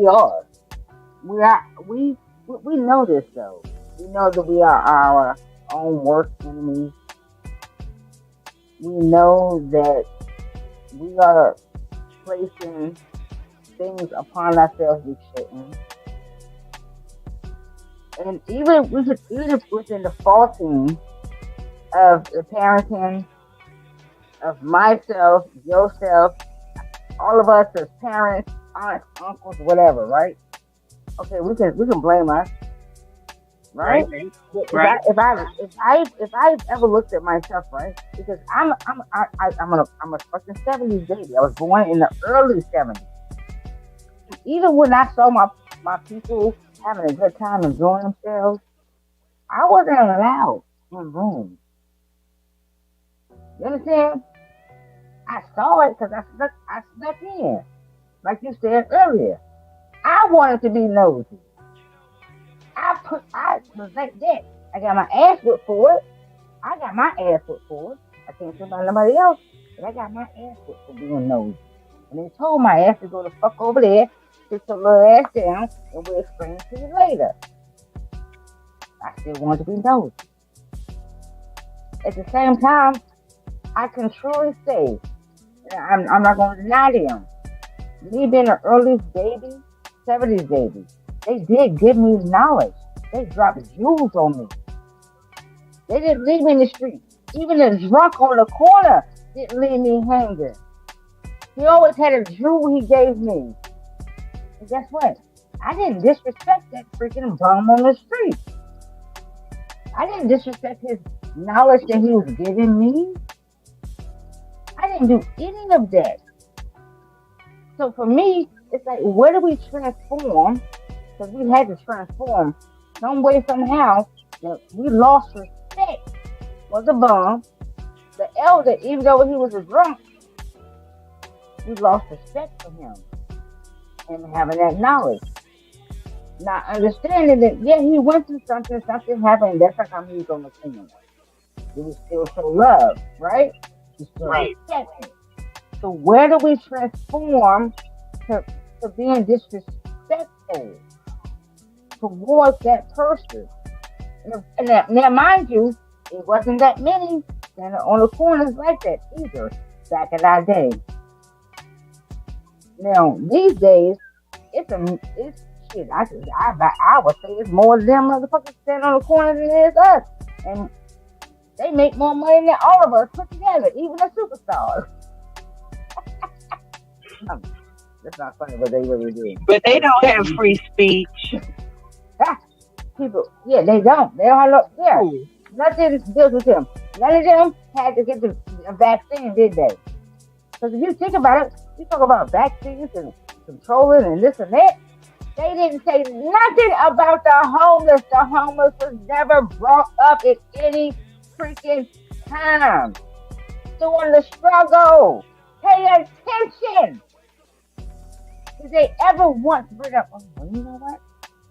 Our displaced veterans that's out on the street, and our this and that, and the homeless people, we should definitely get them vaccinated. Did they ever once mention them folks? Did they ever once? No, those are the invisible people. They're invisible. Talk about you it. know, yeah, no, because like for literally, like we have been desensitized, guys. You know, just think about the method, right? They herd you in to the movie theater, right? They sit you down like sardines in a can, and then they say, "Shh, respect your neighbor. Don't talk." This was long before there were cell phones. I'm talking about in the 60s and 70s. This ain't a new phenomenon, right? They tell you respect your neighbors, right? And then they serve you death, murder, mayhem, rape. And you have to suck that shit in silently. Excuse my French, right? And it's if it bleeds, it leads, right? So we get accustomed to feeding ourselves trauma, which means we're eating it. You are whatever you eating, that's what you is. See, everything that we interact with becomes a part of us.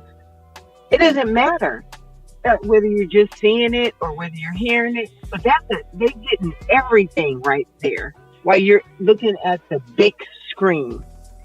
So we're able to look at all kind of horrible things and told to shh, can't express yourself, can't really be horrified. So it's a numbing down. We'll see somebody fall and we laugh. We think that's funny. We'll hear somebody getting cussed out. We'll laugh. We'll support bad behavior because we've been conditioned to feed on ourselves. Yet, you know what? If you ain't knocking down or knocking over folks that don't look like you, I'm not impressed. You ain't did nothing. You're not a big guy. You're not important. We're on a planet where the women and children are being fed on. We're here for the service, right? Who's protecting the women and the children? And then when we got real good, strong men that try to protect us, that stand in that corner, they're told, yeah, you've been whipped. Oh, we don't support what is good. Our kids, if they try to be smart, they're denigrated. They're denigrated. Why do you talk white? True, sis. But listen, we're all been desensitized and deintegrated. Man, woman, child, all of us on every level, all of us are being that, right? And the one of our all of our men that do stand up, those are the ones that they attack. They attack them first and foremost. And Correct. not only do they attack them, but the people in our communities that may so-called look like us attack us. And Right. the ones outside of us that they think they're brothers or whatever, because we the colorists, they attack them, right? And we as sisters don't stand beside them, because guess what? You need your fucking hair weave. You need your fingernails. You need all your cars and your clothes and your right? Because you got to have it. Because you can't go without it. But I'm going to tell you, if you a real true motherfucker, you can go without it. Cut your hand in. Let that bitch go. Who says your beauty? Where's the beauty in the eye of your beholder? Huh? You are the beauty in your eye of the beholder, my sister and my brother. It was the television. That really. I mean, I know it was we were attacked on all fronts. That's why we have to fight on all fronts.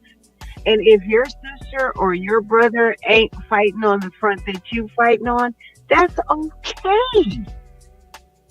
That's okay. There is levels to this stuff.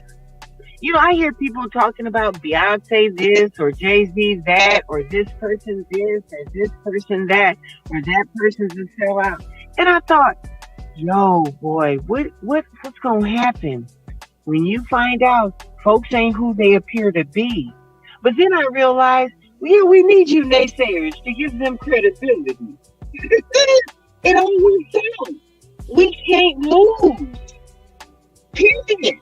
And once we realize that, then we'll know the battle is actually over.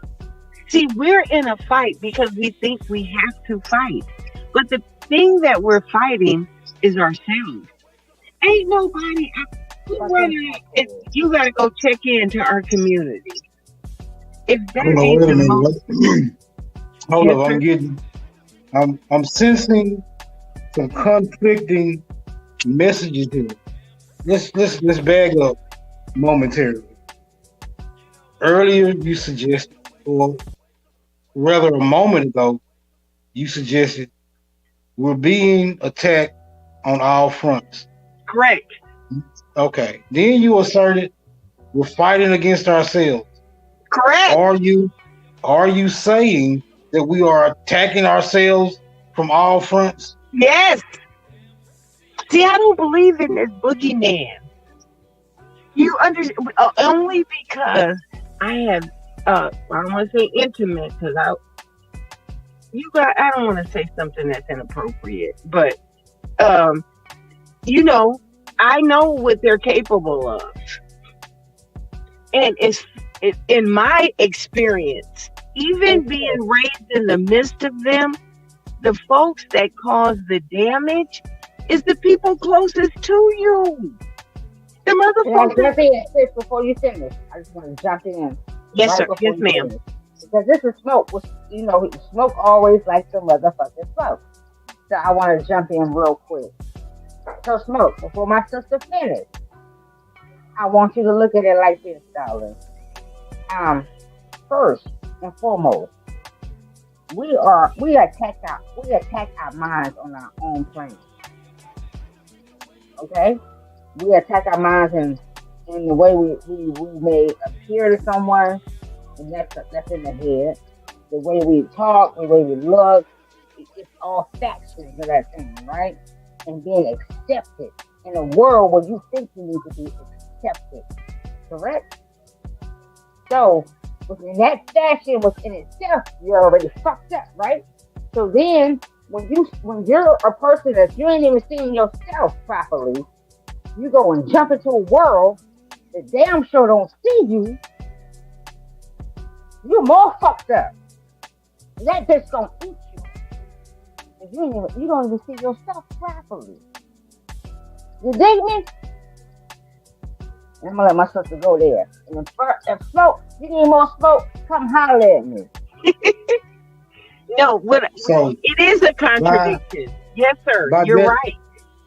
by that assertion, are you also suggesting that you are currently your own adversary? Yes. Yes. I'm the only problem I ever had. Ain't that? No, yes, absolutely. Yes, This is my follow-up question. Knowing that you are your own problem, how are you attempting to solve that issue? Okay. Well, first I had to recognize it. That for me, it wasn't a matter of me recognizing it, because from the time, as far as I can remember, unfortunately, I've never had an excuse, or I would prefer to call it a reason. You see what I'm saying? We don't examine ourselves. Every time I felt like I have faced an injustice, or somebody did me wrong, or somebody manipulated me, or somebody used me, once I re-examined that, when I got to the end of the road, guess who was standing there? It was me. It's always me. I never have relinquished my power. You see what I'm saying? My value ain't based on somebody else's job, or this concept, let me have it. Every job I ever got, I went and got it. But it never meant nothing to me. No more than a means to an end. Because I always viewed myself as the value. And that's what I'm saying. At the end of the road, the buck stops with each of us. So then again, I must ask for clarity. Yes, sir. You knowing and making the assertion that you are indeed your own adversary currently, right? Do you still consider yourself your own adversary? Well, that's a word. And I remember a time when that word meant that was somebody that fought for you. But then that word ended up meaning somebody against you. There is nobody but me. That's what we have to understand. It's only one life per lifetime. Any interaction I have with anything that is not an inanimate object, I view it as a gift. Like the fact that I get to talk with you, to share with you, this is a gift to me. I'm not entitled to smoke signal. I'm not entitled to grateful, Chief, the community. These are gifts. Our presence is the present. It's me. I'm everything. Motherfucking gift. I am it. Nothing is above me. Nothing is beneath me. You see what I'm saying? This experience that I'm attempting to have, and I'm late to the party. I admit it.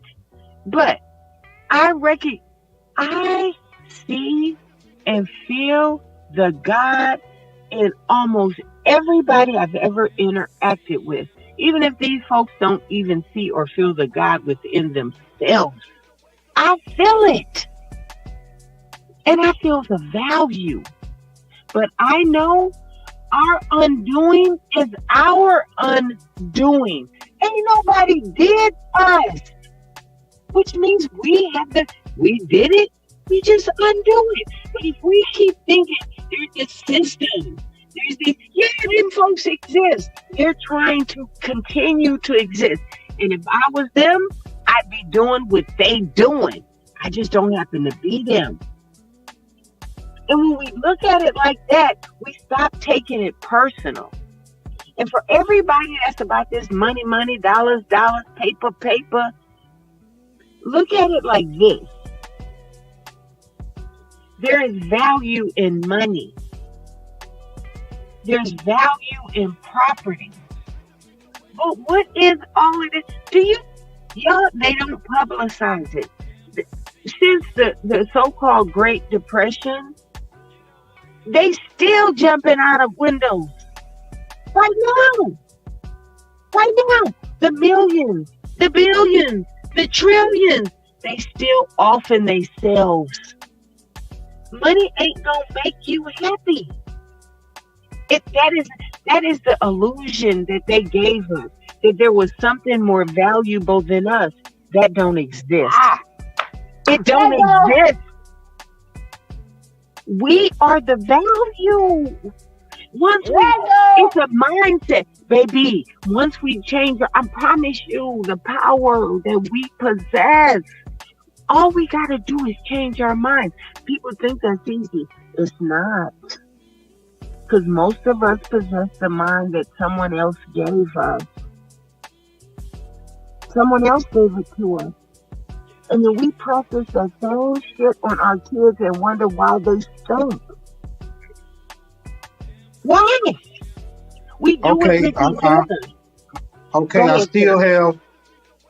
still have inquiries, because what I need this to do is to make sense, right? In the realm of logic. At what point in your life did you make the conscientious decision to oppose yourself? Okay. Truthfully, and I don't know why if we talk about ourselves, some people feel like we're saying something against them because it's not the same. But for me, something happened, and I only really realized what it was maybe about 8 or 10 years ago, and it had to do with how I entered this realm. I happened to come here on a so-called national holiday. And the staff at the hospital where not only my mother was, but 2 of my father's sisters were there at that very same time. Because we're only hours apart, the 3 of us cousins. At any rate, they said they were overwhelmed, and the nurse came in. My mother said, it's time. She said, well, the doctor has been on his feet all day. I have been given strict orders not to bother him. You're going to have to just keep it together for another hour or so. She said, I'm going to turn off the light. I need you to relax. Now, I didn't learn this story till I was probably about 12. But at any rate, my mother explains what happened. They thought it was funny. I did not. So what had happened is my mother said, I'm not to herself, I'm not finna wait for this doctor. I did this 6 times before. So when the hour came and the doctor arrived, he only needed to cut my umbilical cord because my mother had already delivered me and had me in her arms. Well, I have learned over the years, just recently, like I just told you, that maybe there has something to do with dark and something to do with the amount of time. I've always known who I was, but my parents did not break my spirit. A lot of kids come here knowing. A lot of kids know, but they're demonized. They're told that they have problems, or they're special needs, or that they're rebellious, hard-headed, can't tell you nothing, don't listen to nobody, got a mind of your own. Well, goddamn, whose mind is a child supposed to have except for its own? It's not permitted on the plantation that we now call the planet Earth.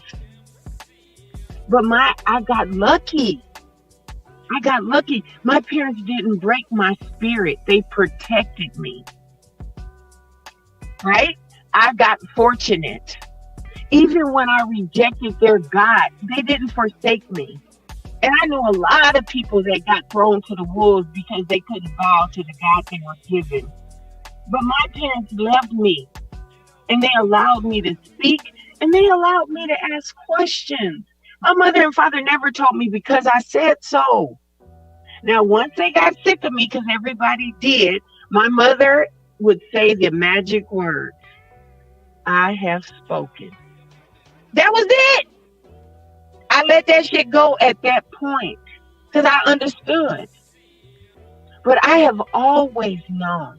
See, I was crazy. I was hard-headed. I was the rebel. I don't listen. I'm unteachable. I was all that. And we keep doing that to our kids. If our kids question us, we demonize them. Curiosity has been, you're nosy. See, other people allow their children to be inquisitive. In this sick, twisted way, we think teaching our kids nothing is for their protection. Not telling them the hard truth is for their protection. It is not, and it has not served our babies well. I'm blessed. I know how special.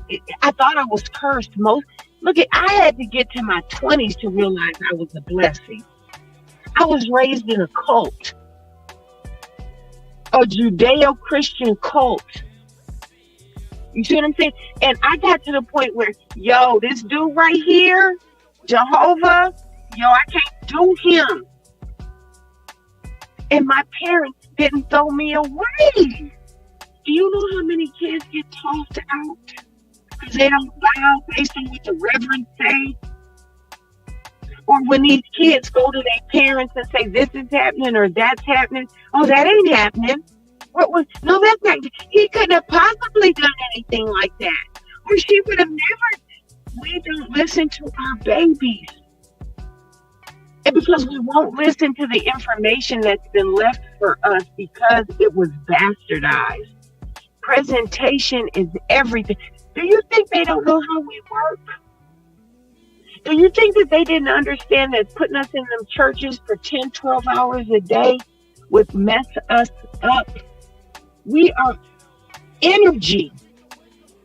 Motion is our medicine. And then because they can't keep up with us, not only do they poison our children, we agree to it. Oh, they give you an alphabet. Your child got ADD. Let me put him on some medicine so he'll be still. Well, wait a minute. If you can't keep my child's attention, get another job. Maybe you ain't built for this. But we lazy and we sedentary. And we did this shit to our children. We helped poison our children. Not me personally. So, because somebody had to make me understand that. Wait a minute, you gonna tell me that my child, look here, I fought to get they wouldn't test him. Wait a minute, you trying to tell me he's a problem. Why is he a problem? Well, he has questions about everything. The boy is in school. I had that boy tested. Even though everything that he had ever gone throughout his matriculation had proved that he was a good, smart kid. But because he questioned authority, he got labeled. I said, test his ass. Let's do this shit. My baby in the 6th grade had a 132 IQ. So you catch up. Don't slow my baby down. But everybody ain't out here fighting because everybody don't have time. It ain't that all of us don't love our kids. We all do. I went into the hood voluntarily because I needed to know how people live. Not to mention, my first love, my first real love, well, I ain't gonna say that, my second real love was an officer and a gentleman. I tried to do it the right way. He did everything properly.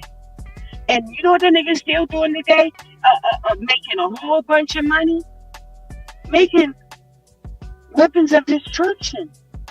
But I didn't know that was a bad thing. I didn't know.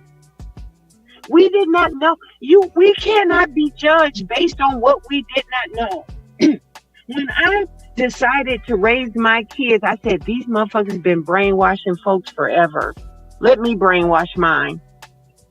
Okay, well, according to the sentiment that you are now expressing, it would appear that you are suggesting that conflict is inevitable. No, it's not. Hold on, wait a minute. Hold on. Now, if you are suggesting that it is not inevitable between us being our own adversaries and the introduction as them also being in a position of adversary, how can it be asserted that conflict is not inevitable?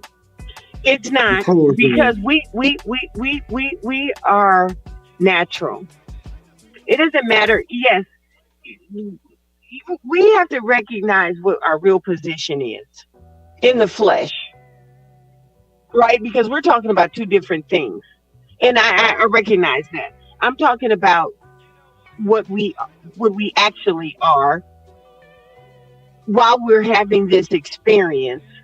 We can change this experience if we tap into who we actually are. We can be integrated people. What I'm saying to you is that Malcolm asked you, who taught you to hate yourself? If you hate yourself, are you your ally? No, bro, you not. We were taught to hate ourselves. And until we learn who we are and to love, not just love, get arrogant, get conceited, love every inch of every part of yourself. That's right. That is required. I don't care what word you call it. People say love means evolve backwards. It might. I found out that life meant evil when I was 9. If I Wait a minute. Too much meat on the table. Hold on. Sorry. Look, portions. You're right. Portions.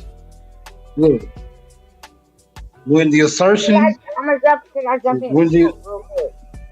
Now hold on. I don't want you to move. I don't want the goalpost to move. Right. Just hold on. When you make the assertion that you were taught to hurt yourself, are you suggesting that you taught yourself that, or you learned it from outside sources? Personally, I learned it from in my home, right? Because I was fed Christianity. I gave my first public address when I was 4. By the time I was 12, I could out-Bible the Biblers. And there was nothing that they could do with me. But I lived 20 years after that, maybe even 30, before I realized even the Biblers don't know what's in that book. And because the way it was given to us, we have thrown the baby out with the bathwater. I'm unshakable. I'm unshakable. I don't have any enemies. See, if I have an enemy, he has power. You see what I'm saying? Like, I can't fight on two fronts. Personally, other people may have a gift I don't possess, but I feel like me trying to go into battle half-assed, ill-prepared is a disaster waiting to happen. Why would I walk into an environment either completely or utterly intoxicated or sleep? There's an order to things. We're just impatient. And not that we're impatient. We're all in different levels, at different places, because we've all had different experiences, and those experiences have molded us. Malcolm asked the question, who taught you to hate yourself? If you believe in Christianity, nigga, you hate yourself. Ain't no way around that because of the way it is presented. That book is presented to tell you that you are cursed. And that you're going to get everything that you deserve because God says so. Now, you can read that book and say, okay, I'm going to accept this because somebody wrote it. I don't give a damn. I wrote it. I'm going to get what I can use out of it and keep it moving. I don't believe anything is absolute but me. And when I say me, I'm talking about the collective. See, because it's so hard. You know, I'm not code switching. I'm entity switching. I'm going from a spirit, which is what I really am. I can't lose sight of that. I'm never gonna not be connected to that. And I was satisfied leaving this planet without it, but something happened in 2020, and I decided I gotta connect. And these guys, they actually look. I learned about the 5%ers in the early 70s. The concept of us being gods. I learned Jesus told me that in the Bible. You are sons of God. Yeah, but you know, most of us don't die like men. That's real talk. Just because it's in some bullshit that was meant to enslave you, don't mean the information isn't there and can't be helpful. I say read all of the books, but you do the reading with your discernment. And if there is a God in you, you will see what is for you. I don't really feel like we can go astray because we're already strayed. I feel like if somebody is legitimately concerned, somebody really cares and it's authentic, even if I don't agree with their method, I'm not pooping on that. Somebody said, holy shit, we've been warned.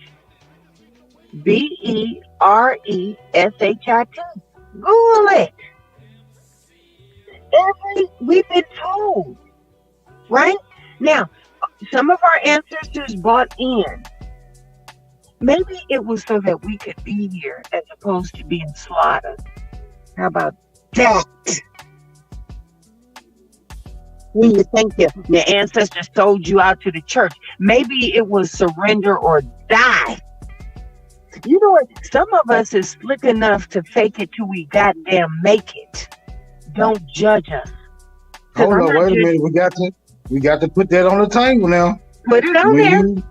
When you suggest surrender or die, are you suggesting that you're telling yourself that, or is that a position held by an outside entity? I don't believe the entity was outside. Well, I think what had happened, and I'm going to tell you, I have some memories of certain things, but shit, I don't know. These are just beliefs or thoughts or ideas. But in my mindset, we cooperated. Some of us anyway. I don't care. Ain't nobody ever gonna convince me of nothing. Ain't nobody came in did nothing. Not without our. You know what my mama used to say? You can't be manipulated unless you participate. I thought that was the craziest stuff ever. Okay, let's put the scenario on the table. Yes, sir. If I approach you and I offer you something, anything that you know and understand, all right, I don't do semantics. Me either. And I offer you something that you can comprehend will lead to your detriment. Will you accept it? People don't know what they don't know. Nobody's going to accept anything that would lead to their detriment. And most people are just trying to survive in the moment. Okay, well, let's take that scenario off the table then. So we're not gonna victim shame our ancestors. No, not at all. Right. We're not going to victim shame them by saying they accepted something that they know will lead No, I to don't believe their they do it. detriment. Well, listen, this is what I say. Well, Because I don't what I'm know. saying is, if you create your own problems, then you have to know that you are indeed creating your own problems. I seem to have been lost. What happened to the music? Oh, there it go. What I'm saying is, if you are suggesting that we create our own problems and we are indeed our own adversaries, then we should have all the foreknowledge available about the things we decide to do and the options that we choose. Right? Just you can't have it. You can't have it one way without having it the other way. You can't say you're a victim because you chose to be a victim, but not understanding the process in which you will become a victim because you are the one who created your status as a victim. So what I'm suggesting is that there are outside entities who have put themselves in a position to work against us. And I'm not saying that's on an individual level, right? That's not what I'm suggesting. I'm suggesting there's an outside group, that there is an outside group that has set up a structure to our detriment, right? Yes. And I'm saying they did it very, very methodically, and I'm not saying they worked alone. I'm not suggesting that they did it alone. I'm suggesting that they did have help, but I don't believe everybody helped them. I don't either. I think only a few helped them. Just like right now in our community, the average person ain't trying to sell nobody out. That ain't what it is. People are in, let me tell you something, the most dangerous position to be in is survival mode. And that's where they keep us, right? But we're not comfortable just being in survival mode. We have to be in survival mode in style, in class, in the bling bling, even if it means paycheck to paycheck. But we're still in survival mode. People, do you have conversations with people and they will say whatever they need in that moment? It happens on okay. I have no judgment. I have nothing but gratitude for our ancestors. Even those that we think may have sold us out. That's what we think. Do you know how many of our ancestors have sacrificed trying to be in a position or sit at the table for the right reasons, to give us information, to infiltrate? Everybody that appears to be a sellout haven't sold out. And I don't think that the masses, it's a small percentage. And those people got blotted out. I will never believe some army, some mass force, some powerful, some more sophisticated people came over here and did nothing. They sent babies. Those babies became part of our families. They sent women who ended up birthing members of our family. Why? Because people couldn't do what we have been instructed to do. Now, even if those instructions came to you in a book that you reject, you look back at that book and say, damn, that shit was right. You know, the first strategy of war is no fraternizing. But everywhere we go, we fuck anything that moves and leave bastards that hate us. People are saying, why is it so bad? All these kids are being killed. Hold on. You raised a very interesting argument that I must address. When you said they used babies. Yes. Okay, hold on. Let me complete the thought. And they used women, right? It would appear that you hold on.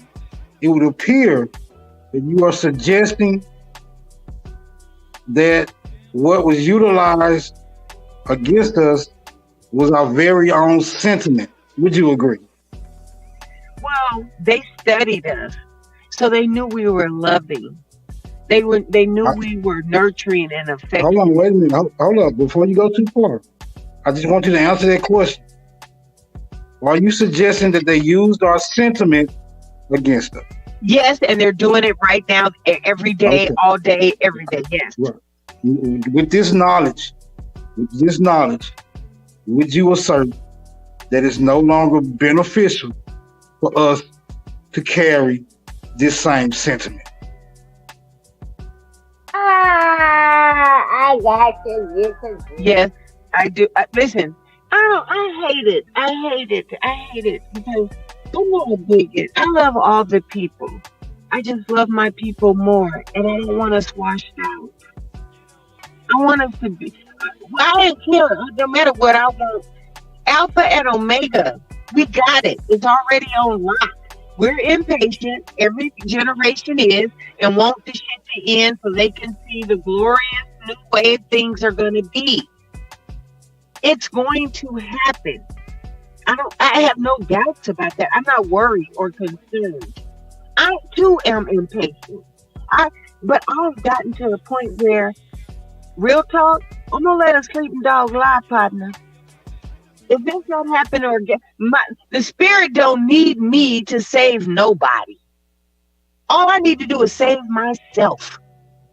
I need to save myself and be an example. I need to be that beacon. I already am. The problem is, see, I'm the flame. My so-called family, they're the moths. They love me, but they know what's gonna happen if they burn it. Yeah. They know they can't do that here. So I'm isolated, sort of. You see what I'm saying? Because I'm not a part of what they believe. I'm not a part of their system. I don't judge it anymore. I used to despise it. I don't do that anymore. I have to give them the freedom to believe what they believe so that I can have the freedom to not believe. That's just my mindset. And I could be 100% incorrect about everything that's coming out of my face. Well, hold on. Before you be so hard on yourself, I gotta ask another question. Earlier you mentioned survival mode, right? The what? Earlier you mentioned survival mode. You heard me? Okay. Are you suggesting that as a people, we have always been in survival mode? No, we used to be in thriving mode, just like nature. Okay, hold on. Wait a minute. What compels a thriving people to all of a sudden decide to go into just survival mode? Okay. Because I do not know. I don't really know if they came out of laboratories or from another planet. But there are some things here that don't belong. That's what I know. That's what I... Yes, I know that. That part, I do know. Now, which of it is, I don't know. And as loving people, we accepted these people and thought we could love them to life. But they have a death culture. Let's avoid the conjecture right now, and let's just deal with the hypothesis that's presently on the table. All right? Now, I agree with you that a thriving people wouldn't just all of a sudden decide to go in survival mode when it's not necessary to do so. I'm of the understanding that the people who are thriving will continue to thrive if those means are still available. Would you agree with that statement? Or those people, because absolute power corrupts, became corrupt.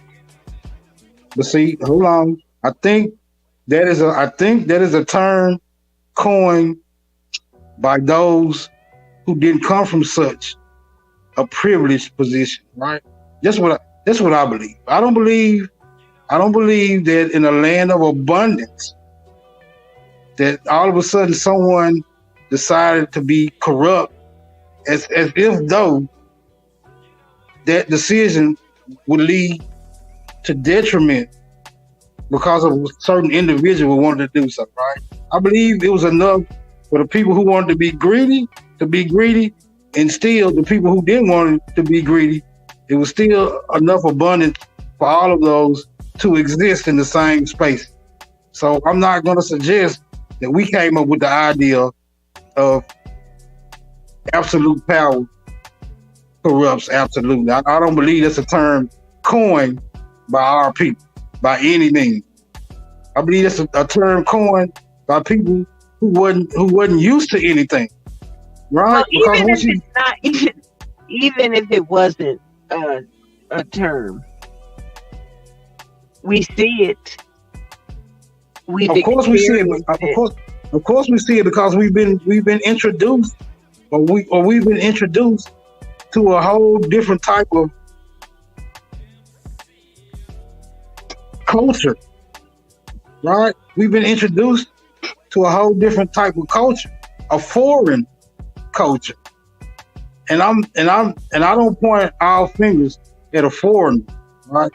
But those who are guilty must be held accountable for the things that they are guilty for. No one can escape karma, right? And right, no one escapes karma. No one escapes retribution, right? So guilty by association or what have you, like you said, that's a personal choice. And for those things, you must be held accountable for. I'm only interested in identifying the guilty party so that we can begin to adequately begin to remedy the situation by whatever means is necessary. Our land. Question for you, Smoke. In your lifetime, have you ever done something, and whatever the endeavor, something that you meant to be good and found out, oh wow, this really not only did not serve me and my family, but it probably took from my family?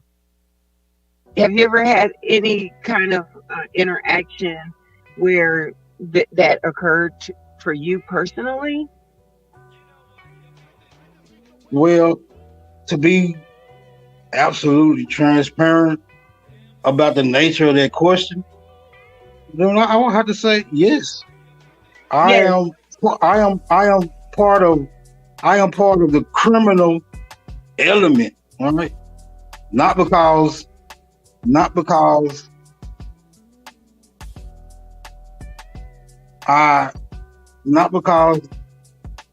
it's kind of hard to explain. Okay, but the point is, it doesn't actually the fact that it's criminal or not. That's determined by a whole system that ain't got nothing to do with what I'm talking about. I'm just talking about it doesn't even matter. Like whatever the thing is, like I really believe in my soul and my heart that if my parents had been aware that this lifestyle that they had chosen, to be righteous, Christ-like people, I don't believe for 1 second that they thought they were doing something that was harmful. That's why they say the road to hell is paved with what? Good intention. See, I don't support this statement either, right? I don't either. I said they say it because I think hell is what I think hell is ain't what most people. I don't think good intentions will lead you to hell. That's a very improbable position to hold. It kind of compels you to not have good intentions. Exactly. So I would not. Right. I wouldn't suggest that we came up. I wouldn't suggest we coined that phrase by any means. Period. Or either know that the meaning of hell has changed.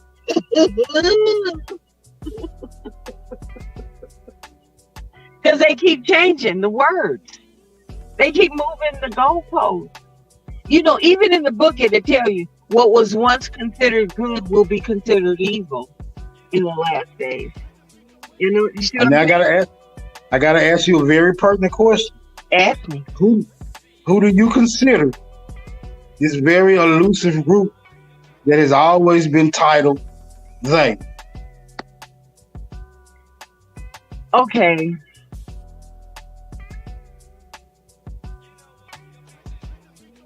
I'm not going to pretend like there is not an actual system that has been put together, right? I learned about the Bilderbergs, the Trilateral Commission. I learned about that stuff in the 70s.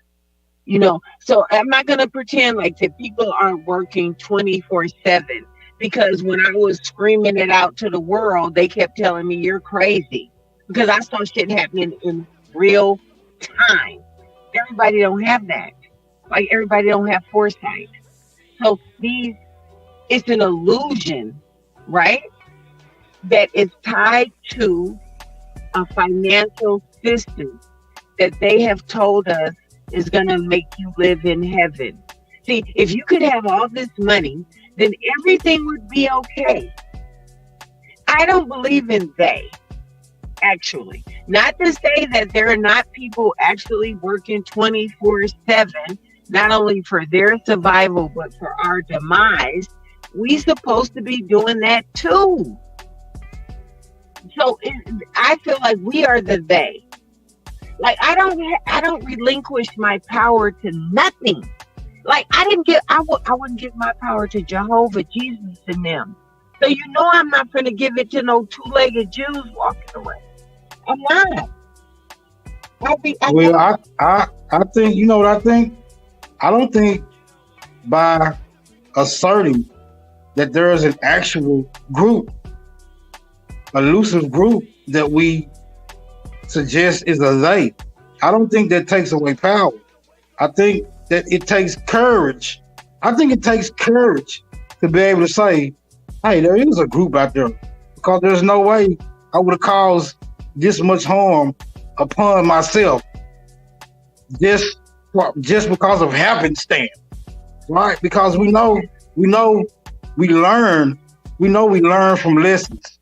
So it will be very improbable to suggest that each lesson we learn from doesn't make us wiser, and that we will arrive at a place that we're no longer, that we're no longer easily making mistakes, yet we still find ourselves with great adversity, right? So, yeah, I would say it takes courage to be willing to say, yeah, that there has to be a they. There's no way I would wreak such havoc upon myself.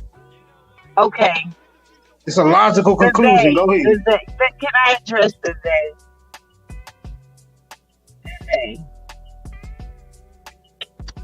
they? They have power in they system. You know, what is a world? There ain't no planet called world. It's a system that has been constructed. People refer to it as the matrix, or the government, or the they, or the this, or the that, or the other. I'm a mentalist. Do you believe that? Hold on. Do you believe that? Or is it a trail of evidence that could be asserted to quantify that?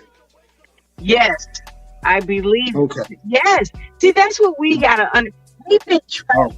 Now, hold up. With this system that you're suggesting, this matrix or what have you, who are you suggesting is responsible for it? The participants, the people that are trying to, survive themselves, because they understand. See, it's not like everybody doesn't know who we are. Everybody knows but us. Everybody knows who they are too. Why are we pretending? Everybody's up in arms because Kanye named them.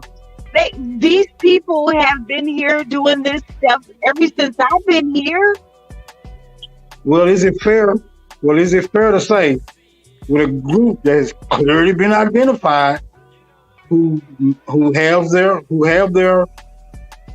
prosper off our demise, would it be fair to say that we are still our own worst enemies? Yes, because listen, people say, this is what people say. Oh, these kids, this is an opportunity of a lifetime. Oh, well, you can't tell those children they can go and make all this money if they just sign their lives away. Well, that's because we have allowed people to dictate what is the American dream. They determine what is success. They determine, and then we live accordingly to that. Break the mold.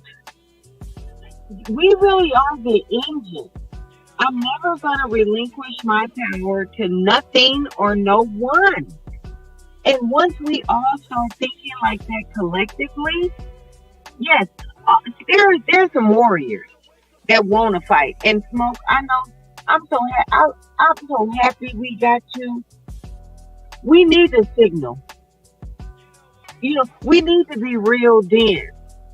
I just really am not that much on logic. You see, that's a creation of theirs. See, you have logic to me is the opposite of nature. Logic requires you to be doing all this extra shit in your head that's unnatural. See, which they claim, I don't know, because I'm not an expert at nothing. I'm not a scholar. I'm not. I am my own source, right? So, and those that came before me and imparted their wisdom upon me, so that's where I get most of it from. But this construct that they have built is just that. And if we don't participate, and I know people think that if they don't participate, everything in their whole world will fall apart. Yes, we need the world to fall apart because this world is their construct. It's their construct. And if you play the victim role, we've been this. They did this to us. They got the power to do that to us. Then most people get stuck on stupid fear. Let me ask you a question based on that assertion. Yes, sir. If it is necessary for this system to fall apart, and others suggest that it is falling at this very moment. To me, that's neither here nor there. But if it's necessary for it to follow, are we obligated to in turn give it a push?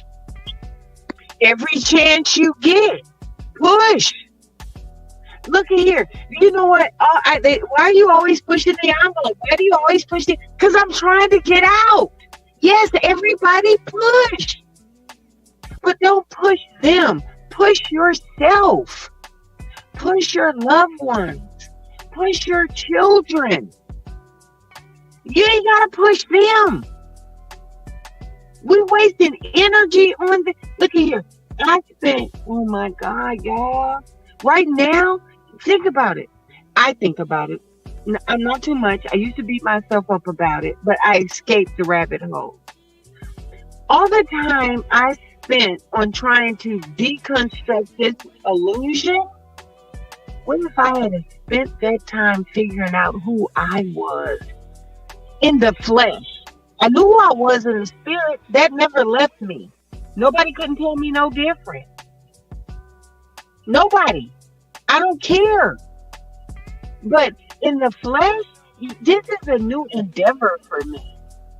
Right? And I want to live in this flesh. And I found my first attempt to make a fleshly connection, it was with the spiritual community. And man, I peeped that stuff quick, fast, and in a hurry. Duck, duck, duck. Yo, red, blue, black, orange, all that nonsense.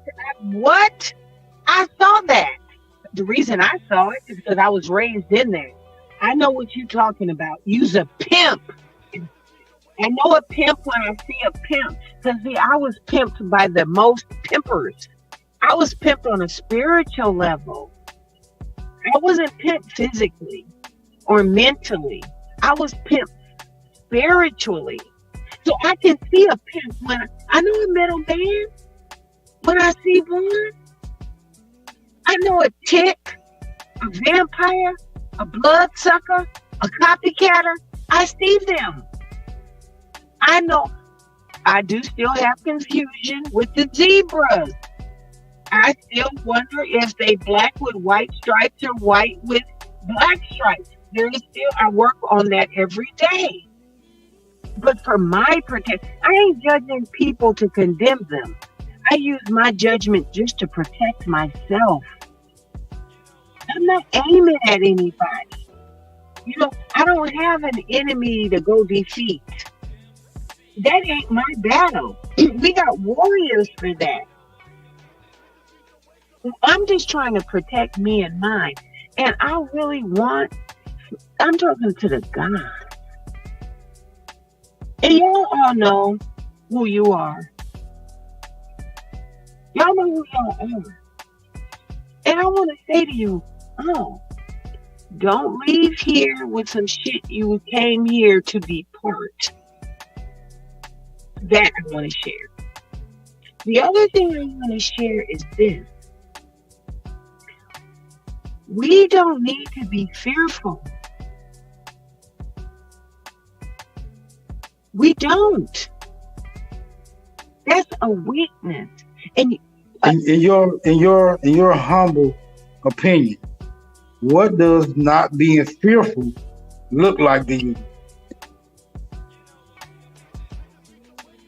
Not being fearful, and I know we're human, right? Like some people are scared of bugs, some people are scared of snakes, some people, that I'm not talking about.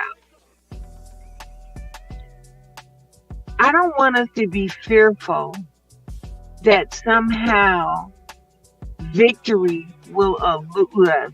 It's not. We have already won. We just need the people to wake up. I don't proclaim it because then people don't make an effort. But Grateful says it all the time. This is a mind thing. Listen, if it ain't mental, you're a vegetable and you are going to be consumed. That's it. Change your mind. Our power don't lie in muscle. It don't lie in weaponry. Our power lies in the fact that we are the gods. That's it. That's all. And I don't blow the balloon up. I don't inflate this supremacy shit. I don't, none of that stuff, no. All of us, we have to keep the power we got and all the power that we have given away while we have been here. Call your shit back. Tell it to come home. We don't need to be fighting a boogeyman. We need to get our house in order. Yes, Chief said we can fight and build. I understand that. Yeah, that fight thing, I did all that. And I'm not a fighter, so I'm not talking to the soldiers. Y'all do you. I'm dependent on y'all to keep us safe. I'm going to feed you. I'm going to house you. I'm going to clothe you. I'm going to feed your spirit because I value our smoke, cold figure. Y'all, you're necessary, but that ain't everybody's role. Y'all better stop calling out these old folks that ain't built for the battlefield. You get out there and wonder how the enemy found out where you were, because your ass got given up by the coward that you pulled out on the field. Leave these sleeping dogs alone. We still suffer from the messianic Christ complex. Oh, we gotta save our people. Yo, they got ancestors. Maybe their ancestors ain't talking to their ancestors because their ancestors know some shit you don't. I say just keep talking. And those that are for us will be drawn. You're going to attract yourself. That's what you're going to attract. We have to be the beacon, the light. We can't be talking fear, or we ain't got no power. They not going to let us. They oppressing us. No, they don't. Not me. You better get that monkey off your back. We don't have to carry that no more. Are you under the impression that in the position niggas are in currently, that we have no place to voice a complaint? No, keep on complaining, because the shit ain't right. But let's talk about what we're doing. I'm not interested in what my neighbor is doing. I'm not sleeping in his bed. I'm not cooking in her kitchen. My house. I'm distracted minding other people's business. That means I'm neglecting my shit. I just suggest, it's just a suggestion, because I don't have, don't follow me. Hello? Everybody can hear, don't follow me. Because I'm on my way. I'm not on a path. See, I'm not going to be misled because I won't follow. I couldn't be taught. I couldn't be taught. I'm not going to change. Anybody that has ever known me will tell you she's the same way she's always been. She's just older. I'm not trying to be different. I'm only trying to be the best me. I don't want nobody else's shoes. I have never had aspirations. That's a lie. The only thing I ever really wanted to be, I couldn't. That was my mother. That's my only superhero. My mama and my daddy. Ain't nobody, I'm not impressed. Is there anything that you currently have in your possession that you feel that you are entitled to? I don't suffer from entitlement. That is never. I'm already the gift. I've been every person. I used to be a label whore. You see what I'm every woman. I've been down all the walks, and I went there volunteer. I just didn't stay. I went, I sat, I listened, I learned. And I'm gonna keep it 100%. I know don't nobody want nobody doing nothing that we consider illegal. I don't want nobody doing stuff that I consider immoral. But my mama told me I never forget this day. I've been effed up ever since. I came home from kindergarten. She said, "What'd you learn? What'd you do?" I told her. The teacher read us a story, and then she told us the moral. She said, "What?" I said, "She told us the moral of the story." She said, well, what if you don't have the same morals as her? Nobody can tell you the moral of your story. I ain't been right since. Right? I was never able to get in line. I could not follow orders. Right? I could not commit to. I do till I don't, and I will till I won't. But I'm gonna tell you that up front. I ain't gonna fake it or shake it. Because how I feel today, I'm not. We need to give each other that space. To be honest. Let me ask you a question, all right?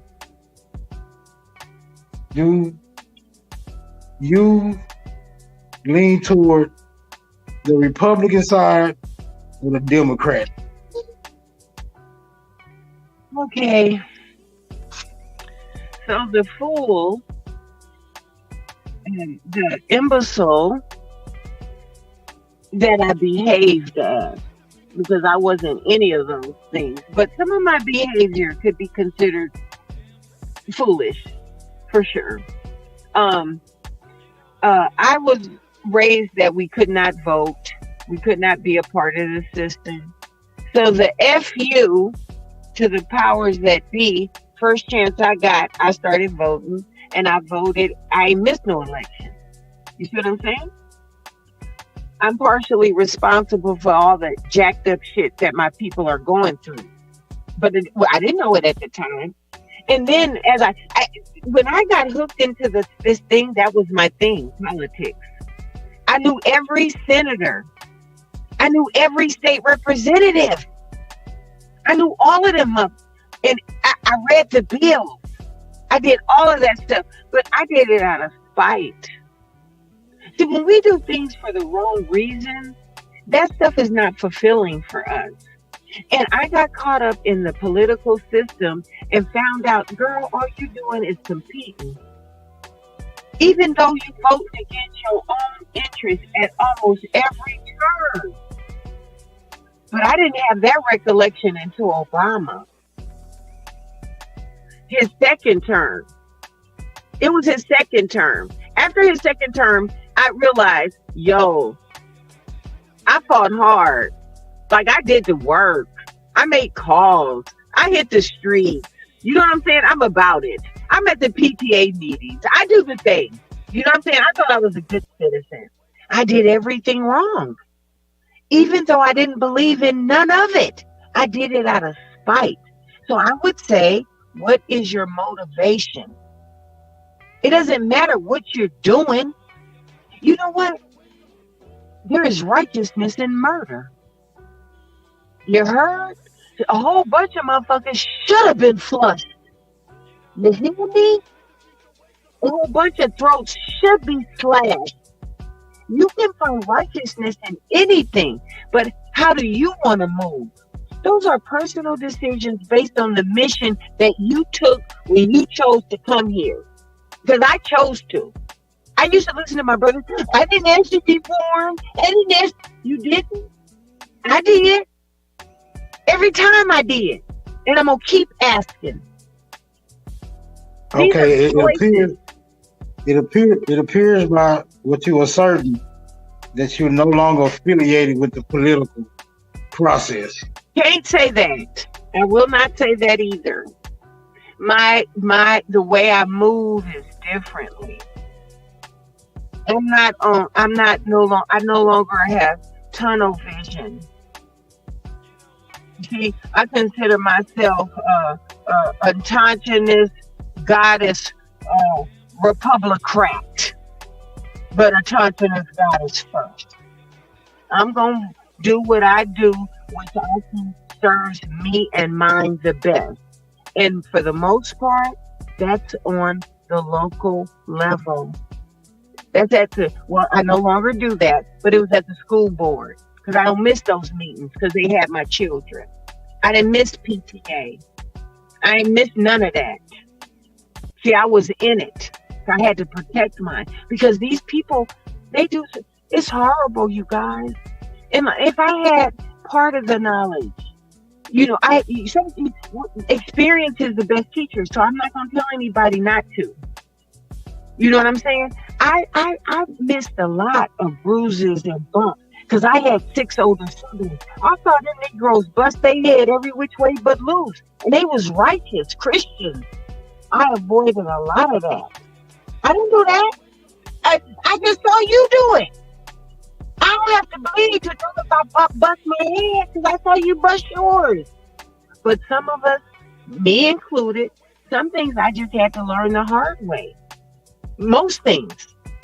Because my family didn't venture outside of that protection. I did. I was the first to say, yo, no, I ain't doing that. I still got folks up in that nonsense. But I love them. Those are righteous people in the church, in the synagogue, in the mosque. It's not the parishioners. that's fucked up is their leaders. It's the folks that look, baby. You can't get through missionary school. You can't go through theology school and not understand what it is. But what happens? People get in so deep and they start thinking about the money in school, the time they've invested, and guess what? They on top of that mountain with Satan, getting that offer. And everybody, look at that offer is made all day, every day. And people make choices. I'm not judging their choices. I'm just going to protect myself from them. And that would be my only advice to all of us, anywhere, everywhere. Protect yourself. Build yourself. Increase yourself. I'm the selfish. Look at here. They say, oh, you're so good. Oh, you're so kind. Oh, you're so giving. Oh, yeah, baby, because I'm worth it. Not because I give a push. There's more joy in giving than receiving. I don't let nobody do nothing for me. Ever. Because you know what? There are other people that need it. I don't. I don't have to leave my house looking a certain kind of way. Because I'm not out here trying to impress. Ain't nobody got nothing I want. We're out here. Do you find this community to be more lenient to the sentiment that you're currently expressing? Or do you have these type of conversations with groups outside of this community? Oh, I don't talk to nobody but my blood. Real in business. I gave up on these folks called humans, mankind, before I hit puberty, baby. I've been in the know. I just been trying to survive it. But y'all, I came across y'all. But before I even came across y'all, I had made a conscious decision to make a human connection without faking it. I've been a fraud and a fake most of my life. I have had to shrink myself. I have had to miniaturize myself to fit in other people's belief systems as to not offend them. Well, who the hell are they? I didn't have to do that. But then I messed around and I had children. Then I had to think about them. I can't be out here cutting off food. I can't be out here giving my children my mindset. Maybe I should have. Was I successful? Well, I don't know. My kids are what people might consider middle-aged. I still don't have no grandbabies. My son thinks that this world don't deserve his offspring. My daughter is so conservative. She says, oh no. First comes the marriage. Then the baby and the carriage. I did that. Maybe I should have just raised some folks that was out here getting it. Doing it. I have cousins. I got cousins that got great grandbabies. I don't have grands. So did I do the right thing? Yeah, I got a doctor. Yeah, they got alphabets behind their name. But did I really do anything? I asked myself that. I know they not out here killing, stealing, and destroying. If I didn't do nothing else, I raised decent people. And I'm just going to settle with that. I'm going to call that a victory. Even if my kids don't think like I think, I don't expect them to. I didn't give them their minds.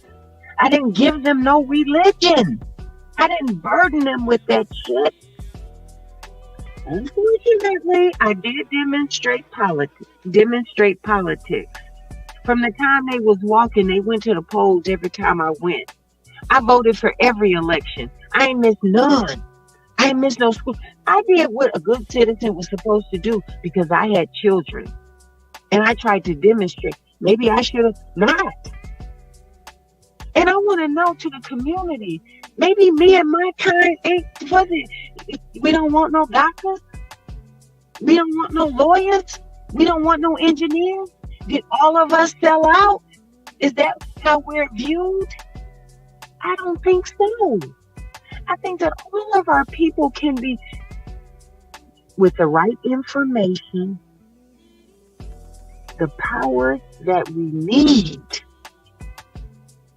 regardless of their religion, let them believe what they want. As long as they ain't trying to influence you. Like me, I know people got problems with the LGBT. Baby, what you do in your bedroom is your business. Don't bring that stuff over here. That's all I do. Because I don't know for sure who is who. I know that my people have been under attack. That's real. I'm not going to pretend like it's not. I've been hollering that since I could talk. This shit ain't right. Nobody's walk match they talk. But if I speak on it, I'm the devil. If I call it out, Kanye is the problem. Why is he the problem? Because he's speaking on it. See, they can do they dirt, but don't you speak on it or you become the issue.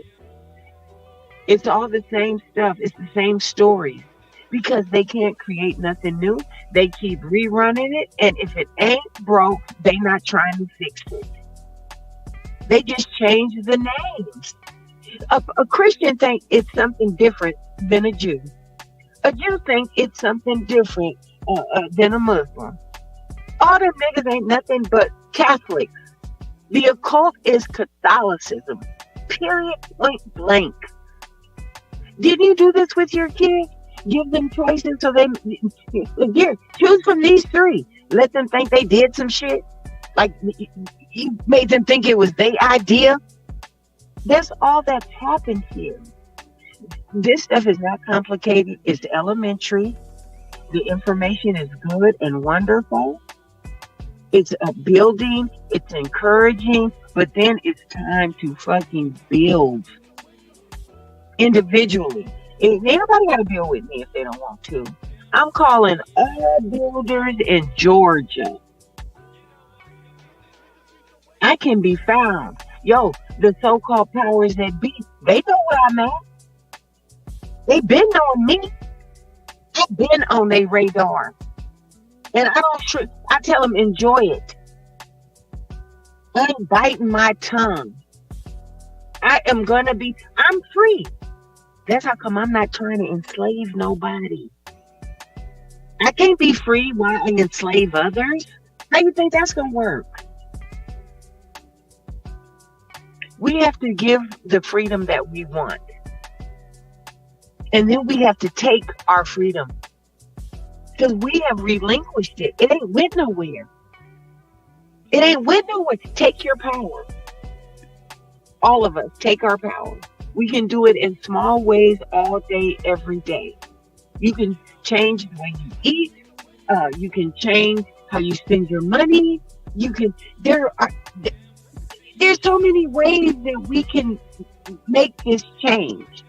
And the fact that everybody ain't doing it the way we're doing it doesn't mean that it's not beneficial. So have I put you to sleep yet, Smoke? Everybody else is gone. Smoke signal. Mic check, mic check.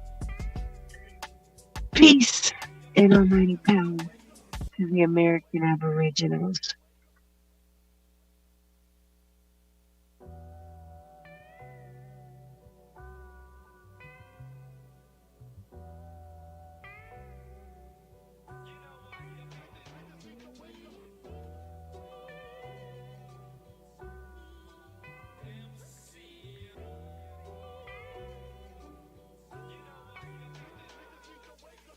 Microphone check. Oh man, she's not. Her device must have died. Microphone check. Microphone check. Microphone check. Microphone check. You have now witnessed the ignorant niggas that I usually speak about.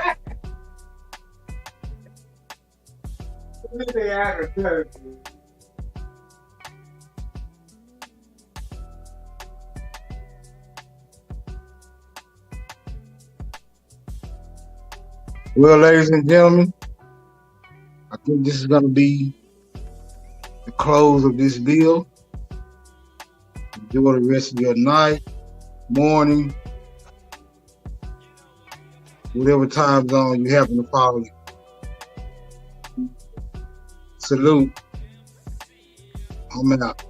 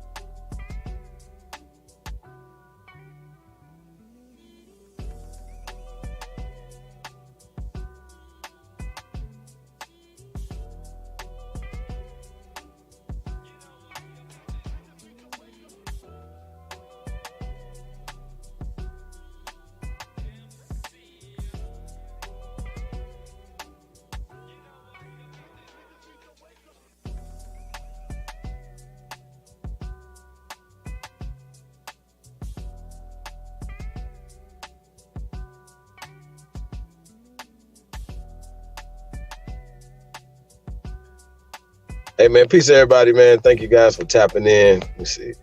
Everybody, definitely appreciate you guys, man. She Copper Color Goddess in there. Indigenous 56A, Shy Apples, Keith Tolliver, Charles Clark, Haru, Tanya Parker. I want to say peace to everybody. Hefe, man, Crypto Cakes. Yeah, everybody, man, we really appreciate all the love. We'll catch you guys tomorrow, man. Stay tuned. Right back at y'all. Yeah.